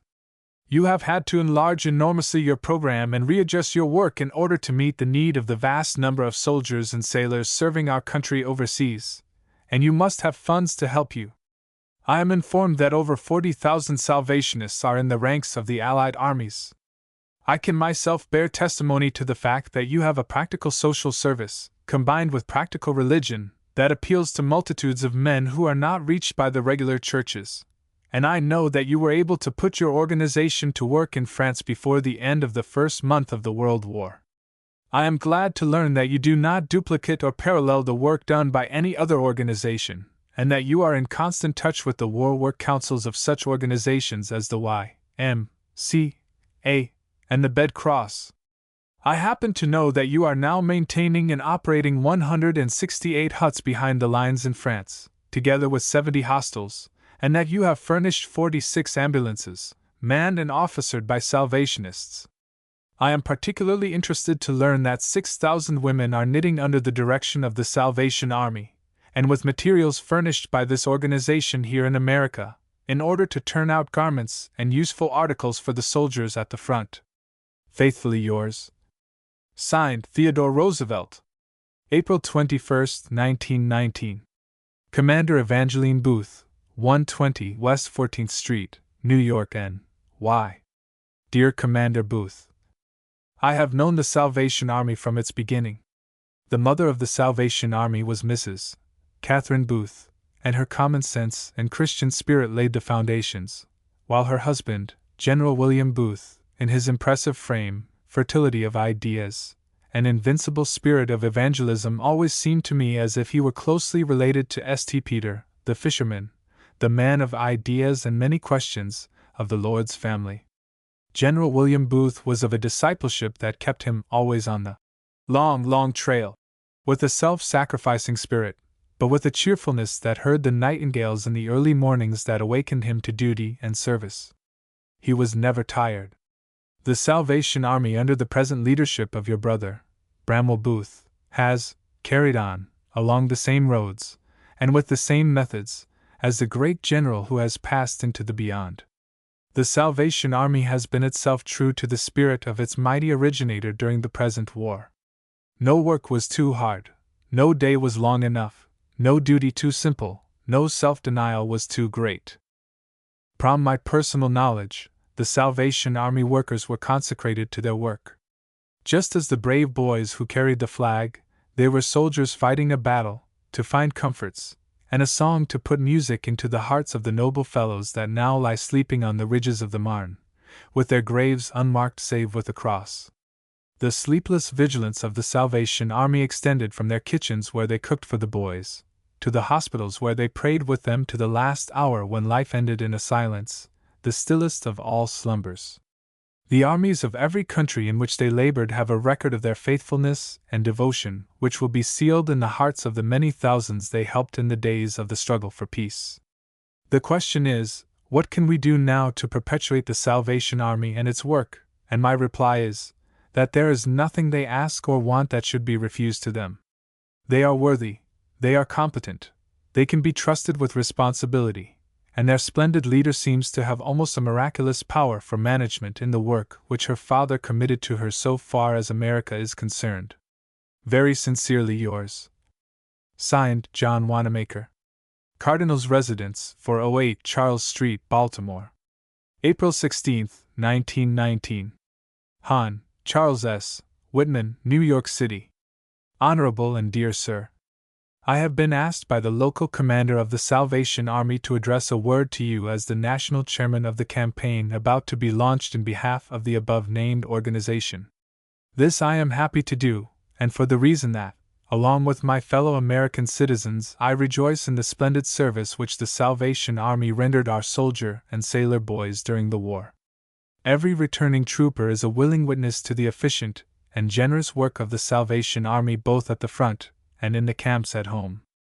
I am also the more happy to commend this organization because it is free from sectarian bias. The man in need of help is the object of their effort, with never a question of his creed or color. I trust, therefore, your efforts to raise $13 million for the Salvation Army will meet with a hearty response from our generous American public. Faithfully yours, James Cardinal Gibbons, Commissioner Plenipotentiary of the United States of America. Paris, April 7, 1919. My dear Commander Booth, those of us who have been fortunate enough to see something of the work of the Salvation Army with the American troops have been made proud by the devotion and self-sacrifice of the workers connected with your organization. I congratulate you and, through you, your associates, and I wish you the best of fortune in the continuance of your splendid work. Very sincerely yours, L. M. House. Commander Evangeline Booth, Salvation Army. Evangeline Booth, Salvation Army Headquarters, New York. I have seen the work of the Salvation Army in France and consider it very helpful and valuable. I trust you will be able to secure the means not only for its maintenance but for the enlargement of its scope. It is a good work and should be encouraged. Leonard Wood. Camp Funston, Kansas. Brigadier General Duncan wrote to Colonel Barker the following letter. December 7, 1917. The Salvation Army in this its first experience with our troops has stepped very closely into the hearts of the men. Your huts have been open to them at all times. They have been cordially received in a homelike atmosphere and many needs provided in religious teachings. Your efforts have the honest support of our chaplains. I have talked with many of our soldiers who are warm in their praise and satisfaction in what is being done for them. For myself, I feel that the Salvation Army has a real place for its activities with our army in France, and I offer you and your workers, men and women, good wishes and thanks for what you have done and are doing for our men. G. B. Duncan, Brigadier General. The Salvation Army is doing a great work in France, and every soldier bears testimony to the fact. Omar Bundy, Major General. Headquarters 1st Division, American Expeditionary Forces. France, September 15, 1918. From Chief of Staff. To Major L. Allison Co., Salvation Army. Subject: Service in Operation against St. Mihiel Salient. 1. The division commander desires me to express to you his appreciation of the particularly valuable service that the Salvation Army, through you and your assistance, has rendered the division during the recent operation against the St. Mihiel salient. 2. You have furnished aid and comfort to the American soldier throughout the trying experiences of the last few days, and in accomplishing this worthy mission have spared yourself in nothing. 3. The division commander wishes me to thank you for the division and for himself. CK/T. Campbell King, Chief of Staff. Cablegram. Paris, December 17, 1917. Commander Miss E. Booth, 120 West 14th Street, New York. I am glad to be able to express my appreciation of the work done by the Salvation Army in the way of providing for the comfort and welfare of the command. I think the efforts of the Salvation Army are admirable and deserving of appreciation and commendation, and I consider the effort is made without advertisement, and that it reaches and is appreciated by those for whom it is most needed. L. P. Murphy, Lieutenant Colonel of Cavalry. Murphy. Cablegram. Paris, December 17, 1917. Commander Miss E. Booth, 120 West 14th Street, New York City. I wish to express my most sincere appreciation of the work of your organization with my regiment. Your officer has done everything that could be expected of any organization in carrying on his work with the soldiers of this command, and has surpassed any such expectations. He has assisted the soldiers in every way possible, and has gained their hearty goodwill. He has also shown himself willing and anxious to carry out regulations and orders affecting his organization. As a matter of fact, all the officers and soldiers of this command are most enthusiastic about the help of the Salvation Army, and you can hear nothing but praise for its work. The work of your organization, both religious and material, has been wholesome and dignified, and I desire you to know that it is appreciated.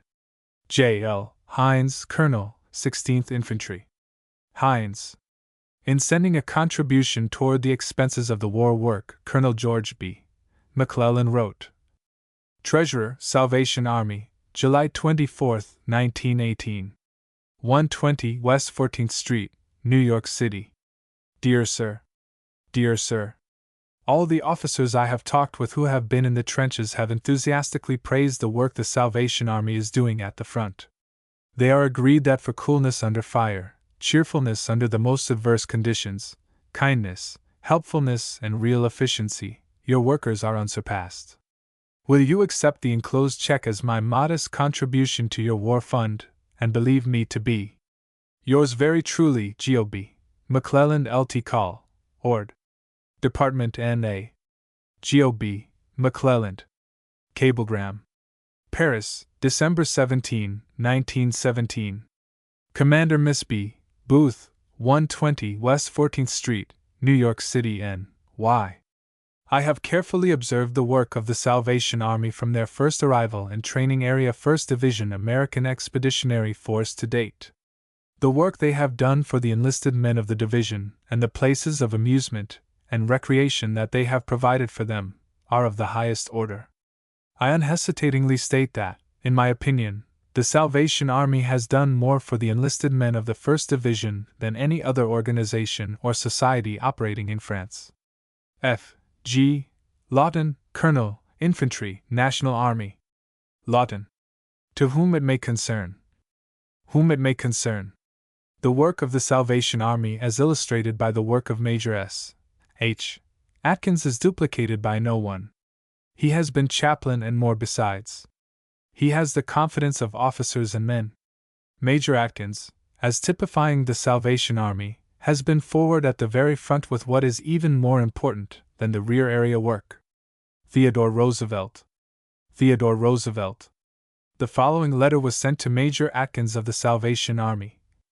Headquarters, 1st Battalion, 26th Infantry, France, December 26, 1917. I wish to thank you for the great work you have been doing here among the men of this battalion. You have added greatly to the happiness and contentment of us all, giving, as you have, an opportunity for good, clean entertainment and pleasure. In religious work you have done much. As you know, this regiment has no chaplain, and you have to a large extent taken the place of one here. For myself, and on behalf of the officers stationed here, I wish to express my appreciation of the work that you have been doing here, and the hope that you can accompany the battalion wherever the fortune of war may lead us. Wishing you a very happy and successful New Year, I am yours sincerely, signed, Theodore Roosevelt, Jr., Major Hussar, 26th Infantry. Theodore Roosevelt, Jr. When Captain Archibald Roosevelt was lying wounded in Red Cross Hospital No. 1, he wrote the following letter to the same officer. Red Cross Hospital No. 1. July 10, 1918. You have, by your example, helped the men morally and physically. By your continued presence in the most dangerous and uncomfortable periods, you have made yourself the comrade and friend of every officer and man in our battalion. It is in this way that you have filled a position which the other charitable organizations had left vacant. Let me also mention that, perfect Democrat that you are, you have realized the necessity of discipline, and have helped make the discipline understood by these men and officers. If all the Salvation Army workers are like you, I sincerely hope to see the time when there is a Salvation Army officer with each battalion in the camp. Before leaving France for the United States, 2 Salvation Army lassies received the following letter. I was very sorry to hear that you had been taken from this division, and desire to express my appreciation of the excellent assistance you have been to us. In all of our shows, you have been with us, and I wish that I knew of the many sufferers you have cheered and made more comfortable. They are many and, I am positive, will always have grateful thoughts of you. I have seen you enduring hardships, going without food and sleep, working day and night, sometimes under fire, both shell and avion, and never have you been anything but cheerful and willing. I thank you and your organization for all of this, and assure you of the respect and gratitude of the entire division. J. I. Mabby, Colonel, Medical Corps, Division Surgeon. Mabby. Cable. January 17, 1918. The Salvation Army, New York. As Inspector General of the 1st Division, I have inspected all the Salvation Army huts in this division area, and I am glad to inform you that your work here is a well-earned success. Your huts are warm, dry, light, and I believe, much appreciated by all the men in this division. To make these huts at all home-like under present conditions requires energy and ability. I know that the Salvation Army men in this division have it, and am very willing to so testify. Conrad S. Babcock, Lieutenant Colonel, Inspector General, 1st Division. Conrad S. Babcock.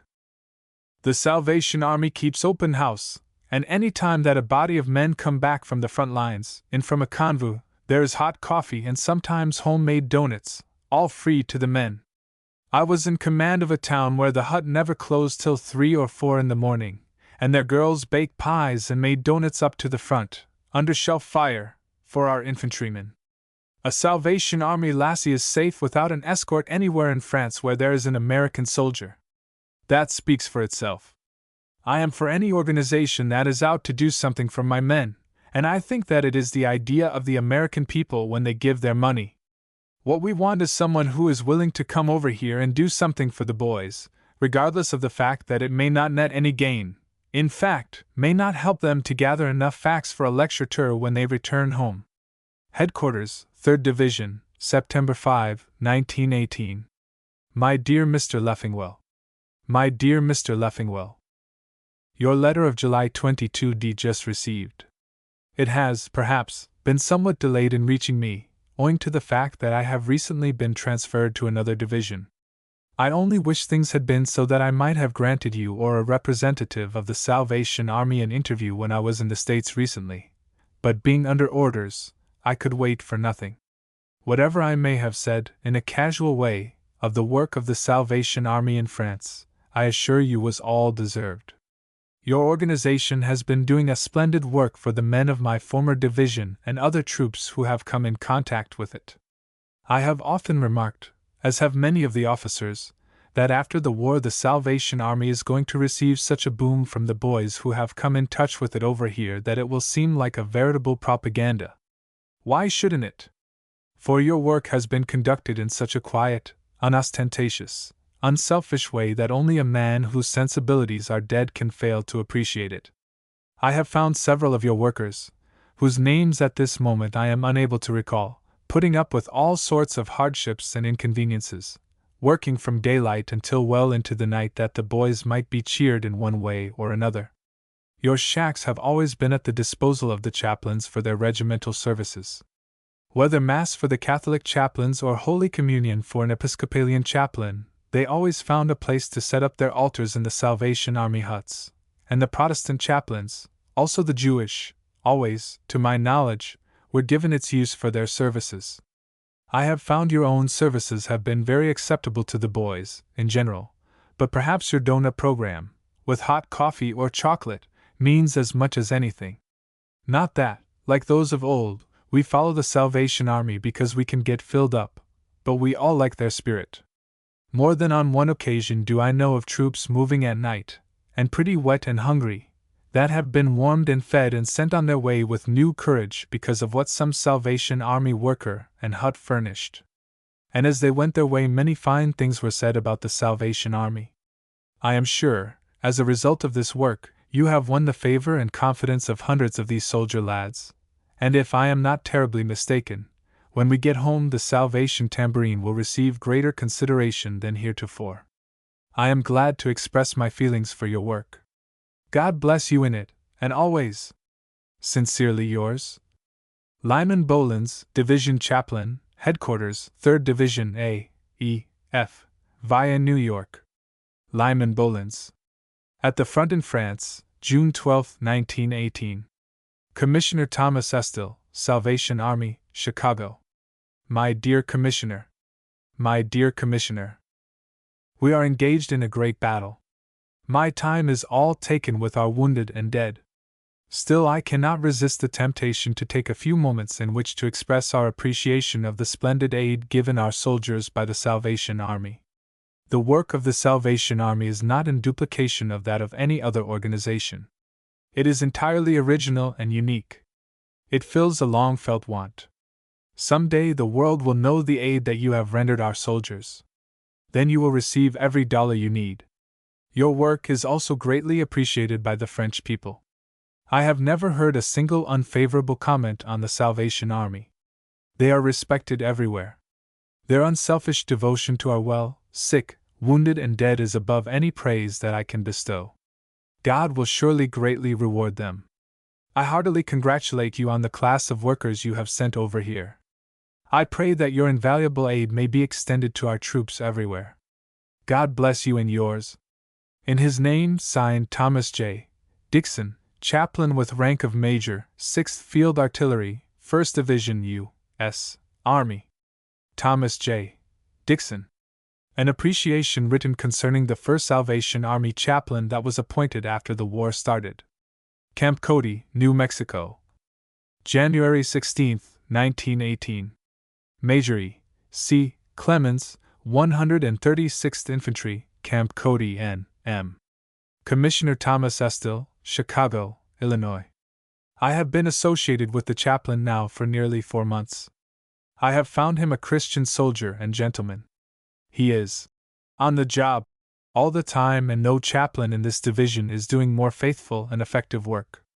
He is thoroughly evangelistic, is burdened for the souls of his men, and is working for their salvation not in but from their sins. He is a man's man, knows how to approach men, and knows how and does get hold of their affections in such a way that he is a help and a comfort to them. He brings things to pass. The Salvation Army may be well pleased that it is so well represented in the Army as it is by Chaplain Klein. Sincerely yours. Signed, Ezra C. Clemens, Senior Chaplain, 34th Division. Ezra C. Clemens. July 11, 1918. I have been familiar with the work of the Salvation Army for years, and the organization from the beginning of the war has been doing a wonderful work with the Allied forces, and since the entering of the United States into the struggle has given splendid aid and cooperation not only in connection with the war activities at home but also with our forces abroad. Their work is entitled to the sincere admiration of every American citizen. Major Edwin F. Glenn. Major Edwin F. Glenn. To whom it may concern. to whom it may concern. It gives me the greatest pleasure to testify to the very excellent work of the Salvation Army as I have seen it in this division. I have seen the work done by this organization for 10 months, under all sorts of conditions, and it has always been of the highest character. At the start, the Salvation Army was handicapped by lack of funds, but even under adverse conditions, it did most valuable work in maintaining cheerful recreation centers for the men, often in places exposed to hostile shell fire. The donut and pie supply has been maintained. This seems a little thing, but it has gone a long way to keep the men cheerful. All the Salvation Army force has been untiring in its work under very trying conditions, and as a result, I believe it has gained the respect and affection of officers and men more than any similar organization. Albert J. Myers, Jr., Major, National Army. 1st Division A, E, F, Captain, Cavalry, USA. Albert J. Myers, Jr. Extract from letter from Captain Charles W. Albright, Q. M. R. C., France. As to the Salvation Army, well, if they wanted our boys to lie down for them to walk on, to keep their feet from getting muddy, the boys would gladly do so. From everyone, officers and men alike, nothing but the highest praise is given the Salvation Army. They are right in the thick of danger, comforting and helping the men in the front line, heedless of shot, shell or gas. The U.S. Army in France, as a unit, swears by the Salvation Army. I am proud to have a sister in their ranks. An old regular Army officer who returned to Paris last week said, "I wish every American who has stood on street corners in America and sneered at the work of the Salvation Army could see what they are doing for the boys in France. They do not proclaim that they are here for investigation or for getting atmosphere for war romances. They have not come to furnish material for Broadway press agents. They do not wear, oh, such becoming uniforms, white shoes, dainty blue capes and bonnets, nor do they frequent Paris tea rooms where the swanky British and American officers put up. Take it from me, these women are doing almighty fine work. There are 22 of them here in France. We Army men have given them shell-shattered and cast-off field kitchens to work with, and oh man, the doughnuts, the pancakes and the pies they turn out. I'm an old Army officer, but what I like about the Salvation Army is that it doesn't cater to officers. It is for the dobas first, last, and all the time. The Salvation Army men do not wear Sam Browne belts. They do as little handshaking with officers as possible. They cash the boys' checks without question, and during the month of April in a certain division the Salvation Army sent home $20,000 for the soldiers. The Rockefeller Foundation hasn't as yet given the Salvation Army $1 million donation to carry on its work. Fact is, I don't know just how the Salvation Army chaplains and lassies do get along. But get along they do. Perhaps some of the boys and officers give them a lift now and then when the sledding is rough. They don't aim to make a slight profit as do some other organizations. Ever since Cornelius Hickey put up Hickey's Hut, the first Salvation Army hut in France, they have been working at a loss. I saw an American officer give a Salvation Army chaplain 500 francs out of his pay at a certain small town in France recently. The work done in Hickey's Hut did much to endear the Salvation folks to the dobas. When a letter arrived in France some months ago addressed only to Hickey's Hut, France, it reached its destination tout de suite, 48 hours after it arrived. The French climate has hit our boys hard. It is wet and penetratingly cold. Goes right to the marrow, and 3 suits of underwear are no protection against it. When the lads returned from training camp or the trenches, wet, cold, hungry and despondent, they found a welcome in Hickey's Hut. Not a patronizing, holier-than-thou, we know we are doing a good work and hope you dobas appreciate it sort of a welcome, but a good old Salvation Army, Bowery mission welcome, such as Tim Sullivan knew how to hand out in the old days. Around a warm fire with men who spoke their own language, and who did not pretend to be above them in the social scale, the dobas forgot that they were 4,000 miles from home, and that they couldn't sling the lingo. I saw a group of lads on the Montdidier front who had not been paid in 3 months, standing cursing their luck. They had no money, therefore, they could not buy anything. The Salvation Army had been apprised by telegraph that the dobos were playing in hard luck. Presto! Out from Paris came a truck loaded with everything to eat. The truck was unloaded and the boys paid for whatever they wanted with slips of paper signed with their John Hancocks. The Salvation Army lassies asked no questions, but accepted the slips of paper as if they were Uncle Sam's gold. And one of the most useful institutions in Europe where war rages is one that has no publicity bureau and has no horns to toot. This is the Salvation Army. In the estimation of many, the Salvation Army goes way ahead of the work of many of the other war organizations working here. I see brave women and young women of the Salvation Army every day in places that are really hazardous. First Lieutenant Marion M. Marcus, Jr., Field Artillery, wrote to one of our leading officers. October 9, 1918. If the people at home could see the untiring and absolute devotion of the workers of the Salvation Army, in serving and caring for our men, they would more than give you the support you ask. The way the men and women expose themselves to the dangers of the front lines and hardships has more than endeared them to every member of the American Expeditionary Forces, and they are always in the right spot with cheer of hot food and drink when it is most appreciated. Extract from letter. Extract from letter. Away up front where things break hard and rough for us, and we are hungry and want something hot, we can usually find it in some old partly destroyed building, which has been organized into a shack by, well, yes, the Salvation Army. They are the soldier's friend. They make no display or show of any kind, but they are fast winning a warm corner in the heart of everyone. I feel it is my duty to drop you a few lines to let you know how the boys over here appreciate what the Salvation Army is doing for them. It is a second home to us. There is always a cheerful welcome awaiting us there, and I have yet to meet a sour-faced cleric behind the counter.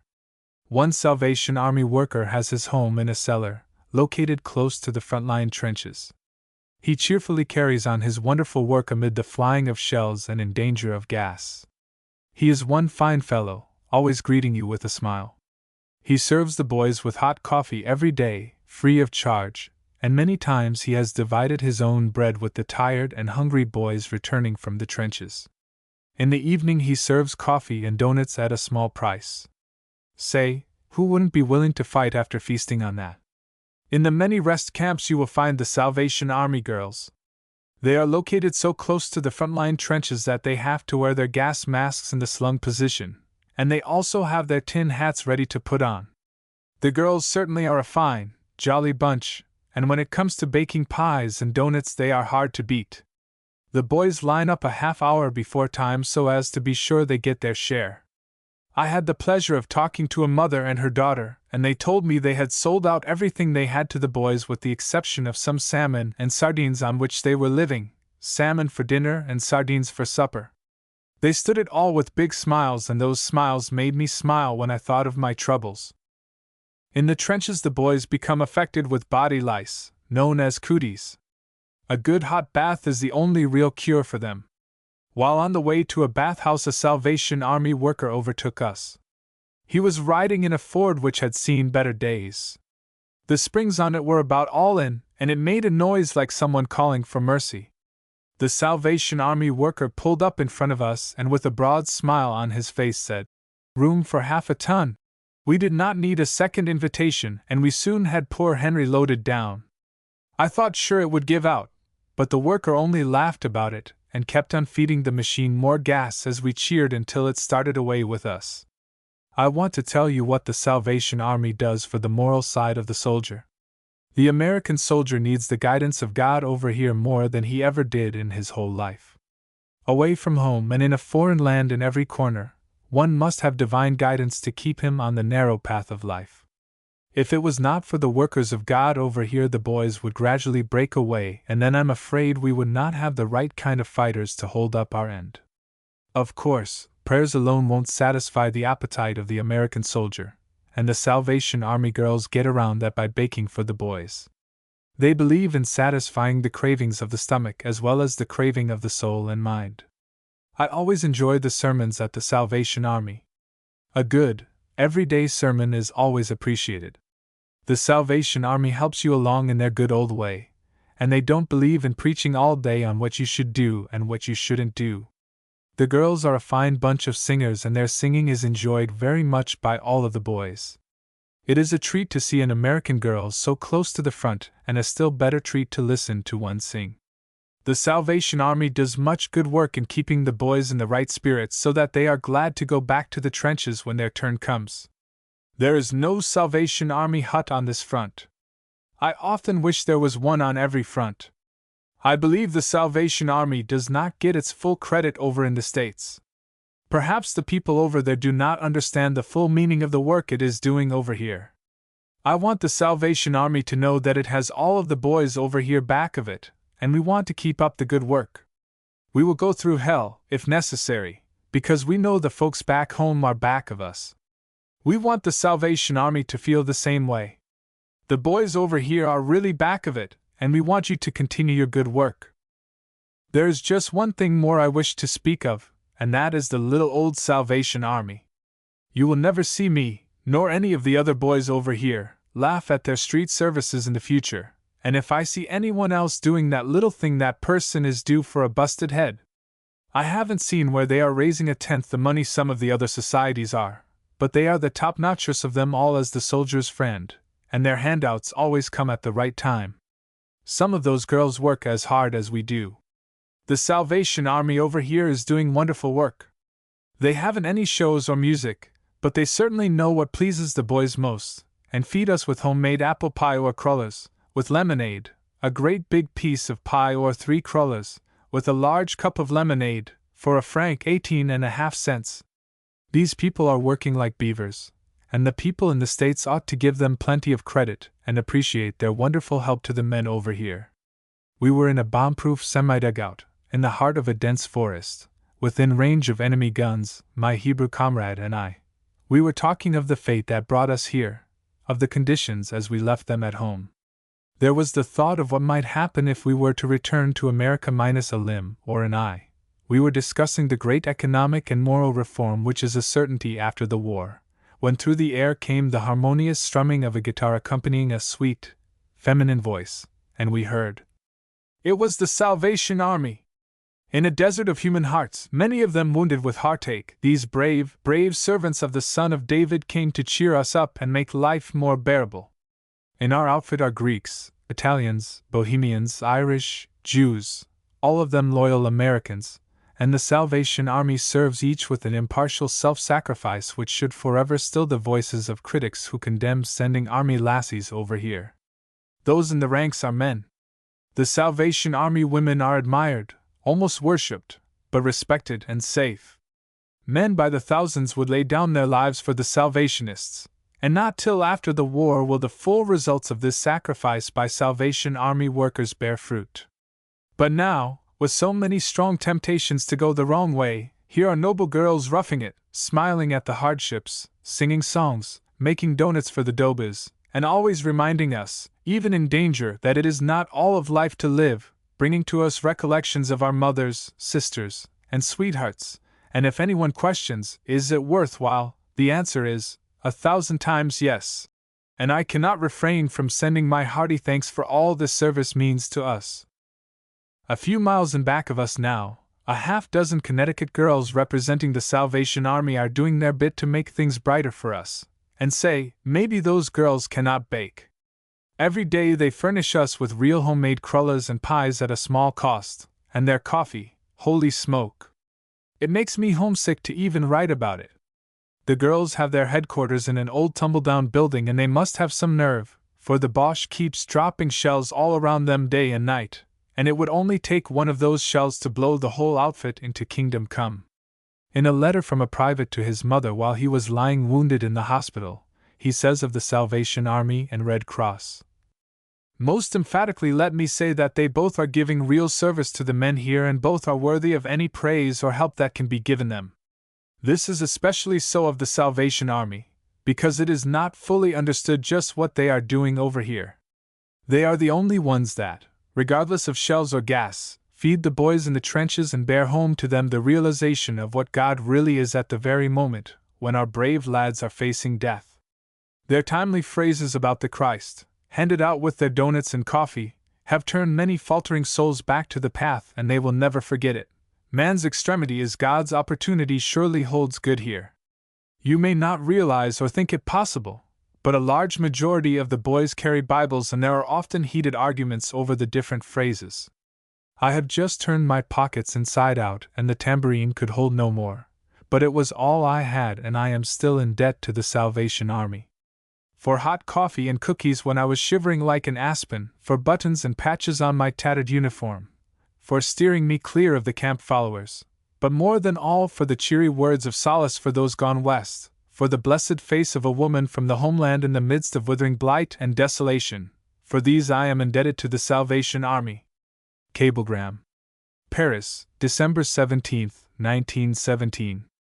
Commander Miss E. Booth, 120 West 14th Street, New York, N.Y. Being a private, I am one of the many thousands who enjoy the kindnesses and thoughtful recreation in the Salvation Hut.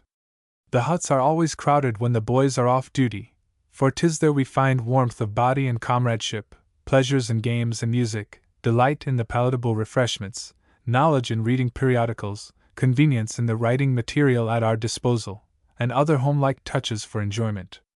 The courtesy and goodwill of the hut workers, combined with these good things, makes the huts a resort of real comfort, with the big thought of salvation in Christ predominating over all. Appreciation of these huts, and all they mean to the soldier in this terrible war, rises full in all our hearts. Clinton Spencer, Private Motor Action. Clinton Spencer. I just used to love to listen to the Salvation Army at 6th and Penn Streets, but I never dreamed of seeing them over here. And when I first saw 4 girls cooking and baking all day, I wondered what it was all about.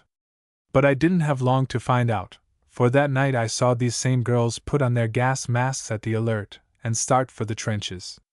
Then I started to ask about them.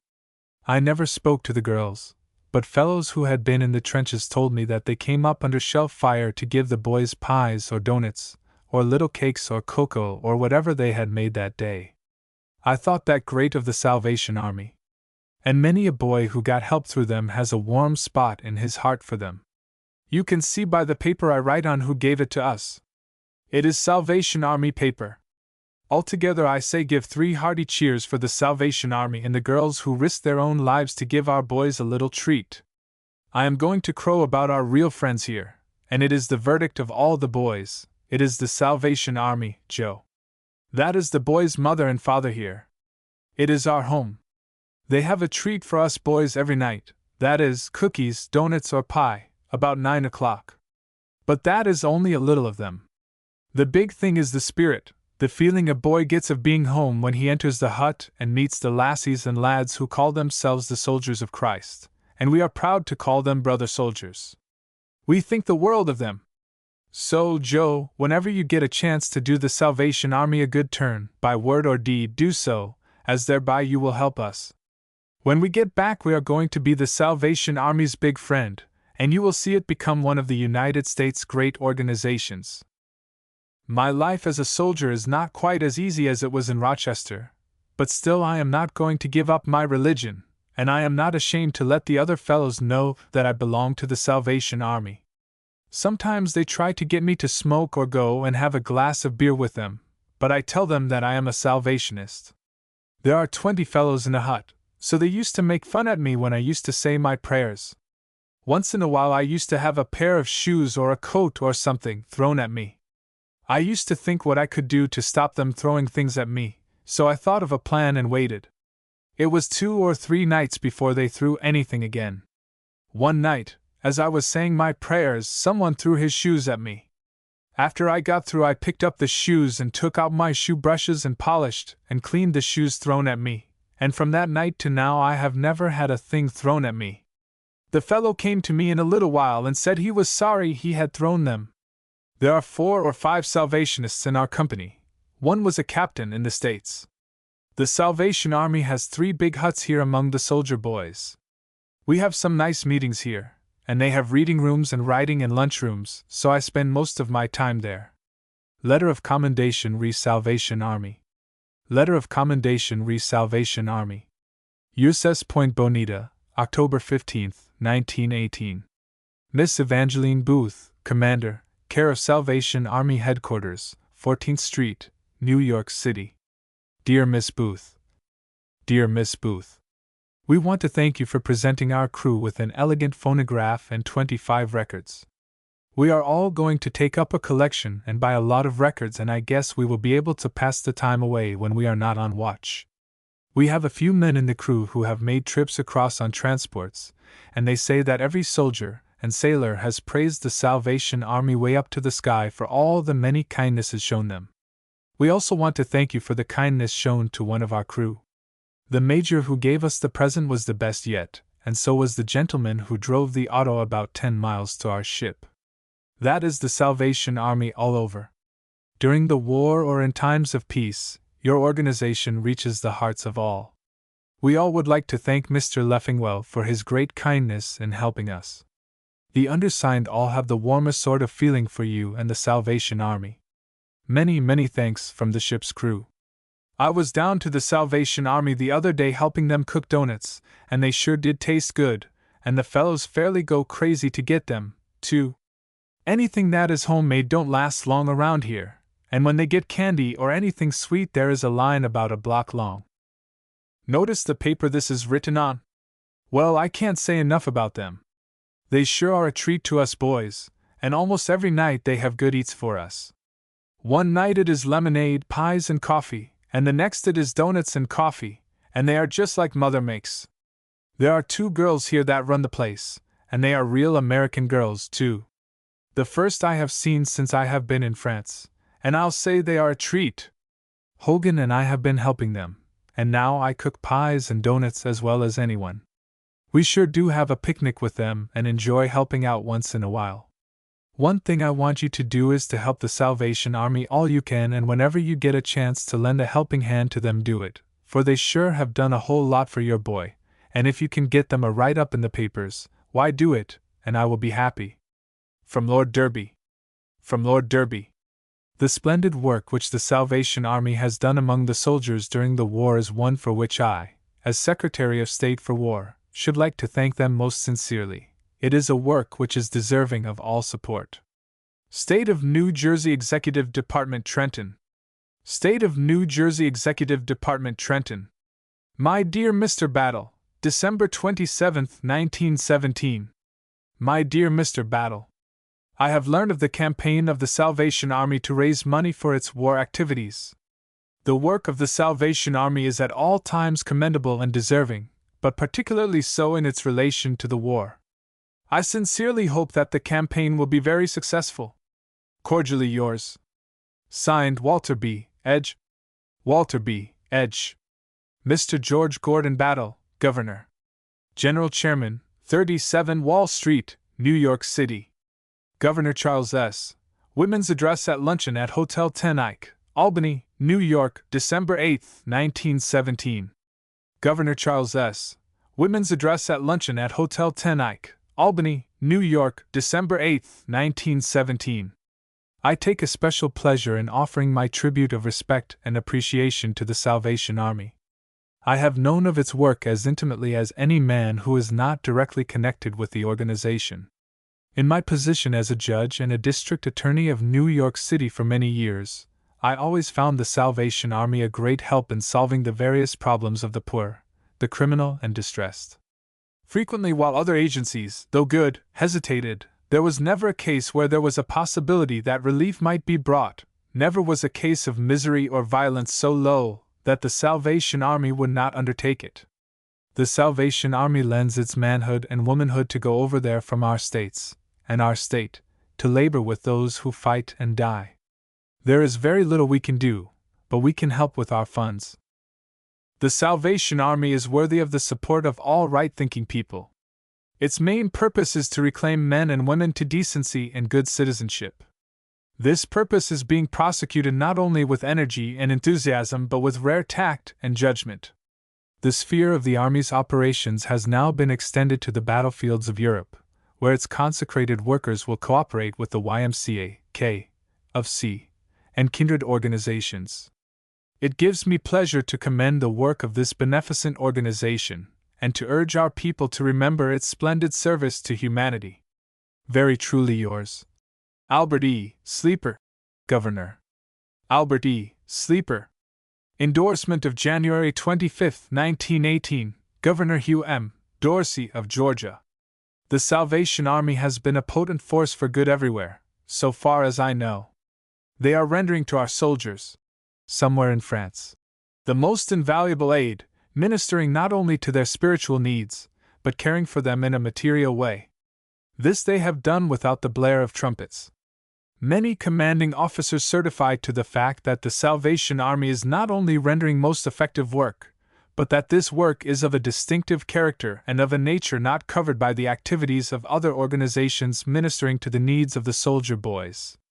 In other words, they are filling that gap in the Army life which they have always so well filled in the civil life of our people. State of Utah Executive Office. State of Utah Executive Office. Salt Lake City, January 21, 1918. I have learned with a great deal of interest of the splendid work being done by the Salvation Army for the moral uplift of the soldiers, both in the training camps and in the field. I am very glad to endorse this work and to express the hope that the Salvation Army may find a way to continue and extend its work among the soldiers. Signed, Simon Bamberg, Governor. Simon Bamberg. From a proclamation by Governor Brumball. From a proclamation by Governor Brumball. To the people of Pennsylvania. I have long since learned to believe in the great, good work of the Salvation Army and have given it my approval and support through the years. This mighty body of consecrated workers are like gleaners in the fields of humanity. They seek and succor and save those that most need and least receive aid. Now, therefore, I, Martin G. Brumball, Governor of the Commonwealth of Pennsylvania, do cordially commend the work of the Salvation Army and call upon our people to give earnest heed to their call for assistance, making liberal donations to their praiseworthy work and manifesting thus our continued and resolute purpose to give our men in arms unstinted aid and to support gladly all these noble and sacrificing agencies that under God give hope and help to our soldiers. Seal.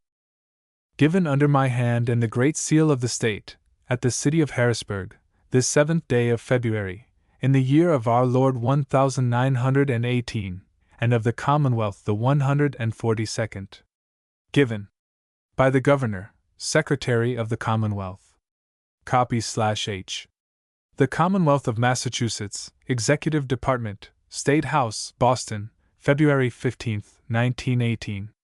It gives me pleasure to add my word of approval to the very noble work that is being done by the Salvation Army for the men now serving the country.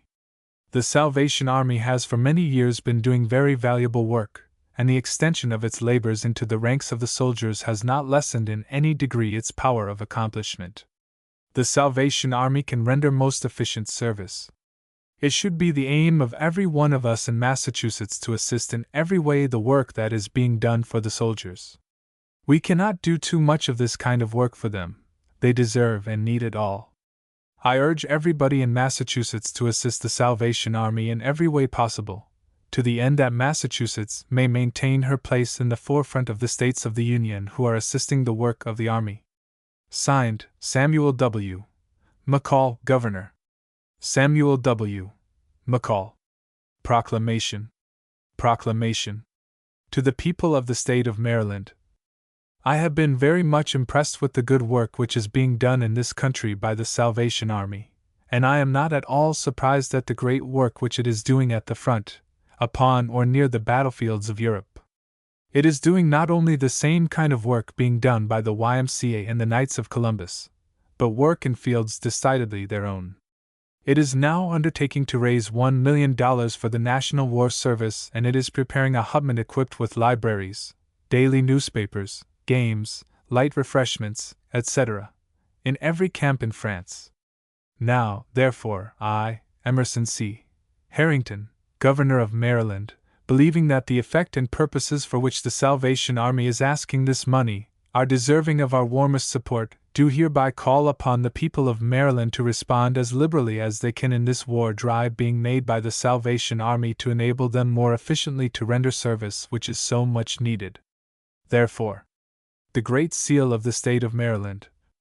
In testimony whereof, I have herunto set my hand and caused to be hereto affixed the Great Seal of Maryland at Annapolis, Maryland, this 14th day of February, in the year 1918. In testimony whereof, Emerson C. Harrington. Emerson C. Harrington. By the Governor Thos. W. Simmons, Secretary of State. Thos. W. Simmons. The Salvation Army is peculiarly equipped for this kind of service. I have watched the career of this organization for many years, and I know its leaders to be devoted and capable men and women. Of course, any agency which can in any way ameliorate the condition of the boys at the front should receive encouragement. Signed, Frank C. Loudon, Governor of Illinois. Frank C. Loudon. I join with thousands of my fellow citizens in having a great admiration for the splendid work which has already been accomplished by the Salvation Army in the alleviation of suffering, the spiritual uplift of the masses, and its substantial and prayerful ministrations. The Salvation Army does its work quietly, carefully, persistently, and effectively. Our patriotic citizenry will quickly place the stamp of approval upon the great work being done by the Salvation Army among the private soldiers at home and abroad.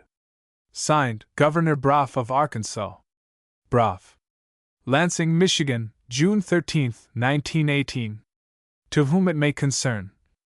To whom it may concern. Among the various organizations doing war work in connection with the American Army, none are found more worthy of support than the Salvation Army.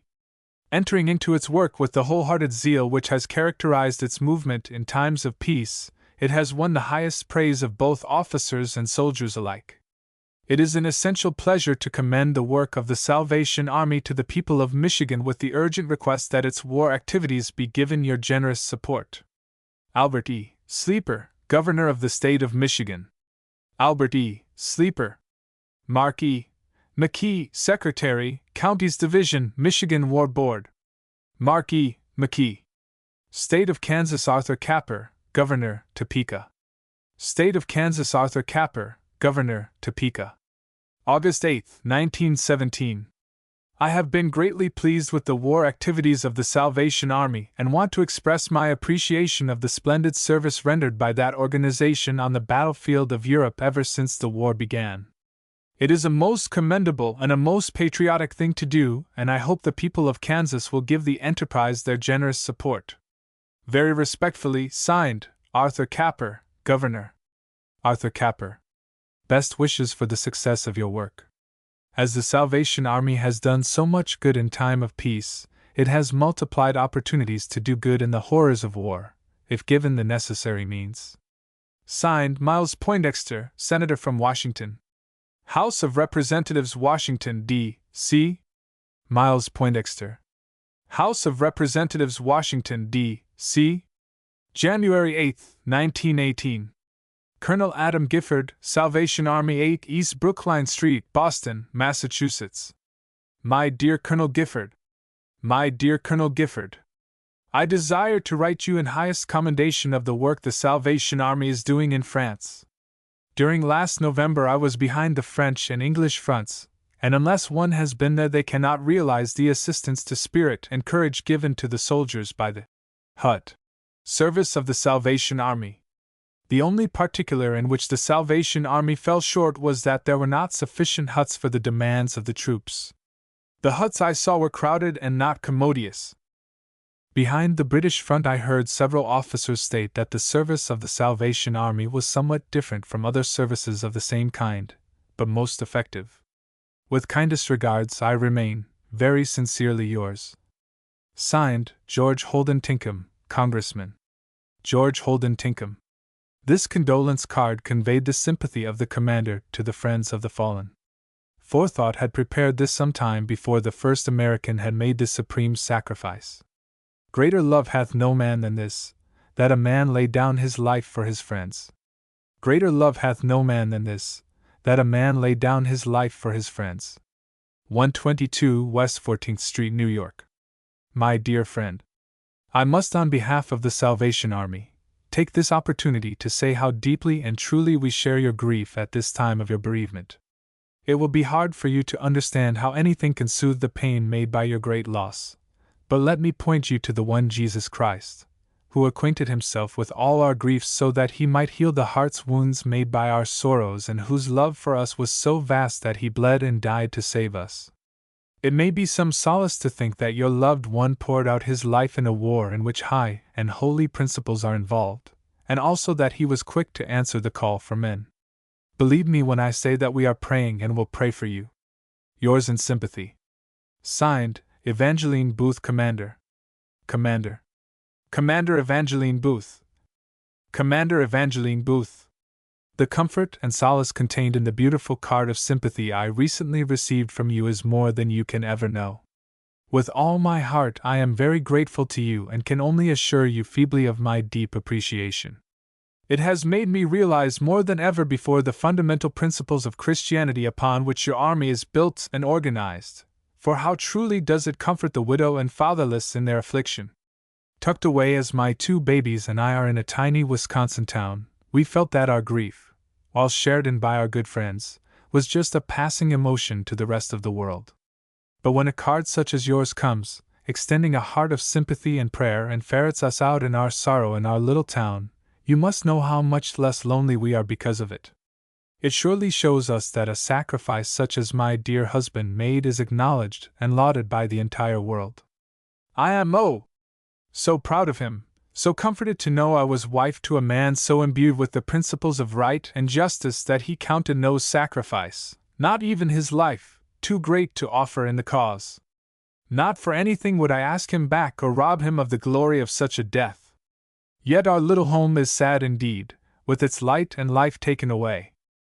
The good you have done before and during the war must be a very great source of gratification for you, and I trust you may be spared for many years to stretch out your helping hand to the sorrowing and make us better for having known you. With deepest gratitude, Commander Evangeline Booth. Commander Evangeline Booth. I have just seen your picture in the November Pictorial Review, and I do so greatly admire your splendid character and the great work you are doing. I want to thank you for the message of Christian love and sympathy you sent to me upon the death of my son in July, aeroplane accident in England. Without the Christian's faith and the blessed hope of the gospel we would despair indeed. A long time ago I learned to pray thy will be done for my son, and I have tested the promises and I have found them true. May the Lord bless you abundantly in your own heart and in your world-wide influence, and the splendid Salvation Army. Dear friends, words fall far short in expressing our deep appreciation of your comforting words of condolence and sympathy. Will you accept as a small token of love the enclosed appreciation written by Professor of the Oberlin College, and a quotation from a letter written August 25th by our soldier boy, and found among his effects to be opened only in case of his death, and forwarded to his mother? I am yours truly. Enclosure. November 16, 1918. If by any chance this letter should be given to you, as something coming directly from my heart, you, who are my mother, need have no fear or regret for the personality destined not to come back to you. A mother and father, whose noble ideals they firmly fixed in 2 sons, should rather experience a deep sense of pride that the young chap of nearly 21 years does not come back to them, for, though he was fond of living, he was also prepared to die with a faith as sound and steadfast as that of the little children whom the Master took in his arms. And more than that, the body you gave to me, so sweet and pure and strong, though misused at times, has been returned to God as pure and undefiled as when you gave it to me. I think there is nothing that should please you more than that. Signed, Paul. Châteauroux, France. August, 1918. Paul. N.B. Written on back of the envelope. To be opened only in case of accident. Commander Evangeline Booth. Commander Evangeline Booth. Permit me to express through you my deep appreciation of the consoling message from the Salvation Army on the loss of my brother, Clement, in France. I am indeed grateful for this last thought from an organization which did so much to meet his living needs and to lessen the hardships of his service in France. I shall always feel a personal debt to those of you who seemed so near to him at the end. Miss Evangeline Booth. Evangeline Booth. I was greatly touched by the card of sympathy sent me in your name on the occasion of my great sorrow, and my equally great glory. The death of a husband for the great cause of humanity is a martyrdom that any soldier's wife, even in her deep grief, is proud to share. Thanking you for your helpful message. Miss Evangeline Booth. Evangeline Booth. Of the many cards of condolence received by our family upon the death of my dear brother, none touched us more deeply than the one sent by you. We do indeed appreciate your thoughtfulness in sending words of comfort to people who are utter strangers to you. Accept again the gratitude of my parents as well as the other members of our family, including myself. May our Heavenly Father bless you all and glorify your good works. Miss Evangeline Booth, Commander of the Salvation Army, New York City, N.Y. Dear Miss Booth. Dear Miss Booth, I beg of you to pardon me for writing you this letter, but I feel that I must. On the 17th day of March I received a letter from my boy in France, and it reads as follows. Somewhere in France, January 15th, 1918. My dear mother. My dear mother. I must write you a few lines to tell you that you must not worry about me even though it is some time since I wrote you. We don't have much time to ourselves out here. I have just come out of the trenches, and now it is mud, mud, mud, up to one's knees. I often think of the fireplace at home these cold nights, but mother, I must tell you that I don't know what we boys would do if it was not for the Salvation Army. The women, they are just like mothers to the boys. God help the ones that say anything but good about the army. Those women certainly have courage to come right out in the trenches with coffee and cocoa, etc., and they are so kind and good. Mother, I want you to write to Miss Booth and thank her for me for her splendid work out here. When I come home I shall exchange the U.S. uniform for the SA uniform, and I know, Ma, that you will not object. Well, the Germans have been raining shells today, but we were unharmed. I passed by an old shack of a building. A poor woman sat there with a baby, lulling it to sleep, when a shell came down and the poor souls had passed from this earthly hell to their heavenly reward. Only God knows the conditions out here. It is horrible. Well, I must close now, and don't worry, Mother, I will be home some day. Your loving son. Well, Miss Booth, I got word 3 weeks ago that Joseph had been killed in action. I am heartbroken, but I suppose it was God's will. Poor boy. He has his uniform exchanged for a white robe. I am all alone now, as he was my only boy and only child. Again I beg of you to pardon me for sending you this letter. December 10th, 1917. Commander Evangeline C. Booth, New York City. My dear Commander. My dear Commander. I have just read in the New York papers of your purpose and plan to raise $1 million for your Salvation Army work carried on in the interests of the soldiers at home and abroad, and I cannot refrain from writing to you to express my deep interest, and also the hope that you may be successful in raising this fund, because I know that it will be so well administered. From all that I have heard of the Salvation Army work in connection with the soldiers carried on under your direction, I think it is simply wonderful, and if there is any service that I can render you or the army, I should be exceedingly pleased. I have read Souls in Khaki, and I wish that everyone might read it, for could they do so, your $1 million fund would be easily raised. With ever-increasing interest in the Salvation Army, I am, cordially yours. Signed, J. Wilbur Chapman, Moderator of the General Assembly of the Presbyterian Church in the USA. J. Wilbur Chapman. Salvation Army is the most popular organization in France. Salvation Army is the most popular organization in France. Raymond B. Fosdick, Chairman of the War Recreation Commission, on his return from a tour of investigation into activities of the relief organizations in France, gave out the following. Somewhat to my surprise, I found the Salvation Army probably the most popular organization in France with the troops. It has not undertaken the comprehensive program which the YMCA has laid out for itself. That is, it is operating in 3 or 4 divisions, while the YMCA is aiming to cover every unit of troops. But its simple, homely, unadorned service seems to have touched the hearts of our men. The aim of the organization is, if possible, to put a worker and his wife in a canteen or a center. The women spend their time making donuts and pies, and sew on buttons. The men make themselves generally useful in any way which their service can be applied. I saw such placed in dugouts way up at the front, where the German shells screamed over our heads with a sound not unlike a freight train crossing a bridge. Down in their dugouts, the Salvation Army folks imperturbably handed out donuts and dished out the drink. War Department Commission on Training Camp Activities, Washington. War Department Commission on Training Camp Activities, Washington. 45, Avenue Montaigne, Paris.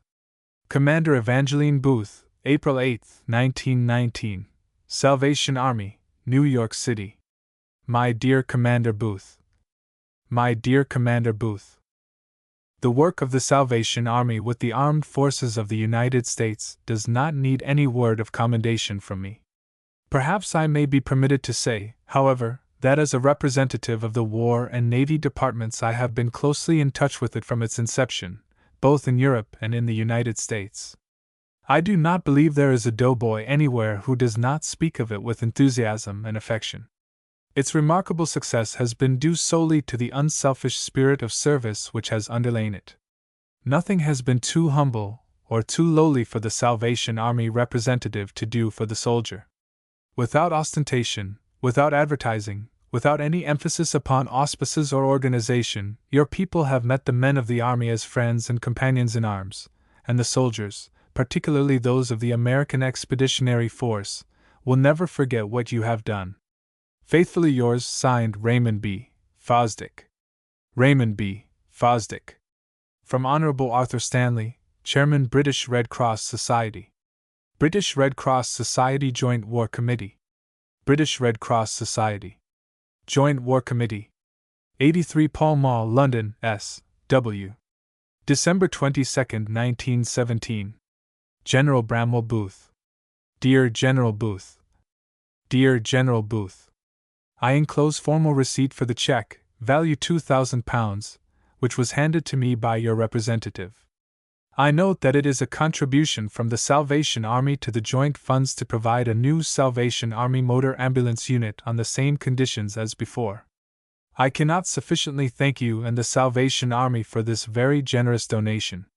I am indeed glad to know that you are providing another 20 drivers for service with our ambulance fleet in France. This is most welcome news, as whenever Salvation Army men are helping we hear nothing but good reports of their work. Sir Ernest Clark tells me that your ambulance sections are quite the best of any in our service, and the more Salvation Army men you can send him, the better he will be pleased. I would again take this opportunity of congratulating you, which I do with all my heart, upon the splendid record of your army. Yours sincerely. Signed, Arthur Stanley. Arthur Stanley. Extract from Judge Ben Lindsay's picture of the Salvation Army at the front. A good expression for American enthusiasm is, I am crazy about this or that, or the other thing that excites our admiration. Well, I am crazy about the Salvation Army as I saw it and mingled with it, and the Dobas in the trenches. And when I happened to be passing through Chicago today and saw an appeal in the Tribune for the Salvation Army, I remembered what our boys so often shouted out to me as I passed them in the trenches and back of the lines. Judge, when you get back home, tell the folks not to forget the Salvation Army. They're the real thing. And I know they are the real thing. I have shared with the boys the donuts and chocolate and coffee that seem to be so much better than any other donuts or coffee or chocolate I have ever tasted before. And when it seemed so wonderful to me after just a mild sort of experience down a shell-swept road, through the damp and cold of a French winter day, what must it be to those boys after trench raids or red-hot scraps down rain-soaked trenches under the wet mists of no man's land? Listen to some of the stories the boys told me. You see, Judge, the good old Salvation Army is the real thing. They don't put on no airs. There ain't no flub-dub about them, and you don't see their mugs in the fancy magazines much. Why, you never would see one of them in Paris around the hotels. You'd never know they existed, Judge, unless you came right up here to the front lines as near as the Colonel will let you. And one enthusiastic urchin said, Why, Judge, after the battle yesterday, we couldn't get those women out of the village till they'd seen every fellow had at least a dozen fried cakes and all the coffee or chocolate he could pile in. We just had to drag 'em out, for the boys love 'em too much to lose 'em. We weren't going to take no chances, not much, for our Salvation ladies. Harry Lauder's endorsement. Harry Lauder's endorsement. In speaking of the Salvation Army's work before the Rotary Club of San Francisco, Harry Lauder said. There is no organization in Europe doing more for the troops than the Salvation Army, and the devotion of its officers has caused the Salvation Army to be revered by the soldiers. Mr. Otto Kahn, one of America's most prominent bankers, upon his return to this country after a tour through the American lines in France, writes, among other things, I should particularly consider myself remiss if I did not refer with sincere admiration to the devoted, sympathetic, and most efficient work of the Salvation Army, which, though limited in its activities to a few sectors only, has won the warm and affectionate regard of those of our troops with whom it has been in contact. Mr. David Lawrence, special Washington correspondent of the New York Evening Post and other influential papers, in an article in which he comments on the work of all the relief agencies, says of the Salvation Army in France. Curiously enough, the Salvation Army is spoken of in all official reports as the organization most popular with the troops. Its organization is the smallest of all four. Its service is simple and unadorned. It specializes on doughnuts and pie, which it gives away free whenever the ingredients of the manufacture of those articles are at hand. The policy of the organization is to place a worker and his wife, if possible, with a unit of troops. The woman makes doughnuts and sews on buttons, while the man helps the soldiers in any way he can. The success of the Salvation Army is attributed by commanding officers to the fact that the workers know how to mix naturally. In other cases there had been sometimes an air of condescension not unlike that of the professional settlement house worker. In a recent issue of the Saturday Evening Post, Mr. Irvin Cobb, who has just returned from France, has this to say of the Salvation Army. Right here seems a good enough place for me to slip in a few words of approbation for the work which another organization has accomplished in France since we put our men into the field. Nobody asked me to speak in its favor because, so far as I can find out, it has no publicity department. I am referring to the Salvation Army. May it live forever for the service which, without price and without any boasting on the part of its personnel, it is rendering to our boys in France. A good many of us who hadn't enough religion, and a good many more of us who, mayhap, had too much religion, looked rather contemptuously upon the methods of the Salvationists. Some have gone so far as to intimate that the Salvation Army was vulgar in its methods and lacking in dignity, and even in reverence. Some have intimated that converting a sinner to the tap of a bass drum, or the tinkle of a tambourine was an improper process altogether. Never again, though, shall I hear the blare of the cornet as it cuts into the chorus of hallelujah whoops, where a ring of blue-bonnet women and blue-capped men stand exhorting on a city street corner under the gaslights, without recalling what some of their enrolled brethren and sisters have done and are doing in Europe. The American Salvation Army in France is small, but believe me, it is powerfully busy. Its war delegation came over without any fanfare of the trumpets of publicity. It has no paid press agents here and no impressive headquarters. There are no well-known names, other than the names of its executive heads, on its rosters or on its advisory boards. None of its members are housed at an expensive hotel, and none of them have handsome automobiles in which to travel about from place to place. No campaigns to raise nationwide millions of dollars for the cost of its ministrations overseas were ever held at home. I imagine it is the pennies of the poor that mainly fill its war chest. I imagine, too, that sometimes its finances are an uncertain quantity.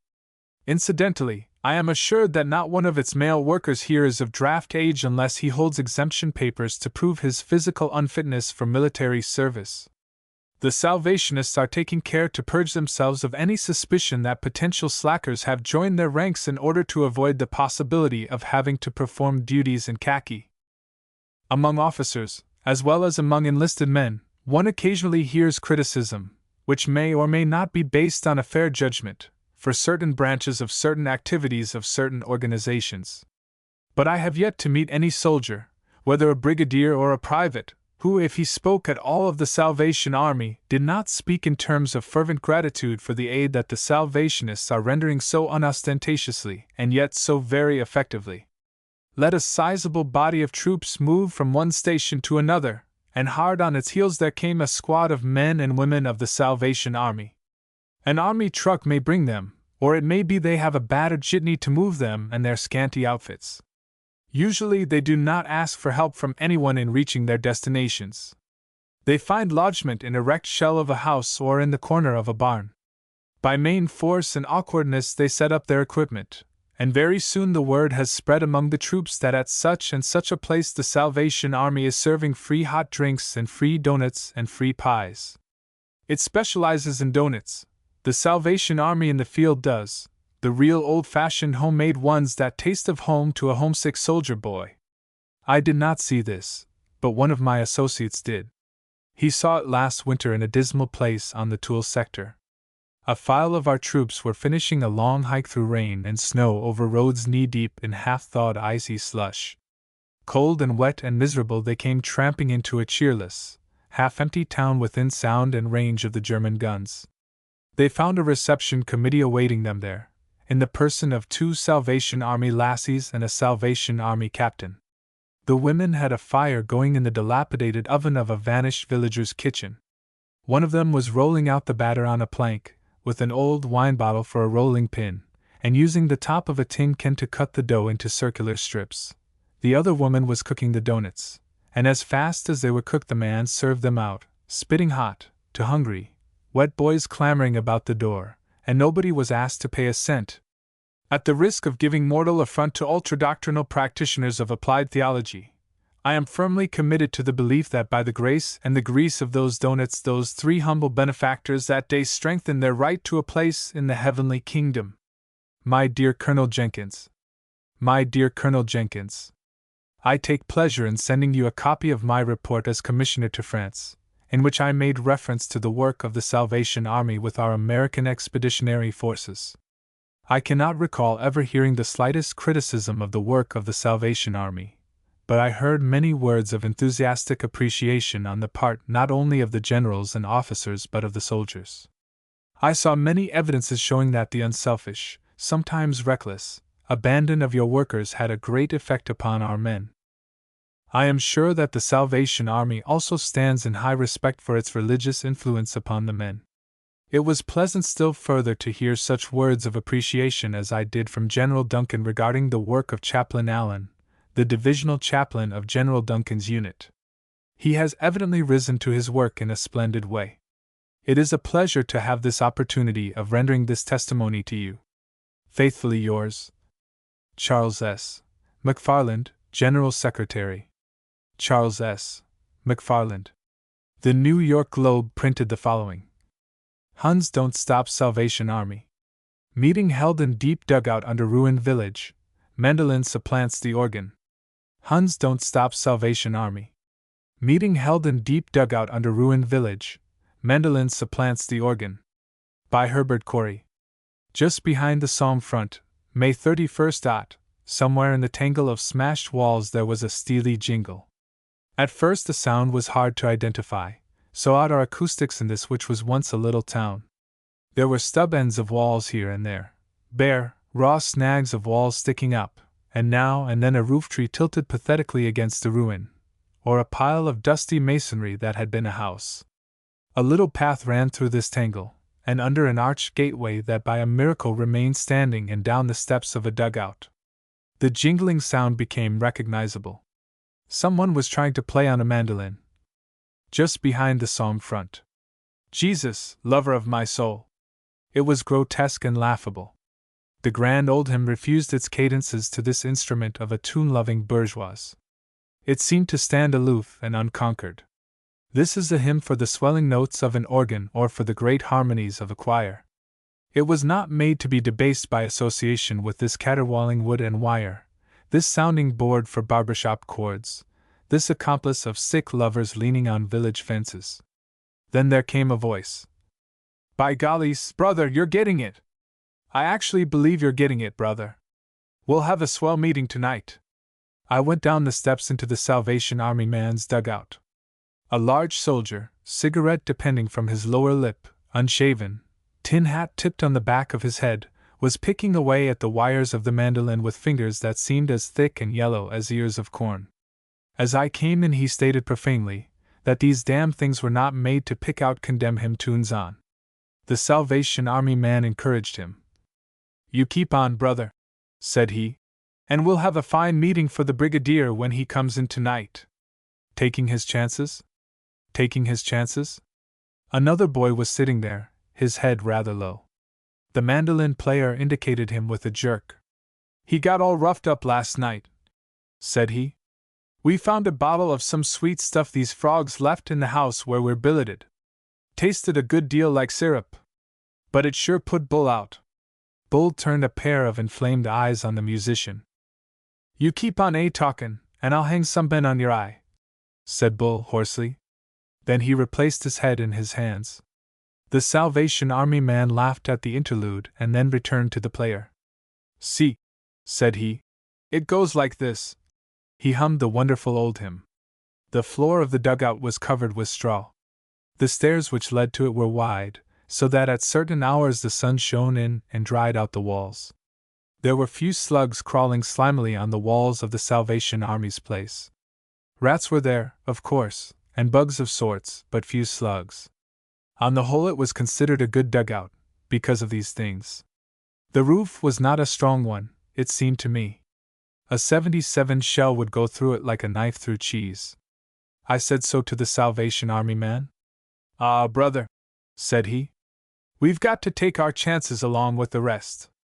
At the foot of the stairs was a table on which were the few things the Salvation Army man had to sell, up here under the guns. There were some figs and a handful of black licorice drops and a few nuts. Boys kept coming in and demanding cookies. Cookies there were none, but there was hope ahead. If the brigadier managed to get in tonight with the fliv, there might be cookies. No money, but good cheer.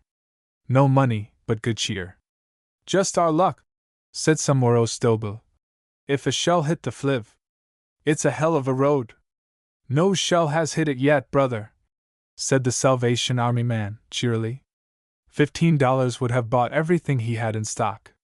One could have carried away the whole stock in the pockets of an army overcoat. The Salvation Army has no money, you know. It is hard to buy supplies for canteens over here, unless a pocket filled with money is doing the buying. The Salvation Army must pick up its stuff where it can get it.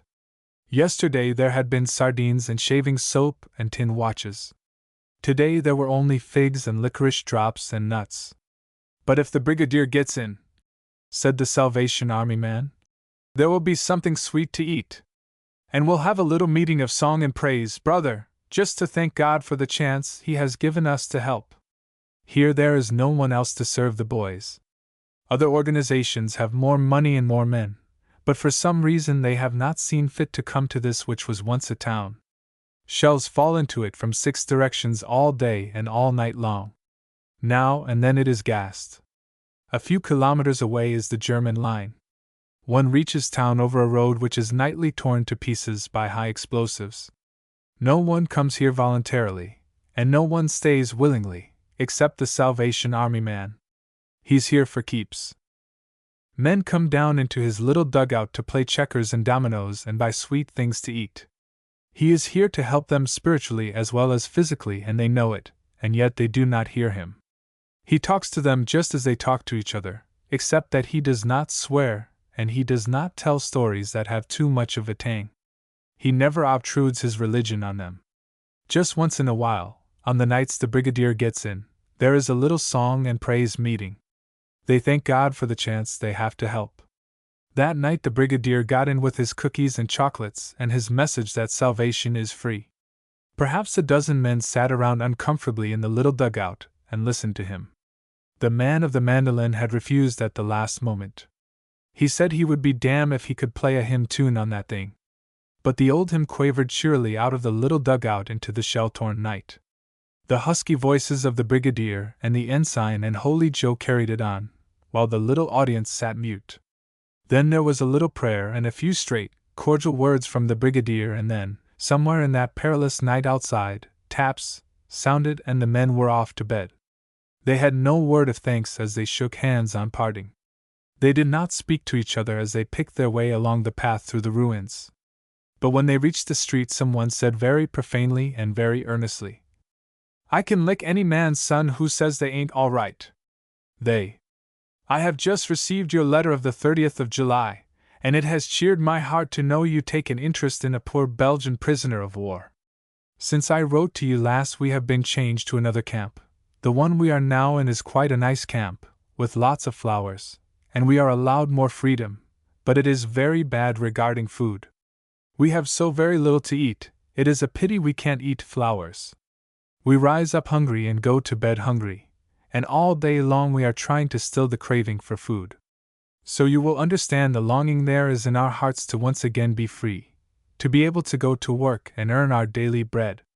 But the one great comfort that I find is since I learned to know Jesus as my Savior and friend, I can better endure the trials and even rejoice that I am called to suffer for His sake. And while around me I see many who are in despair, some even cursing God for all the misery in which we are surrounded, some trying to be brave, some giving up altogether, yet to a number of us has come the gospel message, brought by the Salvation Army, and I am so glad that I, for one, listened and surrendered my life to this Jesus. Now I have real peace, and He walks with me and gives me grace to conquer the evil. When I lived in Belgium, I was very worldly and sinful. I lived for pleasure and drink and sin. I did not then know of one who said, "Come unto me, all you that labor and are heavy laden, and I will give you rest." I did not know anything about living a Christian life, but now it is all changed and I am so thankful. Salvation Army officers visit us and bring words of cheer and blessing and comfort. You will be glad to know that I have applied to our commissioner to become a Salvation Army officer when the war is over. I want to go to my poor little stricken country and tell my people of this wonderful Savior that can save from all sin. On behalf of my comrades and myself, I want to thank the American nation for all they have done and are still doing for my people. May God bless you all for it, and may He grant that before long there will be peace on earth. I remain faithfully yours, Remy Meersman. Remy Meersman. The Stars and Stripes. Speaks from France for the Salvation Army. The Stars and Stripes. Speaks from France for the Salvation Army. A copy of the Stars and Stripes, the official publication of the American Expeditionary Forces, published in France by the American soldiers themselves, just received in Chicago, contains the following. Perhaps in the old days when war and your hometown seemed as far apart as Paris, France, and Paris, Illinois, you were a superior person who used to snicker when you passed a street corner where a small Salvation Army band was holding forth. Perhaps, heaven forgive you, you even sneered a little when you heard the bespectacled sister in the poke bonnet bang her tambourine and raise a shrill voice to the strains of "O Death, where is thy sting-a-ling?" Probably, unless you yourself had known the bitterness of one who finds himself alone, hungry and homeless in a big city, you did not know much about the Salvation Army. Well, we are all homeless over here, and every American soldier will take back with him a new affection and a new respect for the Salvation Army. Many will carry with them the memories of a cheering word and a friendly cruller received in one of the huts nearest of all to the trenches. There the old slogan of soup and salvation has given way to pies and piety. It might be donuts and dobas. These huts, pitched within the shock of the German guns, are ramshackle and bare and few, for no organization can grow rich on the pennies and nickels that are tossed into the tambourines at the street corners of the world.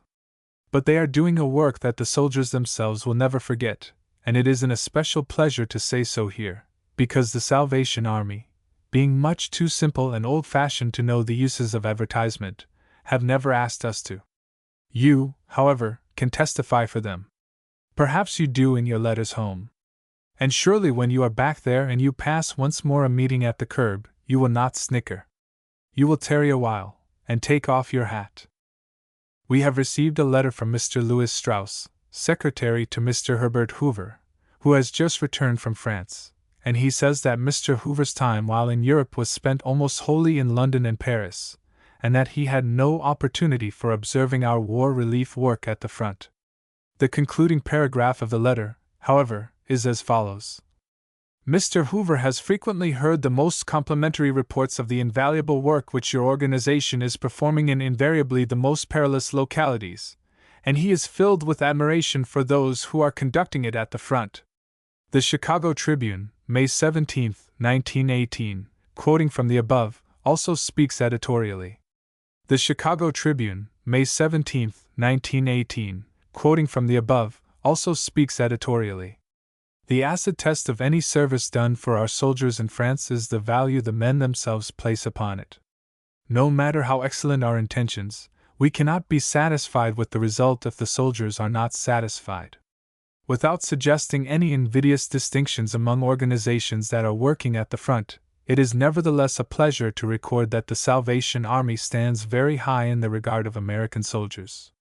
The evidence of the Salvation Army's excellent work comes from many sources. A few facts about the Salvation Army. It has been truly said that within 4 days after the German army entered Belgium, another army entered also, the Salvation Army. One came to destroy, the other to relieve distress and minister to the wounded and dying. The British Salvation Army furnished a number of Red Cross ambulances, manned by Salvationists when the Red Cross was in great need of such. When these arrived in France and people first saw the big cars with the Salvation Army label, it attracted a good deal of attention. The drivers wore the Red Cross uniform, and were under its military rules, but wore on their caps the red band with the words, Salvation Army. There is a story of a young officer in sportive mood who left a group of his companions and stepped out into the street to stop one of these ambulances. "Hello? Salvation Army!" he cried. "Are you taking those men to heaven?"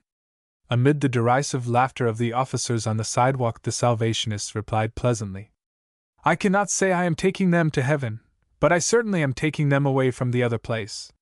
One of the good British Salvationists wrote of meeting our American boys in England. He said, "Oh, these American soldiers! One meets them in 2s and 3s, all over the city, everlastingly asking questions, by word of mouth and by wide-open trustful eyes, and they make a beeline for the Salvation Army uniform on sight. I passed a company of them on the march across London, from one railroad station to another, the other day.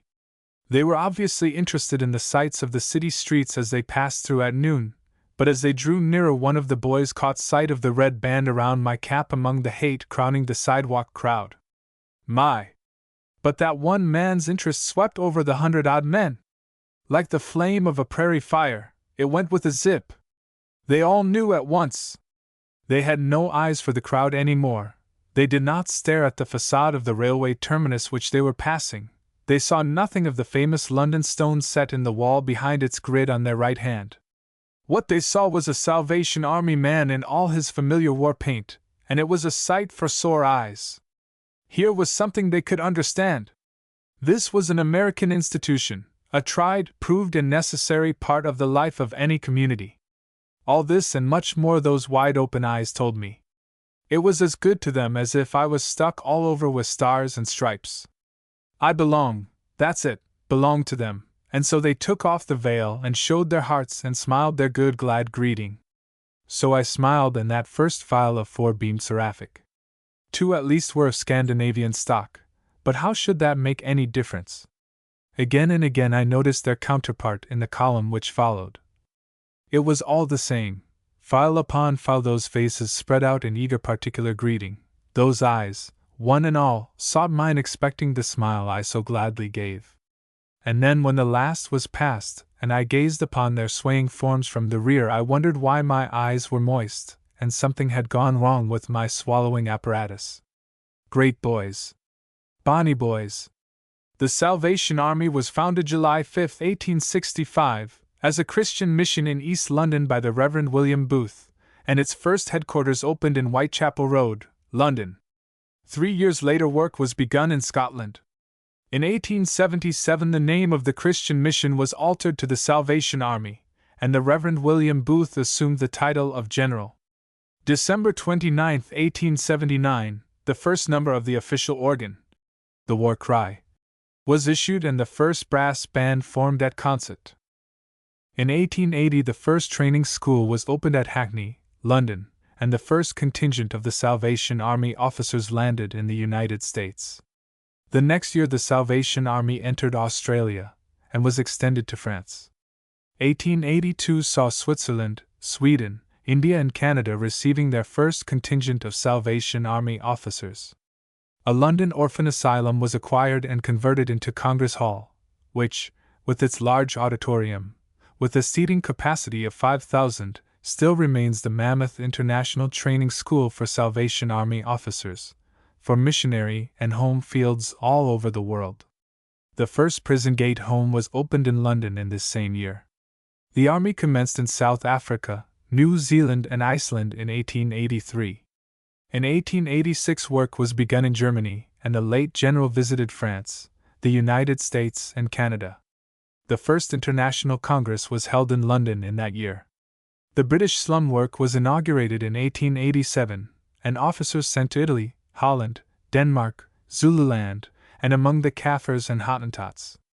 The next year the Army extended to Norway, Argentine Republic, Finland, and Belgium, and the next 10 years saw work extended in succession to Uruguay, West Indies, Java, Japan, British Guiana, Panama, and Korea, and work commenced among the lepers. The growing confidence of the great of the earth was manifested by the honors that were conferred upon General Booth from time to time. In 1898 he opened the American Senate with prayer. In 1904 King Edward received him at Buckingham Palace. The freedom of the City of London and the City of Kirkcaldy were conferred upon him, as well as the degree of D.C.L. by Oxford during 1905. The kings of Denmark, Norway, the Queen of Sweden, and the Emperor of Japan were among those who received him in private audience. On August 20, 1912, General William Booth laid down his sword. He lay in state in Congress Hall, London, where the number of visitors who looked upon his remains ran into the hundreds of thousands. His son, William Bramwell Booth, the Chief of the Staff, by the appointment of the late General, succeeded to the office and came to the position with a wealth of affection and confidence on the part of the people of the nation such as few men know.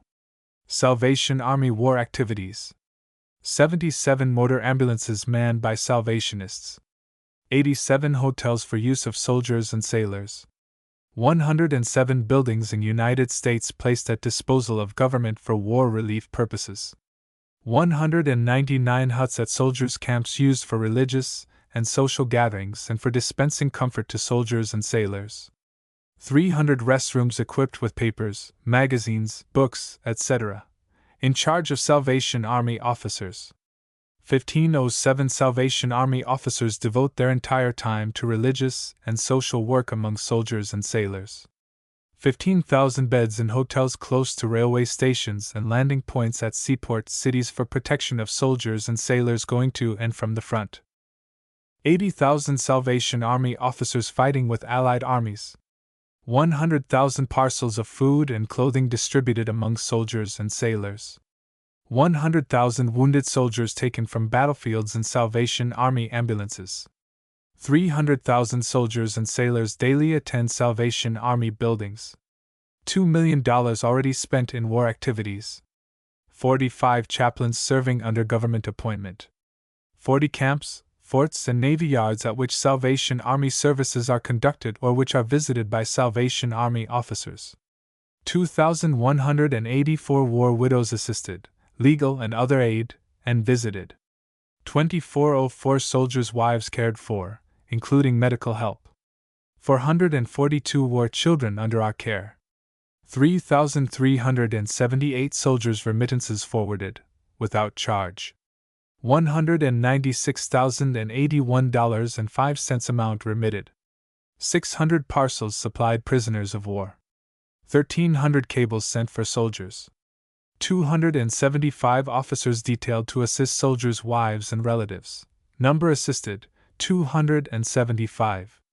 40 military hospitals visited.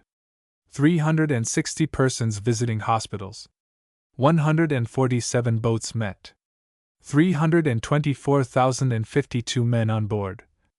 35,845 telegrams sent. 24 Salvationists detailed for this work. 20 Salvationists detailed for this work outside of New York City. Salvation Army work in United States of America. 1218 buildings in use at present. 2,953 missing friends found. 6,125 tons of ice distributed. 12,000 officers and non-commissioned officers actively employed. 11,650 accommodations in institutions. 68,000 children cared for in rescue homes and slum settlements.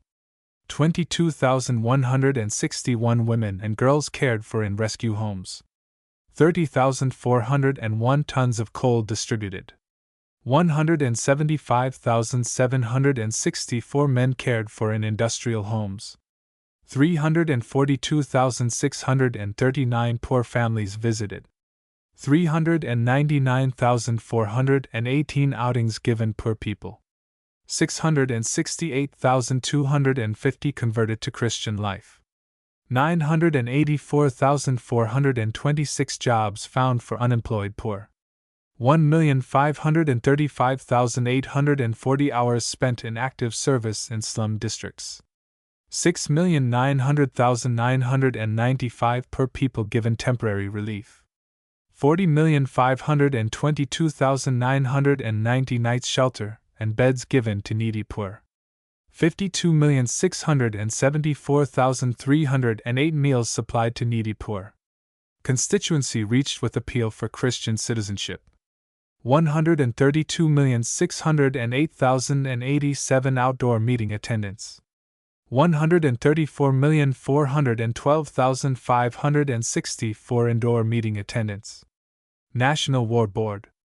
Commander Evangeline C. Booth, President. East. Pert, Colonel William, Chairman. Reinhardtson, Colonel Gustav S. SECY and Treasurer Damon, Colonel Alexander M. Parker, Colonel Edward J.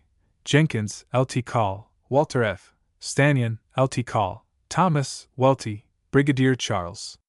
East. West Estill, Commissioner Thos. Chairman Gauntlet, Colonel Sidney Brewer, Lt. Col. Arthur T. Ein, Lt. Col. John T. Dart, Brigadier W.M. J. SECY. West. France. Barker, Lt. Col. William S. Director of War Work. France. As indicated in the above list, the National War Board functions in two distinct territories, East and West, the duty of each being to administer all war work in the respective territories. The closest supervision is given by each war board over all expenditure of money, and no scheme is sanctioned until the judgment of the board is carried concerning the usefulness of the project and the sound financial proposals associated therewith. After any plan is initiated, the board is still responsible for the supervision of the work, and for the Eastern Department Colonel Edward J. Parker is the board's representative in all such matters, and Lieutenant Colonel Arthur T. Brewer fills a similar office in the Western Department. Each section of the National Board takes responsibility in connection with the overseas work, under the presidency of Commander Evangeline C. Booth, for the raising, equipping and sending of thoroughly suitable people in proper proportion. Joint councils are occasionally necessary, when it is customary for proper representatives of each section of the board to meet together. Commander Evangeline C. Booth. The National Board is greatly strengthened through the adding to its special councils all of the provincial officers of the country.